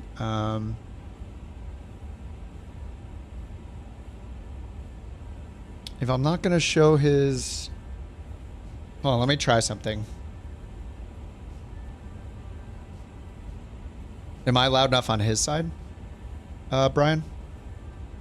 Let me go to my overlay and turn the volume off here. And then do it through the web browser and see how that goes.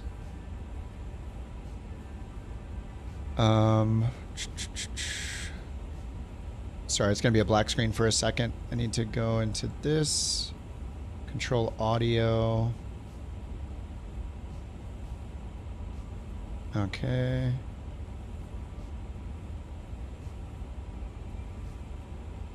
Oh, it doesn't show that. What the...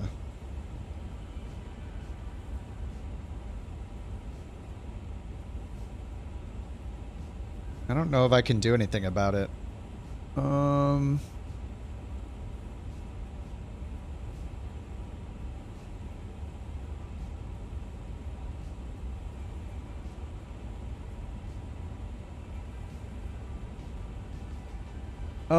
I think I see it. Output volume.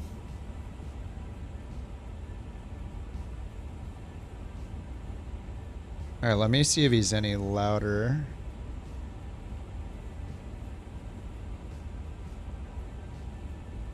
Make sure this is still on. Yes, it is. Hey, Jack, I'm trying to turn you up on my end. Can you say something? How does that sound? You okay? I think you're loud. Oh, wait. Hold on, try again. I'm just trying to turn you up. Yeah, I was just saying it's a bit annoying we couldn't get that direct because it got mine's saying I've got 600 miles till top of descent now, but in double time. Am I loud enough on your end? On my end, you're not like quite loud enough. I could turn myself up to you if you need me to. No, you're absolutely fine on my end. Okay. What I or I can, if I go into my settings here, where is it there? Microphone. If I turn that on, is that any better? Yeah, that's a lot louder. Okay, that's apparently the automatic input. Oh, there we go. Beautiful. Wait, how did you turn that on? So if you go to settings, there's a tick oh box yeah, okay, I'll turn mine on too. Yeah. You might want to turn me down a little because I'm going to turn it on. Okay, I just turned on automatic. Okay, yeah, you went super loud. Okay. So, okay. Cool, nice. That did it. Wonderful. Brian sent me some feedback. Oh yeah, I saw. Yeah.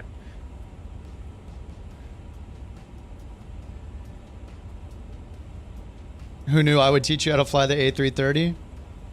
I didn't teach anybody to fly the A330. We barely did the A320 and I didn't even know what I was doing like 10% of the time.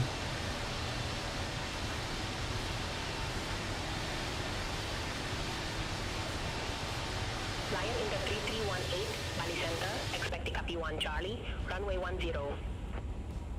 Copy 1 Charlie. 1 Charlie, runway 10, Lion Inter 3318.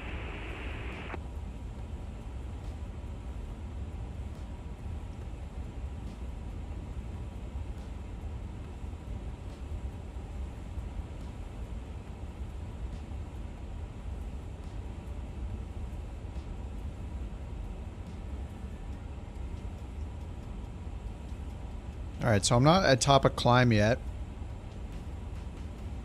Oh yeah, ludicrous speed. Yeah, it's going to take 3.5 hours. The flight was supposed to be 2 hours airtime. Well, we're almost at cruise, so we'll see. Alright, that's 3:22, sorry. It's only 1 hour until top of descent. So I think 2x will be fine. So I'm going to go menu, options, simulation, time compression, auto. No pause at TOD. Oh, autopilot disconnect protection? Yeah, sure. Inhibits uncommanded autopilot disconnect when able. Sounds good. Alright, we'll double speeding it.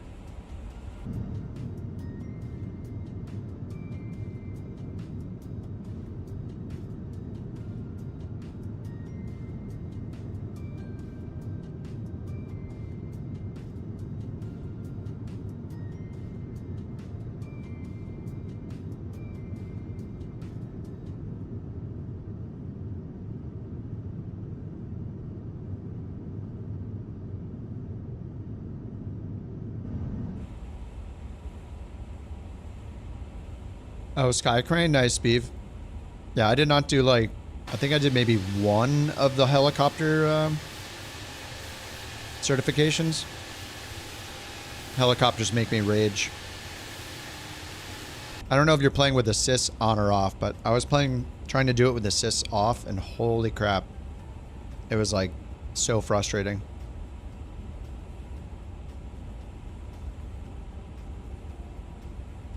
It felt like the most random aerodynamics ever. Random, just, I don't know, it seems so... Felt like a game of RNG more than predictable physics. Oh, you didn't touch them? Yeah, I think they're on by default, but it's definitely much, much nicer to have them on. It's so ridiculous with them off. And, fun fact, you can actually use, for any helicopter challenges in the Challenge League, you can keep the assists on. Which is how people are getting such high scores, and I didn't realize that until a few weeks back. I was trying it, I was like, how is it possible that everybody has such a high score? And then it's like, oh, you can just turn assists on. I turned assists on and had like a 1.5 million whatever score on my first try. I was like, okay, that's why. Not saying that the people with the highest scores had the assists on, but I mean, I can't check or anything, but to even allow them is really funny.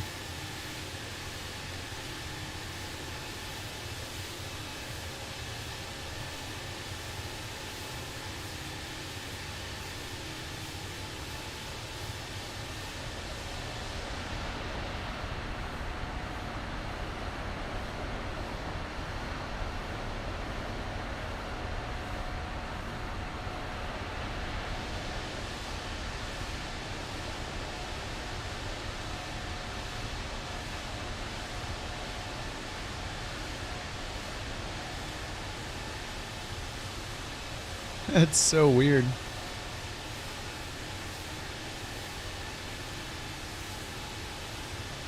Yeah, like they're kind of like pixely down there now.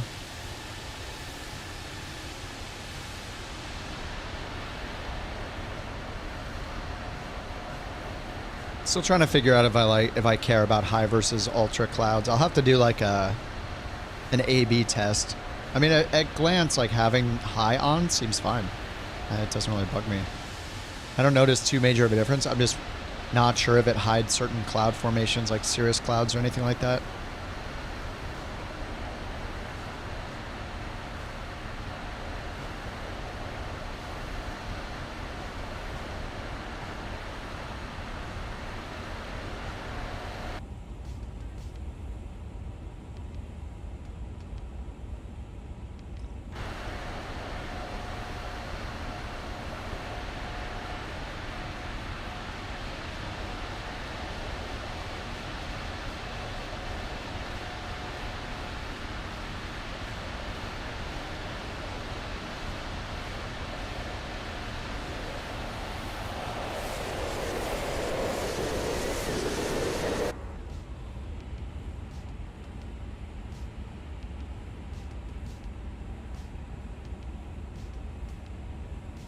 All right, 430 miles. Sorry, I'm stuffing my face here.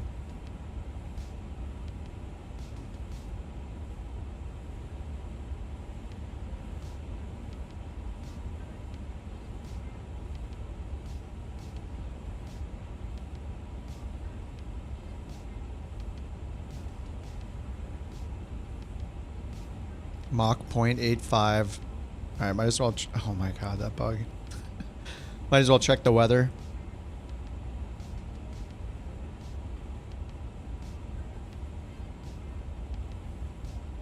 All right, marginal VFR scattered at 1,400 feet, QNH 1012. Temperature 27. This was updated on the 17th at 2 o'clock Zulu, which was 24 minutes ago. Oh, you recall seeing cirrus clouds on medium? Okay, nice. I had them in the sky earlier. Okay, cool. Yeah, maybe high is here to stay then. Seems like maybe that's the popular choice nowadays. Okay, so let's go to performance here, approach, and put in the winds and everything. This probably won't change in the next, let's see. Oh, it was top of the hour it got updated. And our TOD Bali Center, Prosper 622, is at 316, but it'll take half that much time, so it'll be a little before it gets updated, maybe. Bali Center, radar contact. That's fine. I'll just put it in. If we have to, we'll update it later. Delta 323 Heavy, contact Jakarta radar 120 That's us. 120.9er. Contact Jakarta radar 120.9er. Delta 323 Heavy. All right, she missed it. So 120.9er. 209 transfer. Jakarta radar, okay. Delta 323 Heavy. Good morning. Flight level 430. All right, performance approach. Winds are calm. Nice. That's an easy one. Delta 323 Heavy, Jakarta radar identified. All right, 0, enter 0, scattered at 1400, outside air temp 27 degrees Celsius, QNH 1012, and I loaded in the RNAV approach, RNP AR, runway 35. I'll pin both of those, and then we'll look at the minimums for 35. Now, are we coming in that direction? I think so, yeah. I didn't put in all of the waypoints. But the arrival is the Basu 3 Bravo VSI. Whoops, I didn't choose it. Basu 3 Bravo VSI change procedure. Hello? It's not letting me choose it.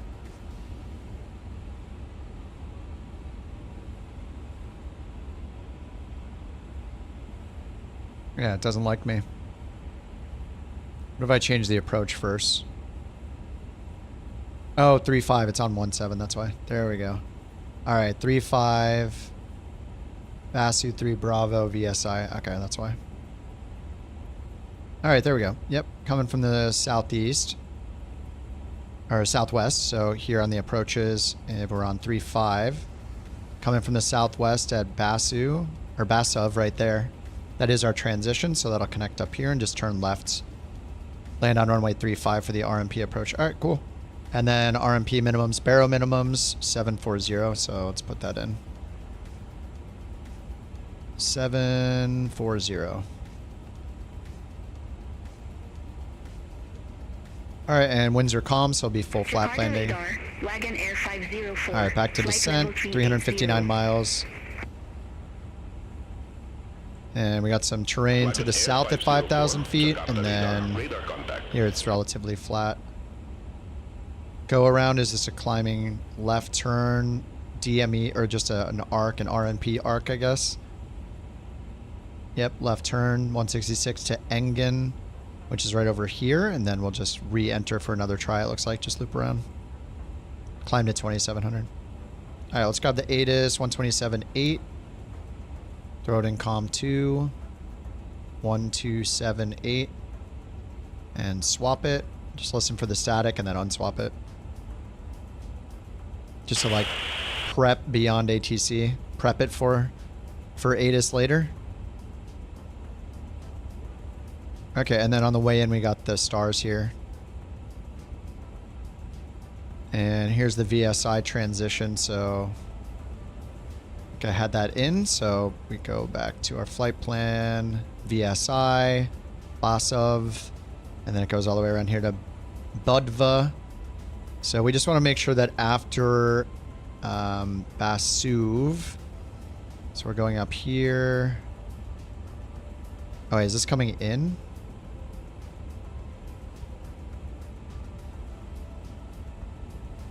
So there's Basov and Budva.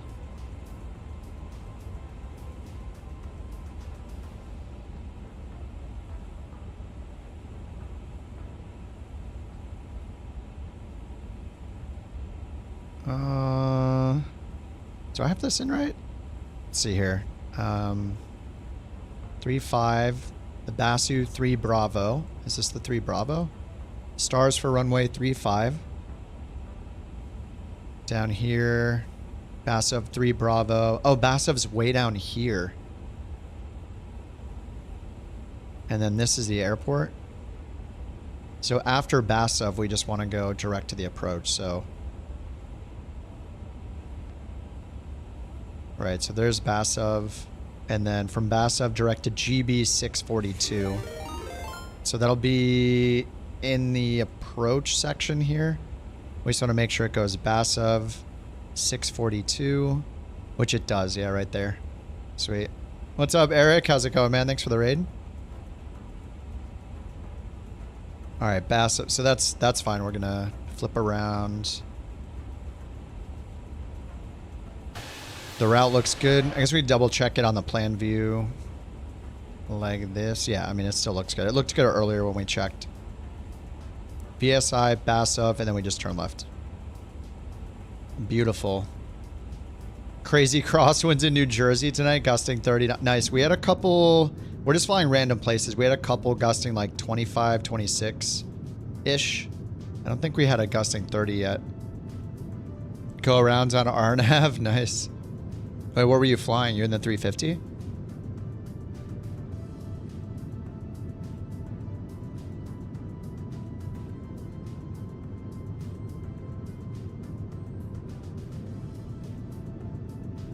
In the Piper Arrow?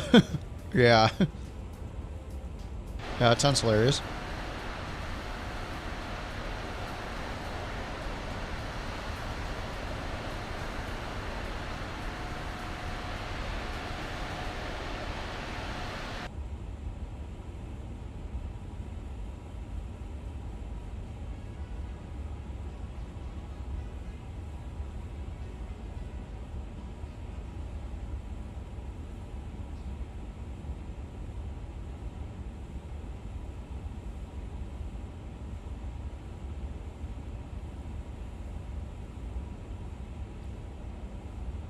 Now let's see how our top of descent's looking here. Ground speed coming up in North Carolina was 200 knots. What? That sounds pretty amazing. In the Arrow. I'm sure that crab looked amazing. I'd be proud of putting an Arrow down in 30 knot winds. Alright, perf 282 miles out still. 281, okay. God, it changed. I keep like every now and then going like, uh-oh, did WASM break? Did we get a WASM crash? Did we get a WASM crash? And then a number changes and I'm happy.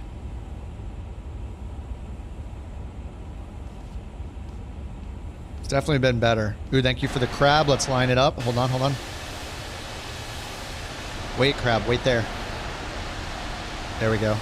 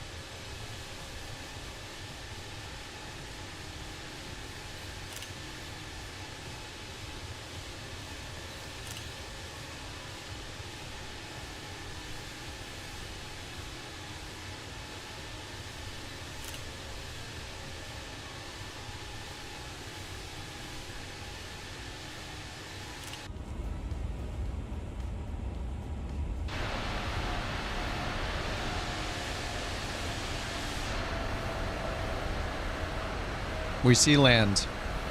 We have crossed the Java Sea.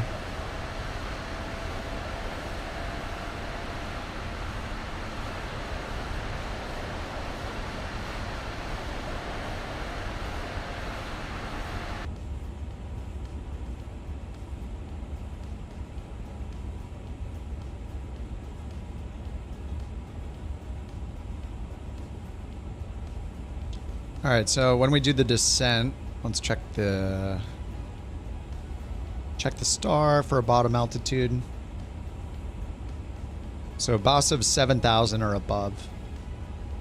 I'm just gonna set that so I don't forget. All right, 7,000, and then from there we break off the. We really just have that one waypoint for the arrival. VSI to Basov, then, and we start the approach. RMP approach for 3.5, and then our final altitude on the approach is 1100. Visual glide slope indicator and the FAPA final approach point altitude. Yeah, that must be final approach point altitude, are not coincident. So what is this descent then? Oh, runway 35 offset 1 degree. The runway is at 347. All right, so we'll be at 348. So we'll make a tiny left turn, 1 degree left turn, line up with the runway. Minimum safe altitude 2,000.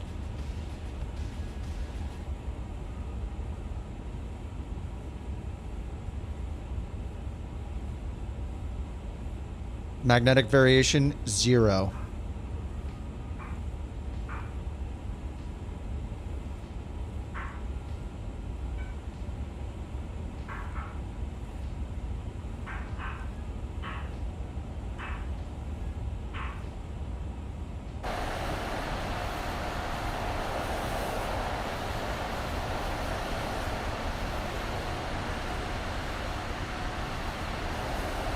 What's up? What's up, Qantas Sim Pilot? How's it going? Thank you for the bork. Yep, those are several borks.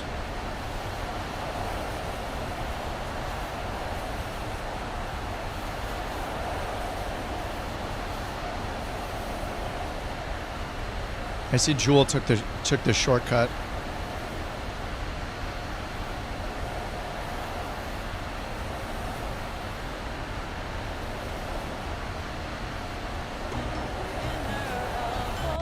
Oh my god, it keeps picking the song ones. Yeah, well, you know, that's just like your opinion, man.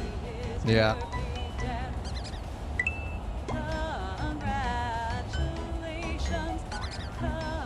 Wow. Oh, you're not sim rating. Oh, to see if it takes us just as long.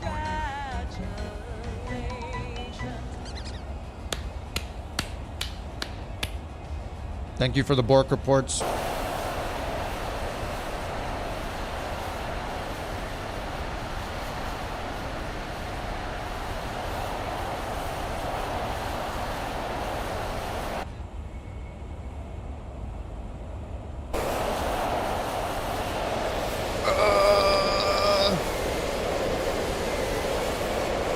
We are becoming one.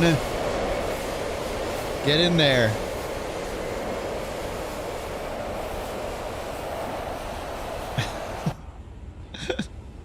Stop the madness.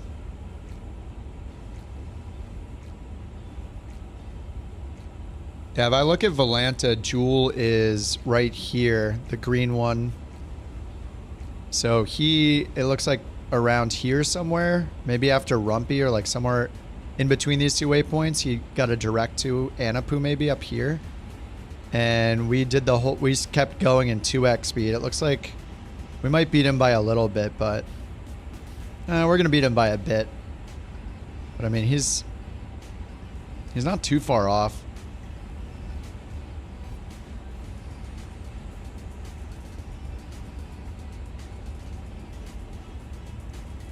I mean, you just updated and moved forward a little bit more, but I mean, it's not too bad considering we're in double speed. That would have been a huge savings in real time.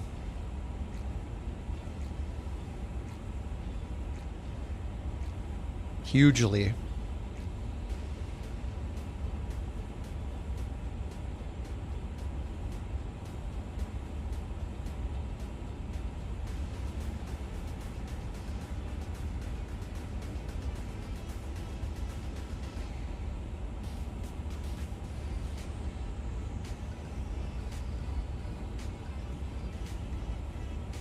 All right, we got plenty of runway. We only need 1,100 meters. We got 2,700.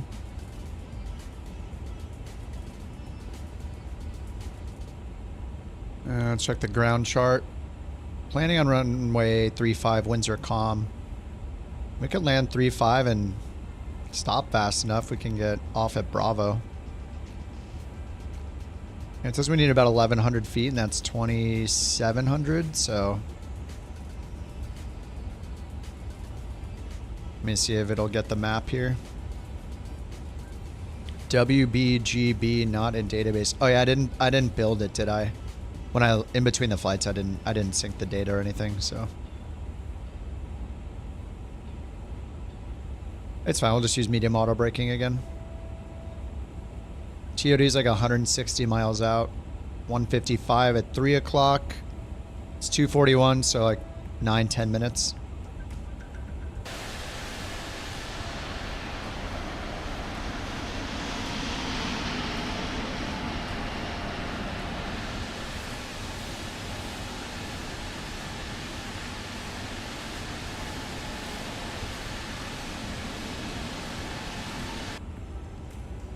You're doing a long haul? Dubai, what's BIK? What's BIKF? I feel like I should know that, but I don't. BIKF? Is that in Iceland?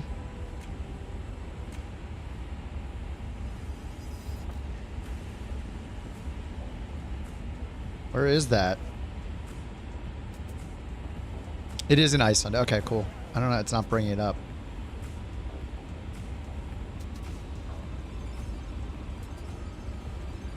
It does sound very Icelandic.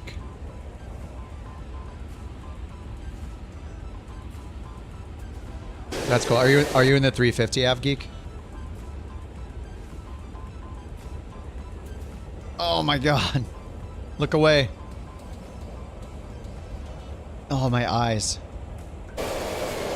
Alright, get it out of here. Get it out of here. Oh my god. Thank you. FSLTL, the 777 is replaced with a 787. There's not a 777?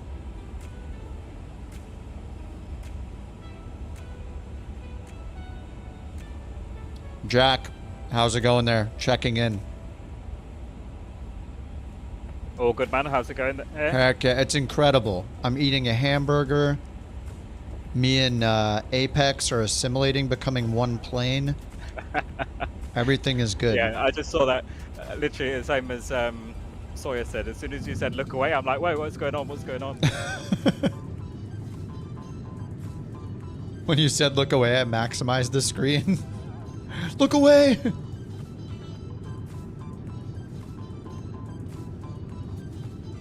Are you sure the A350 is going to be able to land there?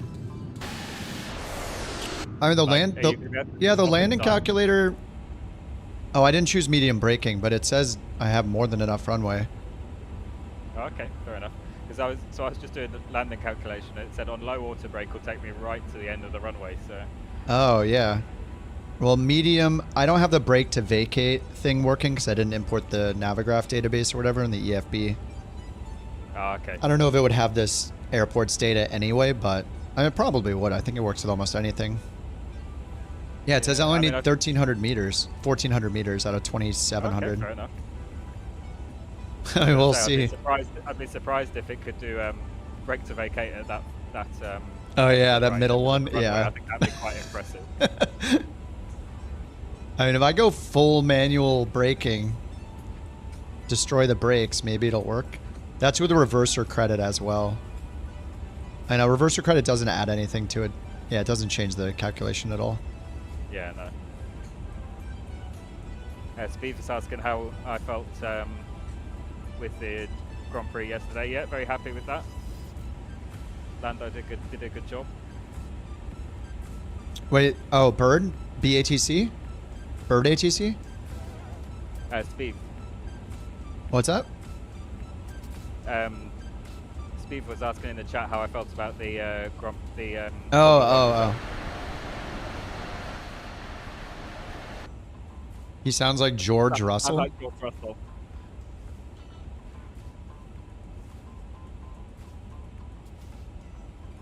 Yeah, I have to say, maybe controversially, I'm not a big fan of George Russell there, but much more of a Lando Norris fan.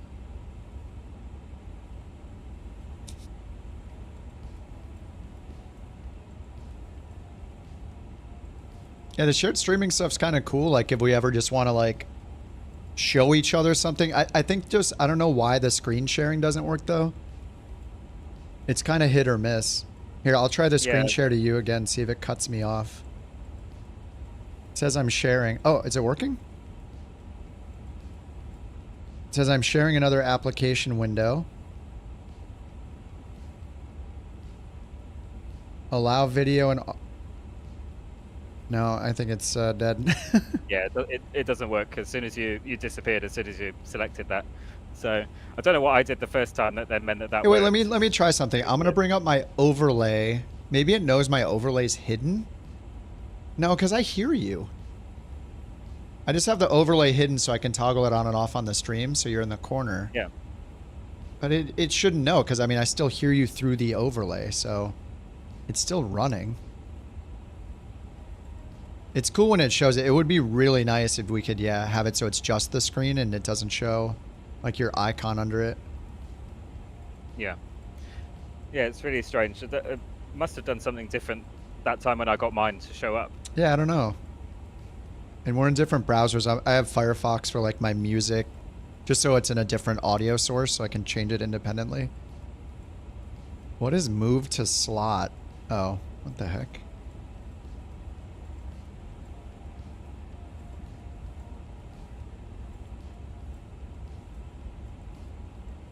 It would be cool though if like you're landing or I'm landing and we're watching each other, that I can see your POV at the same time, picture in picture.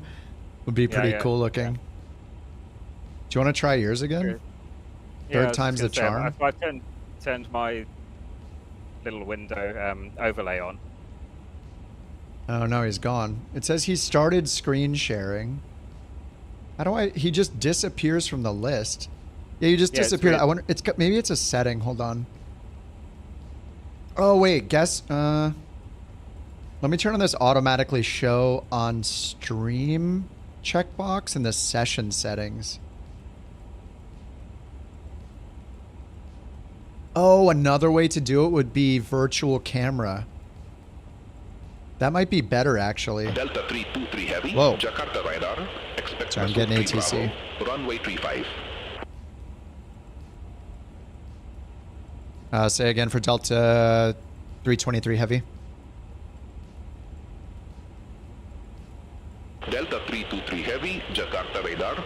Expect Basuf 3 Bravo, runway 35. Expect Basu 3 Bravo, runway 35, Delta 323 Heavy. Why do I need to try it again? Were there significant problems? Delta yeah. 323 Heavy, contact Kinabalu Control, 126.1. Contact Kinabalu, Control 126.1, Delta 323 Dude, Heavy. she's so much louder than that guy. Kinabalu Control, Delta 323 Heavy, flight level 430. All right. Oh, 29 miles. 29 miles until descent. Let me go get this off. All right, time compression off. Delta 323 Heavy, Basuf 3 Bravo, runway 35. Report ready for descent. Wilco, Delta 323 Heavy.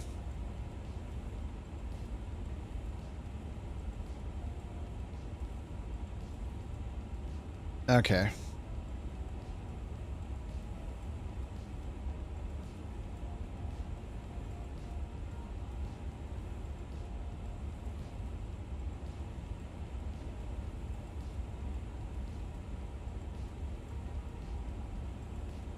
Microphone access denied. What? I keep allowing it.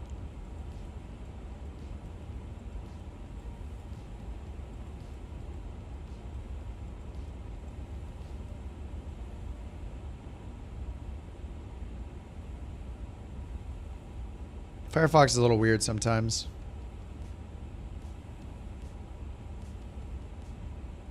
Microphone.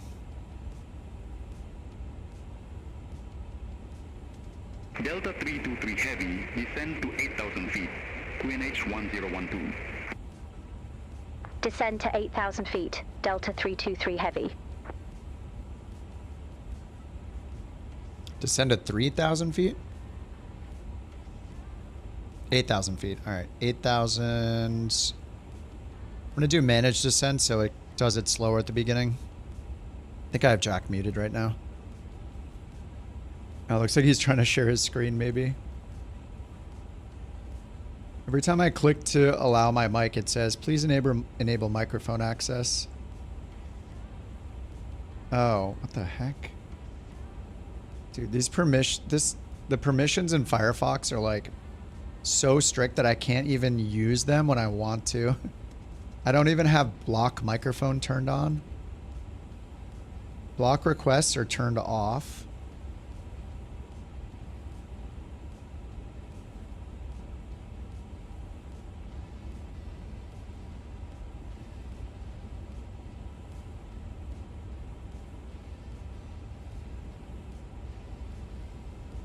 And I can't choose a microphone anymore. Yikes, Firefox.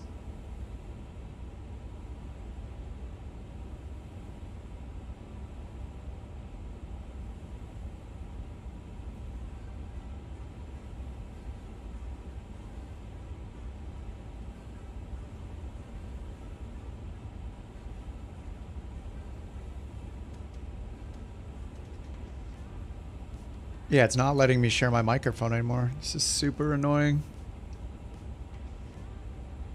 It just keeps saying microphone access denied over and over, and it doesn't let me allow it.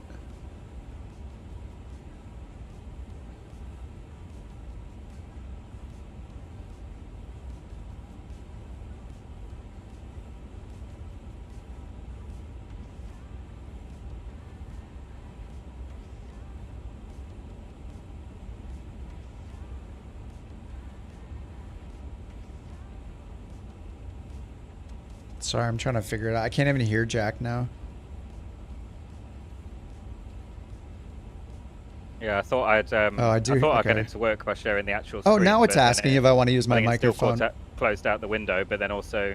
Well, that was so weird. Every time I switched between one window to the other, it was flickering. So. Dude, yeah, it didn't let me use. It didn't let me use my microphone until you started talking. One thing we could try is the OBS virtual camera. So if you go to OBS and click Start Virtual Camera. It'll show your whole stream though, not just the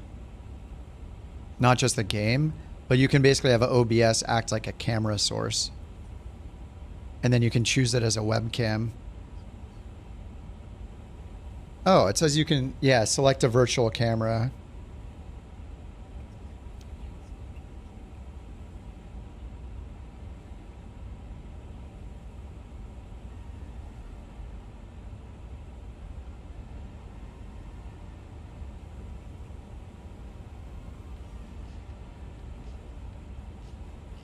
Yeah, it doesn't let me do that either. Camera access is disabled, and it won't ask me to give it camera access. Oh, God.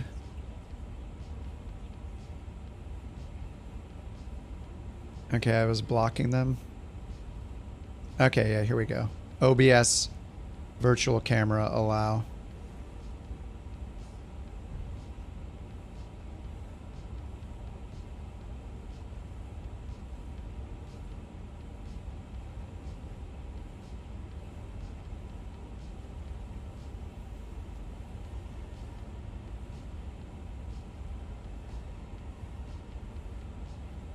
Okay.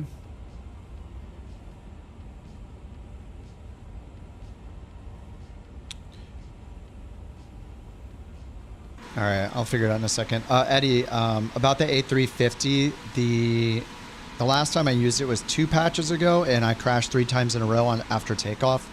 WASM crashes, so the entire plane basically stops working. Can't move the throttle, can't know the screens work, the screens never update. Everything just freezes, every instrument freezes. Including the throttle, flaps, everything. Couldn't even hand flight it if you wanted to, because you can't control the throttle. This is 2 patches later. I think that was 102. This is 104. I've been flying it all day, basically. Almost 9 hours now, and I haven't had a single WASM issue, so that's good. There are some new bugs, like if you zoom the camera out, the screens do this. And actually the whole plane becomes deactivated. You can't click anything. It's almost like it's a multiplayer plane. It's really strange. So that's still in there, and the performance is not improved at all. So I still don't think it's worth $70 or $77. So it's up to you. They are improving it, which I think is good. I think the question is going to be, are they going to improve it enough for it to be worth $77 or whatever it is for you? As far as like the landings and stuff, I don't really know. I haven't flown it. I just realised you had switched off of. I just realised you had switched off out of double speed, so I'm now way ahead of you. Oh yeah. Yeah, I did for the descent. Sorry, I didn't say anything. I usually stop at the top of descent. I'm gonna. 3761. Kinabalu control. Radar contact. Continue climb to flight level 200. If I click the camera button, let's see if it turns on. Launch wing 3761. Oh, that flickering. Let me see if it turns on the OBS virtual camera. It's going to share my whole stream window, though, not like, not just the gameplay, but I don't really have much on it anyway.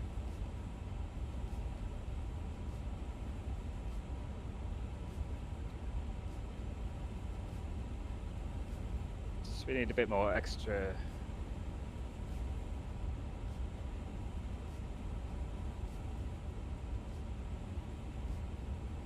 No, it just like doesn't ask me to use my camera. It's weird.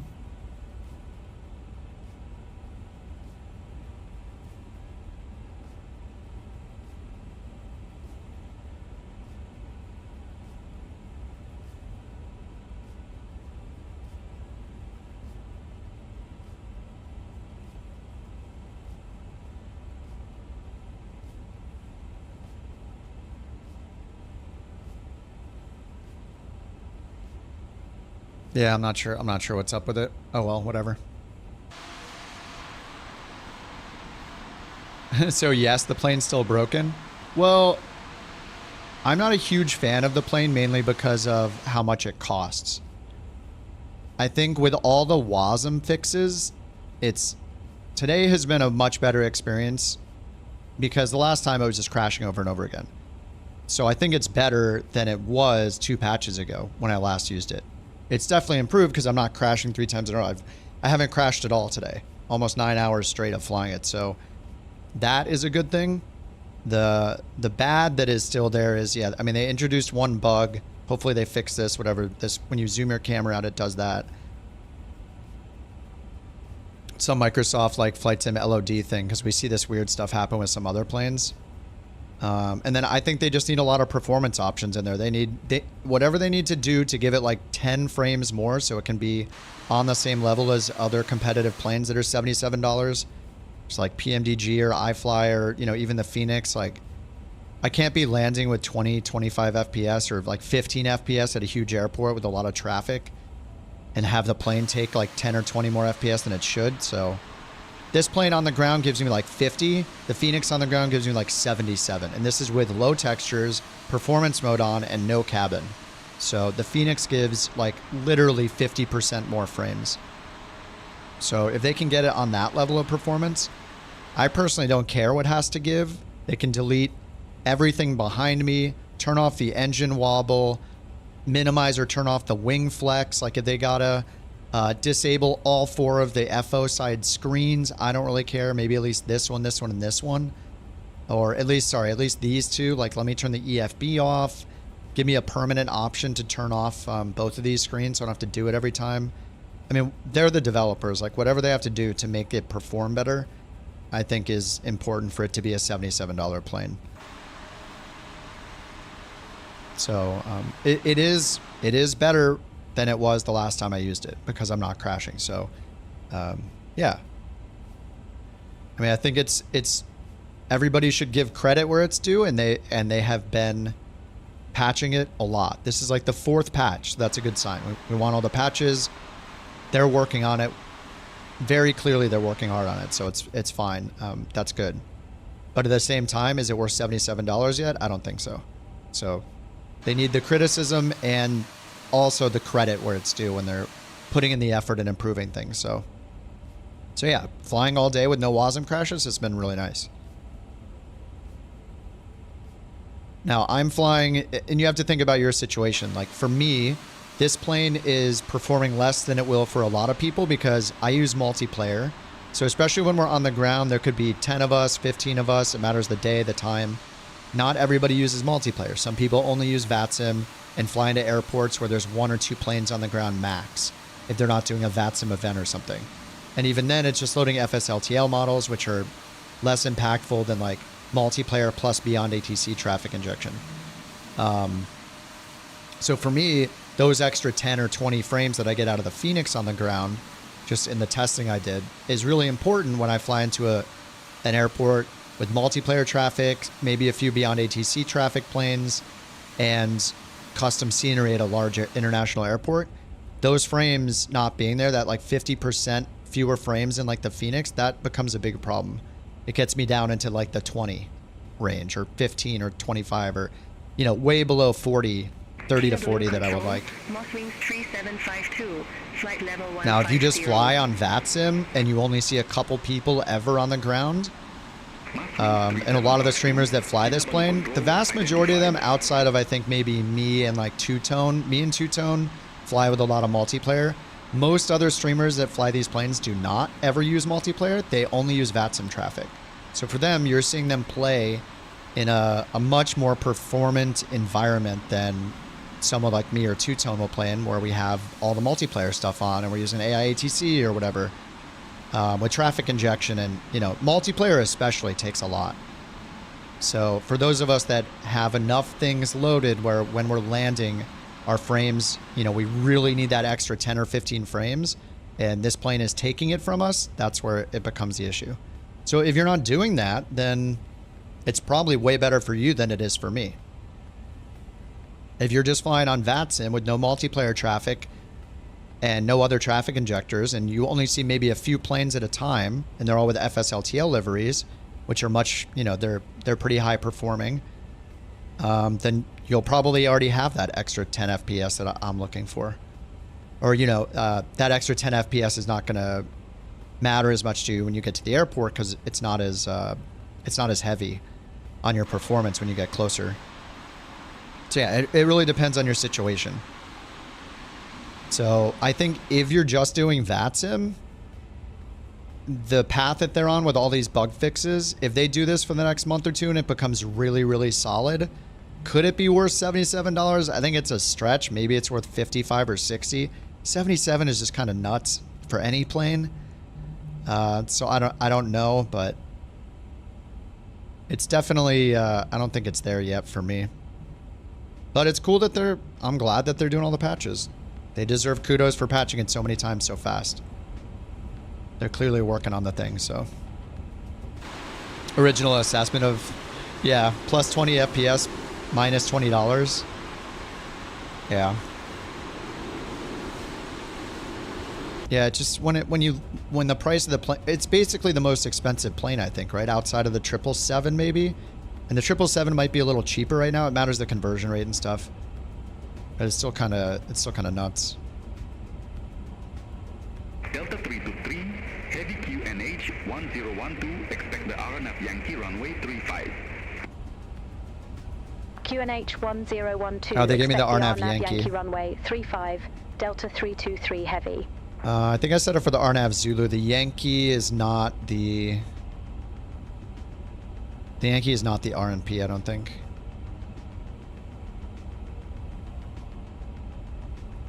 Yankee 35. Yeah, the Zulu's the RNP. I just want to do the RNP. I don't care. I'm going to do the RNP. I'm already set up for it, and I want to see how it works.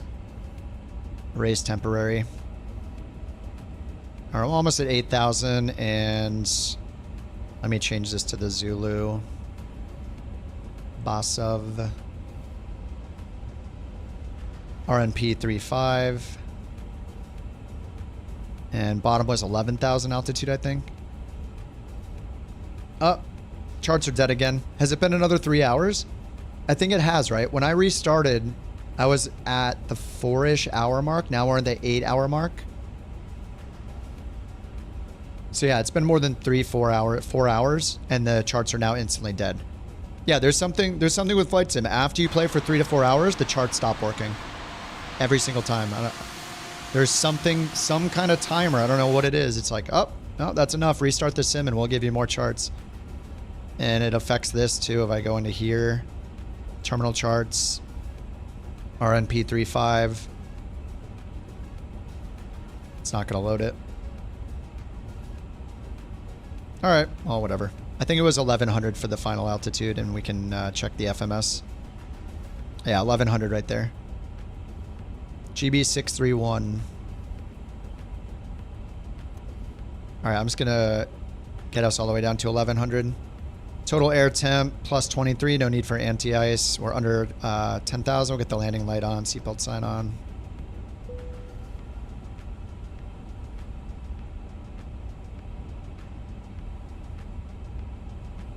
I still can't turn my microphone on with Jack anymore. I don't know what's going on.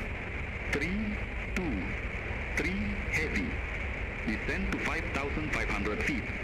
QNH 1012. Did you manage to change something on the settings there, Kip? I don't know what's going on with the microphone. It just suddenly I can't hear you or can hear you, and until you talk, I can't turn my microphone on. I don't know what's going on. But I think if I hit camera, I have OBS virtual camera set up. So I'm back to only hearing you through the stream now, so. Wait, really? What the hell?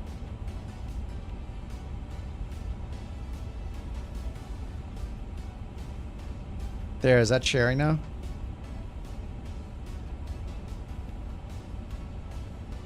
Mic check. Yeah, my mic is working. Nope, still nothing. Nothing? It might be on your end because my mic is on and it's working through through my browser. It says it's picking me up in the meters and everything.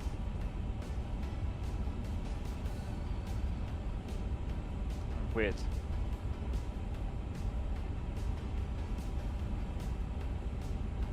Yeah, my microphone's on. The meters are working. I don't know.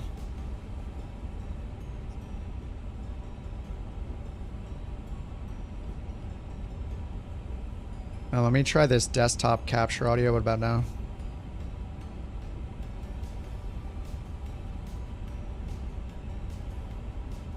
Shooter buzz you at a random airport. Trying to code here. Yeah, me and Jack are just doing technical support now.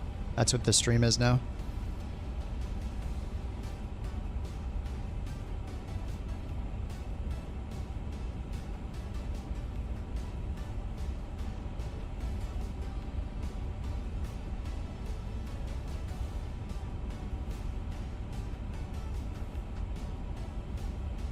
Delta 323 Heavy, descend to 2,000 feet. All right, 2,000 feet. We just passed 5,000. 2,000 feet, Delta 323 Heavy.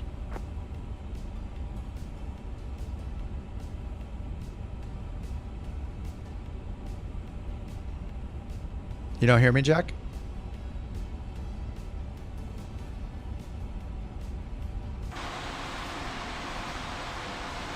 I really just want to see Jack's, I think Jack's in front of me. I see Rock. Oh, Jack's behind me now, okay. Yeah, I wanted to see Jack's POV in the stream together thing so I could see him come in for the landing. That would be pretty cool. All right, let's hit final approach. Approach descent. All right, let's turn landing system on. LS, 11,000. 1011.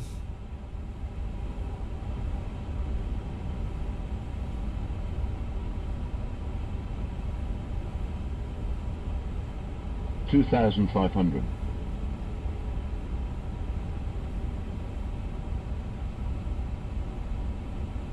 $2,500.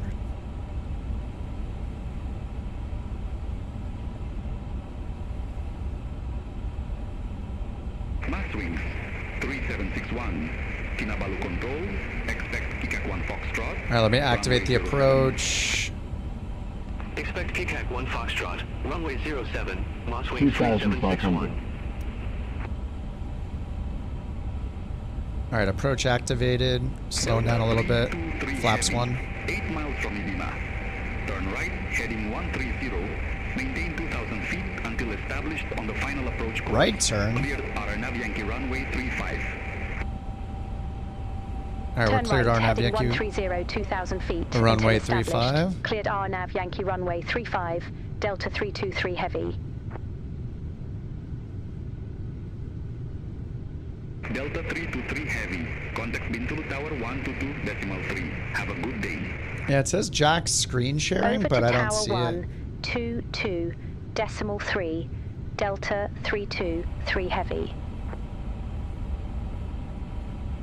Bintulu Tower. All right, Delta almost 5 miles. I'm gonna get, whoops, RNAV Yankee I'm gonna get gear down. 35. Delta 323 Heavy, Bintulu Tower. Wind calm. Runway 35 cleared to land. It's not slowing me down. Runway 35 okay, now we're slowing cleared down. to land. Delta 323 Heavy. I think we just hit the decel point, maybe. Oh, we need to slow down fast.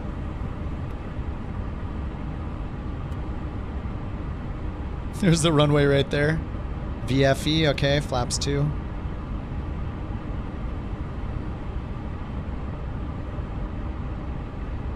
RMP approaches are crazy. We're still going 200 knots though. We are in idle thrust, so. Alright, I'm gonna need speed brakes. Okay, we got flaps full coming down right now. That should hopefully be enough drag. Alright, it is 1 degree offset, so this is the offset we were expecting. 500. Only got a 7-knot crosswind from the right. Minimum 500. 400. 400. 300.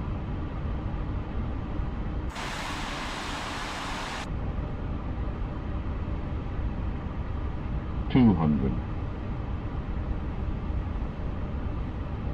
200.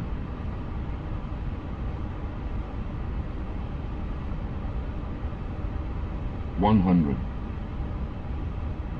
50. 40. 30. Retard. 20. 10. 5. Okay, that was much better than before.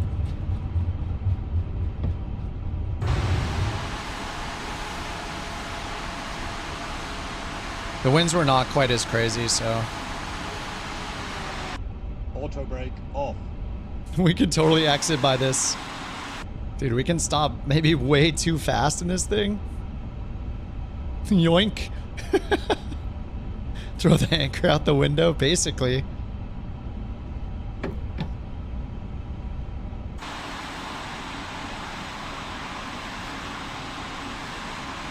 Oh, 2 gates? Heck yeah.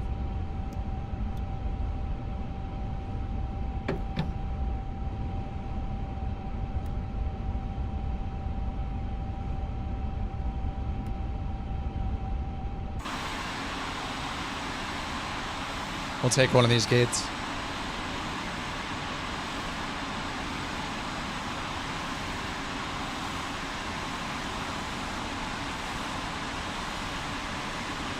Park way too far from it.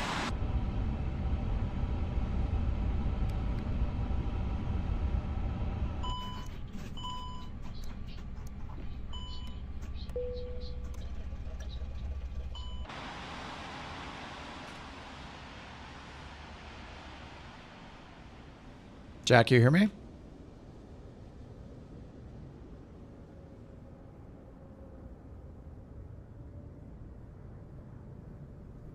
Jack, you hear me? I don't hear you. Oh, I hear you now. You don't? Only from the stream. Oh, what the heck? I don't know why the screen sharing doesn't work.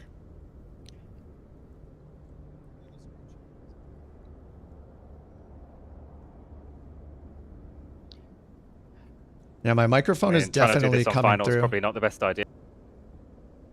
Yeah, it says he started screen sharing and then I can't see his screen.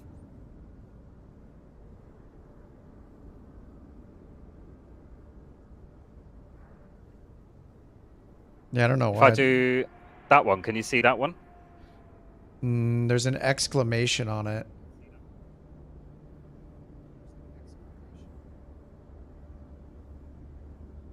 No, it just like shows a blank. It shows another screen above you, but it's just blank.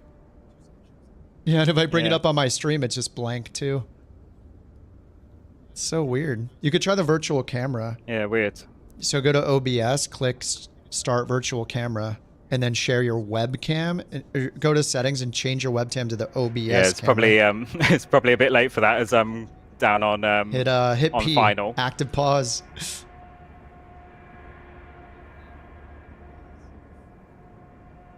Yeah, we'll figure it out sometime.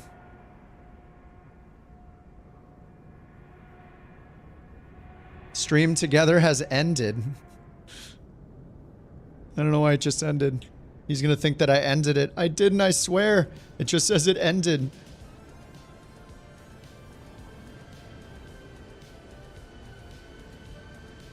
Nice rock. Is he touching the center line? Good. He knows the rules. Oh, here comes Jack. No picture in picture this time.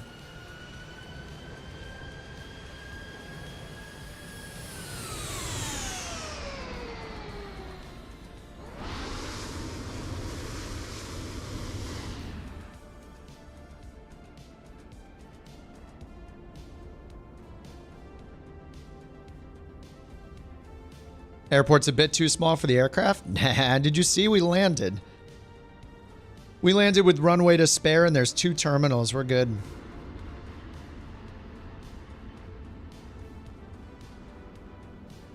Jack hacked.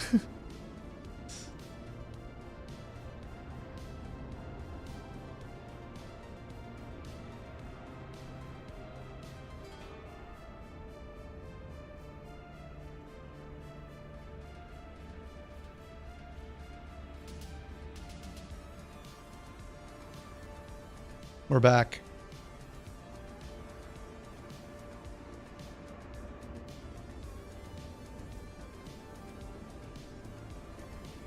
Hello? Hello? Oh, sorry, Oh. Mike being very strange there. Oh, he's doubling up again. Wait, hold on. There we go. Okay, what's up? You can't hear me? I can hear you. Oh, nice. It's working again? Very rude hanging up on me there. No, I literally looked over and it said it ended. I don't know, is there a time limit? Possibly, or maybe it just dropped the connection or something. I don't know. Doesn't like us. So when you wish Twitch would do, you could do a private stream and then we could try and work it out sometime. Yeah, that'd be nice. You just got to do it all live on Twitch.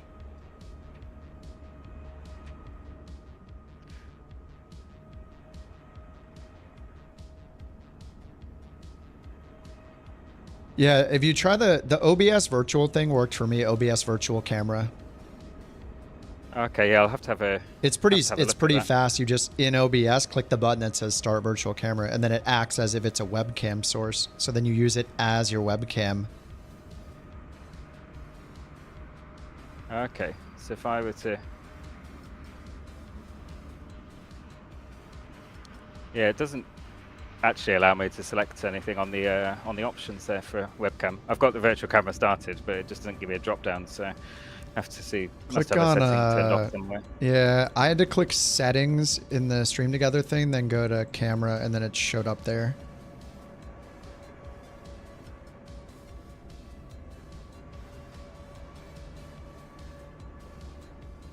Did it actually medium generic? Okay. Yeah, I wonder if the generic's the 320. All right, here comes Jewel, Stud, and Jay and Jally on the way in. Yeah, I wish iniBuilds had a much better model for multiplayer traffic because it's absolutely killing my frames right now. Yep. Yeah, do you have yours on Ultra or high or what? Your traffic? If it's showing you in the 350, it's probably on Ultra. Yeah, when we do airliners, I've been turning it to high, and then when we do bush stuff, I turn it to Ultra.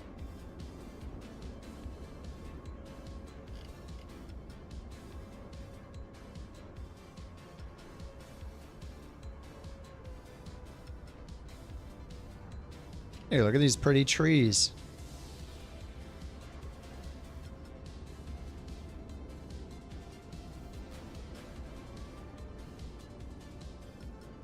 Welcome to Malaysia.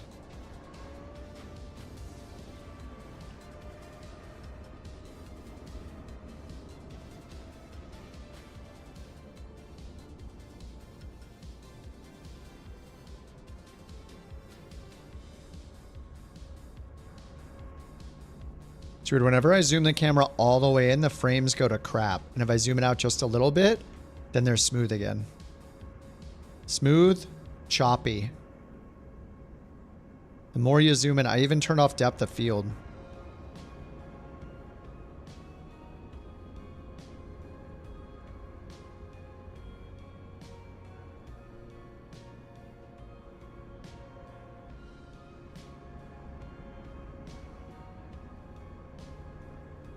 Oh, he's gonna touch the center line.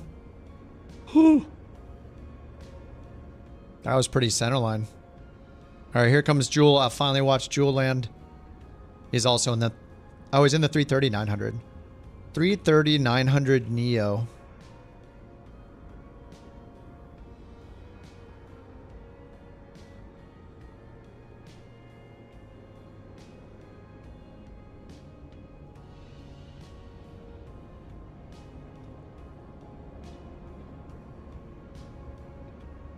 Do you guys think the 330 is worth flying then? A couple of you guys are flying it. I really just haven't. I think maybe I flew it once on like release day and that's about it.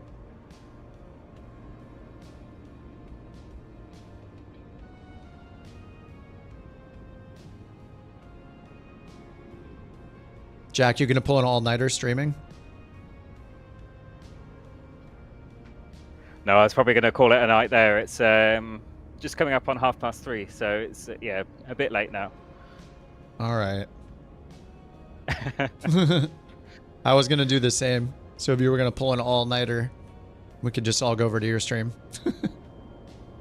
No, I think it's that's probably enough for today. Yeah, it's only like 9 hours of flying. It's a decent amount. Pretty decent, yeah.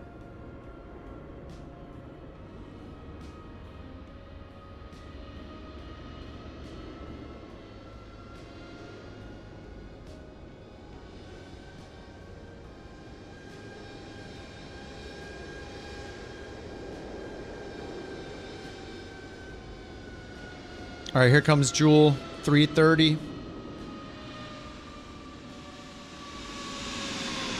They'll replace him with a 787, of course.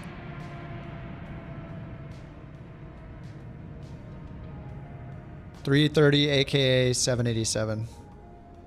It's just more excellent model matching. This time, courtesy of FSLTL. I don't know if they even have the... I don't even know if they have control over what matches with what, but that's what it's replacing it with. 780, 787, 800.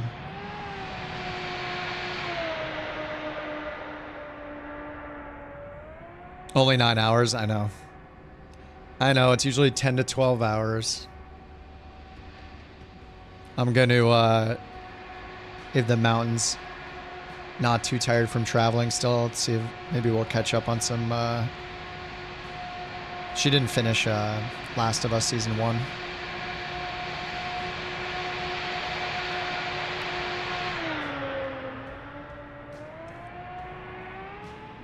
You guys do think that 330 is okay? It's an iniBuild aircraft that isn't too terrible. Yeah, I mean, overall, I think today, flying this for like the last 9-10 hours, or 9 hours, whatever it is, I think overall it's good. Not overall, the plane is... I mean, the plane is okay. It's pretty good. The problem is the price still, but in terms of me playing it on 102 versus 104, the WASM thing didn't happen again, so that's great. So overall, it was a positive day flying this plane. The last time I flew it, it was 3 crashes in a row and really bad, so obviously there's still a bunch of bugs, performance problems. And it matters if you're in multiplayer or not, really, but...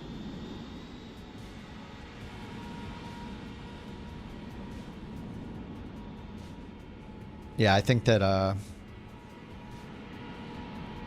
Yeah, I think overall it was a good thing. Overall, it was a good day of flying. We've been going into mostly small airports, though, so... Why did I have to try again? Try what again? The 350? Because last time I crashed 3 times in a row and had to stop using it. So I waited for a couple patches. And I want the plane to succeed. I want them to keep patching it. Like, who doesn't want the plane especially a plane I've already paid for. Like, I bought the plane. I want it to be a good plane. And, you know, if they keep making updates like this, maybe I'll feel like overall it's a definite buy kind of plane. But, you know, I think it's going to take, like, a discount and a lot more patches. Like, they're going to have a sale, I mean, you know. But they're working at it. I mean, we got a bunch of patches, so I'm happy for that. If you got $77 burning in your pocket, the WASM crashes, at least for me, seem to be resolved. Who knows? I mean, what do we do? 4 flights, maybe? I think maybe we did 4. And I've been on for about 9 hours now.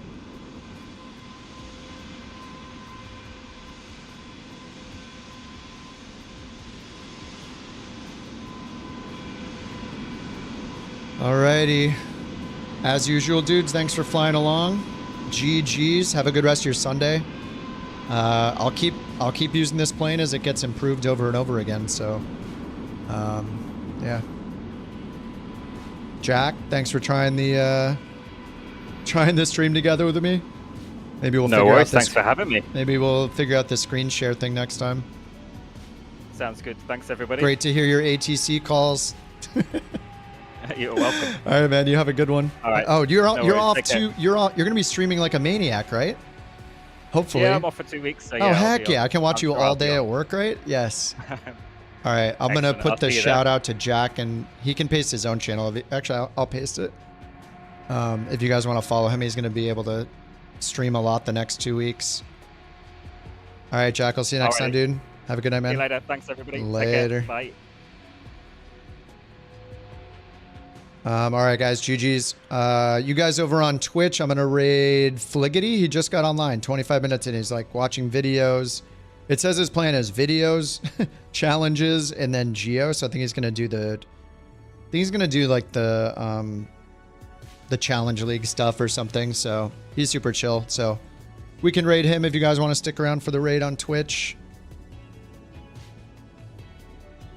And let me find Jack's.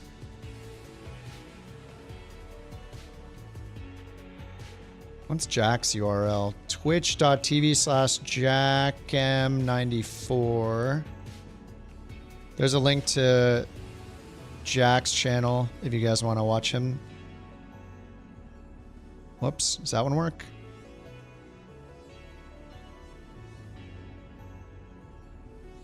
There we go. There's Jax if you guys want to watch him. He's going to be streaming more than usual because he's on vacation the next 2 weeks. So, all right, guys, thanks for hanging out. I'll see you guys tomorrow after work.